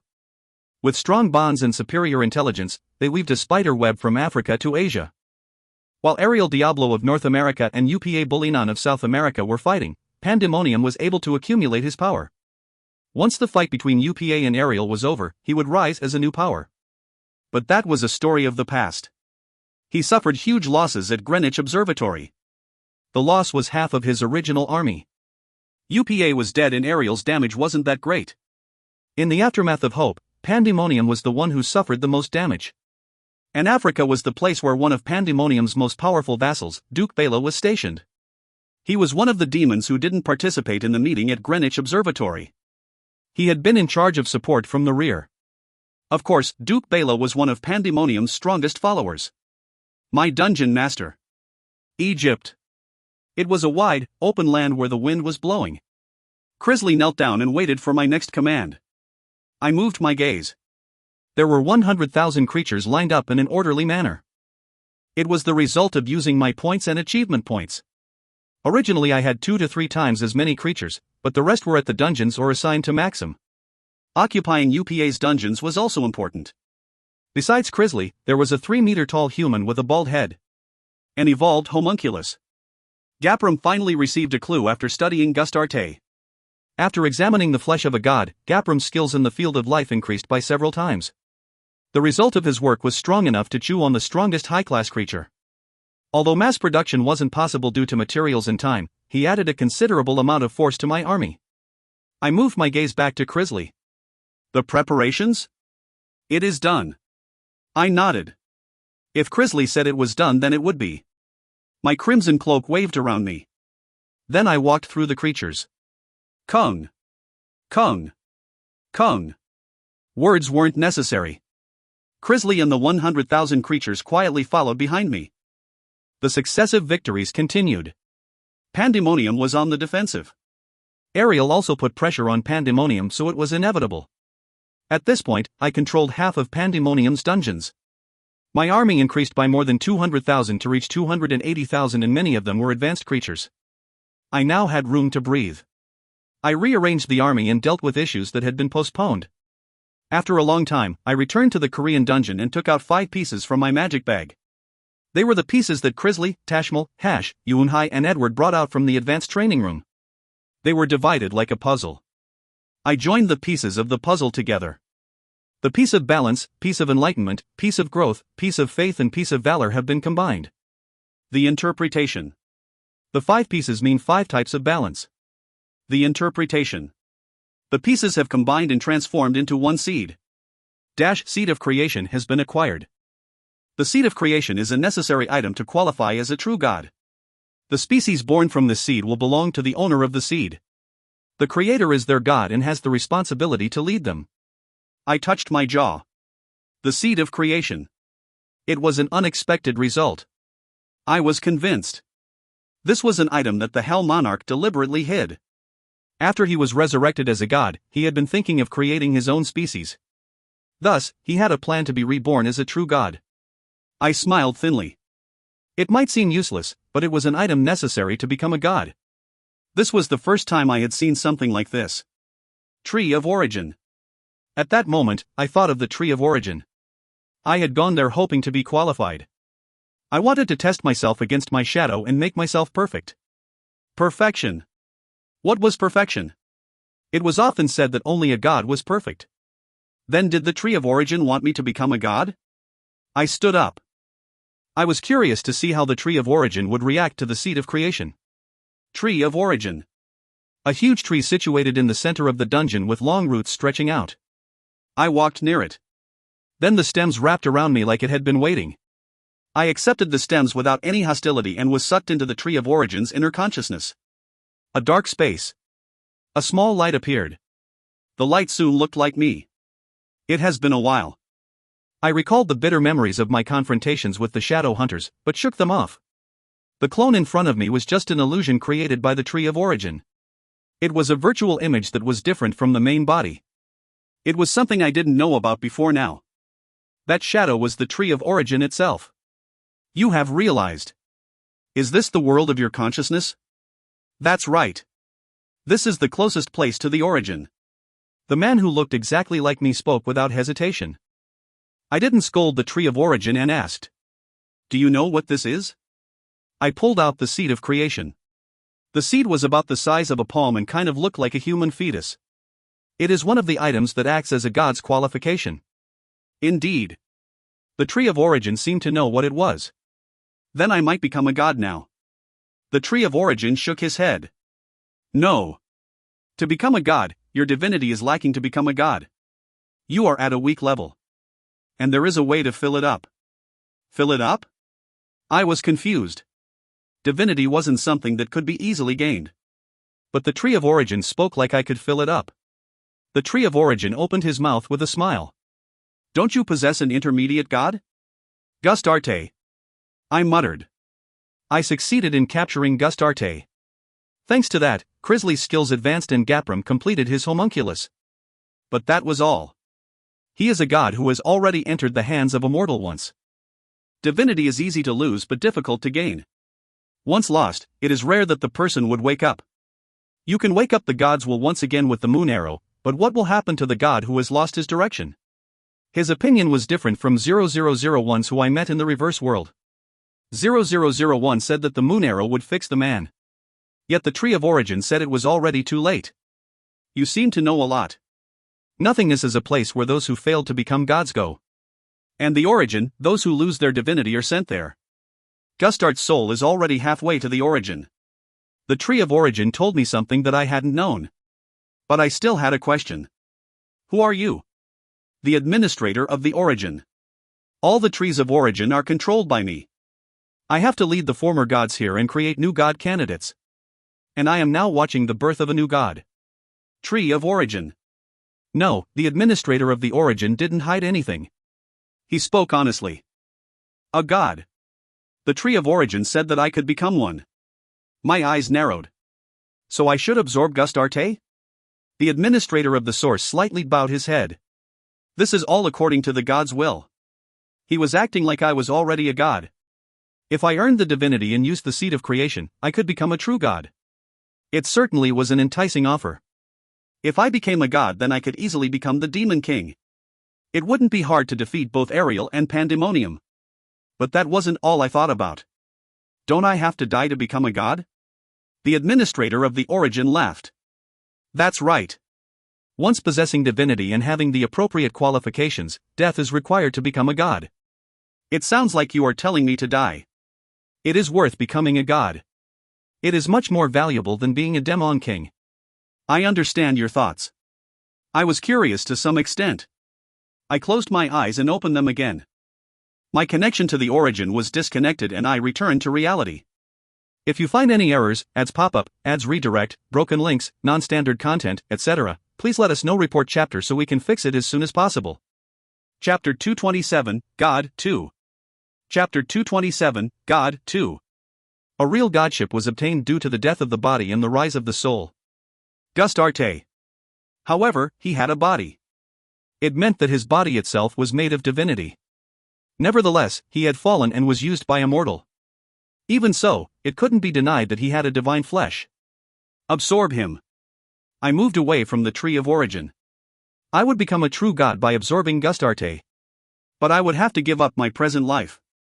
A god. I had never thought about it. The first god I met was the devil Deathbringer. Deathbringer recognized me as a participant of the game and sent me back to Earth. Thanks to that, I became one of the 72 demons and now reached the position of Grand Duke. And the gods of Earth. While I was on the verge of death, the 72 gods joined forces to turn back the axis of time. I was able to have more experience than others. However, I had never thought about becoming a god myself. I shook my head. I couldn't be swayed by something I hadn't imagined before. From the day I was born, my dream was to become the Demon King. People might say it wasn't comparable to being a god, but I placed different values on each position. For me, I wanted the position of the Demon King. My dream was to sit on his throne and laugh loudly. I came all this way for that one reason. My goal wasn't going to change now. It was irrelevant if I died. Even if I became an omnipotent god, I wouldn't be able to sit on the Demon King's throne. The gods had a different concept of time, and they didn't intervene in the affairs of mortals. The administrator of the origin saw me as the next god's candidate. I will awaken Gustarte. I had completely different thoughts from the administrator of the origin. It was because he had a completely different opinion from 0001. So I thought about waking up the involved party. The study of Gustart's body was still ongoing, but it was sluggish. The information was so intensive that it seemed like it wouldn't end in 1 or 2 years of research. But time was limited. After a year, the next enemy to appear would be the Hell Monarch, or a person impersonating him. I needed to prepare for a confrontation with him in the demon world. Until that time, I couldn't leave Gustart's body alone. Yee-hee. Yes, master. Did you call? Since I entered the dungeon, Yee-hee had always been waiting nearby. This phenomenon was further strengthened after I collapsed at Greenwich Observatory. It seemed like she didn't want me to leave her sight. I calmly said, "Tell Gapram, I want to see the results of his research on the moon arrow." Yee-hee. I watched the research but couldn't understand anything. Then, should I go and kick him? Go ahead. Yee-hee-hee. Yee-hee laughed happily as she flapped her wings. Gapram stood before me nervously, with one hand holding the research materials and the other one holding the moon arrow. The leather on his face looked like a child's face. The study results are good. You did well. The homunculus was very useful. On the actual battlefield, the dominance of the homunculus was great. The homunculus was the one who broke Duke Bela's neck. No. It is thanks to Master's grace that I managed such an achievement. Gapram bowed deeply. He seemed to have a deep respect for me. Since giving him Gustart's body, Gapram started to act very politely towards me. I didn't care about his original tone, but it didn't hurt to have Gapram act like this. Have you made any other progress in the research? I've found out the reason for the homunculus' short life. I had to approach the culture differently from the design itself. When I looked at how a god's body works, it is a technical talk. I wrote it down in a simpler manner in my journal. Gapram handed over the research data. Most of the results were things that I already knew. He described the tests on the flesh and the effects of a weakened greed, but it was just a hypothesis. Tell me about the moon arrow. He handed over all the data. Then Gapram sighed and said, "It isn't a common item. The moon arrow is more veiled than his body. But one of the numerous veils, I found out that the moon arrow exists for balance, but that is all." Balance. Maybe it also represented the origin. It seemed like the arrow might restore Gustart's original balance. I spoke in a small tone. I have to try it. What? I will stab the moon arrow into Gustart's body. Gapram jolted with surprise. It isn't clear what will happen. He might run wild. The 7 sins are objects aimed at the gods. Did you know that? And greed is the best at sealing Gustart's power. That's right. During his research, Gapram found an association with the 7 sins. The remnants of the flesh managed to suppress Gustart's power, but the 7 sins themselves were aimed at the gods. The more that I thought about it, the sneakier the Hell Monarch appeared. He had prepared a lot for his revenge. I understand. Gapram quietly retreated after handing me the moon arrow. I turned my head. Gustarte was lying down like he was dead. If it wasn't for the rise and fall of his chest, then I really would have thought he was dead. I held the arrow vertically and I struck Gustart's chest without any hesitation. Poke! The moon arrow shone with a blue light after it entered Gustart's chest. The light grew. The moon arrow changed to look like a big key. A hole was formed in Gustart's chest for the key to enter. Soon, Gustart's body rose up. After the key entered, Gustart's body was split into thousands of pieces before joining back together again. His flesh was being reconstructed. Just like a snake shedding its skin, the unnecessary parts fell to the ground. This process was repeated for dozens of minutes. Once the reconstruction finished, Gustarte opened his eyes. He looked at me with deep eyes that were clearly different from when he lost his ego. Randalph Brigzeal. This is Earth. I must have malfunctioned for a significant amount of time. His words made it seem like he already knew everything. I didn't see any confusion at all. I felt strange as I looked at him. Gustarte, you are a god of the reverse world, right? That's right. I am a god that originally shouldn't be here. And, although I am back, I don't have much time left. Soon Deathbringer will notice and erase me. Are you referring to the devil Deathbringer? Yes. Now that I've regained myself, I am the only god who knows Deathbringer's purpose. His system is even able to neutralize intermediate gods. He will remove me before I can tell the other gods. That was the story behind being controlled by a mortal. UPA wouldn't have been able to just suddenly discover a method one day to control Gustarte. I felt a pure sense of curiosity. I want to know more. Randalph Brigzeal.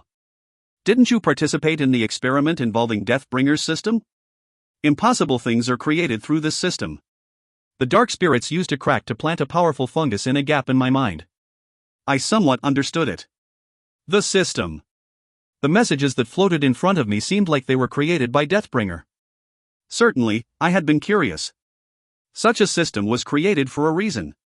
Deathbringer had said, "From now on, you are a player in a game I created of this world's destruction." It meant the system was a game created by Deathbringer. I received new information that the dark spirits were the reason why UPA could control Gustarte. Gustarte read my expression and said, "The dark spirits have learned how to deal with cracks." They accessed the nothingness through the crack. The dark spirits invaded my world, which had been connected to the nothingness. Originally, it was impossible, but they borrowed the power of the system and I couldn't do anything. The system is complete. It even has the power to tie up gods. Deathbringer plans to use this system to remove the other gods. In other words, the demons are his test subjects. That is correct. Deathbringer isn't the type of person to be interested in filling the position of the Demon King. Gods shouldn't intervene in such a thing. As the dark spirits master how to use the cracks, they will naturally seek out other gods, or they would try to wake up the beings in the nothingness or origin. The ancient beings that had already been lost. I don't know why, but the dark spirits have become limbs that move according to Deathbringer's intent. The story contained a lot of information. I couldn't follow it easily. One thing was for certain, the dark spirits were doing a job. But it was strange. This hadn't happened in my previous life. The dark spirits had been on the defensive against the other spirits. There were no cracks or fungus that could control cracks. This is all possible due to you. Randalph Brigzeal. It is a side effect of shifting the axis of time backwards. As a result, there is a slight imbalance in the world and lots of cracks formed to fill it up. The many cracks set examples for the dark spirits. Maybe this was what Deathbringer intended. If he planned such a thing by guiding the gods of Earth to you, he is a really scary guy. I am the cause? This happened because I came back? So, you need to repair it. The system created by Deathbringer is so perfect that even I can't touch it. If you take advantage of that face, you might be able to turn his plan upside down. I shook my head. I don't intend to interfere with the gods. Is this interference? Deathbringer is already acting through the dark spirits. He has received enough data from the demons. Who knows what might happen in the future? Deathbringer might get rid of the demons remaining on Earth. He will delete the evidence. It is an undeniable truth. It is already in progress. My eyes narrowed. It was hard to deny Gustart's words. But it seemed like that was only half the story involving Deathbringer. Gustarte. Is there any relationship between the dark spirits and the resurrection of the Hell Monarch? The Hell Monarch had died. I had his heart. But it is said that the Hell Monarch is in the demon world. It was weird no matter how I thought about it. That's why I asked Gustarte. Hell Monarch, it isn't impossible for the beings deep in the nothingness to return again to this world. Neither the gods or Deathbringer can interfere. The dark spirits planned and executed the work. But I saw a message that the Hell Monarch was destroyed. Is there a means of destruction without a complete disappearance? The deep depths of the nothingness is a place where even Deathbringer isn't allowed to enter. It isn't unusual for the system to assume that something it couldn't detect was destroyed. One of the things I was most curious about was solved. The Hell Monarch wasn't destroyed, just trapped. Then, the dark spirits reached into the nothingness and pulled him out. If you find any errors, ads pop up, ads redirect, broken links, non-standard content, etc., please let us know. Report chapter so we can fix it as soon as possible. Chapter 228, God, 3. Chapter 228, God, 3. The Hell Monarch is a sword to kill the demons. I nodded. In my previous life, that name hadn't appeared that much. It was strange that he would suddenly occupy the demon world in 1 year. Randalph Briggseel. You have received the protection of the system, so it is impossible for the dark spirits to try something on you through the system. There has to be direct military intervention. Gustarte confirmed it. The dark spirits wouldn't be able to plant something in me. They had the ability to deal with an intermediate god. I thought that was a little burdensome, but it turned out that I was safe in this area. If you make my dream come true, then I will return you, Gustarte. I seriously said. I wouldn't be able to harm him if I didn't use the system, so it wouldn't be bad to have him on my side. Thorough preparations were needed. Absorb me. I don't want to be a god. I flatly refused. A god. It sounded good, but that was just on the surface. I couldn't do everything I wanted as a god. However, Gustarte intended something different. You won't be a god. It is just to stop Deathbringer from getting his hands on me. That is the worst case scenario, but the gods originally didn't get involved with humans. That was the history of the old days. A typical example was that they didn't care if a species was destroyed. But those same gods seem to have changed.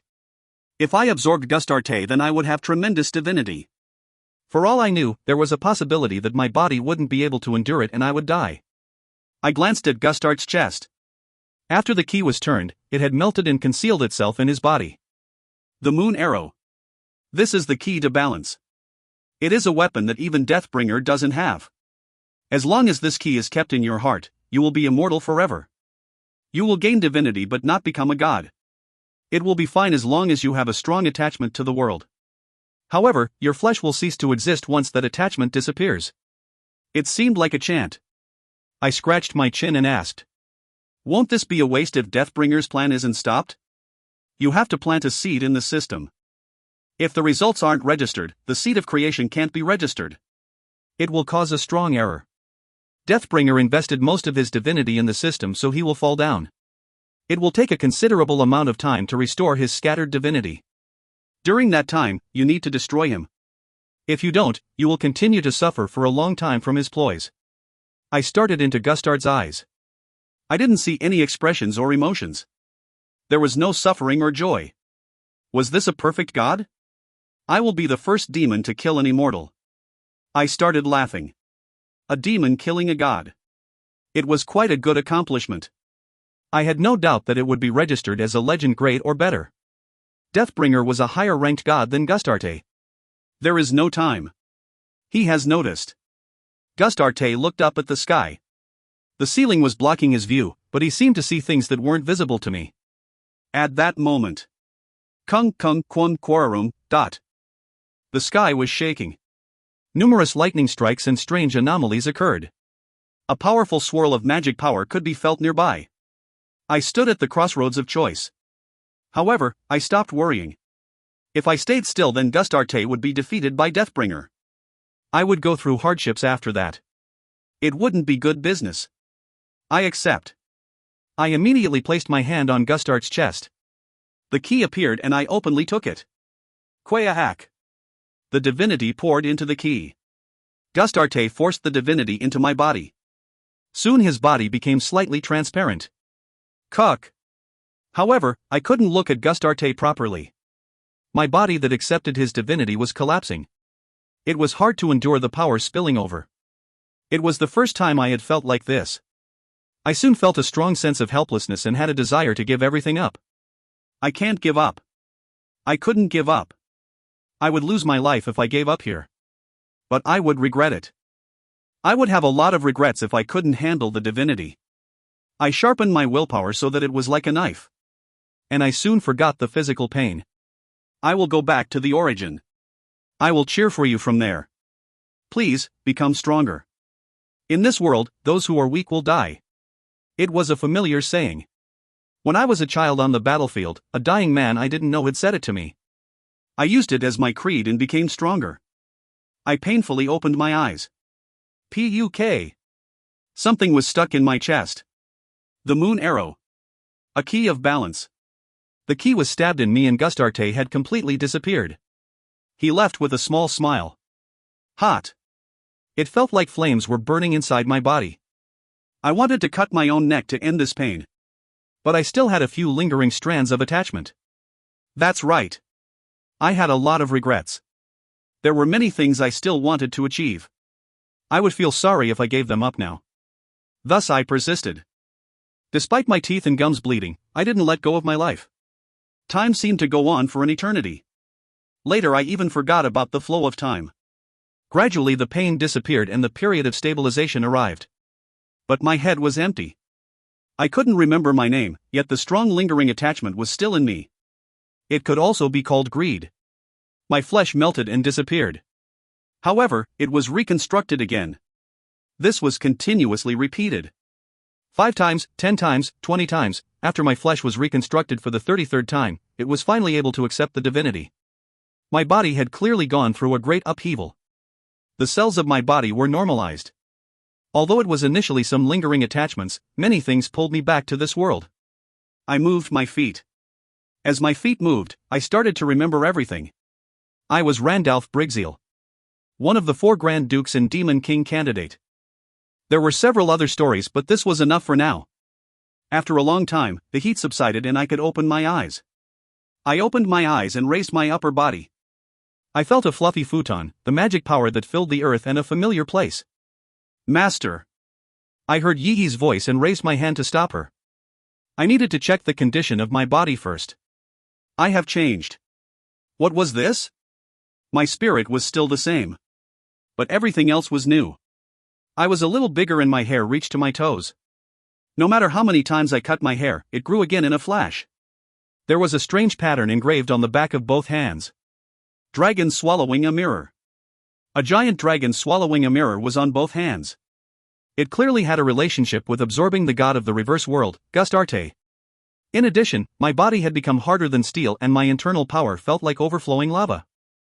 It wasn't comparable to exceeding the limits of my potential or transcending. Was this divinity? It felt like the majesty of a true god. Status window. I was able to quantify the changes in my body. Name, Randalph Brigzeal.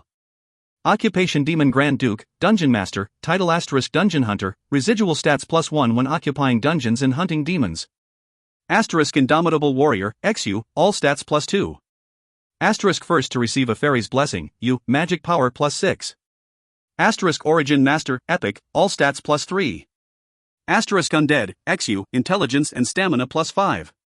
* Ruler of the Underground World, Legend, all stats +5, the rating of all skills below epic grade +0.5. Stats.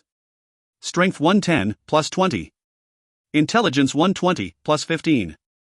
Agility 110, +20, Stamina 115, +22. Magic Power 130, +16. Potential, 585 +93 / Remaining stat points, 47. Electric Power, 557 gigawatts. Uniqueness, the Master of the Underground World. The heart of the Hell Monarch has completely awakened. Has a strong divinity for some reason. Skill, combine everything, XU, Mind's Eye, Epic, Dark Sword, Epic, Divine Sword Unity, Epic, Passive, Lightning Elemental, Epic, Pride, Epic, Corruption, X-Epic, Power of Domination, X-Epic, Passive, Spirit Communication, Epic, Passive, Reverse World, God. Skill and item effects, Wrath, Strength +7, Sloth, Agility +7, Pride, Stamina +7, Divine Sword Unity, Strength and Agility +3. Before and after comparison. Strength 119, Intelligence 111, Agility 105, Stamina 112, Magic 116, Potential 470 +93 / 570. Strength 130, Intelligence 135, Agility 130, Stamina 137, Magic 146, Potential 585 plus 93 slash? Ah! I was able to see more clearly thanks to the status window. I became ridiculously stronger. Furthermore, I hadn't seen the end of my limits yet. Aside from that, no title was given. However, my pure stats had increased remarkably and I received the skill Reverse World. I looked at the skill Reverse World more closely. After a moment, an explanation emerged. Name, Reverse World, God. Description, contains the strongest powers of the god Gustarte from the Reverse World. The rating of 2 skills can be permanently raised to demigod. An amazing function is available in the Reverse World. Once specified, it can't be switched to another skill. It was the first time I had seen a god rank skill, so of course the effects were amazing. The skill Reverse World itself had no effect, but it could raise the level of other skills to demigod rank. I would be able to achieve enormous efficiency by using it. It isn't strange to call me a living god. I was stronger. No, it wasn't enough to say that I was stronger. I was indeed like a living god. And I suddenly thought about the existence of a god. If it wasn't for the sin greed, I would never have been able to capture Gustarte. He was able to use skills even in his unstable state. But now his strength was mine. The Dark Spirits. Hell Monarch, Deathbringer. It was worth a try. If you find any errors, ads pop up, ads redirect, broken links, non-standard content, etc., please let us know. Report chapter so we can fix it as soon as possible. Chapter 229, Demon King, 1. Chapter 229, Demon King, 1. It wasn't bad since I had powerful enemies. I turned my head and looked around. Most of my main subordinates were here. Oswin, Crisley, Tashmal, Roy, Rose and Yeehee. Shock, worry, and astonishment could all be seen. But the one emotion they had in common was relief. How long has it been? To be precise. 139 days, Master. Yeehee said. Ha! I laughed bitterly. 139 days. That was almost half the time limit given for the Hell Monarch's invasion. It wouldn't be surprising if there were sudden changes during this time. I didn't know what had happened. I expressed my curiosity. I don't see Maxium. Is he still trying to occupy UPA's dungeons? Maxium. A knight who thought of me as the Hell Monarch and swore allegiance. He moved according to my orders. If everyone had gathered, then he should be here as well. But I didn't see him anywhere. The area became filled with static. None of them could open their mouths. Master, Maxium is dead. That bad pandemonium. Yeehee was forced to speak. I frowned. The last I remembered, Pandemonium was on the defensive. He couldn't afford to send out separate troops. I gave Maxium a massive army and he sliced the enemy like a fish in water. In order to get rid of Maxium, the army also needed to be removed. Then how did Pandemonium remove Maxium? It was impossible in terms of common sense. My expression hardened. Tell me about the last 139 days. In the early days, nothing big happened. I was absent, but it was difficult to reverse the situation. Pandemonium weakened and Crisley continued winning. Maxium also took half of UPA's dungeons. I could see how much was gained by looking at the residual stats. Ariel also did her best to keep Pandemonium in check. She quickly called her forces and also succeeded in restoring the Silver Knights. If this continued, then it was obvious that Pandemonium would be ruined. There were only a few steps left until he had to officially confront Ariel Diablo. So all of Pandemonium's limbs were cut off. He had only one dungeon remaining. All Yeehee knows is that Pandemonium pretended to retreat. Crisley will tell you the rest, Master. I turned my eyes towards Crisley. Crisley spoke with a grim expression. My dungeon, Master. Pandemonium planned something separate. He took Hash. I should have been more careful, but I was drunk on the successive victories. Pandemonium did something to Hash? It was strange. Hash had the highest rank among the angels on Earth, but there was no reason to kidnap him. Even if Hash was kidnapped, the angels wouldn't help Pandemonium. In that respect, the angels were like swords that Pandemonium didn't understand. Crisley continued like she knew my question. Pandemonium, he used Hash as a sacrifice in front of his dungeon. Along with the cherub blood, he also obtained the blood of a throne's angel from somewhere. When we attacked his dungeon, he opened the door in front of us. The throne's angel opinion. I knew the name. Apart from Hash, he was the next highest ranking and led the angels at Greenwich Observatory. He offered the blood of both of them as sacrifices. It was clear that something unusual had happened. What did Pandemonium open? The summons. Celestial door opened. Crisley closed her eyes like she was recalling that time. She shuddered like she was sick. Tashmal, Oswin, and the others also formed fists. At that time, Tashmal interrupted. Her black wings flapped strongly as she spoke. The Seraphim Camel descended. Along with his 1.14 million subordinates, I saw that Camelnim would descend, but I never imagined it would be at the hand of a demon. Tashmal's voice was filled with rage. A summoning by a demon wasn't permitted. She had fallen but was still influenced by her previous angel state. A seraphim was an angel at the very top of the hierarchy. Except for the celestial king, a seraphim was the strongest angel in heaven. I don't think that Camel would help just because Pandemonium summoned him. Self-destruction? He was driven to the edge. He has a nasty temper and can't stand anyone else taking his position. Tashmal's words were correct. Pandemonium was greedy. He wasn't completely different from UPA in this regard. He absolutely hated anyone being above him. His ruin was guaranteed if he opened the celestial door. Pandemonium learned demonic magic. He even knew ancient magic. He was well aware of what would happen if he opened the celestial door. It was strange that, Camel. What is the damage? Tell me the situation. I turned back to Crisley. Crisley spoke in a calm manner.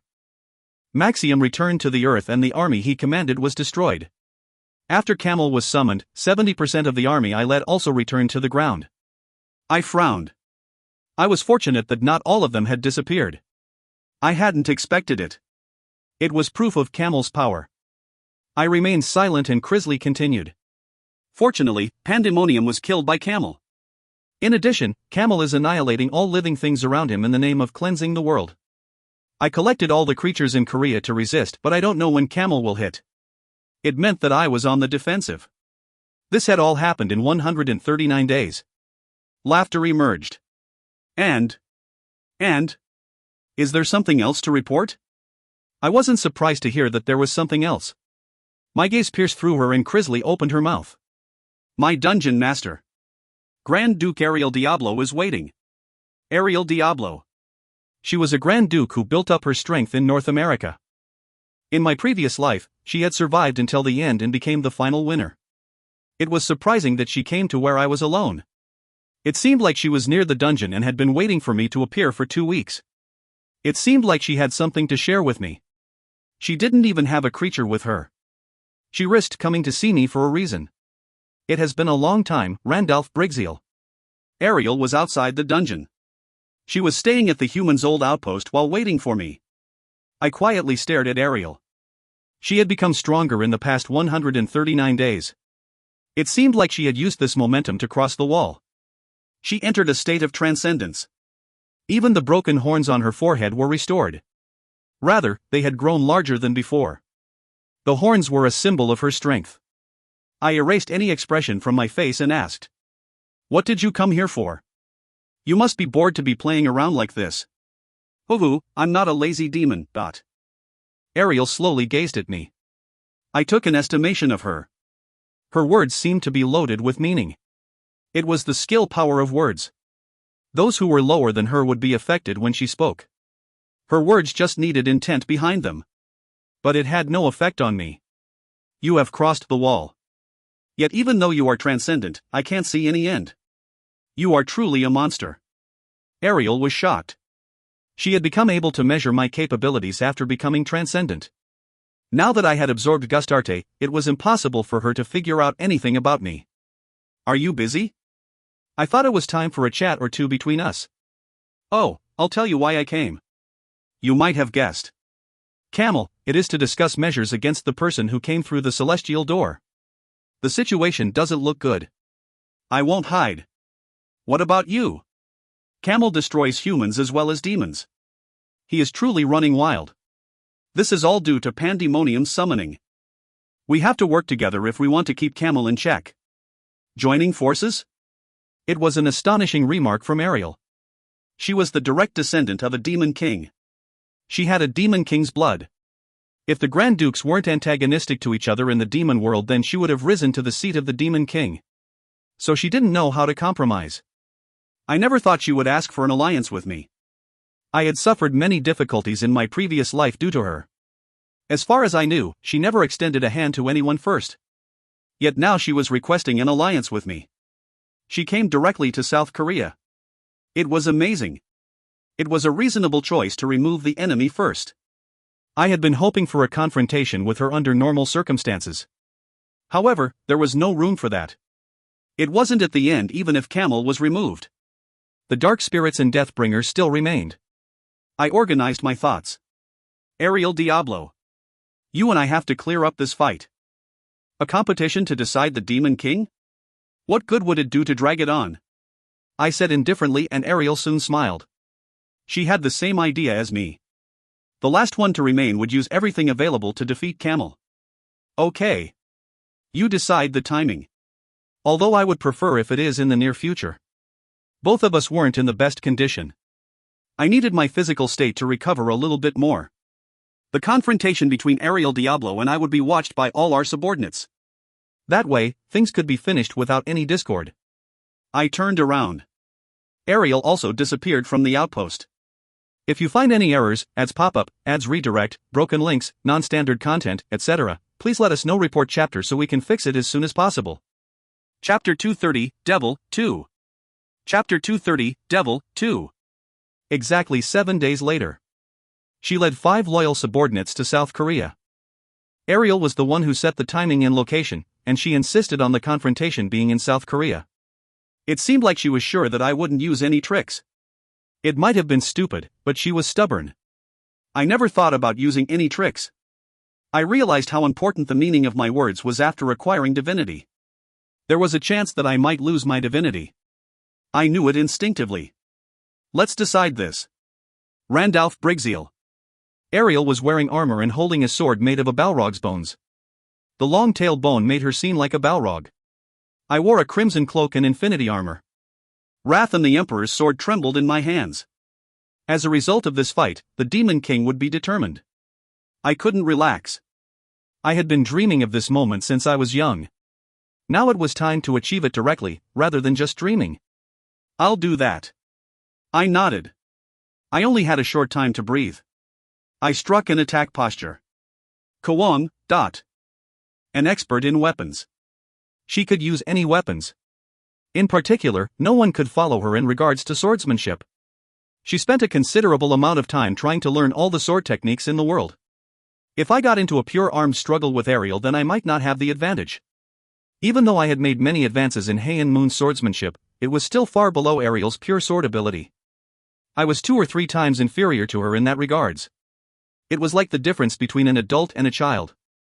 However, I wasn't going to fight using just physical strength.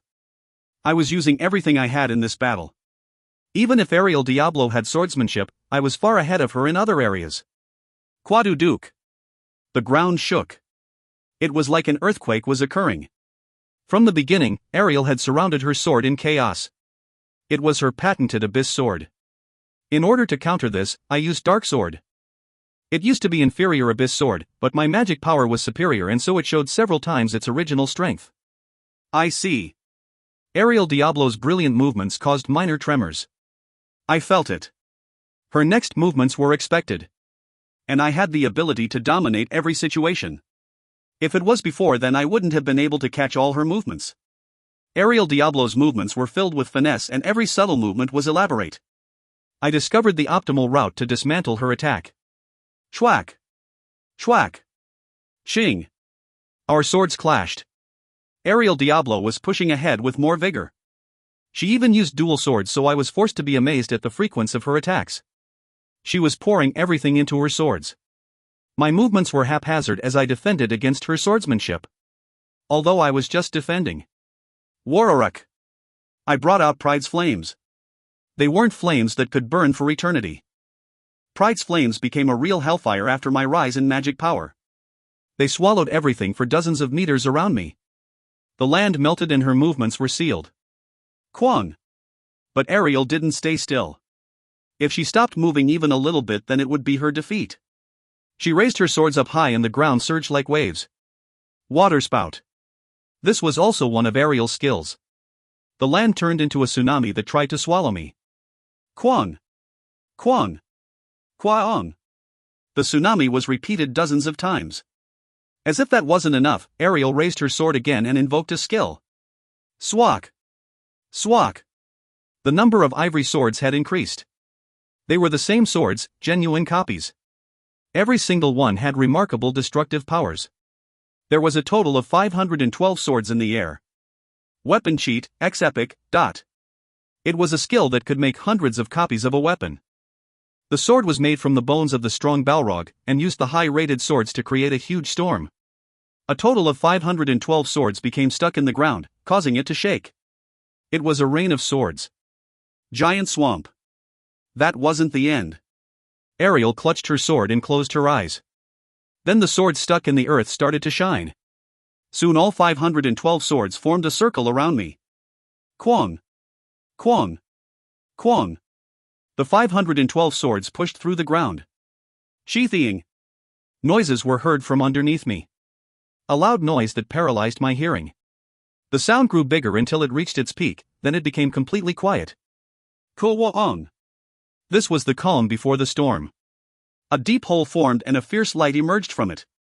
The light reached up to the sky and wiped out everything in the middle. A linked skill. Rather than relying on only one, several skills were connected to increase the power.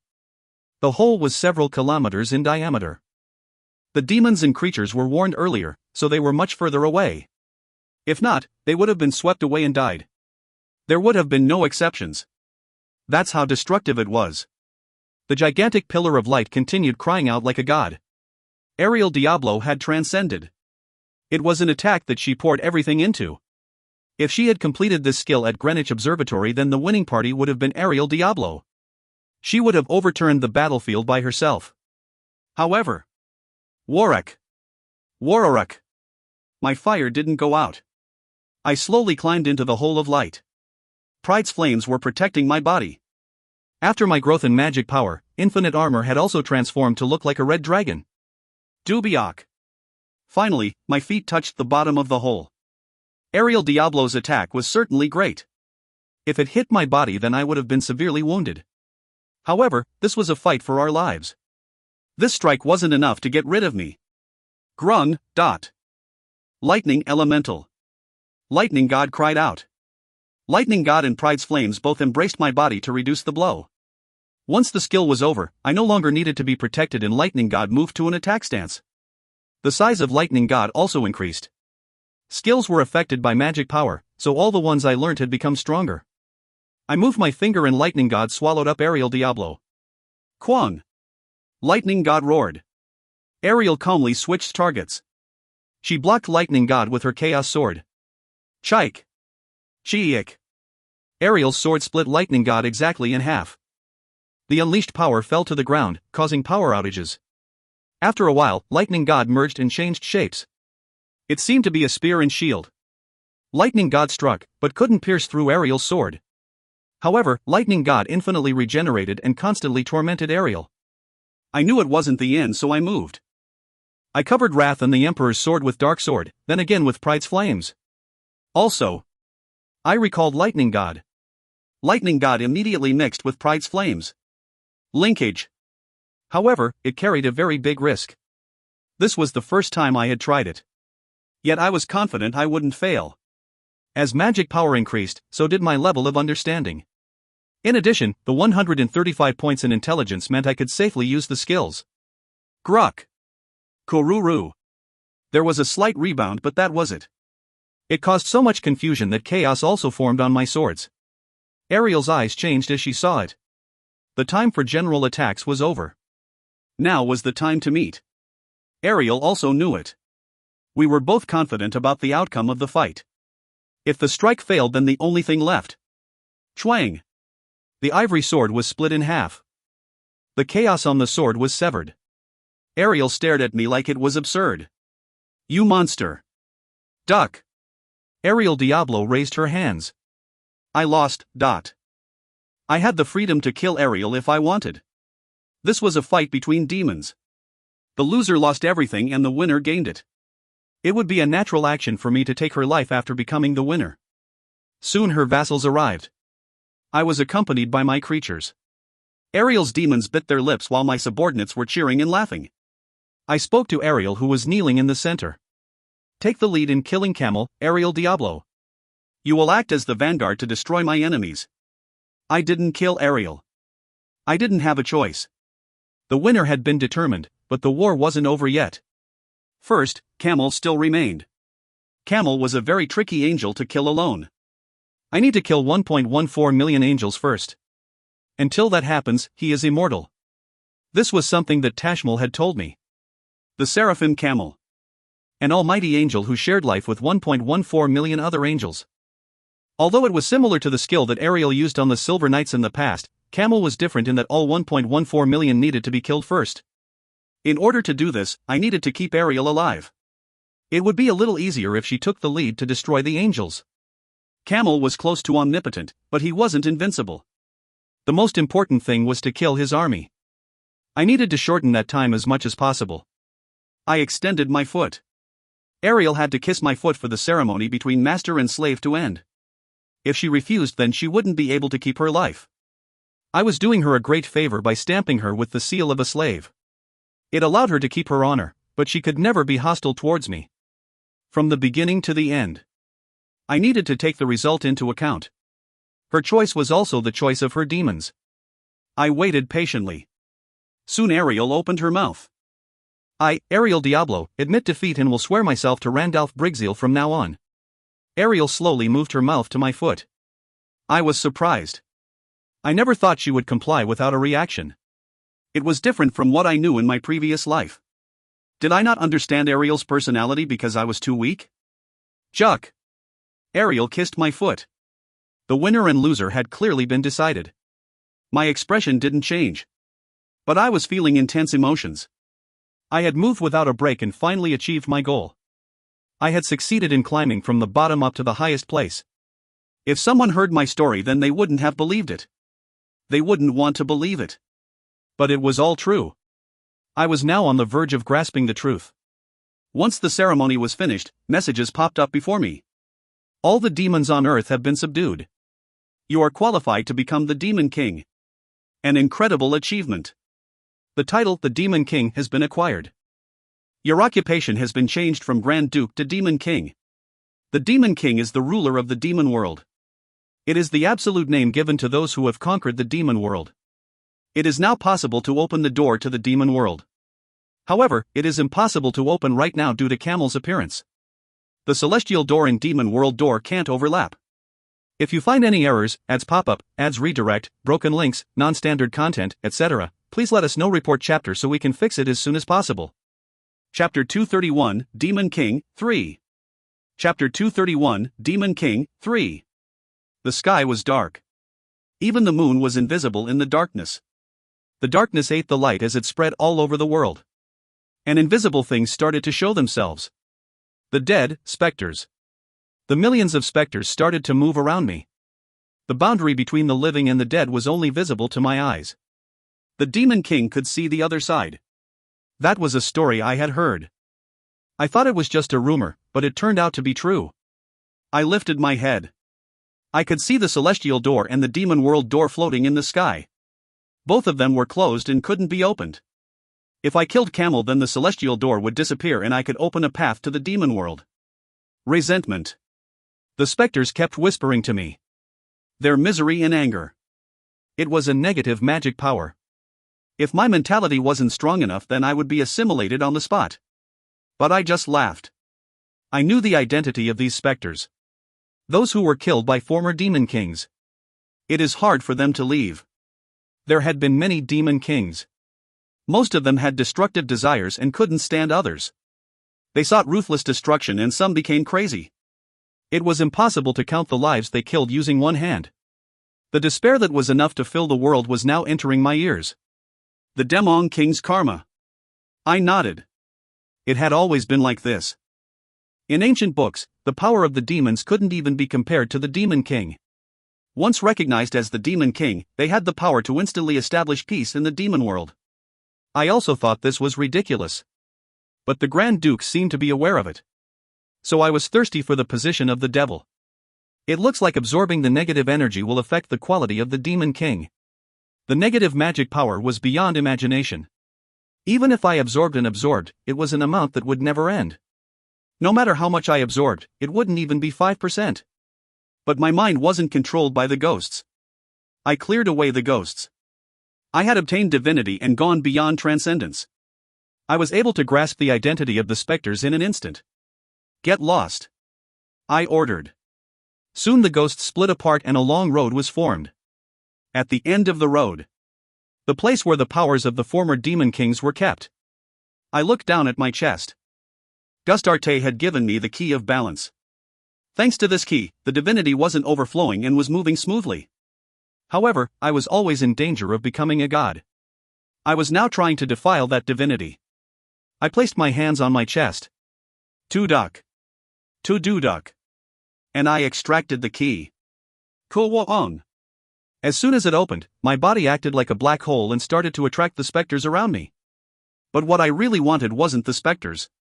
The specters were specters. I wanted the powers of the former demon kings.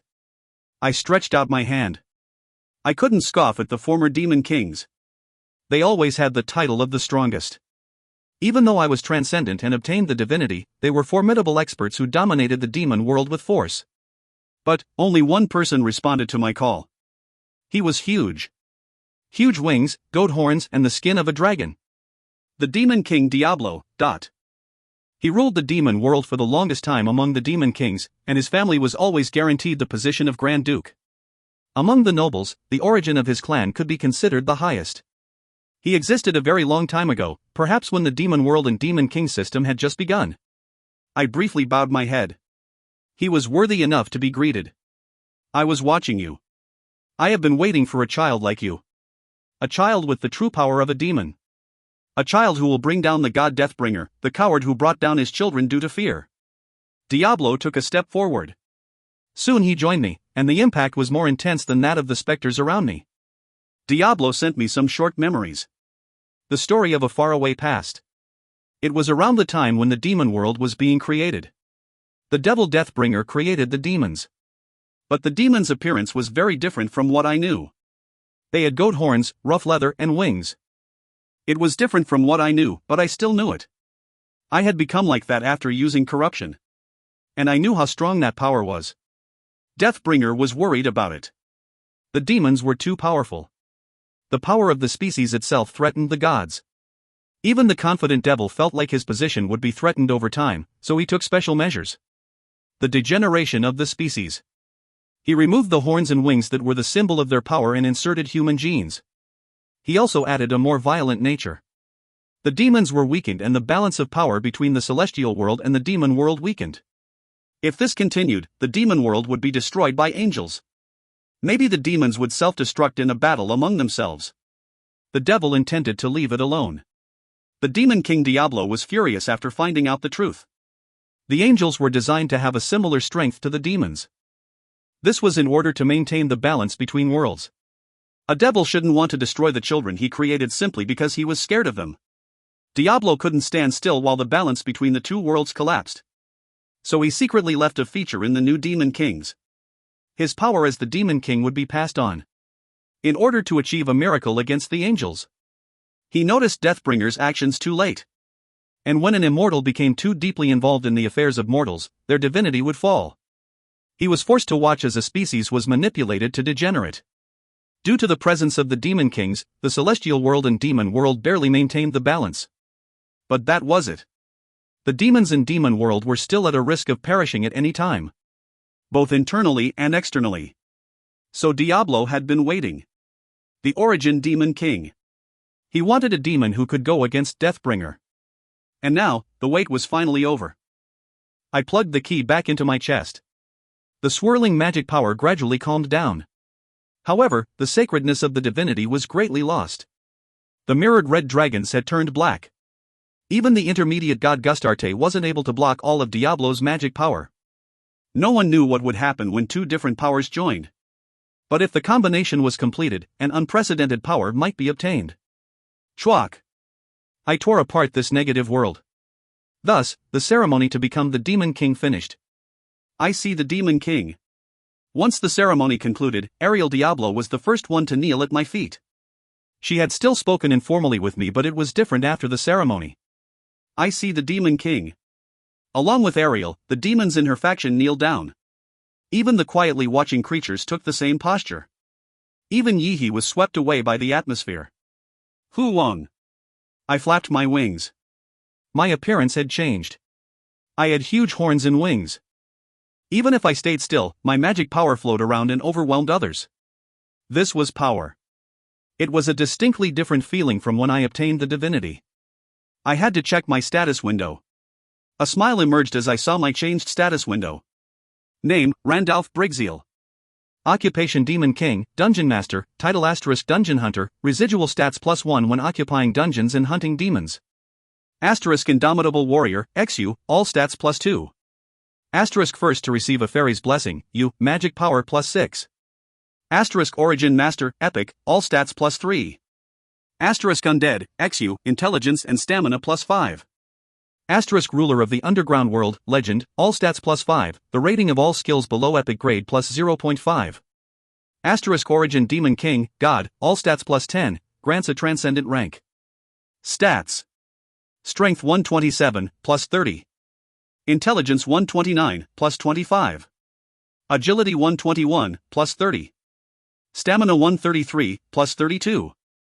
Magic Power 138, +26. Potential, 648 + 143 / Remaining stat points, 47. Electric Power, 742 gigawatts. Uniqueness, the Master of the Underground World. The heart of the Hell Monarch has completely awakened. Has a strong divinity for some reason. Inherited the power of Diablo, the Origin Demon King.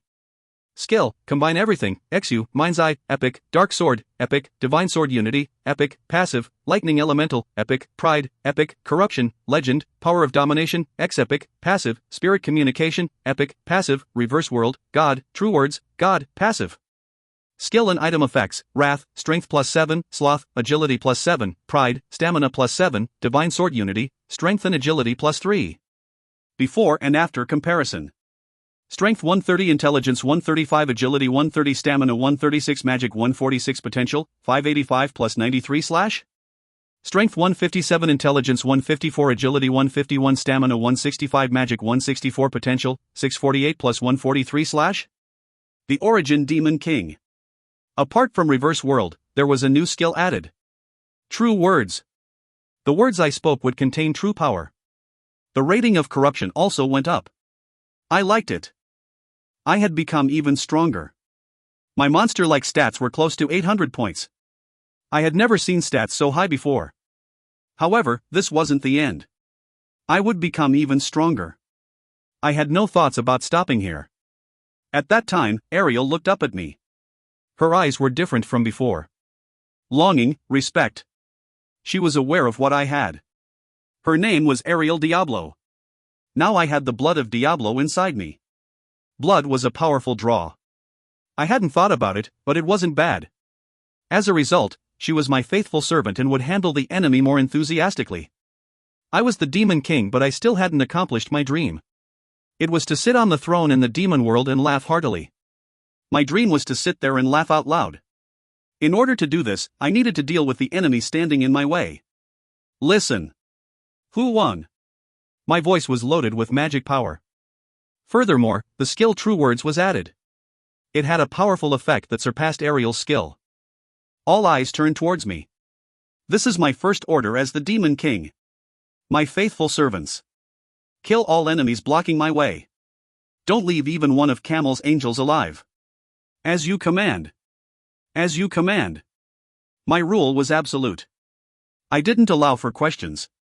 Everyone naturally agreed, so the only thing left was to ruin Camel. If you find any errors, ads pop up, ads redirect, broken links, non-standard content, etc., please let us know. Report chapter so we can fix it as soon as possible. Chapter 232, Camel 1. Chapter 232, Camel 1.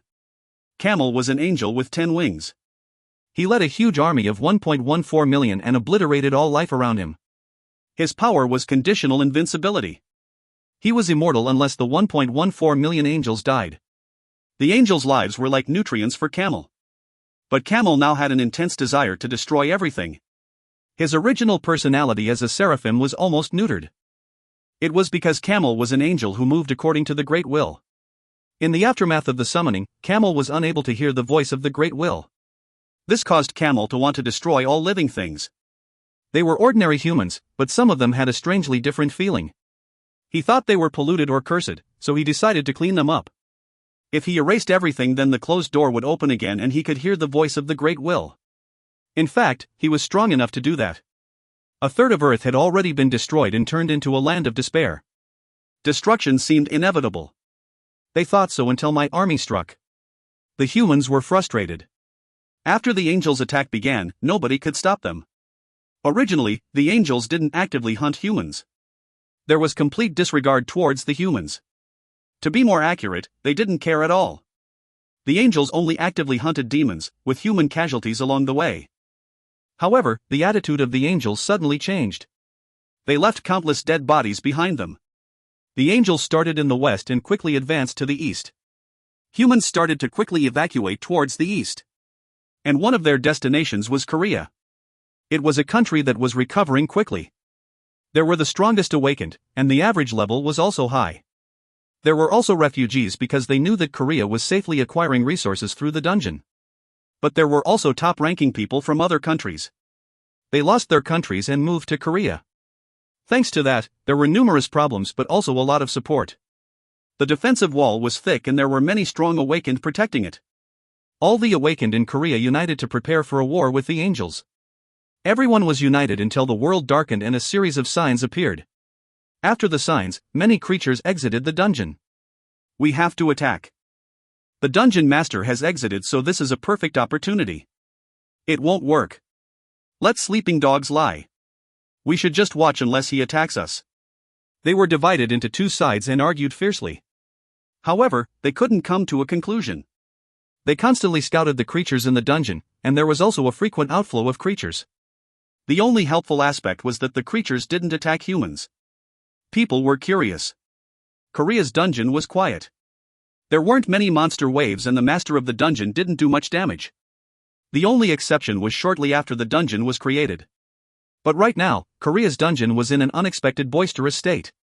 The creatures left the dungeon and headed somewhere. Communication around the world was cut off, so they had no idea what the creatures were doing. However, a Chinese reporter entered Korea and revealed what the creatures were doing. The creatures are fighting the angels. It is terrible. The angels have already reached Lanzhou in China. They are being pushed back thanks to the creatures. The last line of defense is the creatures. Lanzhou in China was right near them. It wasn't that far away. If the angels pushed through the line, then they would come here. It was faster than they imagined. But the more surprising thing was the attitude of the creatures. Due to the fact that they stopped the angels in another place, the risk to Korea was greatly reduced. Still, there wasn't much hope. People knew how numerous and powerful the angels were. There used to be many demons who fought against the angels, but now there were few. Most of them were dead. The demons weren't strong enough to overcome the army. They wondered if the creatures from Korea's dungeon could stop the angels. They can't stop it. We have to help them. Whether we like it or not, we have to. Look.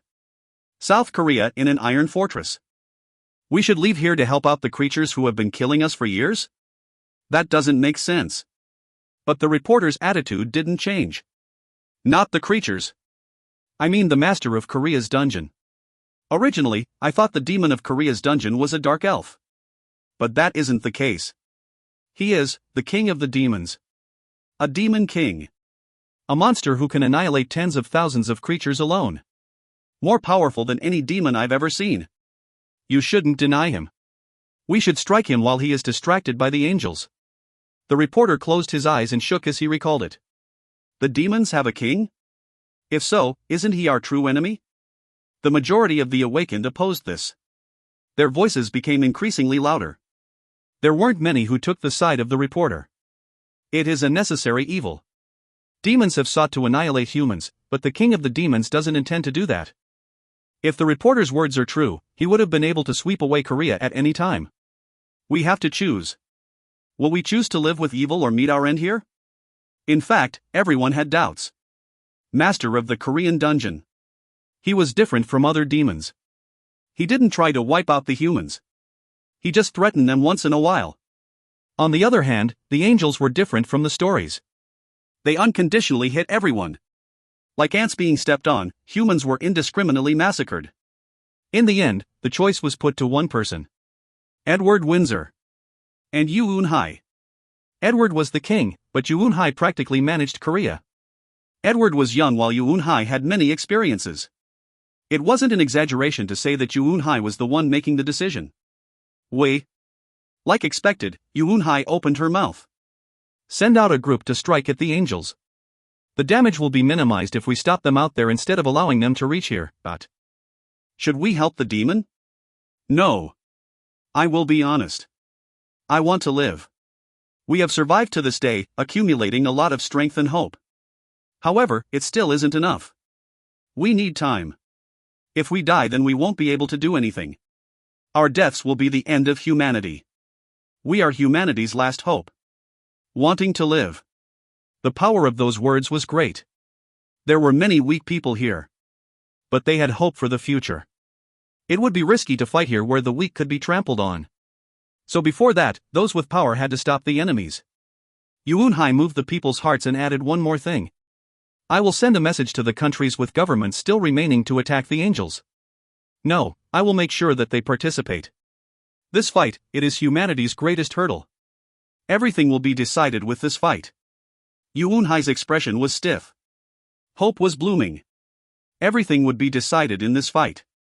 I used my points and achievement points. It was so that hunting the angels would be as efficient as possible.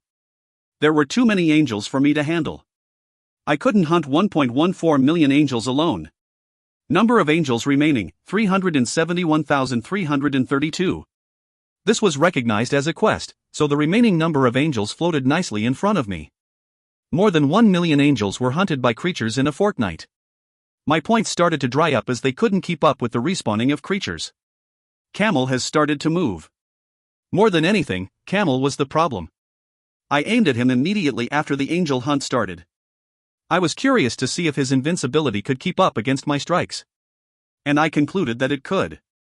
There was a transparent membrane that blocked all my attacks. Nothing got through. It was a skill that invalidated all attacks. There were conditions, but the power was real. I had no choice but to go out and hunt the angels. But it was a bit lacking.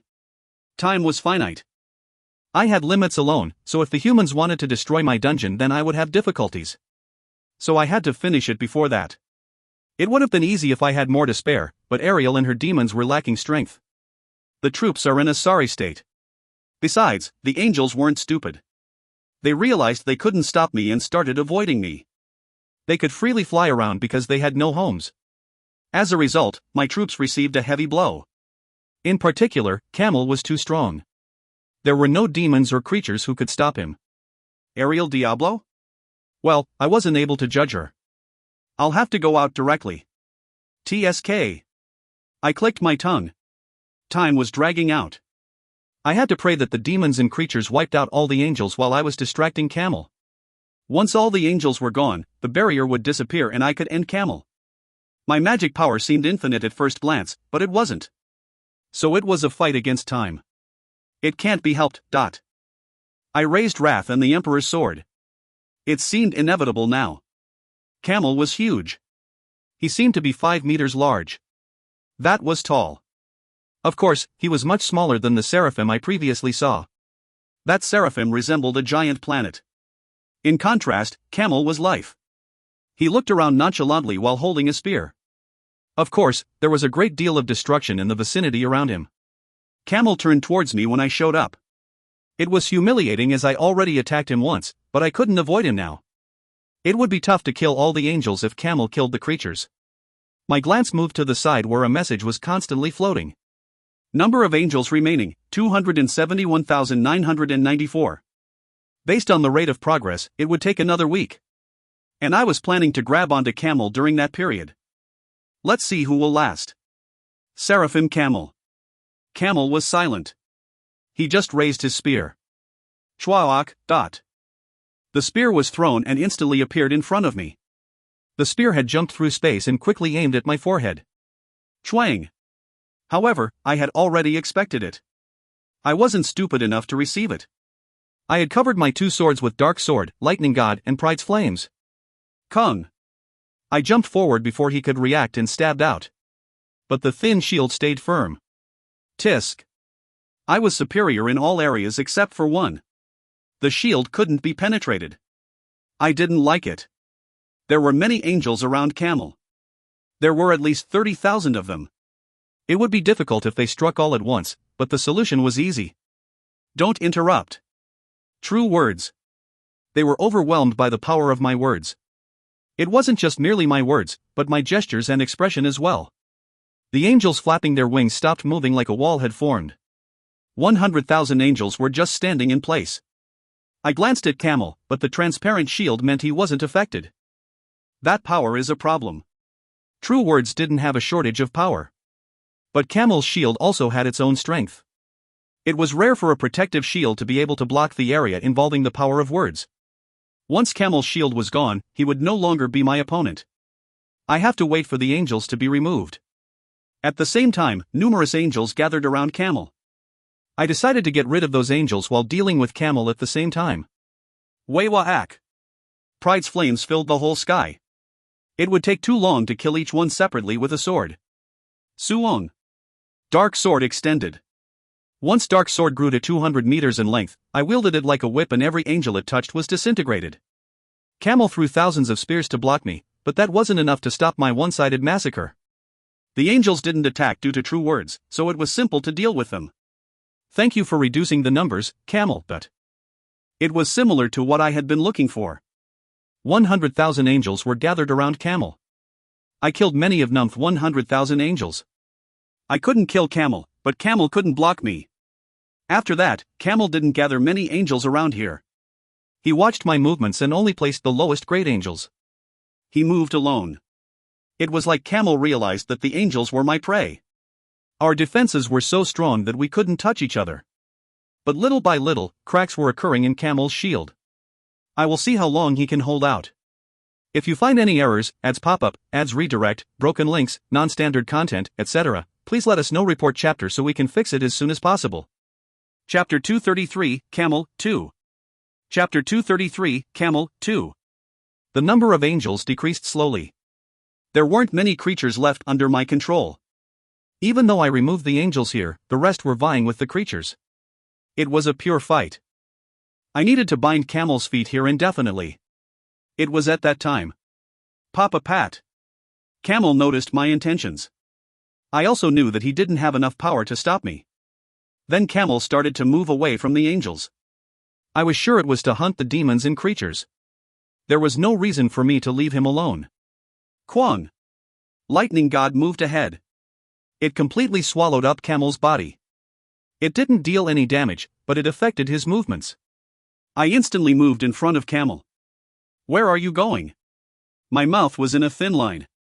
My speed was superior. He wouldn't be able to leave this place without my permission.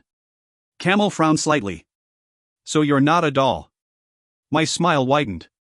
It was the first time I saw any expression on his face since I encountered him. The fight had lasted for 3 days. Yet I didn't know when it would end. It was because the angel killing rate had slowed down a lot. Number of angels remaining, 153,229. The creatures had excellent detection capabilities and found the angels. The problem was that the number decreased by less than 1,000 in an hour. I had to keep fighting as the speed slowed down. It was a tedious war of attrition. I couldn't rest while Camel had time to recharge. The shield was an inherent power, so it didn't contain any holy power. I was aware of this and took a defensive stance. I only went out actively when Camel tried to get away. However, magic power was consumed as these actions were frequently repeated. If this continued, then I would only be able to last one more fortnight. It took more magic power than expected to compete with him. There was a limit to how defensive I could be. I have lost a lot of creatures. I was still receiving reports through Yihi. The total number was still more than the angels. However, the angels led by Camel were much stronger than the creatures at Greenwich Observatory. It was a situation where I couldn't be sure if my creatures could win. The hopeful observation. Humans. It was the participation of humans. I honestly believed it. The community of humans in Korea moved. Most of the remaining awakened gathered to oppose the angels. The humans were stronger when united. It was a truth I learned from previous experience. And they became stronger quickly. Heroes emerged, and it was humans who dealt with the dukes and grand dukes in the end. It was great that they didn't attack my empty dungeon and instead helped with the angels. Crisley's plan turned out well. This was a plan that Crisley had thought of. Crisley moved Yuunhai, and Yuunhai agitated the humans. Thanks to that, I had a little help. For example, it was difficult to kill the angels moving on the outskirts. It was satisfactory to let the humans deal with it. In particular, the activities of the Korean awakened were dazzling. Each of the awakened had a high level and had no difficulty in dealing with the angels. It was a little rewarding after I raised them. The more you and I fight, the angrier you seem to be. A devastated land. It stretched out all the way to the horizon. The traces of my fight with Camel were carved all over the land. Camel wielded his spear angrily.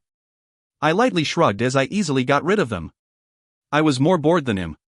The 7th day. Camel started to change his behavior. He acted like he wanted to get away from this boring war of attrition. He decided to move while ignoring me. But I wasn't going to let him go. The strikes caused him to flinch and pause. I set up a wall with pride's flames and used power of domination. In addition, my true words weren't broken at all. Stop. It wasn't an offensive ability, so it had some effect. The duration wasn't long, but it was enough to bind his feet. I realized that I could achieve what I wanted without hitting him, so I aimed at that part. Camel's shield was solely for defense. If I didn't intend to use an attack, then he couldn't completely stop it. I just talked and Camel stopped moving. At the same time, Camel's face distorted. It was a really strange move. He couldn't move freely nor defeat me in battle. The angels were slowed down and Camel had no choice but to be influenced. Camel started moving again. Stop. And he stopped. Of course, it didn't always work. Sometimes he managed to defend against true words. It was a fight of probability. Every time it didn't work, I had to go in person to stop him. Approximately 100,000 are left. It was the key to how long this war of attrition would last. TSK. I clicked my tongue. The number of times true words worked against Camel decreased. On the 15th day, I started feeling a burden on my body. I couldn't catch Camel's movements like before. Sometimes I missed him and a lot of creatures died. I gritted my teeth. I bought more with the points I earned, but the creatures died much faster. There were only 40,000 creatures left. On the other hand, there were 20,000 angels remaining. The number was now only decreasing by 300-400 every day. If this continued, I would be defeated. If I lost all my creatures in dungeon, then I would have nothing left to supplement me. Master. Gapram has made a large quantity of homunculi. They are specialized in hunting angels. Although they have a short lifespan, he learnt about angels while studying Gustarte. Yee-hee. A communication suddenly came from Yee-hee. Ah, Gapram. He was also there. He had asked me for some time before the battle began. I had agreed, and now the results could be seen. Homunculi that were specialized for hunting angels. After Yee-hee's words, the speed that the angels were killed at increased significantly. Finally, there were only 400 left at the end of the 20th day. But, it was hard for the number to decrease once it reached 400. Hiding. They needed to be eliminated one by one. Camel felt the danger and scattered the angels across the world. If he could drag out the time, then it would be his victory. 21st day. There were 350 remaining. 22nd day. 270 left. At the end of the 25th day, there were 10 angels alive. But, I needed to leave some magic power behind in order to kill Camel. I would soon reach my limit. I was walking a thin line. And on the 28th day. Number of angels remaining, 1. The one remaining angel hadn't been killed yet. While Camel escaped once more, the demons and creatures hastily searched for the remaining angel. Yuunhai led 300 awakened to fight the angels. At first, there were 1,000 of them. However, this was the number remaining after 1 month. She was able to have this many people left because of her intelligence. I don't see any angels. Are they all wiped out? and awakened next to Yunhai asked. But Yunhai firmly shook her head. There are still some left. It is obvious. Tell the other troops. Search around carefully. The different awakened parties had scattered across the world. However, news came that angels hadn't been found for a few days.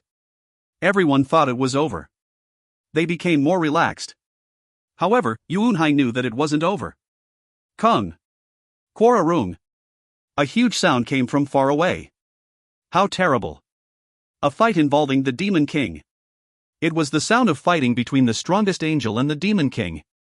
Even though the distance was very far away, the sound of them fighting could be heard. The world was locked in darkness and light repeatedly leaked out. If humans saw that fight, then they would realize how small they were. Here. The last angel. It was at that time. An awakened shouted loudly. This place was near Pandemonium's dungeon. It was filled with the corpses of many creatures. It was where Camel was summoned. No one had thought of approaching this area. The stench of rotting corpses was a good enough reason. Yet a small light was coming from Pandemonium's corpse. The light was clearly an angel. You hid well. The last angel. When Camel killed Pandemonium, it was obvious that he secretly hid an angel in the corpse. It was preparation for this situation. However, the body decayed and the light eventually leaked out. It was correct. A very small angel was hiding inside the corpse. Yunhai spoke slowly as she watched it. Get rid of it. Finally. I smiled with satisfaction. The number of remaining angels finally reached 0. At the same time, the protective shield gradually faded away. Soon Camel was naked. His expression was shocked. His face reddened. Was he not going to accept his defeat? Camel. Now I will finish this. I unleashed all my stored magic power. It was magic power that I placed in reserve after some calculations. Who won? A strong storm blew. Pride's flames set up endless barriers. Only Camel was left. If you find any errors, ads pop up, ads redirect, broken links, non-standard content, etc., please let us know. Report chapter so we can fix it as soon as possible. Chapter 234, Demon World, 1. Chapter 234, Demon World, 1. Camel was caught. The powerless angel was no longer my opponent. I wasn't completely fine, but the 1-month battle finally came to an end. However, I didn't get rid of Camel. I found a way to use him. I can absorb him like Gust Arte. I had once absorbed divinity. Thanks to that, I got more than I expected. Of course, it wasn't entirely arbitrary, but I could become a monster if I absorbed Camel. It was impossible if I was just a transcendent person. Even if I succeeded in absorbing him, the body wouldn't survive and would explode. This was true even if my body had been reconstructed several times. However, I had the key to balance. There were still some vacant spots. I hadn't reached my limits. It was clear that I could become stronger. Greed. I grabbed a stone made of the fake greed. The 7 sins were aimed at the gods and could trap them. Greed was suitable for what I intended.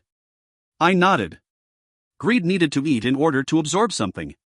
But this was a fake. A skill wasn't generated when I obtained it. The 7 sins were held by the Dark Spirit King.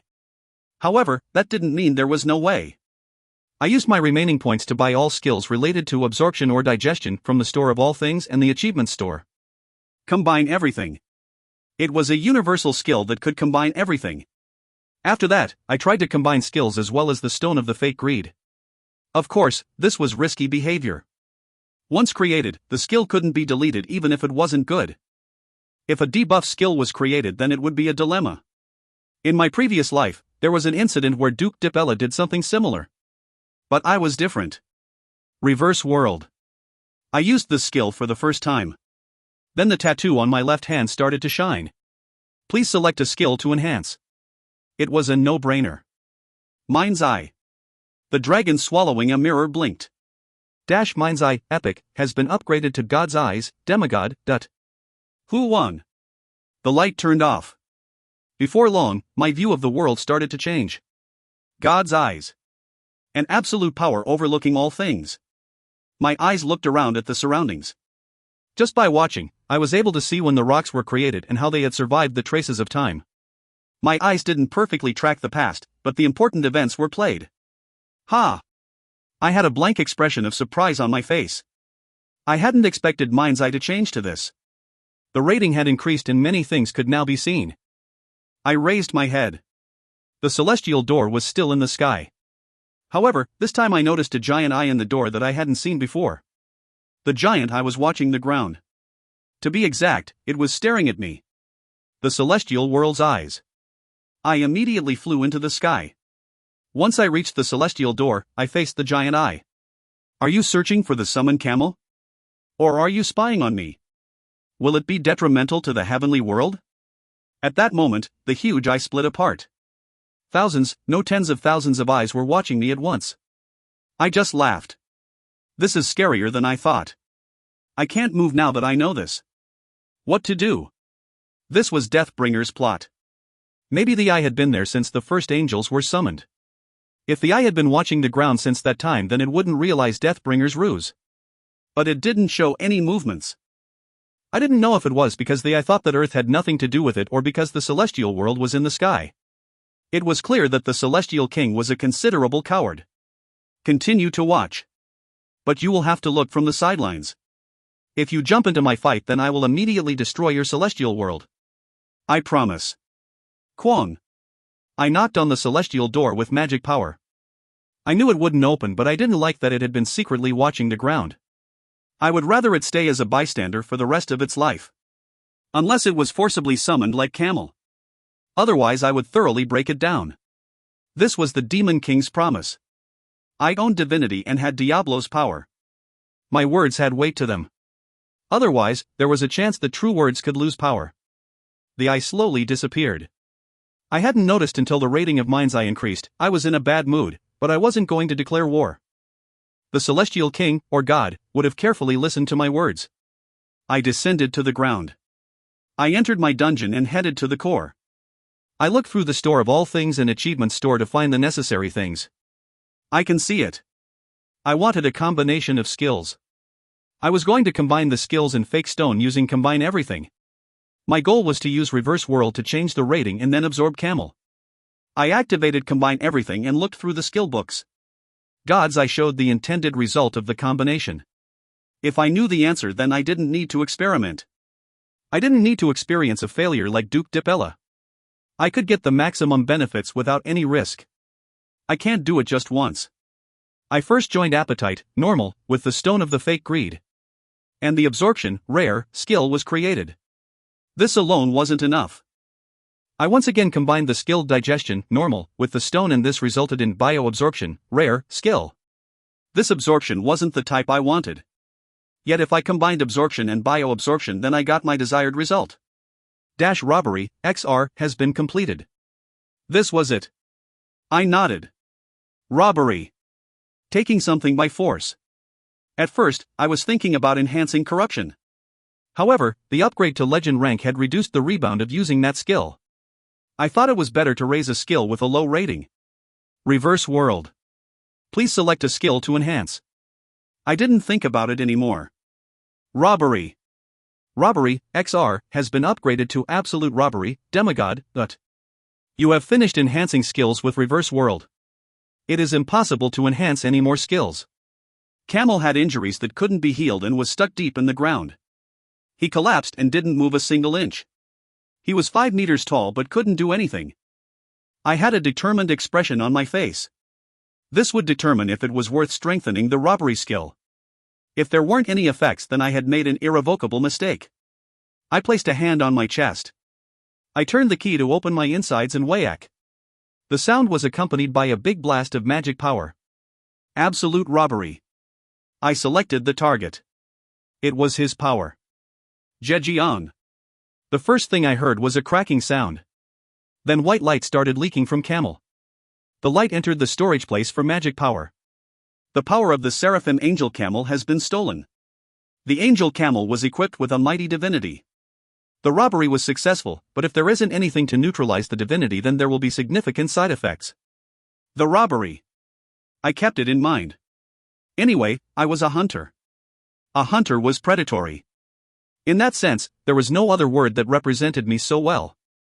After sucking in all of Camel's power, I locked the key again. The power swirled and integrated with my current power. I feel full. I expressed my satisfaction. I was certain that I was stronger. I had a determined expression on my face. A calm smile could be seen. Status window. There was no reason not to confirm it. Name, Randalph Brigzeal. Occupation Demon King, Dungeon Master, Title * Dungeon Hunter, residual stats +1 when occupying dungeons and hunting demons. * Indomitable Warrior, XU, all stats +2. * first to receive a fairy's blessing, U, magic power +6. * Origin Master, Epic, all stats +3. * Undead, XU, intelligence and stamina +5. * Ruler of the Underground World, Legend, all stats +5, the rating of all skills below epic grade +0.5. * Origin Demon King, God, all stats +10, grants a transcendent rank. Stats. Strength 130, +30. Intelligence 149, +25. Agility 125, +30. Stamina 145, +32. Magic power 142, +26. Potential, 691 + 143 / Remaining stat points, 47. Electric power, 742 gigawatts. Uniqueness, the master of the underground world. The heart of the Hell Monarch has completely awakened. Has a strong divinity for some reason. Inherited the power of Diablo, the origin Demon King.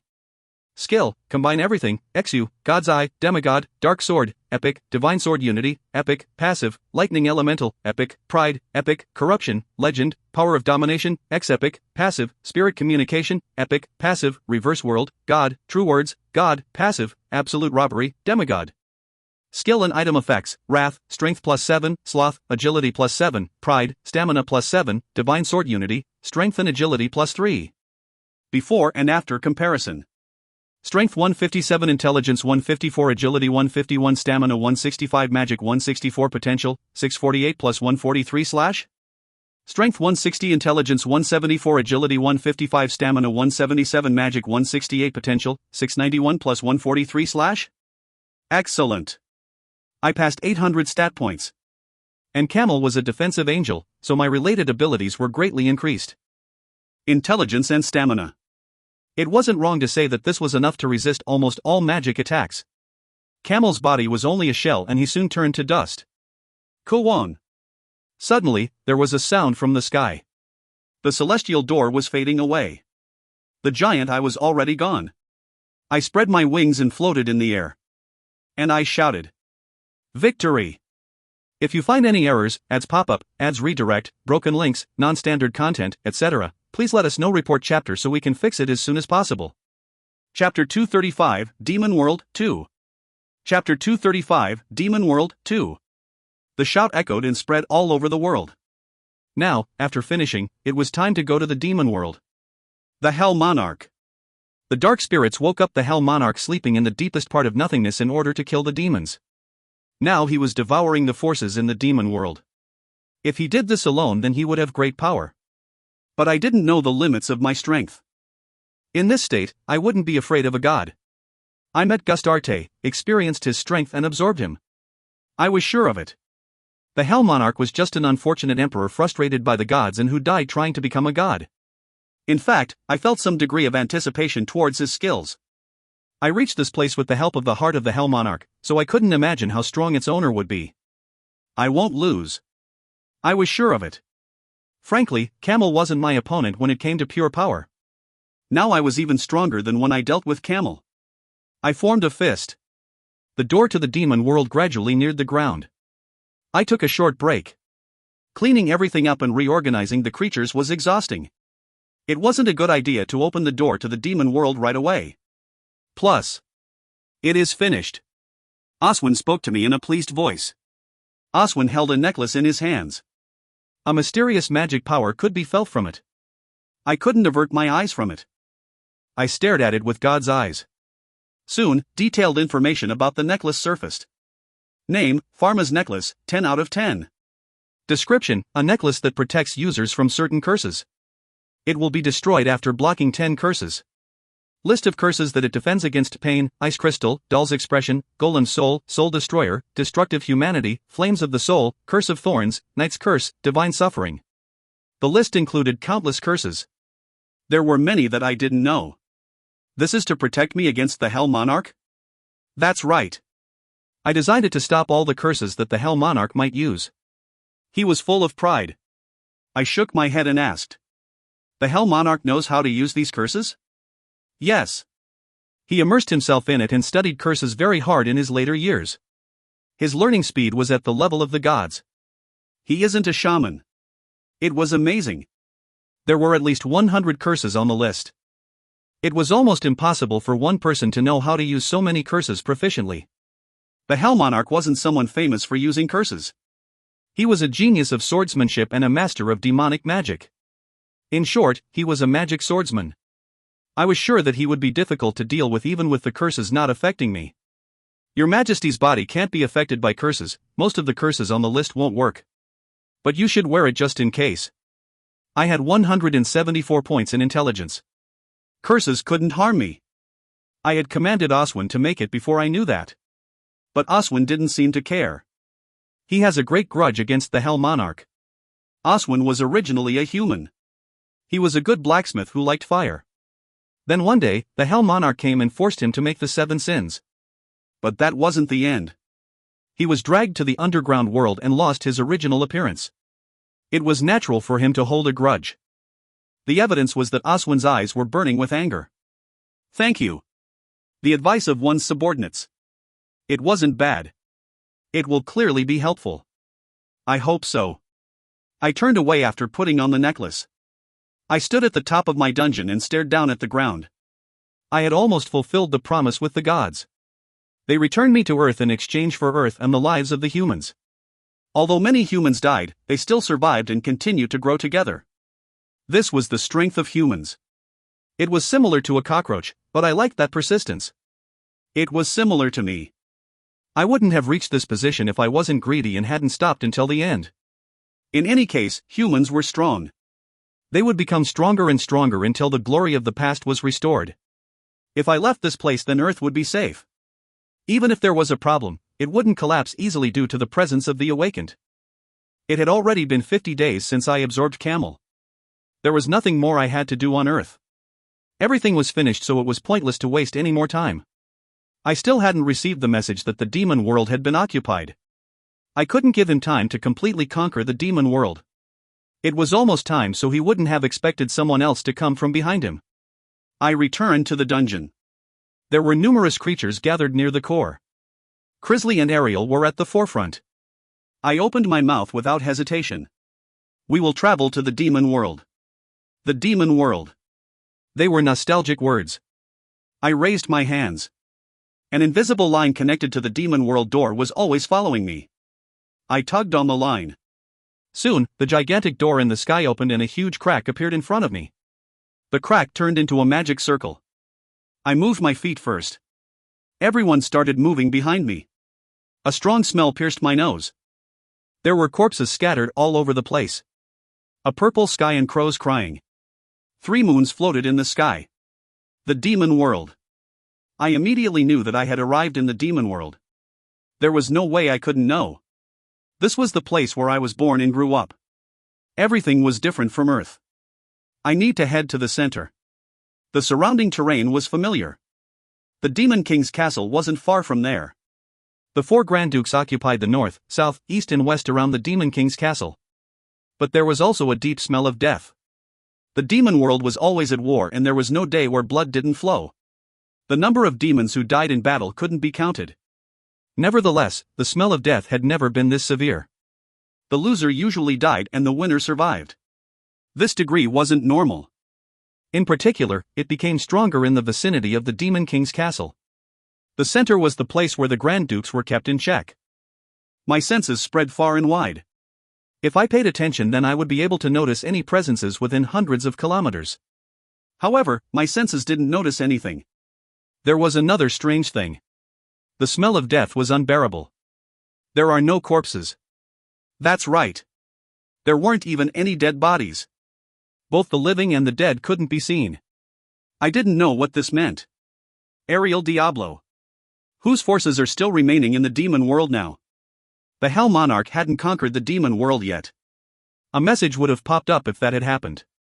In particular, Ariel would have noticed first. Ariel and I respected each other. The power of Diablo dwelled inside me. I would leave her castle intact. Ariel knew how merciful I was being.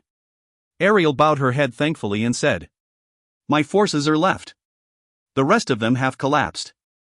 UPA, Pandemonium and Ocullos. The forces of 3 Grand Dukes had already collapsed. It was alarming. Let's go to your castle. The Hell Monarch might be nearby." The Hell Monarch would be forced to appear where there were still some opposing forces. His goal was to conquer the demon world. There was no need for a guide. I knew exactly where Ariel's castle was. It was because I had visited that place to challenge her in my previous life. I would love to sit down right away. I moved my gaze in the direction of the Demon King's castle. Only those recognized as the Demon King could enter that place. The throne of the Demon King was left there. I wanted to sit on the throne, but there was still work to be done. I wouldn't truly become the Demon King until I took care of the Hell Monarch. The demon world was the place where the demon ruled, but now the Hell Monarch was trying to conquer it. It wasn't right. I will delay it until later. I couldn't let greed move my feet. It wouldn't be too late after killing the Hell Monarch. Ariel's castle was located on the north side of the Demon King's castle. It was a place covered with snow. The reason why she stayed at the dungeon in Greenland was due to the familiar environment. It was a gigantic castle where snow fell all year long. Castle, it was the size of a city. It might be a little exaggerated, but it wasn't strange to call it the size of a small country. This was the place where Ariel's forces remained. It was the place where Ariel ruled directly. However, even this great castle was quiet. Creatures could be sensed inside, but they were too nervous to even breathe. Most of the demons were hiding and couldn't be seen unless I looked closely. They all had a typical combat posture. Demons were also protecting the gates. They seemed to have detected my troops from a distance. I led an army of 150,000 creatures. I was able to bring this many due to the points I got from Camel. They were a little weaker than before, but they mainly consisted of intermediate and advanced creatures. The demons in the castle detected my army from a distance and judged that we were enemies. Ariel asked for my permission and headed to the gate. "Open the door. I am Ariel Diablo." Her voice echoed around the gate. Mild magic power infused her voice so there was no way they couldn't hear it. The ears of the demons were 10 times better than humans. Someone appeared at the highest point of the gate. It was an old demon with a short beard and wearing armor. "Is it really Ariel? Can't you see the horns? If you don't open the door right now, then you won't be able to avoid censure." Ariel raised her chin as she replied. She was the original owner of this place. Ariel's subordinates followed her loyally so they should open the door right away. But it turned out differently than I thought. "I'm sorry. I can't open the door." "What?" As the old demon shook his head, Ariel's expression turned chilly. She wasn't allowed to enter her own castle. What did this mean? Despite being defeated in the game to become a demon king, Ariel was still a Grand Duke. This might be a ploy of the Hell Monarch. My choice might destroy this castle, so I have to be careful. The old demon persevered. "Saison. Don't you even know your master? I will break down this gate and kill you all." Ariel's long horns trembled. She took out an ivory sword and covered it with chaos. Ariel's patented skill. It was a skill that only she could use. That should have been enough proof, but the old demon was stubborn. "Then take off all your clothes and turn around. I will see if there is the Hell Monarch scar. If I use magical measures and my opinion is wrong, then I am willing to offer my neck." "This cowardly bastard." Ariel growled. Her followers always acted like knights towards her. But this was the last straw. Besides, I was here. I didn't give her permission to move. This was also her castle. She didn't want to damage it. Ariel's eyes turned towards me. I shook my head and said, "Do it." Ariel had great ambitions, so she promptly responded. She respected me and obeyed without protest. If you find any errors, ads pop up, ads redirect, broken links, non-standard content, etc., please let us know. Report chapter so we can fix it as soon as possible. Chapter 236, Hell Monarch, 1. Chapter 236, Hell Monarch, 1. After our innocence was proven, we could safely step into the castle. The old demon Saison offered his head, but I didn't take it. He was the one who ruled this castle instead of the Hell Monarch. There was a lot of information I didn't know, so it wouldn't be good if the commander changed suddenly. When the Hell Monarch first appeared in this place, he was alone. A spacious room. It was a large room that reminded me of a plaza. There were a lot of luxurious tables, chandeliers, etc., as well as high-quality food. Saison quietly kneeled down and proceeded to tell the story. He was on the ground due to his sin. However, his army increased in size as time passed. All the demons he killed became his puppets. Although the White Knights found him, the power of the Hell Monarch exceeded our imagination and we lost an important power. I wasn't even aware of this fact until the White Knights became an enemy. Saison hit his head against the ground. He felt regret about not knowing sooner, but it wouldn't have changed the situation. Ariel sat in her seat and didn't move. Only the main demons could enter this banquet hall. I sat in the most prominent position with Ariel beside me. As the deep silence continued, Saison kept talking. The ones who became puppets of the Hell Monarch only follow his words. The amazing thing is that the puppets still maintain their own personalities. He is able to use magic freely while wielding a sword. In some cases, they pretended to be allies and completely decimated the bases. We have to distrust everything. They had no choice. It was a situation where they didn't know who was the enemy. Their smiling allies could stab them from behind. They couldn't trust anyone. In such a situation, a proper war couldn't happen. It wasn't a coincidence that all of the Grand Duke's troops were wiped out except for this place. His army is growing so big that no one can resist. How many? 3 million, that is the lowest estimate. Ha! Ariel breathed out heavily. 3 million? That was the number if all of the Grand Duke's troops were combined. It meant that those killed by the Hell Monarch's puppets were also changed. I didn't think that the Hell Monarch could wipe out a large army of 3 million enemies alone. It was the same if he killed or his army did. Who would be able to deal with it? The soldiers lost their will to fight. An invitation to a place of death. I remembered Greenwich Observatory. At that time, all the Grand Dukes except for me received a special quest to go to the demon world. It was clear what would have happened if they reached the demon world. They wouldn't have been able to win. My army this time was no exception. Still, Ariel has returned, so the morale of the Sodders is soaring to the sky. The knights are also motivated. I am not the master of the castle now, Ariel said strictly. Perhaps Saison might have already noticed. I was just listening with my arms folded. Yet he always paid attention to me. Saison, raise your head, Ariel ordered once again. Then Saison slowly lifted his head. Ariel glared at him coldly and declared, Randalph Briggseel. He carries the name of the Demon King. Remember this. Demon King, I am glad to meet you. Saison knelt in front of me. This was my position. It was a position that wouldn't change for a very long time. I would be Ariel's eternal master. Her subordinate's loyalty was unchanged, but the ruler of this place had shifted. There were also the creatures following me. Saison was forced to face the reality that Ariel was defeated in the war to become the Demon King. The number of troops inside the castle was 300,000. Including my creatures, there were 450,000. A sufficient number. Quite a large number of troops were stockpiled. It was proof of Saison's exceptional abilities. But it was also true that it was troublesome. The demons and creatures were likely to become obstacles. Your Majesty. Just leave it to me. Oswin came out once again. Oswin pulled out a small mirror. One of the Hell Monarch's curses is to keep the dead moving. This mirror of truth can stop the curse from spreading to our troops like a contagion. Isn't this too small? I asked. A small hand mirror didn't seem capable of stopping a curse. Oswin nodded like he agreed. I can make it bigger. I just need enough time and materials. Ariel interrupted. All the magic materials required are available. But time is the problem. The army of the Hell Monarch is nearing. A week. Please endure for that time. Of course, it won't end even after I finish the mirror. The mirror must be protected. If it breaks, then the curse will be triggered and spread again. Can't you solve the curse? It is possible, but it is a matter of efficiency. It can't be done in a week. Even if I had 10 other people at my level, it would take me 3 months. You have to create the mirror. Ariel also realized the reality. By this time, she had realized that Oswin was the great blacksmith. Oswin. The Twilight Blacksmith. Even the gods were jealous of his techniques, so there was no one at a similar level to Oswin. Go ahead. I will buy you 1 week. If my thoughts were correct, it would be possible. I will follow.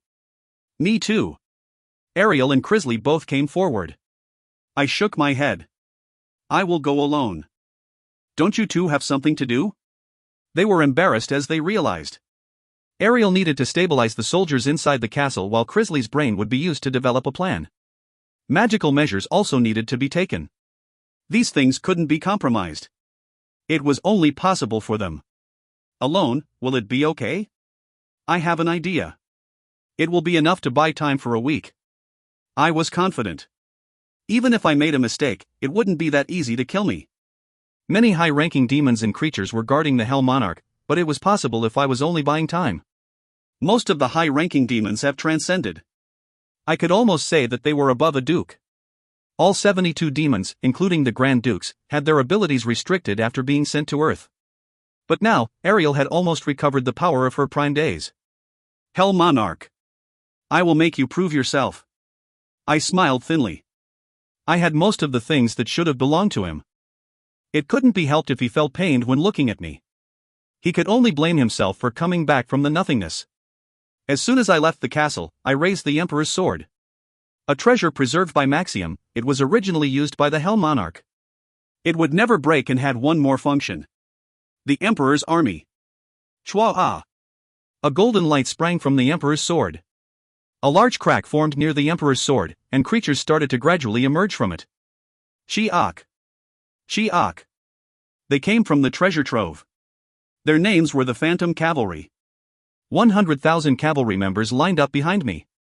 They had no body, but wore iron armor. All of them were advanced grade or higher. 90 days. This was the real Emperor's army. The 100,000 strong army would remain for 90 days and would destroy the enemy according to my commands. They had been made by the Hell Monarch for this function.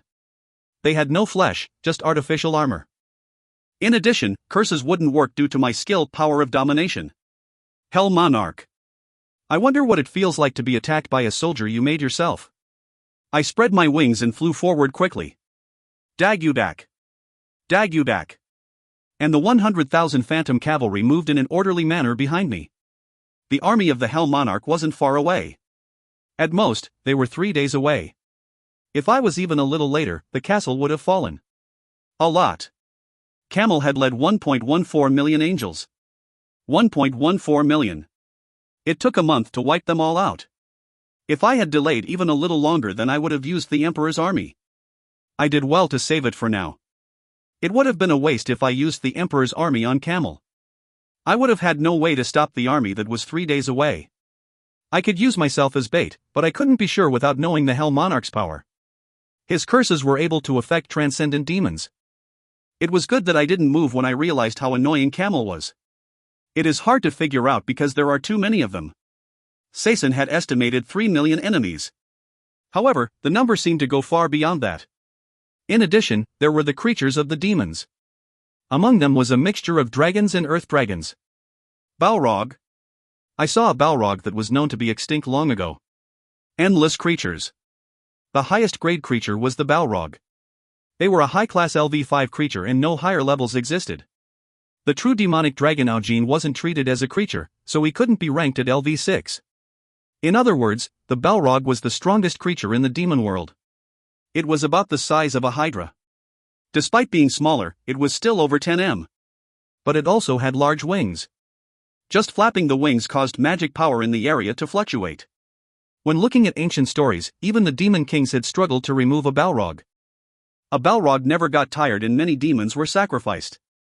Even the 9th demon king Alexis Troja was killed by a Balrog.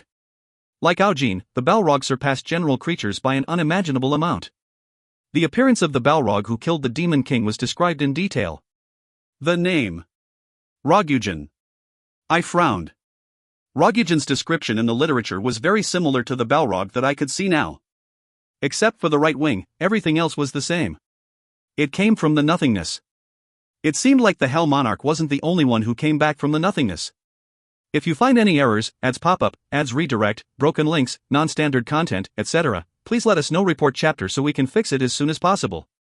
Chapter 237, Hell Monarch, 2. Chapter 237, Hell Monarch, 2. The Phantom Cavalry didn't engage in a full-scale war with the enemy. It was an insurmountable wall of creatures, so it was foolish to run at them from the front. They quickly hit and retreated, steadily buying some time. Common demons and creatures couldn't survive the swords wielded by the Phantom Cavalry. If there was a strong enemy, then I came out and minimized the damage. The enemy is moving faster. Why? It was simple. The Hell Monarch had realized the existence of the Phantom Cavalry. The soldiers he had created were now appearing as enemies, so he was angry. He won't come directly. It was a little disappointing. If the Hell Monarch came out for the Phantom Cavalry, then I would have a chance to strike. It would be difficult if he kept moving behind the 3 million troops. It was best to just buy time. I was only able to win against Kenteganam by using corruption. I'm not the same as I was at that time, but Rogugen is something that came from the deepest parts of the nothingness. There are many differences. It was on a completely different level. Thanks to God's eyes, I could see that Rogugen was much stronger than Kenteganam. A total of 721 stat points. Indeed, a Demon King Slayer. Something far beyond normal creatures. An exceptional Balrog who had managed to kill a Demon King. At that time, it was able to absorb some strength from the Demon King it killed. I wasn't disturbed by the simple numerical comparison. There was a difference of over 100 points. If I went against him, then I would be able to win with no difficulty. But then I would have to give up on buying time. The Phantom Cavalry would be surrounded by enemies and 100,000 troops would disappear. I wouldn't be able to block such a large army for 4 days alone. The Hell Monarch isn't my only enemy. The Dark Spirits might try some tricks. I was also worried about Deathbringer. It would be wise to reserve some troops to prepare for another confrontation. Fortunately, Rogugen didn't seem to possess any authority. He was strong in terms of brute force. I need a way to get rid of Rogugen independently. I looked at Rogugen as I directed the Phantom Cavalry. Rogugen floated in the air and calmly watched the Phantom Cavalry. The Balrog are a warlike species. I heard that it was a characteristic of Balrogs to be excited when a battle took place. Was it because it thought there were no enemies? It might not be stimulated by the Phantom Cavalry. The huge creature set me on edge. Something that big and powerful could smash the castle at once. I have no choice but to stimulate it. I nodded. I had no choice but to move. In order to reserve some troops, I needed to fight. It was time for me to come out. I will be back in 30 minutes. Try not to be surrounded as much as possible. I gave a command to the Phantom Cavalry. 30 minutes. I was sure that I could remove Rogugen in that time. It wasn't difficult to deal with an enemy who came out alone. It was because true words would work to a certain extent on transcendent beings. As long as the Hell Monarch didn't come out with the demons and creatures, I would be able to handle Rogugen. If the Ghost Cavalry stayed safe, then I would be able to continue buying time. I flapped my wings and gazed at the Balrog. Wrath and the Emperor's sword were covered in a dark aura. Then I applied Lightning God and Pride's flames. After my superior magic power was added, it was an extraordinary skill comparable to Ariel's proprietary Abyss sword. As the result of repeated linkage, the skill Chaotic Blade, Legend, has been learnt. If something was repeated many times, then a skill could be obtained. The odds were slim, so it was unlikely to appear even after thousands of repetitions. Even if it came out, it was hard to expect a high rating. Yet a legend rating had emerged. It was thanks to my high intelligence. Intelligence played many different roles. It increased magic resistance, familiarity with skills, eliminated the drawbacks when using a skill, and improved mental power. As such, it was possible to rapidly create a skill. It was the first time for me, but it wasn't a bad result. Then the Balrog headed towards me. Fuwang. It flapped its large wings and instantly appeared before me. I was strong. It noticed the great magic power contained in my swords. The difference in our sizes was evident. But fighting had nothing to do with size. I'll give you a chance. Go back to your original place. A Demon King Slayer. A historically famous creature. It should be fine for me to face him. Fuwang. The Balrog flapped its wings strongly. Quararung. Lightning struck me. However, I had a high level of magic resistance. And, the Balrog was a magic-using species. The worst mistake. This was why I bet on a quick victory. I received your greeting. Rogugen. chaotic blade grew longer. The Balrog was a magical species, so it naturally had high resistance. Its physical defense also exceeded imagination. But it was doubtful if its body could withstand my attacks. Now it is your turn to receive my greetings. Schwack! My swords penetrated through the lightning. I split Rogujan's body exactly in half. Dozens of demons who were dukes rushed towards me. Stop. I consciously used true words. This skill gave my words power. Even the Transcendent couldn't be completely free of this influence. There was only a difference in the duration time. True words was advantageous when dealing with a lot of opponents. And the Duke stopped moving according to my words. However, the duration was extremely short. It only lasted a fraction of the time. Overlapping power.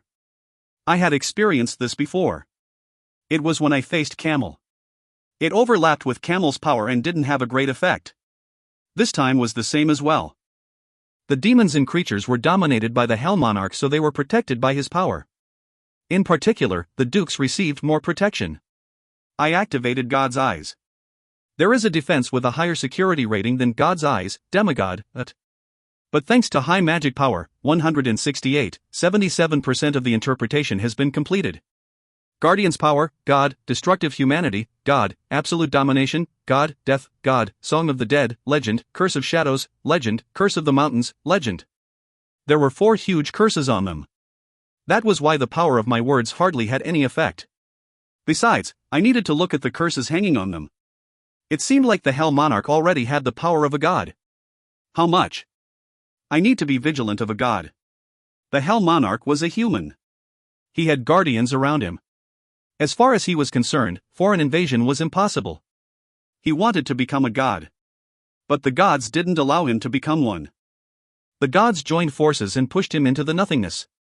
He didn't think they would stand still and plan something, but failed. Then the dark spirits pulled him out again. He would have become even stronger. I was sure of it. He was stronger than he was during his days as the Shadow Emperor.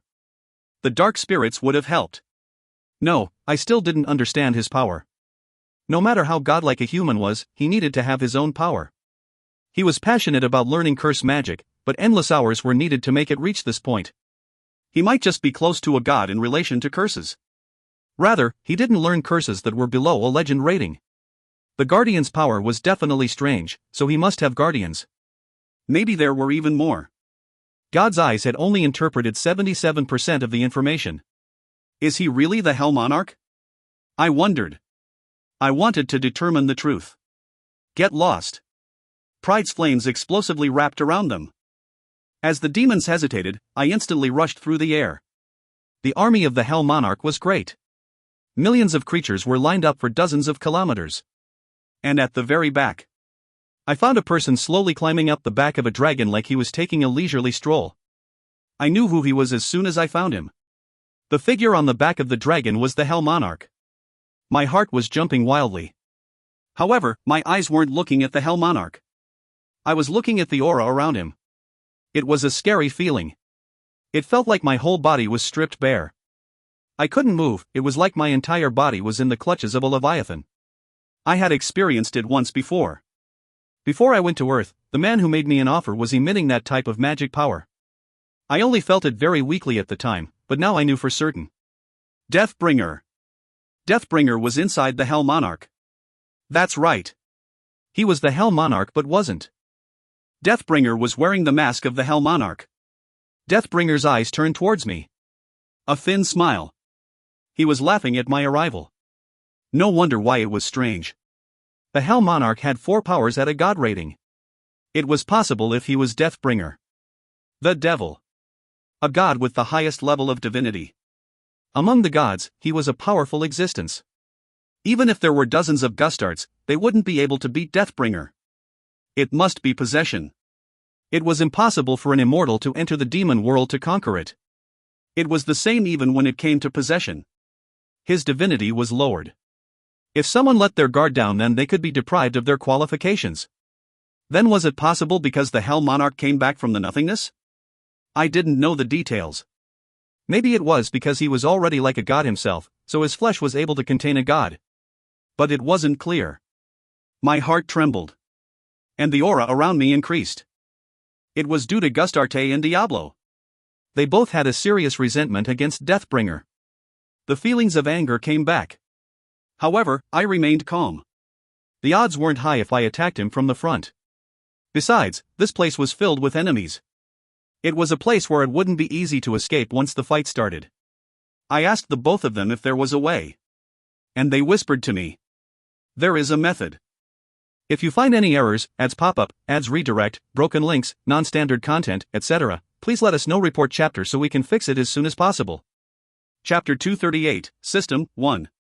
Chapter 238, System 1.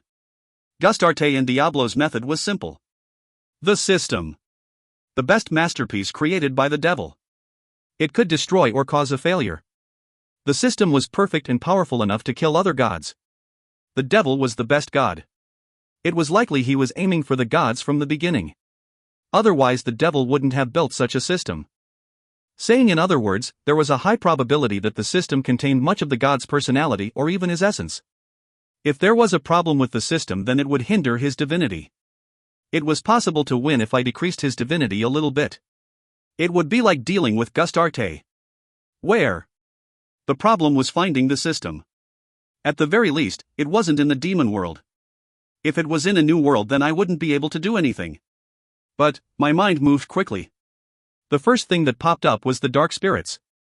Even if they studied the crack, was it possible for them to enter the deepest part of the nothingness so early? I thought it was strange. The cracks had become bigger too quickly. Even if there were samples, the work had proceeded too radically. They had succeeded in cracking open the deepest part of the nothingness. I thought Deathbringer must have helped them. Perhaps there was another cause. I asked Gustarte and Diablo for comments. Then I nodded my head. It was a gamble. Go to the spirit world. I glanced at Deathbringer, who was wearing the mask of the Hell Monarch.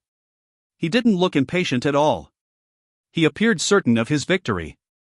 He was confident that he could get rid of me at any time. I thought so as well. No matter how strong I wasn't a supreme god.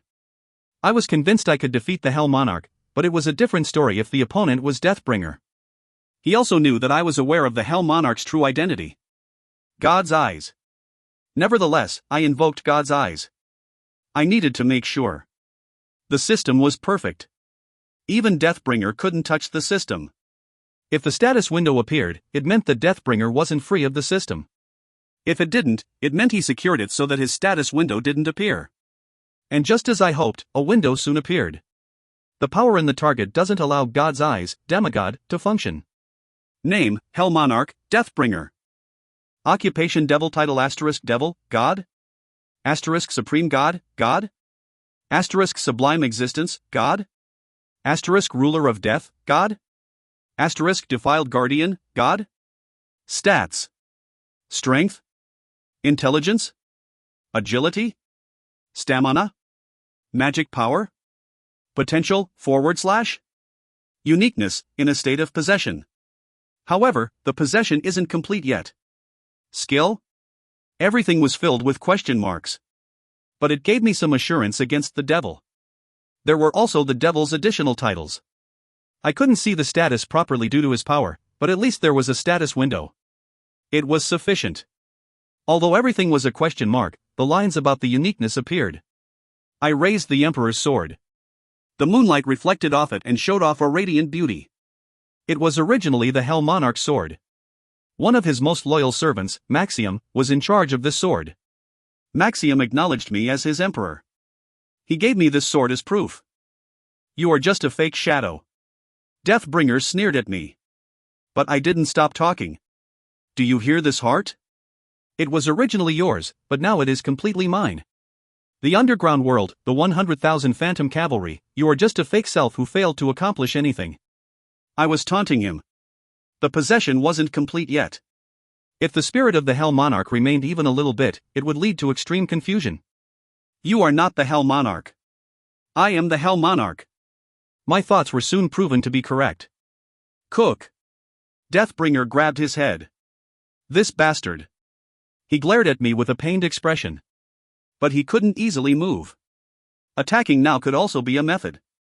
However, I gave up as I saw him gradually regain stability. The Hell Monarch couldn't win against Deathbringer. There was only a little resistance. It wasn't much. His spirit would eventually be eaten away. His soul would fade away and his body would belong to Deathbringer.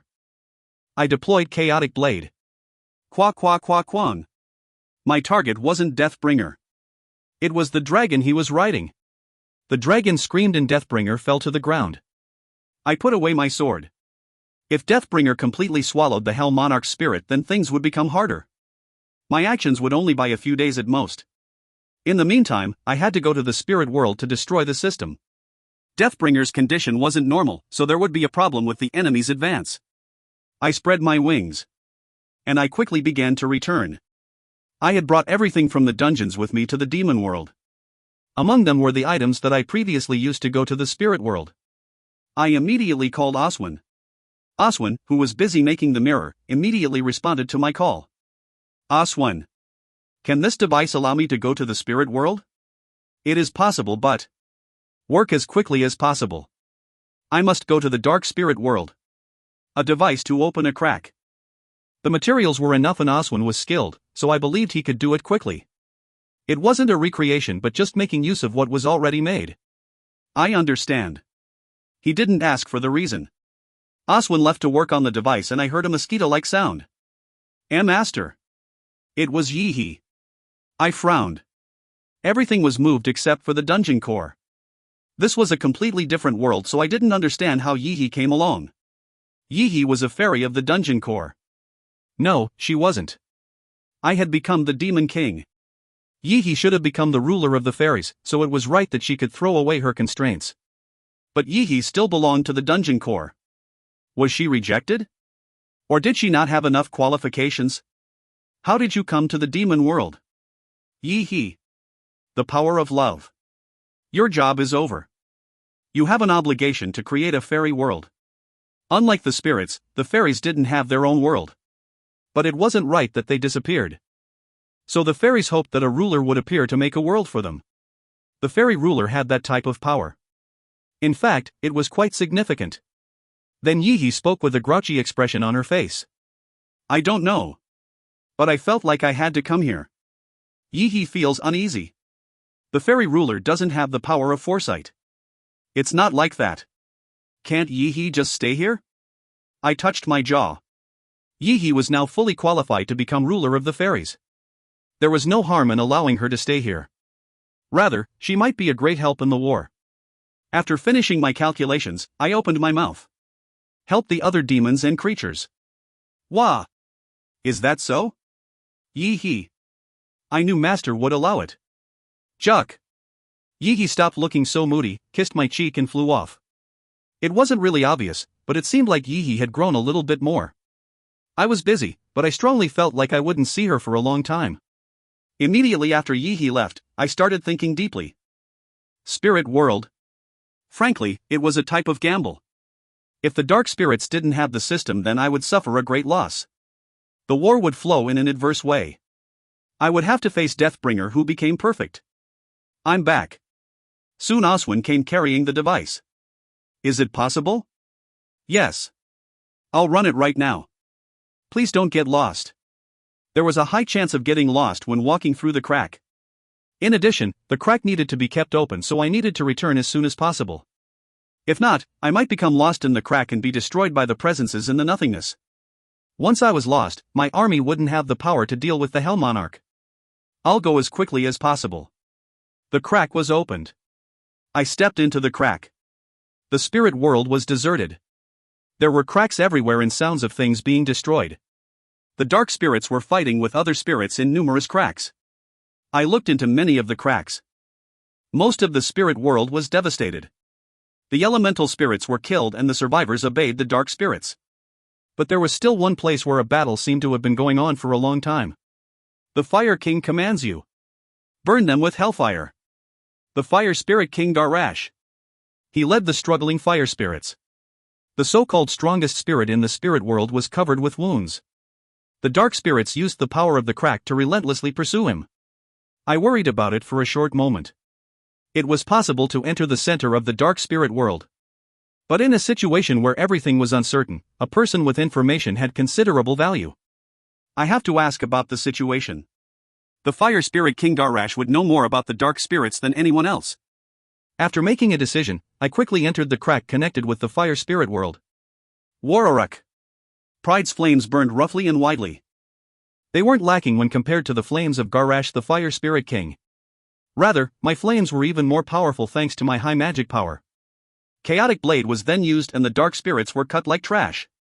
All dark spirits, stop. I used true words.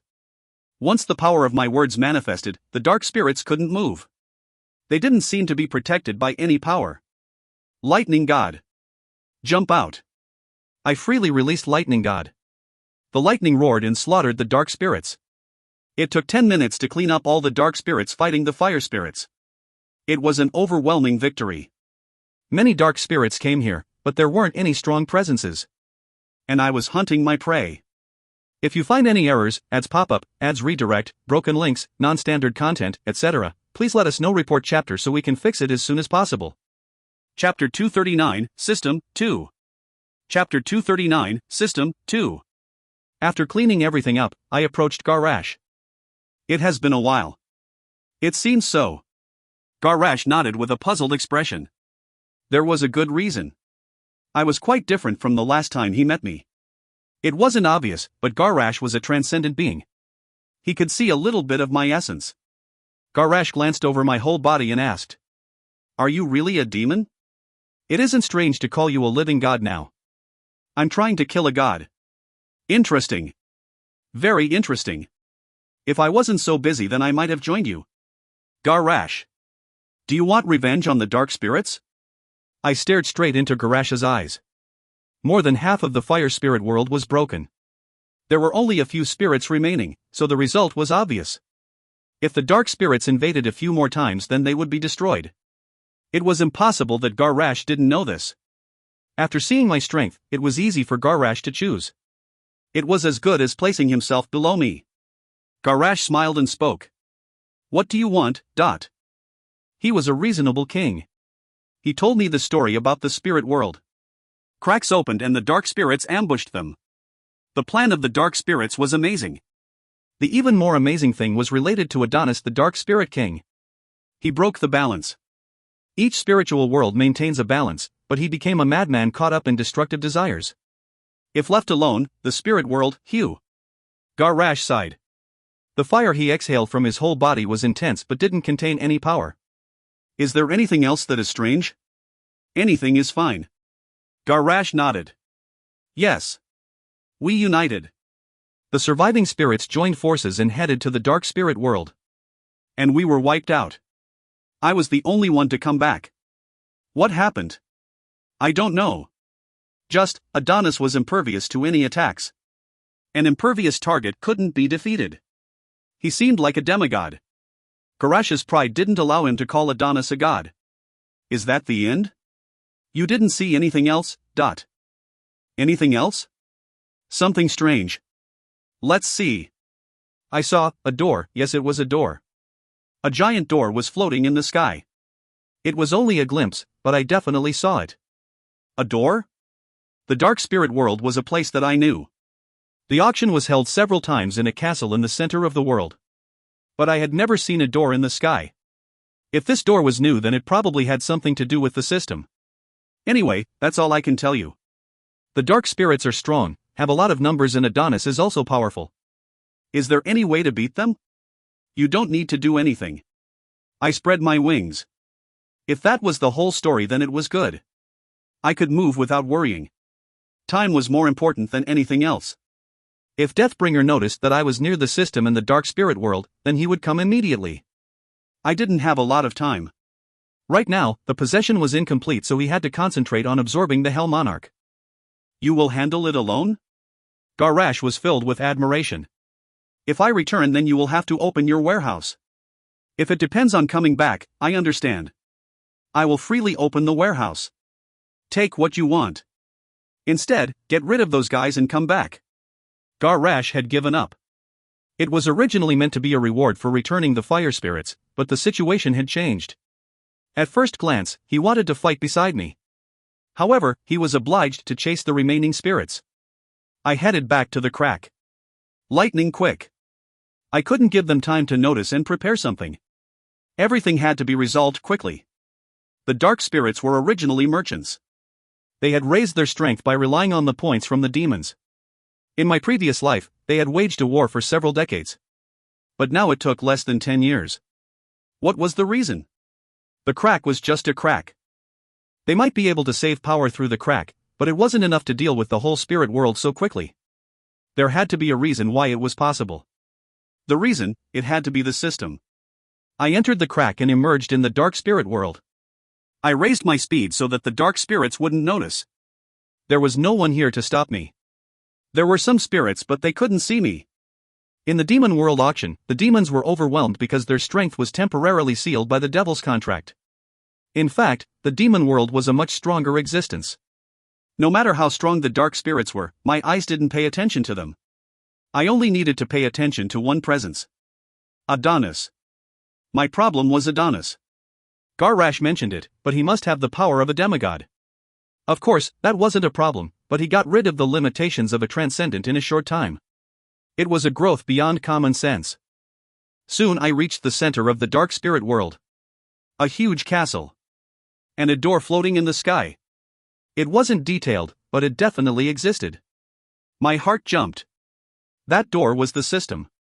Gustarte, who lived in me, strongly agreed. However, the gate was blocked by numerous dark spirits. There were stairs leading into the sky with numerous castles all over the place. Any unauthorized people would be blocked. I won't be able to pass unnoticed. I scratched my cheek. I hadn't intended to move quietly in the first place. And I planned to catch Adonis. There was something I wanted from him. The 7 sins. I wanted all of the 7 sins items that he had. I had 3 and greed was an imitation. With the exception of greed, 3 more remained. I wondered what would happen if all of them were gathered. The Hell Monarch had thought it was good enough to kill a god. However, Oswin realized the danger and hid them in cracks. Schwererek. I woke up Lightning God. Lightning God sprang out. Let's give them a greeting. It was enough to lightly say hello.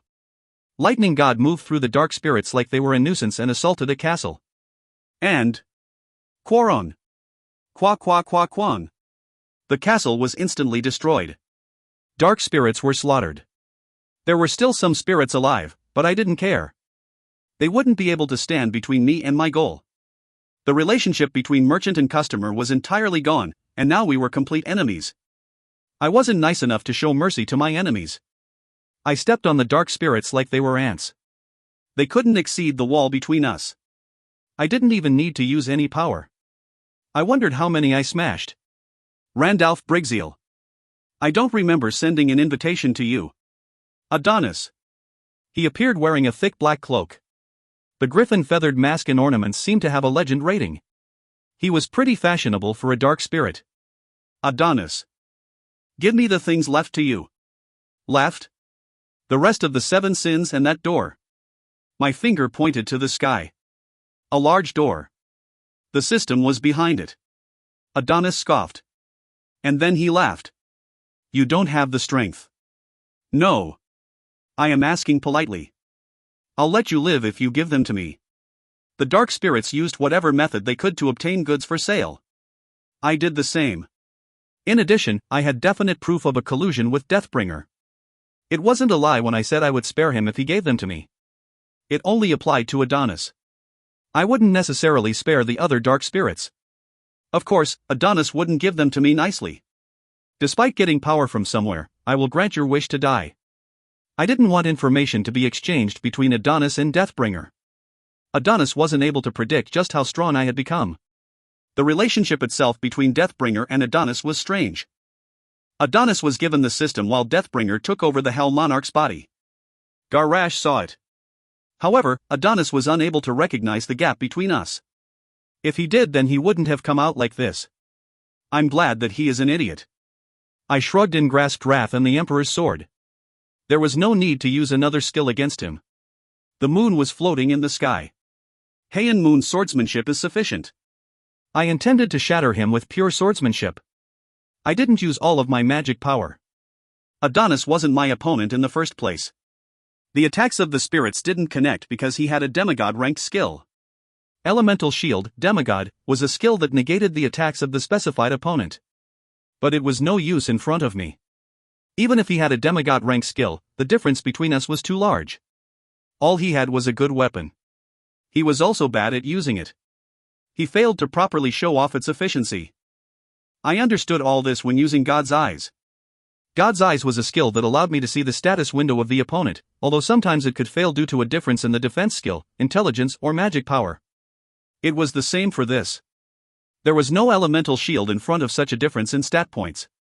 This, ridiculous. Adonis' eyes widened. He couldn't believe that there was such a huge gap. But he couldn't finish speaking. My sword sliced through Adonis. Schwack! I shook my swords and looked around. There were numerous dark spirits surrounding me, but they were just staring blankly. I need to fulfill my promise to Garash. The dark spirits all committed the same sin. They destroyed the balance, so I would destroy all of them except for a few. Wararuk. Kururung. Lightning God moved. Pride's flames wrapped around the dark spirits so that they couldn't escape. They were imprisoned. And their numbers sharply decreased in an instant. After stopping the attack, I headed to a trembling spirit. It was a stupid-looking spirit in the form of a kobold. What is your name? Snee, hiccup. Sniffer. I nodded. Sniffer. From now on, you will be the leader of the surviving dark spirits. Hiccup. Yes, yes. Leader Sniffer. Bring the rest of the 7 sins. Or you will receive Adonis' fate. It was simply interpreted as death. Despite looking bamboozled, Sniffle nodded his head vigorously. Yes, yep. Sniffer ran off at his best speed. I didn't think he would run away. Then I looked at the handful of remaining spirits. The dark spirits were unable to move and just bowed. They had completely lost. You are defeated. I used the power of my words. It was to imprint the defeat into them. Thanks to the mercy of the winner, the balance of the spirit world was preserved. I had no obligation to maintain the balance, but the dark spirits might be helpful later. They had the ability to find excellent things. It wouldn't be bad to save a few to be used after everything was finished. Then, I moved my gaze. I looked at the giant door leading to the system. If you find any errors, ads pop up, ads redirect, broken links, non-standard content, etc., please let us know. Report chapter so we can fix it as soon as possible. Chapter 240, System 3. Chapter 240, System 3. Adonis had placed some of the 7 sins up for auction. I had won everything, but I turned down a deal when Adonis offered it. There had been no way to obtain the other 4 items in the 7 sins set, now I obtained all of it. One is missing. Pride, greed, sloth, wrath, envy, and lust. I had them all except for one. I couldn't see gluttony. But there was no need for gluttony. Infinite armor would play that role. Wrath was a sword. Pride was a pair of gloves. Sloth was a cloak. Greed was an armor as well as a pair of silver earrings. Lust was a belt and envy was a pair of shoes. Once all the 7 sins were worn, a strange power started fluctuating. You have worn all of the 7 sins. The skill Power of Destruction, God, has been created. It is a skill that was made to kill a god. There is enough power to destroy a god's power. Power of Destruction. I formed tight fists. Personally, I wondered about how the Hell Monarch would kill a god. Now it seemed like they could fight on equal footing after a god's power was eliminated. I examined Power of Destruction. Soon the description appeared in front of me. Name, Power of Destruction, God. Description, permanently destroys one of a god's powers. Can't be duplicated on the same target. A skill that only exists for the destruction of a god. Every time it is used, one of the 7 sins must be sacrificed. 7/7. Indeed. It could only be used 7 times, but that wasn't really a disadvantage. I was only dealing with Deathbringer. In other words, I could remove one of Deathbringer's most troublesome powers. It would be very advantageous in a fight if I used it correctly. It was clear that the Hell Monarch made this after knowing how difficult it was to go against a god. If he succeeded in being fully resurrected. If the Hell Monarch had successfully resurrected, then he might have really killed numerous gods. After gathering the 7 sins, I knew how strong the Hell Monarch's rage towards the gods was. I nodded and spread my wings. I achieved one goal and it was time to reach the finish. I quickly flew into the sky and stopped in front of a giant door. The system. I placed my hands on the door. And I pushed. Kwang.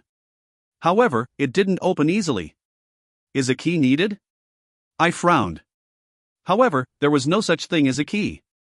The presence of the key meant that it was possible for someone to manage it, which meant it was possible to manipulate the system. If no one could touch it, then there was no need to make a key. It was a system made by Deathbringer, so it was hard to imagine that someone could secretly enter. There had to be a way. Open. The power of words. It was able to influence a consciousness. It wasn't limited to living beings. There was some effect on inanimate objects. Checking divinity. Checking authority. System access has been given. That message suddenly emerged. I put aside my questions. Kwang. The door started to open with a huge sound. The inside of the door was bright. But there was nothing. It was a blank world. Is this the inside of the system? It was designed so that only a god, or someone with divinity, was permitted to enter. I didn't know what to do in this empty space. Gustarte didn't answer. It was the same for Diablo as well. They were also outsiders to the system. A set of related elements are combined according to certain laws in order to achieve necessary functions. Lexical meaning, positive. Yet, the moment I had the thought, the answer appeared in front of me. I nodded. Now I knew what this space was for. It was a place that gave answers. This was a place that managed all the information.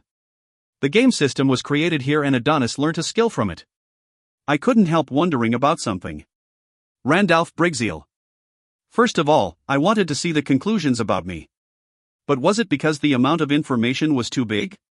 This time it wasn't shown through words. Instead, something else appeared in front of me. Randalph Brigzeal. The video started from when I was born. I also had parents. There were no demons born without parents. This was the first time I saw those who gave birth to me.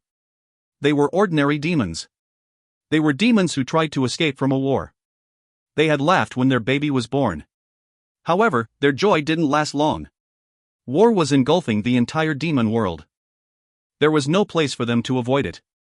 In the aftermath of a war, they died. The baby persistently survived through other people. He was an experiment, someone's slave, a sort of war. The child grew stronger. He progressed alone and made his name known. They were my memories. I once again replayed the memories. It started from the moment I was born to shortly after I grew stronger. The time when I was a baby was brief, but it was both weird and amazing. It was like I really experienced the video playing. I felt their touches. I could feel the sensation of being a baby in my parents' arms for a while. I repeated it 5 times before shaking my head. My parents' faces were now imprinted in my brain, but I couldn't watch any longer. There was no point in holding on to the past. Even if I went back to the past, I would just be a newborn baby who couldn't do anything. A memory storage. That's right. This was a place where all the memories were stored. It wouldn't be strange to call it a repository of information. I know what to do. My role was to break the system. I pulled out a seed. It was similar to a human fetus, but very small. The seed of creation. The seed of creation was unknown. It was nothing but could give birth to something. Planting an unknown answer would destroy the system or cause a giant error. I placed the seed of creation on the floor. The seed immediately dug into the ground. And unknown. Error. Danger. Error. At that moment, the world turned black. Everything was words. The words error and danger were repeated many times. I turned around without any fear. If I had a lot of time, then I could have found out more about the truths of the world, but I had an urgent task. Quararung. Kwang. Kwang. The huge door started to crumble. The dark spirits' castles in the sky started disappearing. The system was crumbling. The divinity was spreading. The quality was something I could taste with my tongue. It was Deathbringer's divinity and I couldn't absorb it. As soon as the divinity scattered, it started slowly returning to Deathbringer. It is like this. Deathbringer's divinity was definitely exhausted. But if it all returned, then he would recover his strength at once. This was the time to fight. I needed to go back quickly. I robbed the warehouse containing the dark spirit's treasure. Then I headed to the fire spirit world through the open crack. Garash was at the entrance. He was watching the problems in the dark spirit world in real time. He stared at me with a look of amazement after I emerged. Did you do all of that? It wasn't difficult. How much time has passed? It has been 5 days. 5 days. I hadn't spent all that time catching Adonis. It seemed like the passage of time in the world of the system was different. It would have been bad if I spent more time in there. By now, the war should have started in the demon world. My mind became more urgent. Keep your promise, Garash. A promise is a promise. Okay. I will open the warehouse. Take whatever you want, Garash said in a pained tone. I had taken care of the dark spirits in the flash, giving me a high merit. I accepted the guidance of a spirit and headed to the warehouse. Then I opened my magic bag and swept in all the items I could use. There were a few legend-rated weapons. They will be helpful. I nodded. This would be a big help in the war. There would be a significant increase in power if a demon or creature used them. There isn't anything for me. I was a little sad. However, I soon forgot about it. The 7 sins was a 7-item set. I had no need for other items. After taking half of the huge warehouse, I exited. Are you going to kill a god? He remembered what I had said before heading to the dark spirit world. I responded lightly. That's right, Dot. Indeed, you do seem able to kill a god. Garash was convinced. To him, it seemed like I took care of the dark spirits in 5 days. In fact, Garash's eyes were shining. When your task is over, come back again. I want to maintain a strong relationship with you. Was there a reason to come back? Of course, I didn't know what could happen in the future. I nodded and turned away. The gamble was a success. The system in the dark spirit world was destroyed. Now that the system was destroyed, Deathbringer's divinity was scattered all over the place. Deathbringer definitely wouldn't be in a normal condition. I had to finish this before he recovered. A long time ago. He came to me with an offer about the game. I was willing to participate. However, Deathbringer saw all the participants as expendable from the start. We were used for the sake of an experiment. I didn't like that part. Even if he was a god, I wasn't his puppet. I was independent and nothing could control me. I needed to engrave this fact into his bones. I will be the last winner. Overturning the situation. Now it was time for the final fight. The war started. The Hell Monarch commanded an army that was close to 5 million. On the other hand, the opposing side had less than 500,000. The numerical advantage wasn't something that could be easily reversed. Furthermore, the concept of demons fighting brutally was very rare. They were powerful beings that could destroy something in the blink of an eye. Shameful demons. You who have forgotten your souls. I, Ariel Diablo, will erase you today. Be aware of your own faults and die. She used an ivory sword and armor made from the bones of a Balrog. Hundreds of silver knights followed Ariel. Kung. Quararung. A massacre. The war had already begun. Millions of demons and creatures collided with each other. The screams and blood didn't end. But Deathbringer's army was powerful. It wasn't simply due to numbers. Almost all the demons with noble titles were included. The ranks of demons were usually determined by force. They weren't going to be weak. Hold on until His Majesty comes back. Oswin also took part in the war. He fought more enthusiastically after confirming that it was the Hell Monarch who led the army. Quaduk. He greeted the enemy with more than 50 homunculi made by Gapram. The homunculi were incredible. They grabbed the enemy's head and tore it off. There were struggles in other places. They protected the important points against the enemy who were pushing like a tsunami, and continued to fight. The giant mirror in the castle stopped the curse. And 100,000 soldiers were fiercely protecting the mirror. The enemies knew it as well. The enemies intensively targeted the mirror. They could prevent it for one day, but there was no time for a break. Their allies were rapidly decreasing and there were no signs that the enemies were being reduced. All that was left was defeat. Furthermore, the Hell Monarch hadn't taken part. They felt despair. However, they couldn't give up. And the second day. When the sun rose in the sky, the Hell Monarch appeared.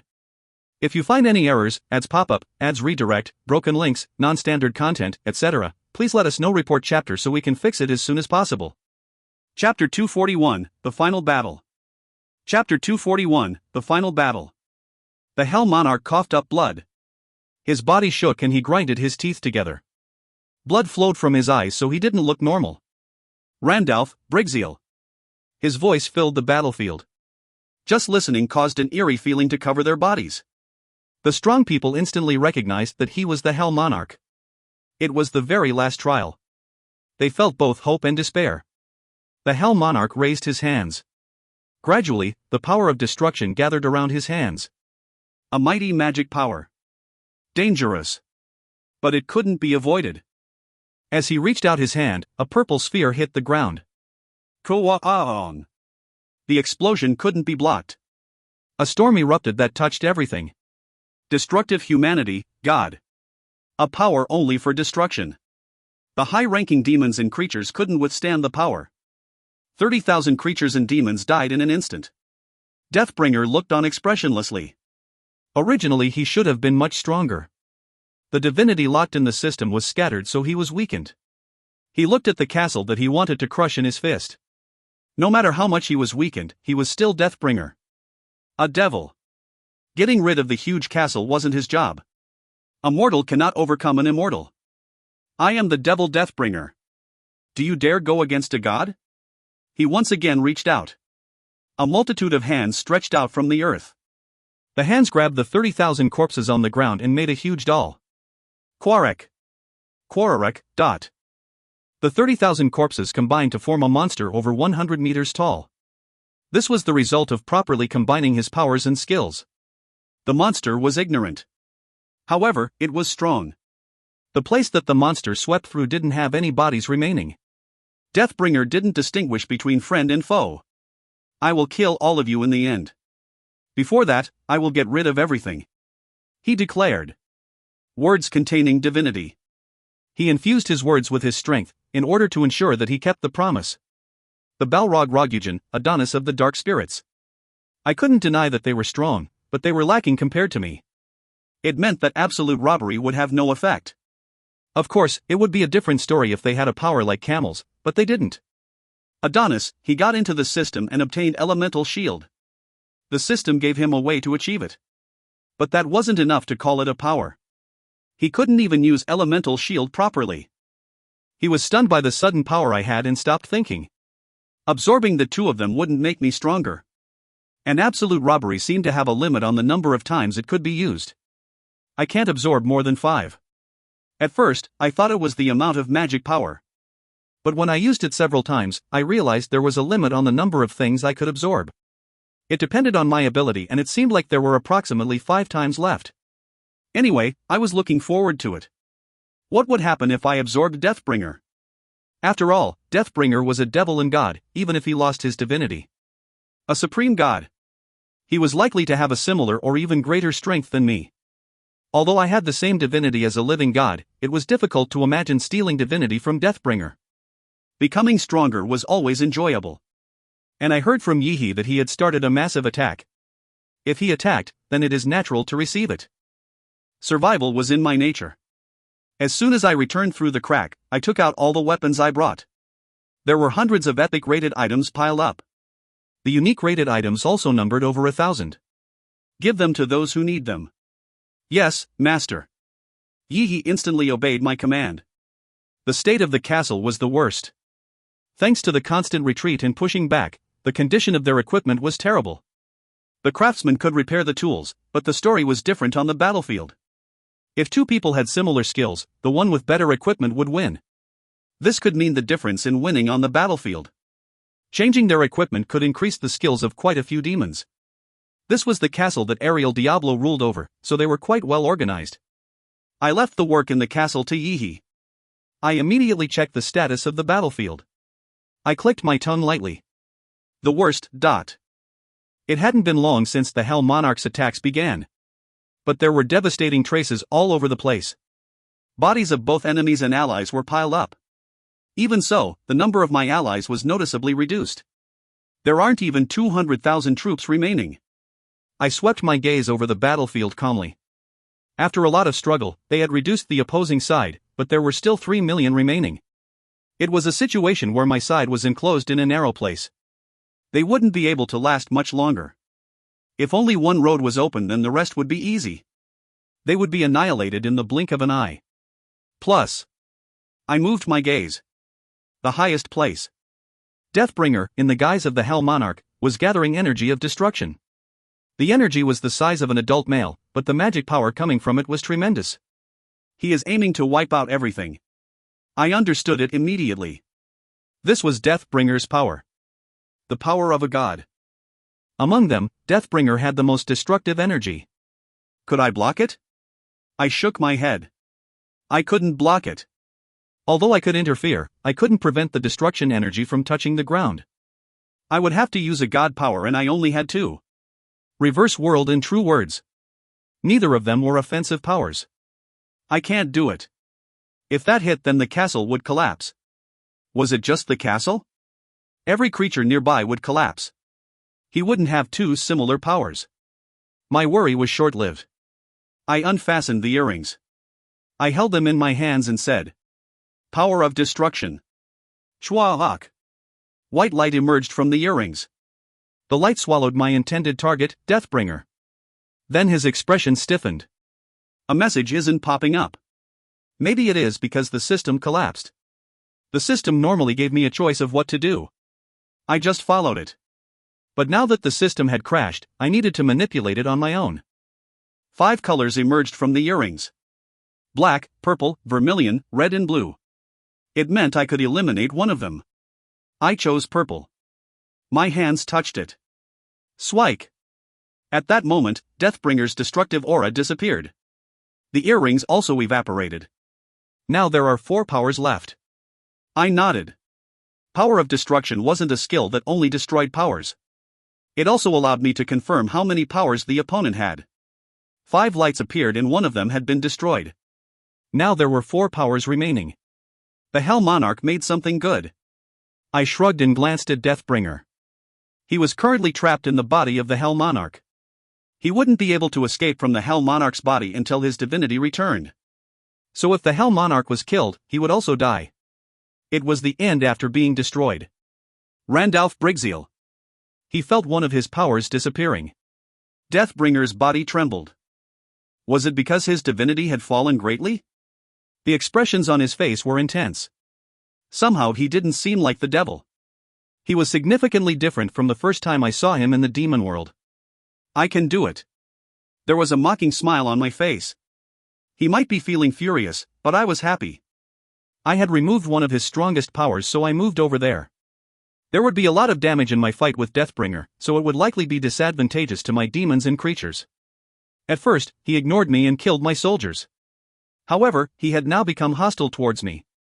Once he became angry, I needed to move. Wying. I used Chaotic Blade on Wrath and the Emperor's Sword. Paon. I kicked the air. I folded my wings and flew as fast as possible towards Deathbringer. Kwang. A blue barrier blocked my swords. It wasn't a shield made using magic power. This is a god power. The power to form a protective barrier. I suddenly thought of Camel. It was an annoying power like his. But Deathbringer shouldn't have a defensive power. Gustarte and Diablo also laughed. Then, this power originally belongs to the Hell Monarch. Guardian's power. It was a power that used the fate of those they guarded, keeping the user in a near-invincible state. In contrast, the opponent wouldn't be able to exert their strength. Jijiok. Jajijok. The shield that received my sword was broken. Deathbringer had no need for defenses. He was a solitary being. On the contrary, I was protecting many.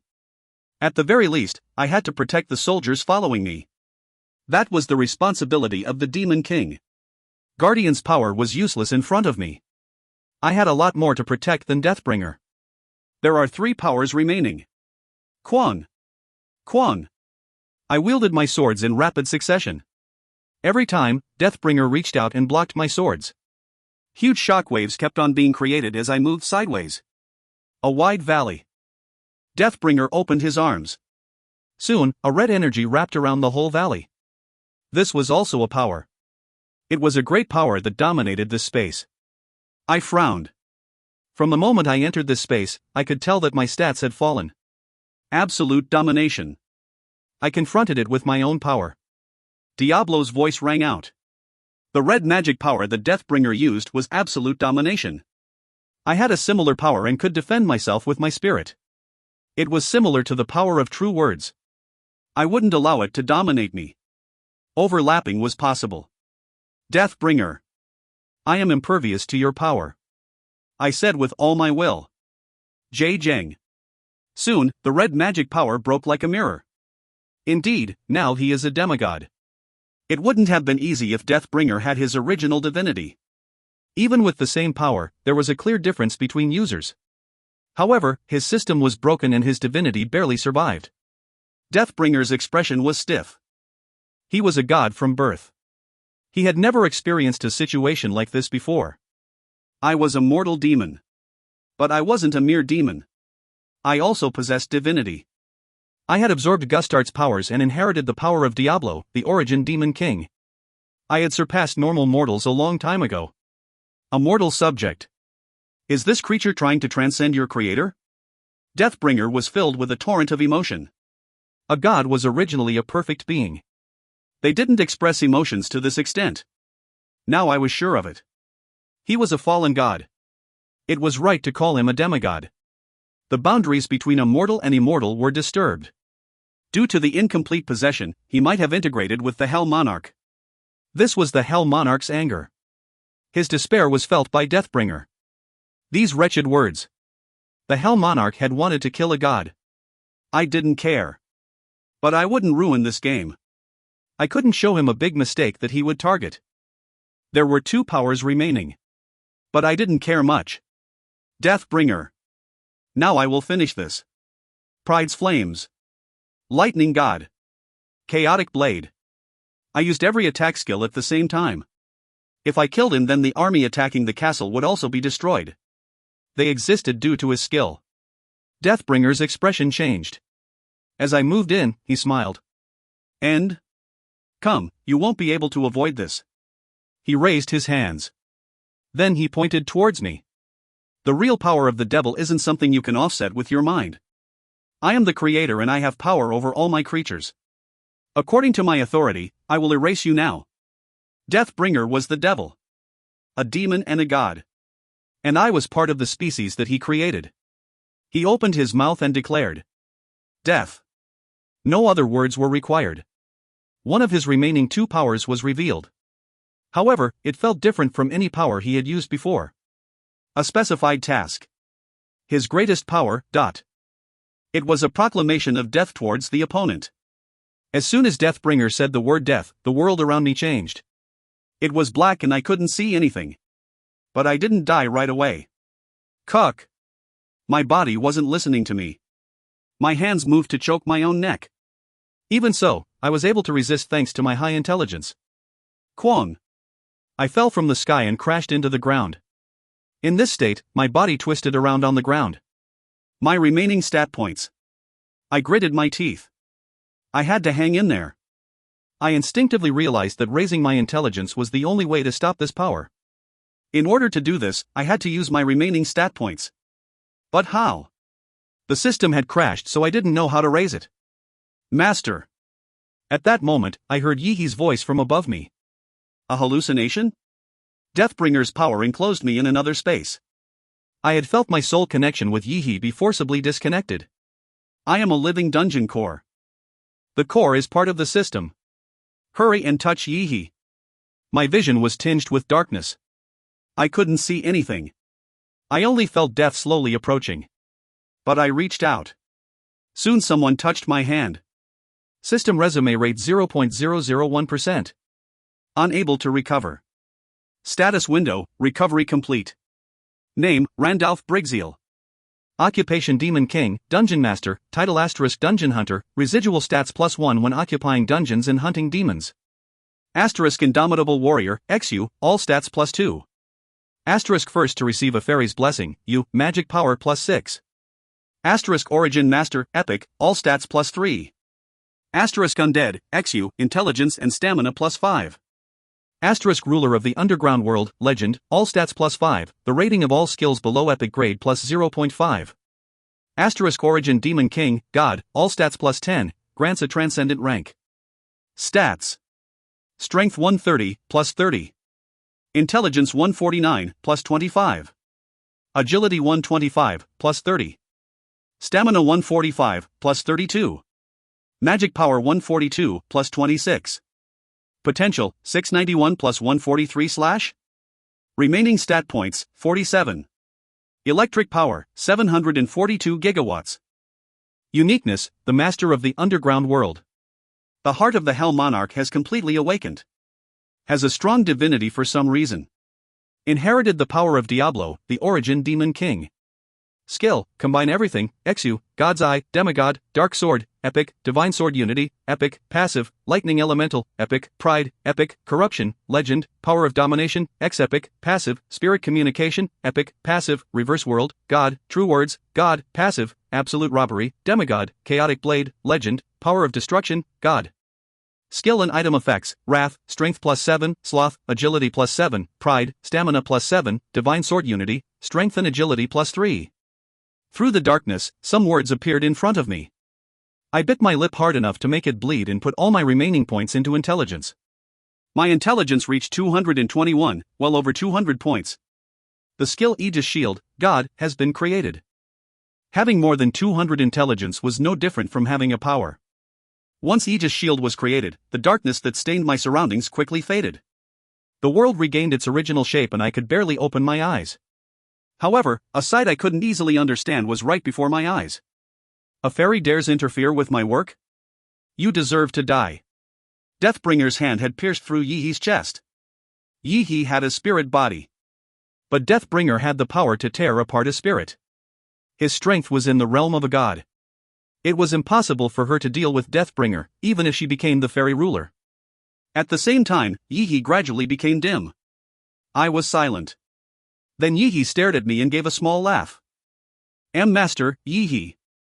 Did I do well? Yihi playfully bowed. And she was gone in a puff of white smoke. My face became hard. Ah. My mouth opened slightly, but that was it. I couldn't think of anything to say. This was the second time I had seen Yihi die. She had died twice on my behalf. She never resented me. Yihi originally should have left to become the fairy queen. The contract between us should have been terminated at this point. She would build her own world out of the core. Despite having such an important mission, Yihi had continued to belong to the core. She felt uneasy and continued to watch over me. Hello, Dungeon Master. I am the Dungeon Master's companion fairy, Yihi.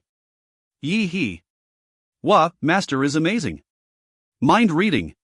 Yihi was really wrong. Yihi should have been careful until the end. Please forgive me, Master, Hying. Master. Master. N.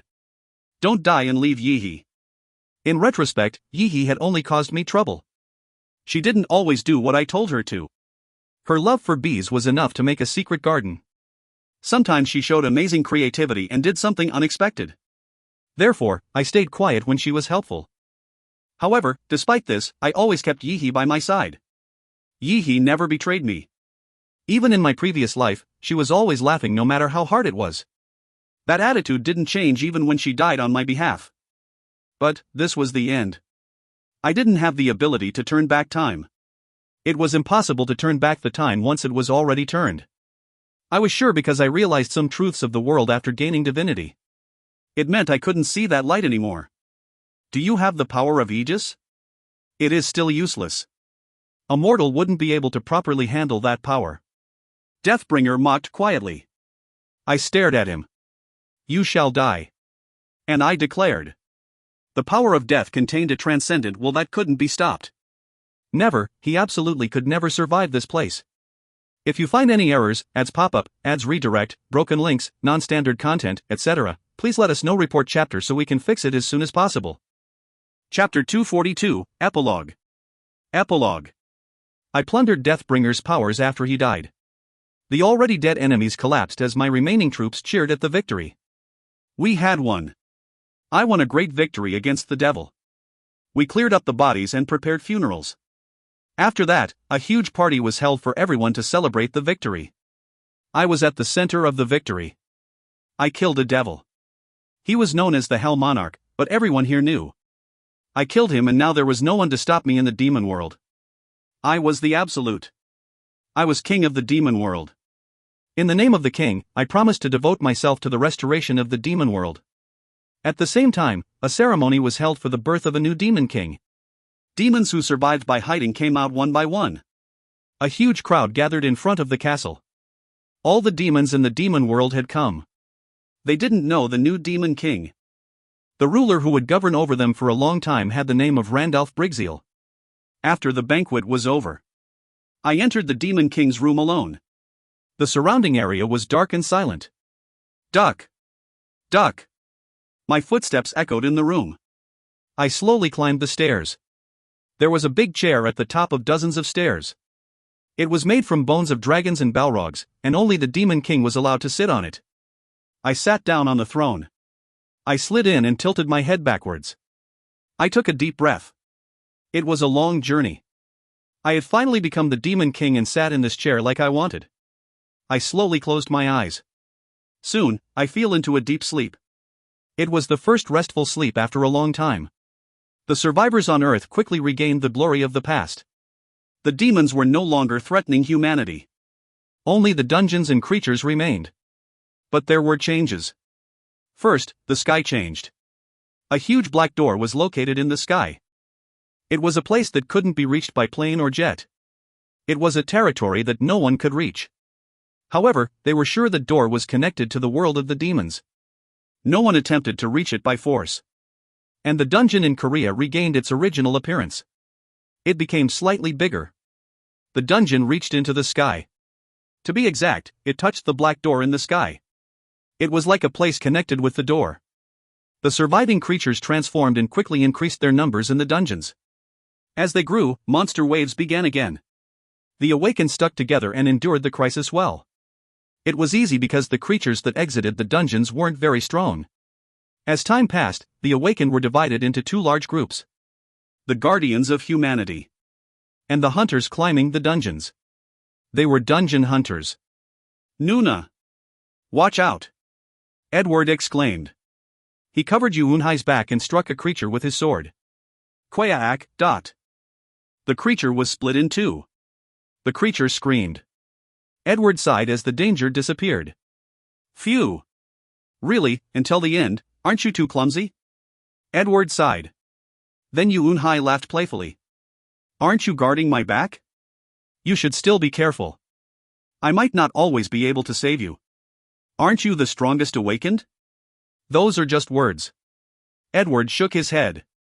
In the meantime, Kim Yura and Kim Minji commenced their treatments. Suture. Healing. The injuries on the awakened were healed in an instant. It wasn't strange to call it an amazing ability. Yuunhai clicked her tongue despite seeing it a few times already. We wouldn't have come this far if it wasn't for the two of you. Thank you. Of course we have to do this. Kim Yura laughed. Just 3 years ago, her expression had always been dark. But 3 years after the transformation of the dungeon, she had recovered much of her bright self. By the way, how many floors are there? This is already the 54th floor. Yuunhai asked with a pout. Yuunhai was an awakened who hunted dungeons. She had already conquered several dungeons. After a long trial and error, she was finally attempting to conquer the highest dungeon that was located in Korea. But it wasn't finished yet. What dungeon would be safe from Nuna? Just take it easy. It will soon come to an end. Edward responded like he didn't care. So Yuunhai had to believe it. What will be here? I will be bored if it is just a dungeon core. This is Korea's dungeon. The Demon King's dungeon. This is already the 8th challenge, isn't it obviously connected to the door in the sky?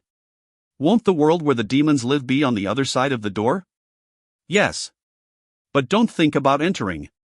We will check the risks. It is our job to confirm the chances of the demons returning. In other words, the dungeon hunters acted as scouts. Only confirming. Ah, really? Don't think otherwise. Just thinking of that time still makes me angry. He was referring to Greenwich Observatory. Edward became agitated just thinking of that time. What? Didn't you kill a lot of demons thanks to me? Don't you know how dangerous it was? And you went back to save the Demon King? So where is the Demon King now? Up there. Yuun-hai pointed to the sky. Yes. He went back to his world. So forget that bastard. I've forgotten everything. There will be punishment if you are lying. Really? The two of them started arguing. Kim Yura laughed. Kim Min-ji had a small smile on her face. Even though time has passed, they are still the same. Kim Min-ji nodded. No matter how much older or stronger they became, Yuun-hai and Edward remained unchanged. They never backed down and had a firm belief. Kim Yura had a lot of faith in them. That wasn't all. Heavensville became the world's strongest guild, filled with the best dungeon hunters. They were the last pioneers of the era of the demons. They were named protectors, but those who remained outside the dungeons were merely involved in the confrontation with the creatures. But Heavensville didn't give up. They continued adventuring in the dungeons. If they found treasures, then they handed them to those who had fallen on hard times. In addition, all the cores they obtained were used for the development of new energy technologies. Thanks to that, the world had many energy innovations. With a little more time, everyone could hopefully see the glory of the past. Some people expressed concerns. The dungeons changing, the door in the sky. They were anxious about the demons coming back. Heaven will move to resolve this anxiety. They would be the light of hope to humanity. So far, they had been completing that role well. And there was no doubt that they would continue to do well in the future. As long as both of them are here, They were the strongest combination. Humanity's strongest awakened and the closest to the Demon King. Kim Yura and Kim Min-ji were praised as the saintesses, but they were lacking compared to those two. At that time, Kim Yura remembered one person. Demon King. Randalph Brigzeal. That name still caused fear in Kim Yura's mind. However, she knew that his actions played a major role in saving humanity. If it wasn't for him, humanity would have perished. As of now, the two of them still hadn't stopped arguing. Stop fighting. The creatures will hear you and come flocking. Kim Yura exclaimed. Yuun-hai promptly responded. I'd like that. Nuna, really, phew. Edward shook his head. The Korean dungeon core shone. Originally, it would never have lit up again. The fairy disappeared, so the light of the dungeon core should have been lost forever. Yet, it shone. This meant that the fairy hadn't been destroyed. I told Crisley. Find out. Even if you need to walk through the whole world. I ordered. According to my command, millions of demons moved. Millions of demons started to search the world. A small pond with no name. The width was 10 meters. It wasn't shallow or deep. It was just an ordinary pond. I stood near the pond and stared quietly into the water. You were here.